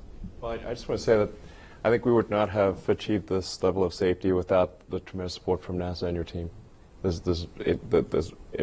NASA made us way better than we would otherwise have been, and obviously we couldn't even have got started without NASA. So thank you very much for your support. Let's celebrate safety when we get them home. Yeah, totally. Yes. Let's do that. Yeah. But it's good. Our next question is from Ivan Crone from AFP. Thank you very much. A question for Elon Musk. Could you expand on Starship development and about when you expect you will go around the moon? Well, I tend to be a little optimistic about schedules. But I'm optimistic in general, so I guess that extends to schedules too. I don't know. I mean, I guess I would wish that we could do it in 2 years. I don't know. That might mean 4, but I don't know. I think it's not out of the question that it could be 2 years. I would be surprised if it took more than 4. Okay. Our next question is from Dave Mosher of Business Insider. Thank you for taking my question, and congratulations on an amazing launch. This is for Elon. You've been working toward this moment for 18 years and have certainly encountered some resistance along the way. I think even at NASA at one point. What would you say to those who doubted SpaceX could do this? Do you have a message for them? And then your last conversation with Bob and Doug, can you tell us what you talked about, what you said? Thank you. My apologies, I didn't hear the first question properly. Can you repeat that, please? Just the first question. Dave? Yes, I'm sorry. You couldn't hear the question? Yeah, can you repeat it, please? Yeah, sorry about that. So this was for Elon. I said you've been working toward this moment for 18 years, and you've certainly encountered a lot of resistance along the way, even, I think, from NASA at the very beginning. What would you say to those who doubted SpaceX could do this? Do you have a message for them? And then what was your last conversation with Bob and Doug like? What did you talk about? Where was it? Thank you so much. Do I have a message for those who... What? Oh, doubted. Okay, I was like, what? Okay. Maybe I'll just blank out the word doubt. No,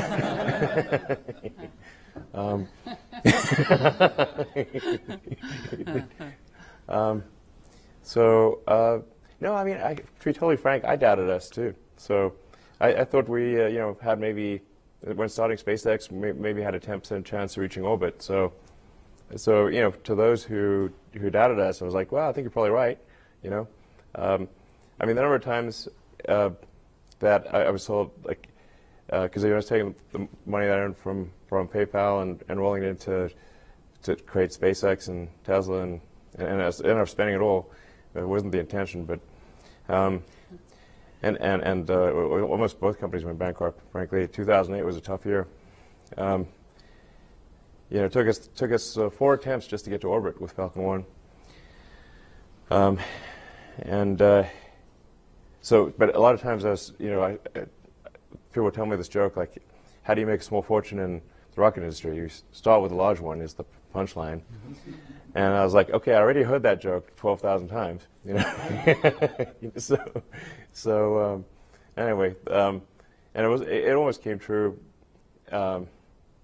We just barely made it there. That 4th launch of Falcon 1, that's all the money we had for that 4th launch. And then, and that wasn't even enough to save the company. We also then had to win the NASA cargo resupply contract. So that came a little after, a little bit later, or right towards the end of 2008. Those are the 2 key things that saved SpaceX. Otherwise, we would have, not made it. So yeah, I think those doubters were, their probability assessment was correct. But fortunately, fate smiled upon us and brought us to this day. And Pat, anything else you could add about Bob and Doug right before they launched? Well, I mentioned earlier that they were calm and focused. I think that this was for both of them a chance to get back to space. They felt like it was a privilege to represent NASA and the astronaut corps in this endeavor, and they, I guarantee you, are going to enjoy their time on the International Space Station. Chris joked with them when they didn't get up the first time. I think the administrator heard this, that they were trying to get out of the weekend cleaning that we do on the ISS, but they'll be glad to get there, glad to come back. We're going to take our last question from space.com. Hi, this is Hanukkah Weitering with space.com. Thank you so much for taking my question, and congratulations on an amazing launch today. I'm just wondering if you could talk about what else Bob and Doug will be doing now that they've completed their manual flight test. I've heard that they're going to be taking a nap at some point, but what else is on the to-do list for Bob and Doug between now and docking? Well, they did their far field demo, so like Elon already mentioned, they got to manually fly the vehicle. They'll be doing another demonstration a little bit closer to the space station. People forget that, the reason we picked, or the FOD picked the Bob and Doug to fly this is because of their experience as test pilots, and actually had developed the concept of the cadre to have an experienced set of crew members working with the companies to make sure that they were able to help them as they're working their designs and developing their systems. So this is kind of cool because this is Bob and Doug get to actually apply the work that they've been helping work and develop and figure out how's it really working on orbit. And so the other thing they get to do is just to be able to be, the ecosystem's working. They're getting to see, are things cooling? How's the seat feels? How's the suits feel? Can you get in and out of the suits, when you're on orbit? How easy are those kind of functions going to be? I'm not going to talk about the waist functions, but that's kind of part of it. And then obviously how approach feels with, I know that Jim was able to use a simulator, but now they've got this big simulator that's the International Space Station that they're going to get to be able to actually, come up to and be able to dock and see how that really works and how it matches. Because one of the things that's really important, and we all know it, and anybody is how does a real thing really approximate what you've been practicing on for, the last few years. And so they now are going to be able to come back, and for these next crews that are going up, they'll be able to share with them, hey, this is really how it felt. This is how these systems worked, and be able to share that experience with the Crew 1 crew that right now is doing their training. So they're doing a very, very, very important function for our upcoming crews that will really be the long-duration crew members and will be flying to the space station. And I can promise you that the hardest thing they'll do tomorrow is when they're done flying their manual near-field flying is to hand it back over to the computers and not dock it themselves, because they are test pilots. And to answer an earlier question, that is exactly what they would enjoy doing. So to give it back will be a little bit hard for them. I did notice, Doug was really good at teaching Jim how to fly it. Mm-hmm. So, yes, he helped you dock, right? Well, I might have. No, he helped a lot, and it was fantastic.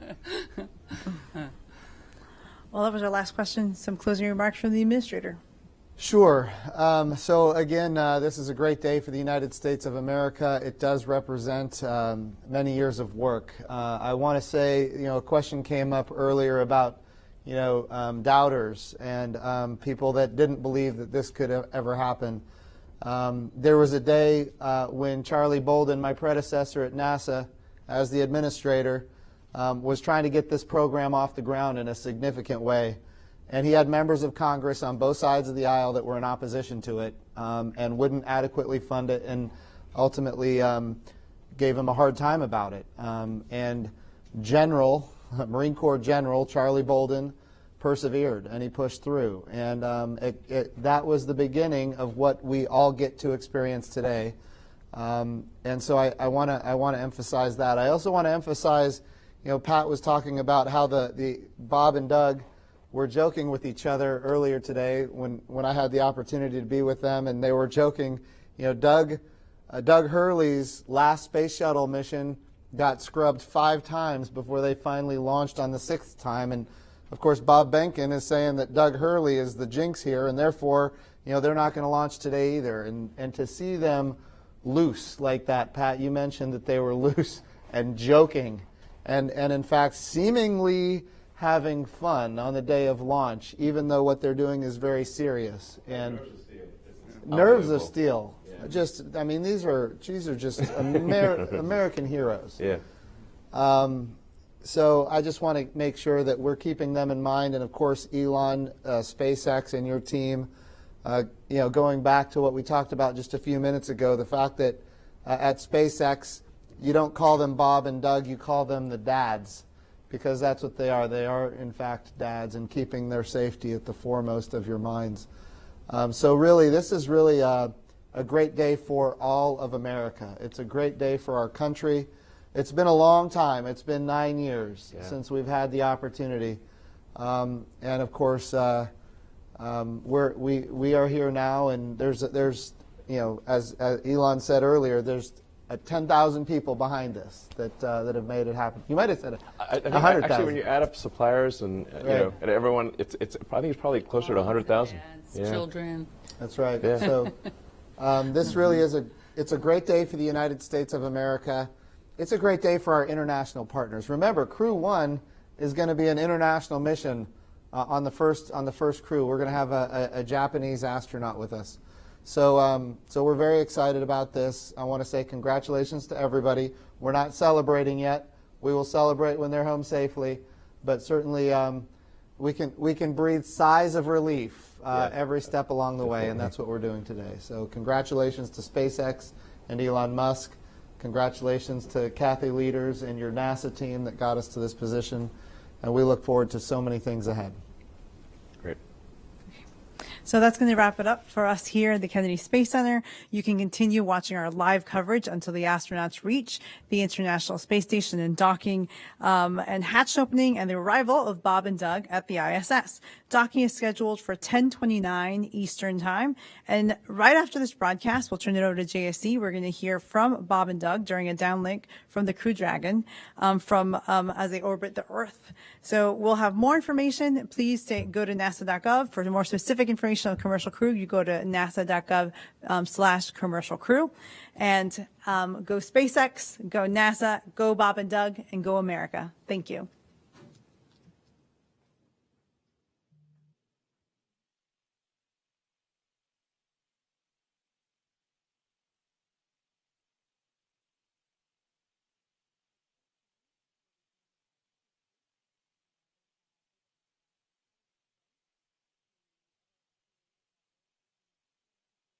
They like to get to things sooner than later, so they've been on the earlier schedule. And so they'll basically have about an hour to wind down and mentally and physically prepare to drift off to sleep. Like I've said before, we really want them to be well rested whenever it comes time to begin the integrated operations for docking, and so it's really critical that they get the full, at least as much of the 8 hours as possible to be rested, and that's part of the reason why we've been talking about these 5 major burns that Dragon performs. We've done 3 of them, and then we don't have to perform the next one until after the crew will wake up. So, because again, we don't want to wake them up. It can be pretty loud. Yeah, it should be a pretty nice night. I mean, I wouldn't mind some white noise or something in the Crew Dragon, but yeah, it's hopefully a silent night here on Earth too. Looking to continue this nominal mission. Everything looking good so far with Crew Dragon.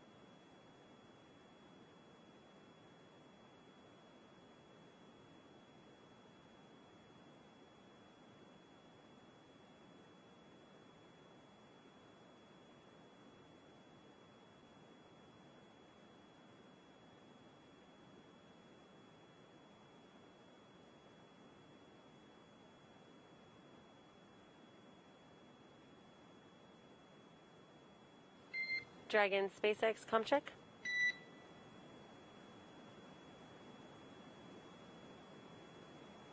SpaceX Dragon, we've got you loud and clear. We've got you the same. We had some weird noises down here, so just want to make sure we were still with you.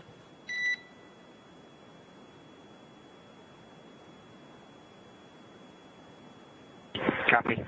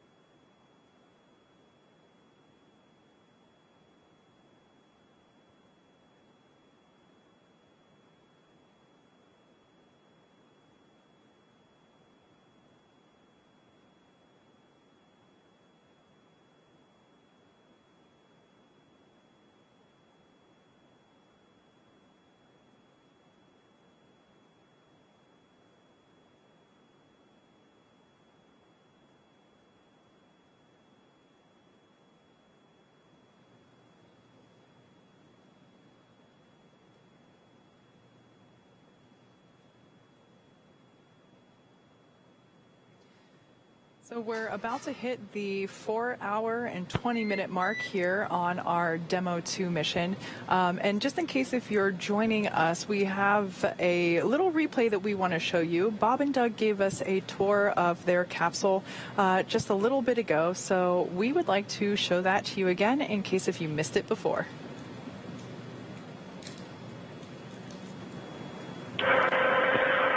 Well, everyone, welcome aboard Dragon. My name is Doug. Next to me is Bob. You probably know him. We're so glad to be with you this evening and welcome you on board Dragon. Got a couple things we want to talk about first before we kind of show you around. The first is kind of a tradition we've had over the years with spacecraft going way back to the Mercury era.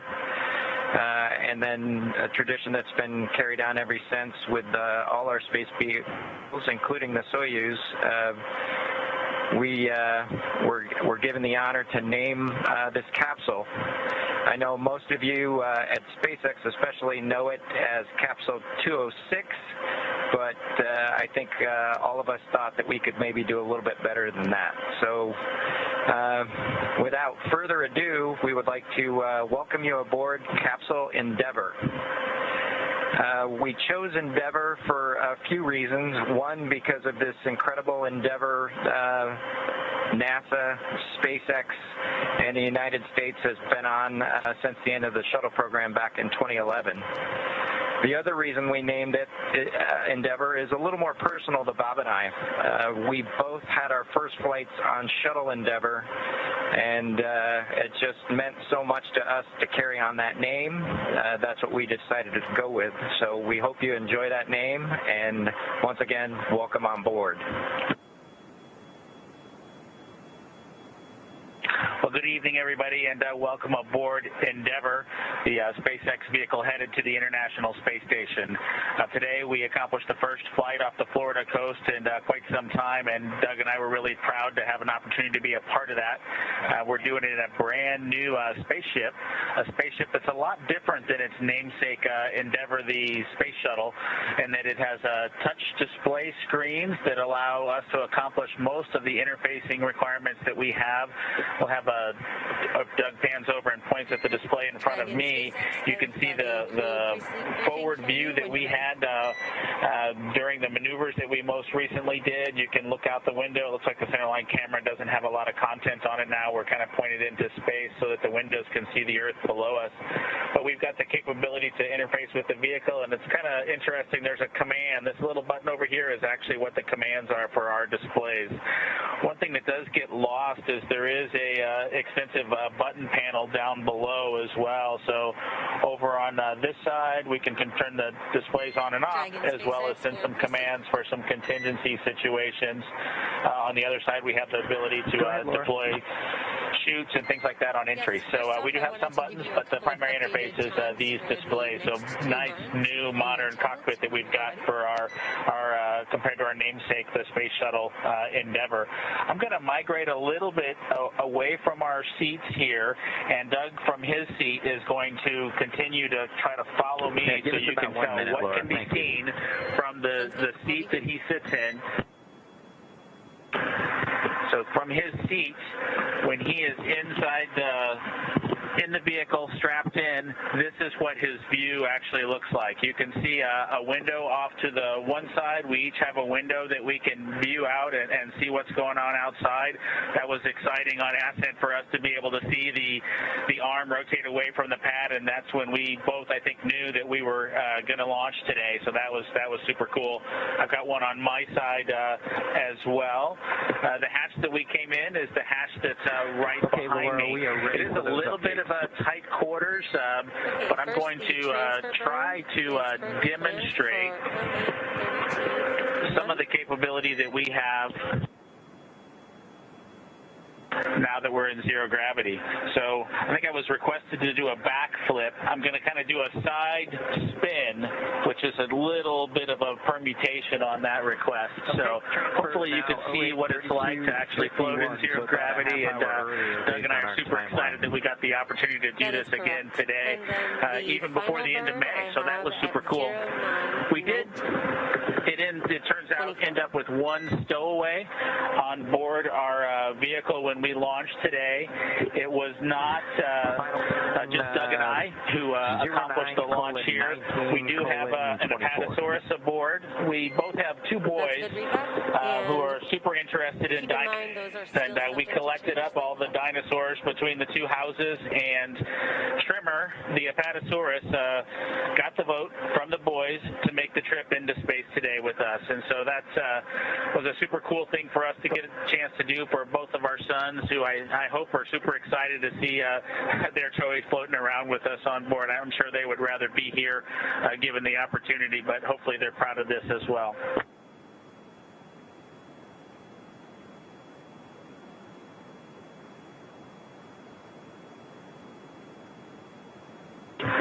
Okay, as we work our way towards one of the windows, unfortunately it's getting a little bit dark, but I don't know if Bob can pan over here. We just passed off of the coast of Newfoundland, and we're headed over to over the Atlantic right now. I don't know if you can get a good picture of that.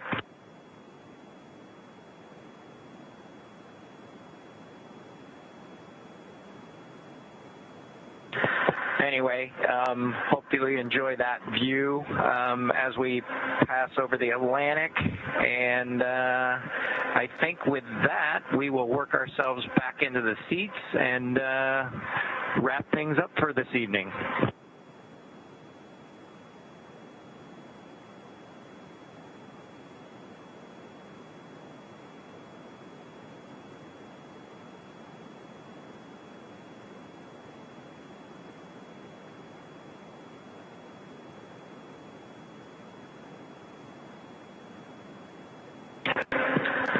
So Doug's there making a nice big smile for the camera. I hope you enjoyed the trip today with us on board the Dragon capsule Endeavour with our friend Trimmer, the apatosaurus, and Doug and I. We just would like to thank SpaceX, we'd like to thank NASA, and we'd like to thank the American people for the opportunity today. And we're really proud of the entire team that was able to accomplish human spaceflight again from the Florida coast. Just a wonderful experience. Doug and I are just so proud to be a part of it, and just want to thank everybody who gave us this opportunity and worked so hard to make this happen today. So with that, I think it'll be good night from Capsule Endeavour. Good night to everyone at NASA, at SpaceX, and the United States, and congratulations to the teams that got us into orbit. And we're looking forward to seeing Chris Cassidy and his Russian colleagues on board the International Space Station tomorrow morning.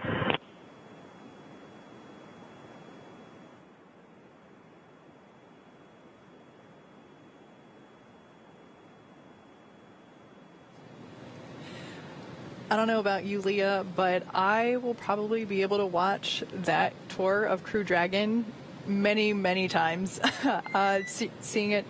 Dragon, this is SpaceX MD. Twinkle, twinkle, little star. Have a good night.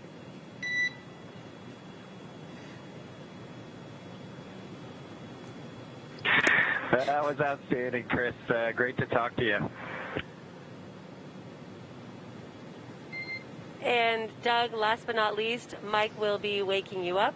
So bid you adieu and good night. We'll see you on station. Thank you. Night.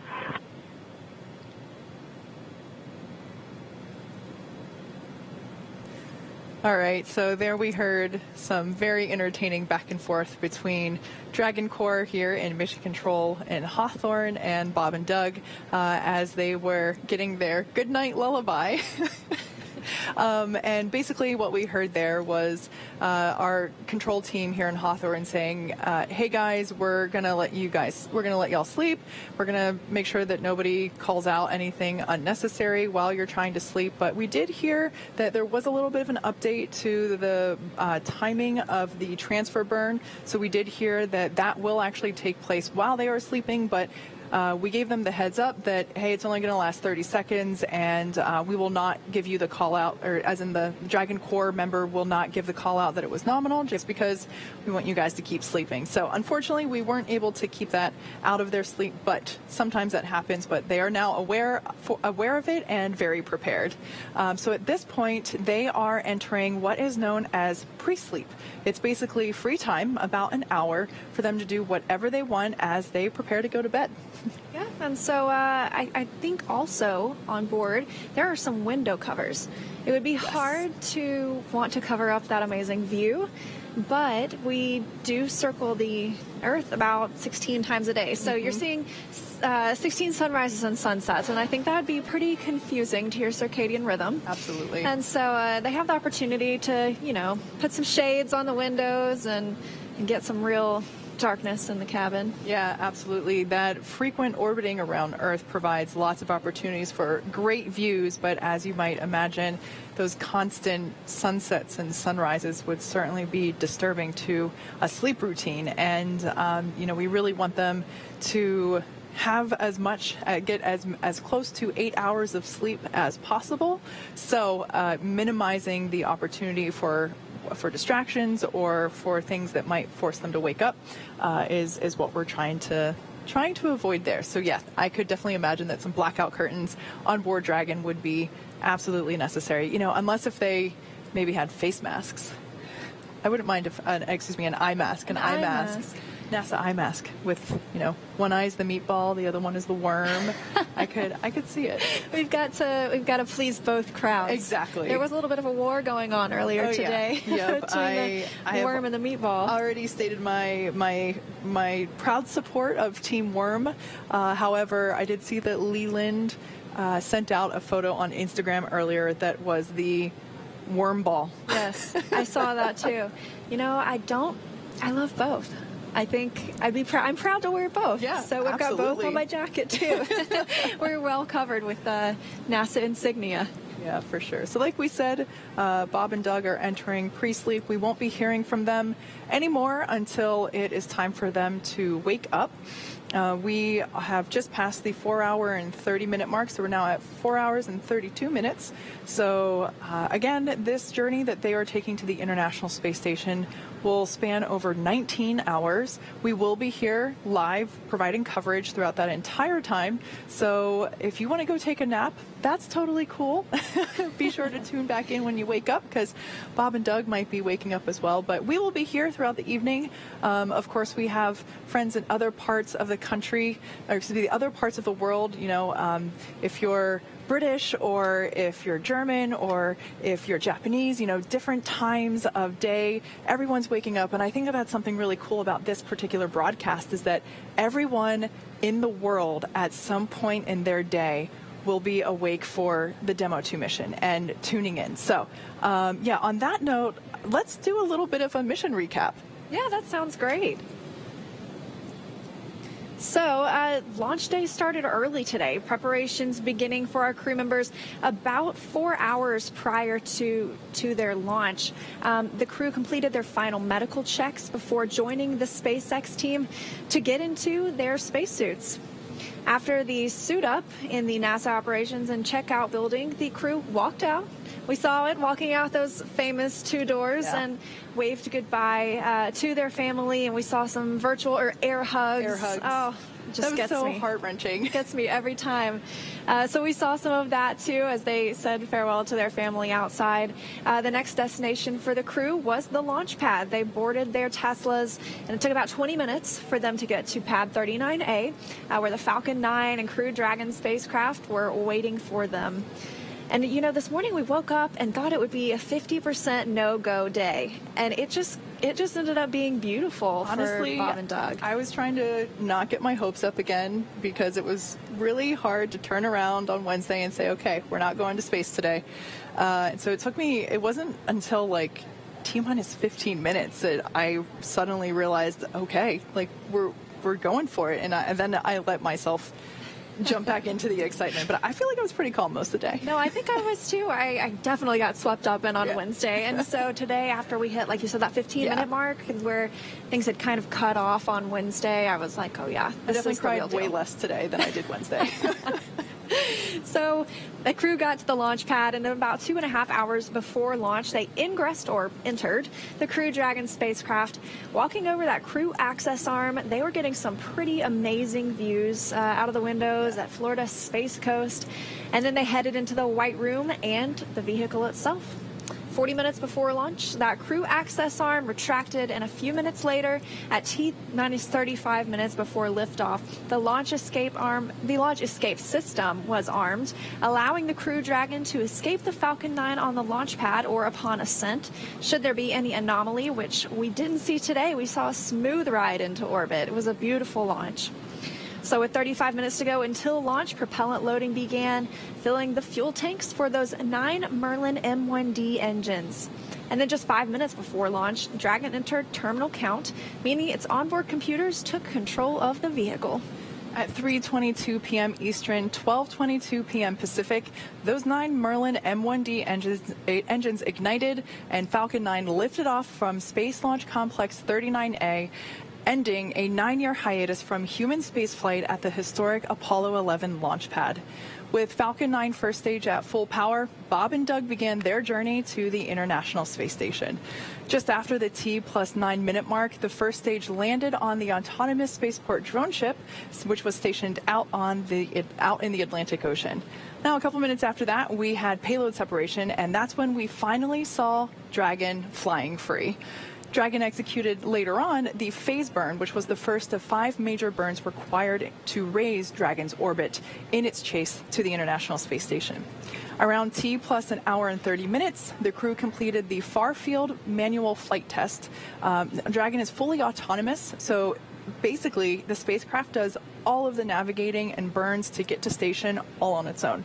That far field manual flight test allowed the crew to test the systems that would allow them to override Dragon's computers and maneuver manually should they ever need to take control.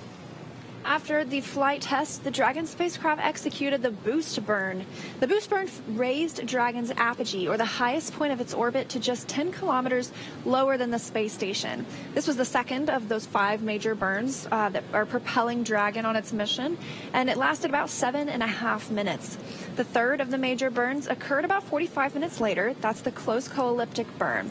The firing of the Draco thrusters lasted just under 10 minutes and placed Dragon on an orbit roughly co-elliptic with the space station. This means Dragon is now maintaining that 10-kilometer orbit below station rather than just reaching it at the apogee.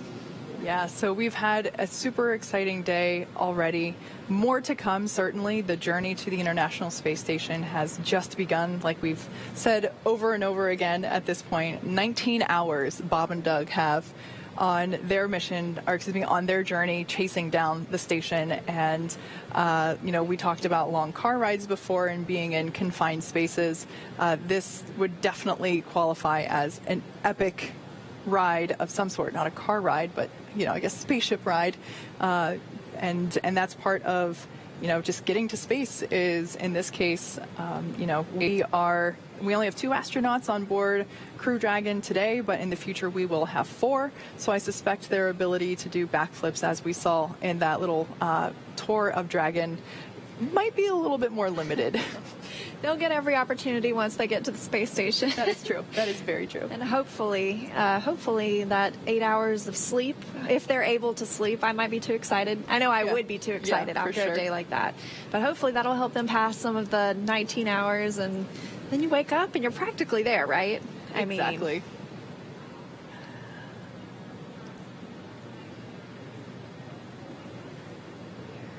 So we took a look at everything that happened today, but once the crew wakes up in the morning, we'll have a number of events that will eventually lead to the docking, targeted for 7:29 a.m. Pacific. However, there are still a couple of milestones to occur while the Crew Dragon crew is still asleep.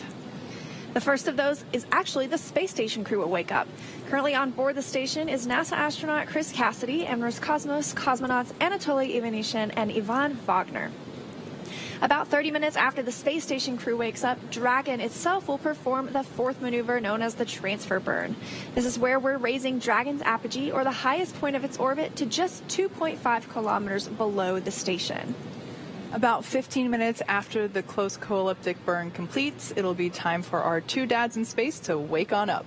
They've chosen a particular song to be played as their wake-up anthem. We don't know what it is just yet, so be sure to tune in here on our webcast in a few hours, about 8 hours now, in order to hear it first. We round everything out with a final co-elliptic burn to once again maintain the constant orbit beneath the station. This time it'll be at just 2.5 kilometers below. And then we'll get into the approach initiation and final stages of Dragon's rendezvous with the space station. Now, this is really excited because when we get into those integrated operations, we transfer control from Mission Control Center here in Hawthorne over to Houston. So that team that switch over, those teams will transition to integrated operations roughly 45 minutes prior to approach initiation. Yeah, and so during that approach, SpaceX flight controllers will work in tandem with the NASA team in Houston, as you mentioned, to activate and test out a number of systems on Dragon, including bidirectional communications with the station using the C2V2 system, which stands for Common Communications for Visiting Vehicles. And that also sets up a data stream from Dragon to the station, giving another path for Dragon telemetry to come to the ground and giving an additional command capability to astronauts on the station. They'll also maneuver Dragon to the proper altitude and initialize the navigation sensors used for the methodical approach to station. At approximately 5:27 a.m. Pacific, Draco thrusters on Dragon will fire for the approach initiation burn when Dragon is about 2.5 kilometers below station and just about 7 kilometers behind it. So at this point, they're getting close. I would say they're probably visible from the station at that point, like making eye contact. I would think so. Yeah. And at that point, that maneuver will swing Dragon up until it is about 400 meters or a quarter mile directly below the station. This maneuver will also move Dragon inside one of two checkpoints around the station that requires a set of go, no-go poles with the different control teams. The first checkpoint is called the approach ellipsoid, or as you might hear it called, the AE. The AE is an imaginary shape measuring 4 kilometers by 2 kilometers by 2 kilometers, essentially a three-dimensional oval. Before Dragon is given permission to move anywhere near that shape or inside of it, inside the ellipsoid, the capsule is configured to be on what is known as a 24-hour safe trajectory. That means that if Dragon lost all control to its thrusters for some reason, that it would be at least 24 hours before its trajectory would move inside the approach ellipsoid. And so at 6:03 a.m. Pacific time, we'll be looking for Dragon to get the go to move inside the keep out sphere. That's another imaginary checkpoint that consists of an imaginary sphere around station with a radius of 200 meters, so about half of a lap around a track. Flight controllers use this to monitor all arriving and departing vehicles. It's another chance to confirm all of the guidance, navigation, and control systems are working correctly on Dragon before moving closer to the station. It has the similar requirement on the orbital trajectory that if Dragon were to somehow lose control of its thrusters, it and the space station would be safe for 4 orbits, or about 6 hours, rather than the 24 hours required to enter the approach ellipsoid. Once Dragon arrives at 400 meters below station, it'll reach what is known as waypoint 0, and that'll be the first checkpoint during our approach. The vehicle can hold here at 400 meters, but if all of its systems check out, it can continue the approach to waypoint 1. Dragon's move from waypoint 0 to waypoint 1 will swing it up and then out in front of the station, pausing at a distance of approximately 220 meters. At this point, it will be on what we call the docking axis, which essentially means that it is directly in front of the docking port. Bob and Doug are headed to the forwardmost port on the station, the Node 2 forward port. That's where Dragon docked just over a year ago on the Demo 1 mission, and is where one of 2 international docking adapters is located, and which was installed for these new commercial spacecraft flights, as well as any other future spacecraft that will use the international docking standard. So before moving into the final waypoint, which is waypoint 2, the crew will execute another manual flight test like we saw earlier in the day, but this time in what we consider the near field, which just means it's close to the station. The crew will command a hold at 220 meters and then conduct a series of maneuvers. First, they'll fly Dragon to the center line of the docking approach, precisely lining it up with the international docking adapter. Then they'll do a number of what are called translational maneuvers, using the Draco thrusters on Dragon to move it along the different axes, checking in with the ground on how much propellant is used. Of course, Dragon is designed to be fully autonomous, so this is to demonstrate Dragon's ability to perform controlled maneuvers like braking and even retreating, as well as to determine position and velocity relative to the station. And once that's complete, they will transition control back over to the Dragon flight computer to resume automated docking. After the flight test is complete, teams in Hawthorne here and in Houston will do a quick go, no-go to resume the approach and then start to move in toward waypoint 2. Once Dragon starts moving in, they will do a final go, no-go for docking. Now, once Dragon is only 20 meters away at waypoint 2, the spacecraft then focuses on aligning its docking system with the international docking adapter. We may hear the call-out CHOP, or CHOP, which stands for Crew Hands-Off Point, and that'll happen a little less than 30 seconds before docking. At that point, it means that any aborts that have to be done, that means that at that point, any aborts to the docking procedure will have to be done automatically by Dragon. And then it is the moment we've all been waiting for, besides launch today, obviously. When our crew arrives at the space station, Dragon will fly in and make contact with the international docking adapter, giving us what we call soft capture, so the work isn't done yet. The soft capture ring then retracts until sensors indicate it's time for 12 hooks to drive in place and give us a hard capture, firmly securing Dragon to its new home on the space station. Meanwhile, the space station crew, namely Chris Cassidy, will manually pressurize the vestibule, which is the area between the Dragon hatch and the station hatch, and power, audio, and data connections will be established from the station to Dragon. Then it's time for leak checks and hatch opening, which is currently timelined to come about 2 hours following docking. Okay, good to know. And a little fun fact for all of you out there. Now, prior to the installation of the International Docking Adapter, or IDA, as you may have read about it, this port is also where space shuttles used to dock on the station as well.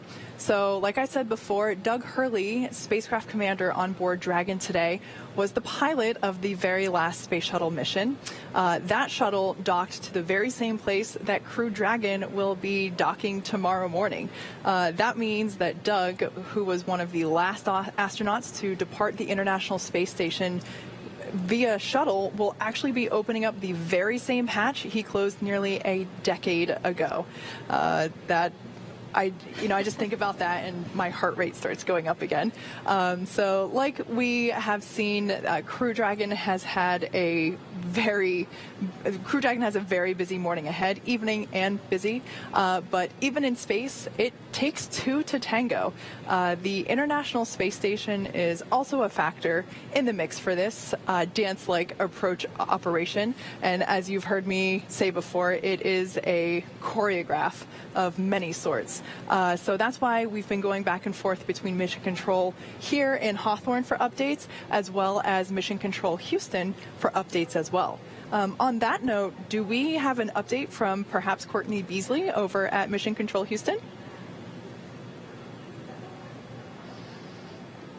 Hey, Kate, we do indeed have an update. And again, it's such an exciting day, and I'm happy to be joining the two of you for coverage into the overnight hours from Johnson Space Center.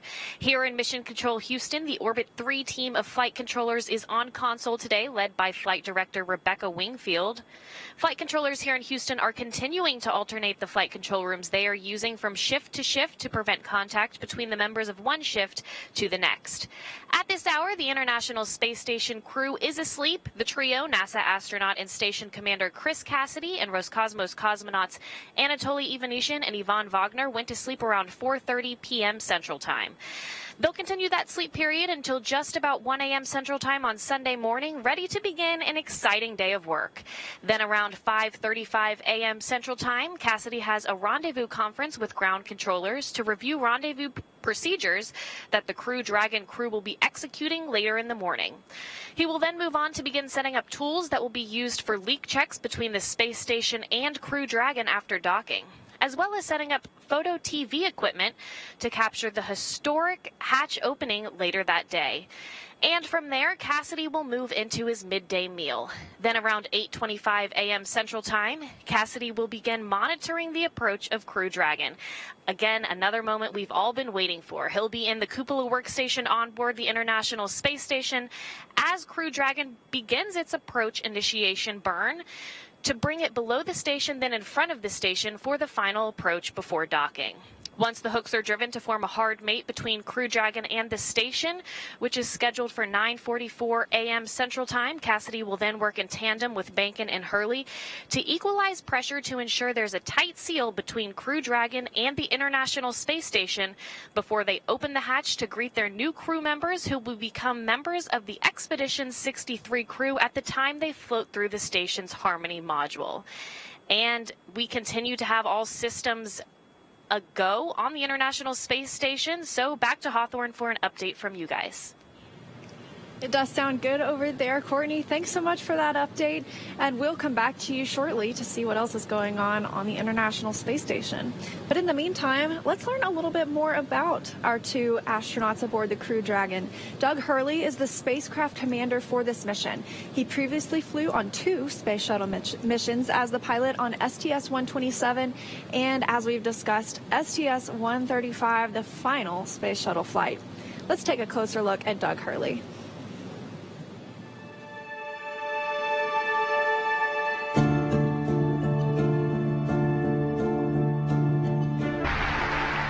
It's a life-changing process in so many ways to fly into space.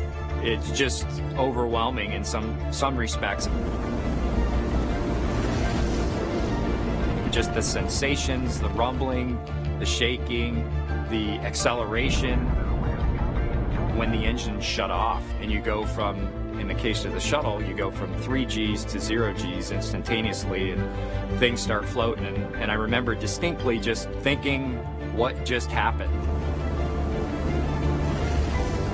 To see a rocket launch in person is, it's a pretty emotional event. I remember the first time I saw a shuttle launch, and it was amazing. And then when I saw a shuttle launch with my wife on it, that is quite the emotional experience.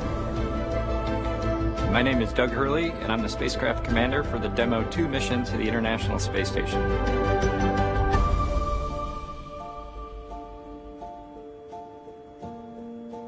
We are doing the first crewed flight for NASA and for SpaceX. So this is the test flight to prove end-to-end from launch to docking to ISS operations and then entry, descent, and landing. This will be the first time the Dragon had a crew on board, and so there's a myriad of objectives we want to achieve for this mission. SpaceX has been responsible for design and essentially making this vehicle what it is. What the astronauts bring to the table is the crew vehicle interface. What would work on orbit, what might not work on orbit, what would definitely work, to be able to just have the entire integrated team that's going to support us getting to and from space station, talking together, working through the challenges that simulators typically throw at you. It was really neat being part of it. It's just been an incredible undertaking to see where we've come just in the last 5 years that Bob and I have been a part of this, and to be, shortly flying to the International Space Station with the Crew Dragon. It overwhelms you to think about how many people have, in some way, shape, or form, touched this program and this vehicle to get us to this point. And we are the lucky ones that get to fly it, but we certainly not for 1 second take for granted the amount of effort that so many other people had to put into this to make it successful. For Doug personally, he's worked so hard, through his entire life, to get to where we are right now. As a test pilot, this would be the dream, to fly a new vehicle. So it makes me so happy to see that he gets to be part of this mission, the spacecraft commander. I'm just glad to see his hard work and his dream just come true for that. It's been a long road in a lot of ways for not only us, but certainly for all the folks that work in the Commercial Crew Program, as well as SpaceX in our case, just working to get to this point. It's been a huge amount of sacrifice and time away from home, but the fruits of our labor are coming to fruition.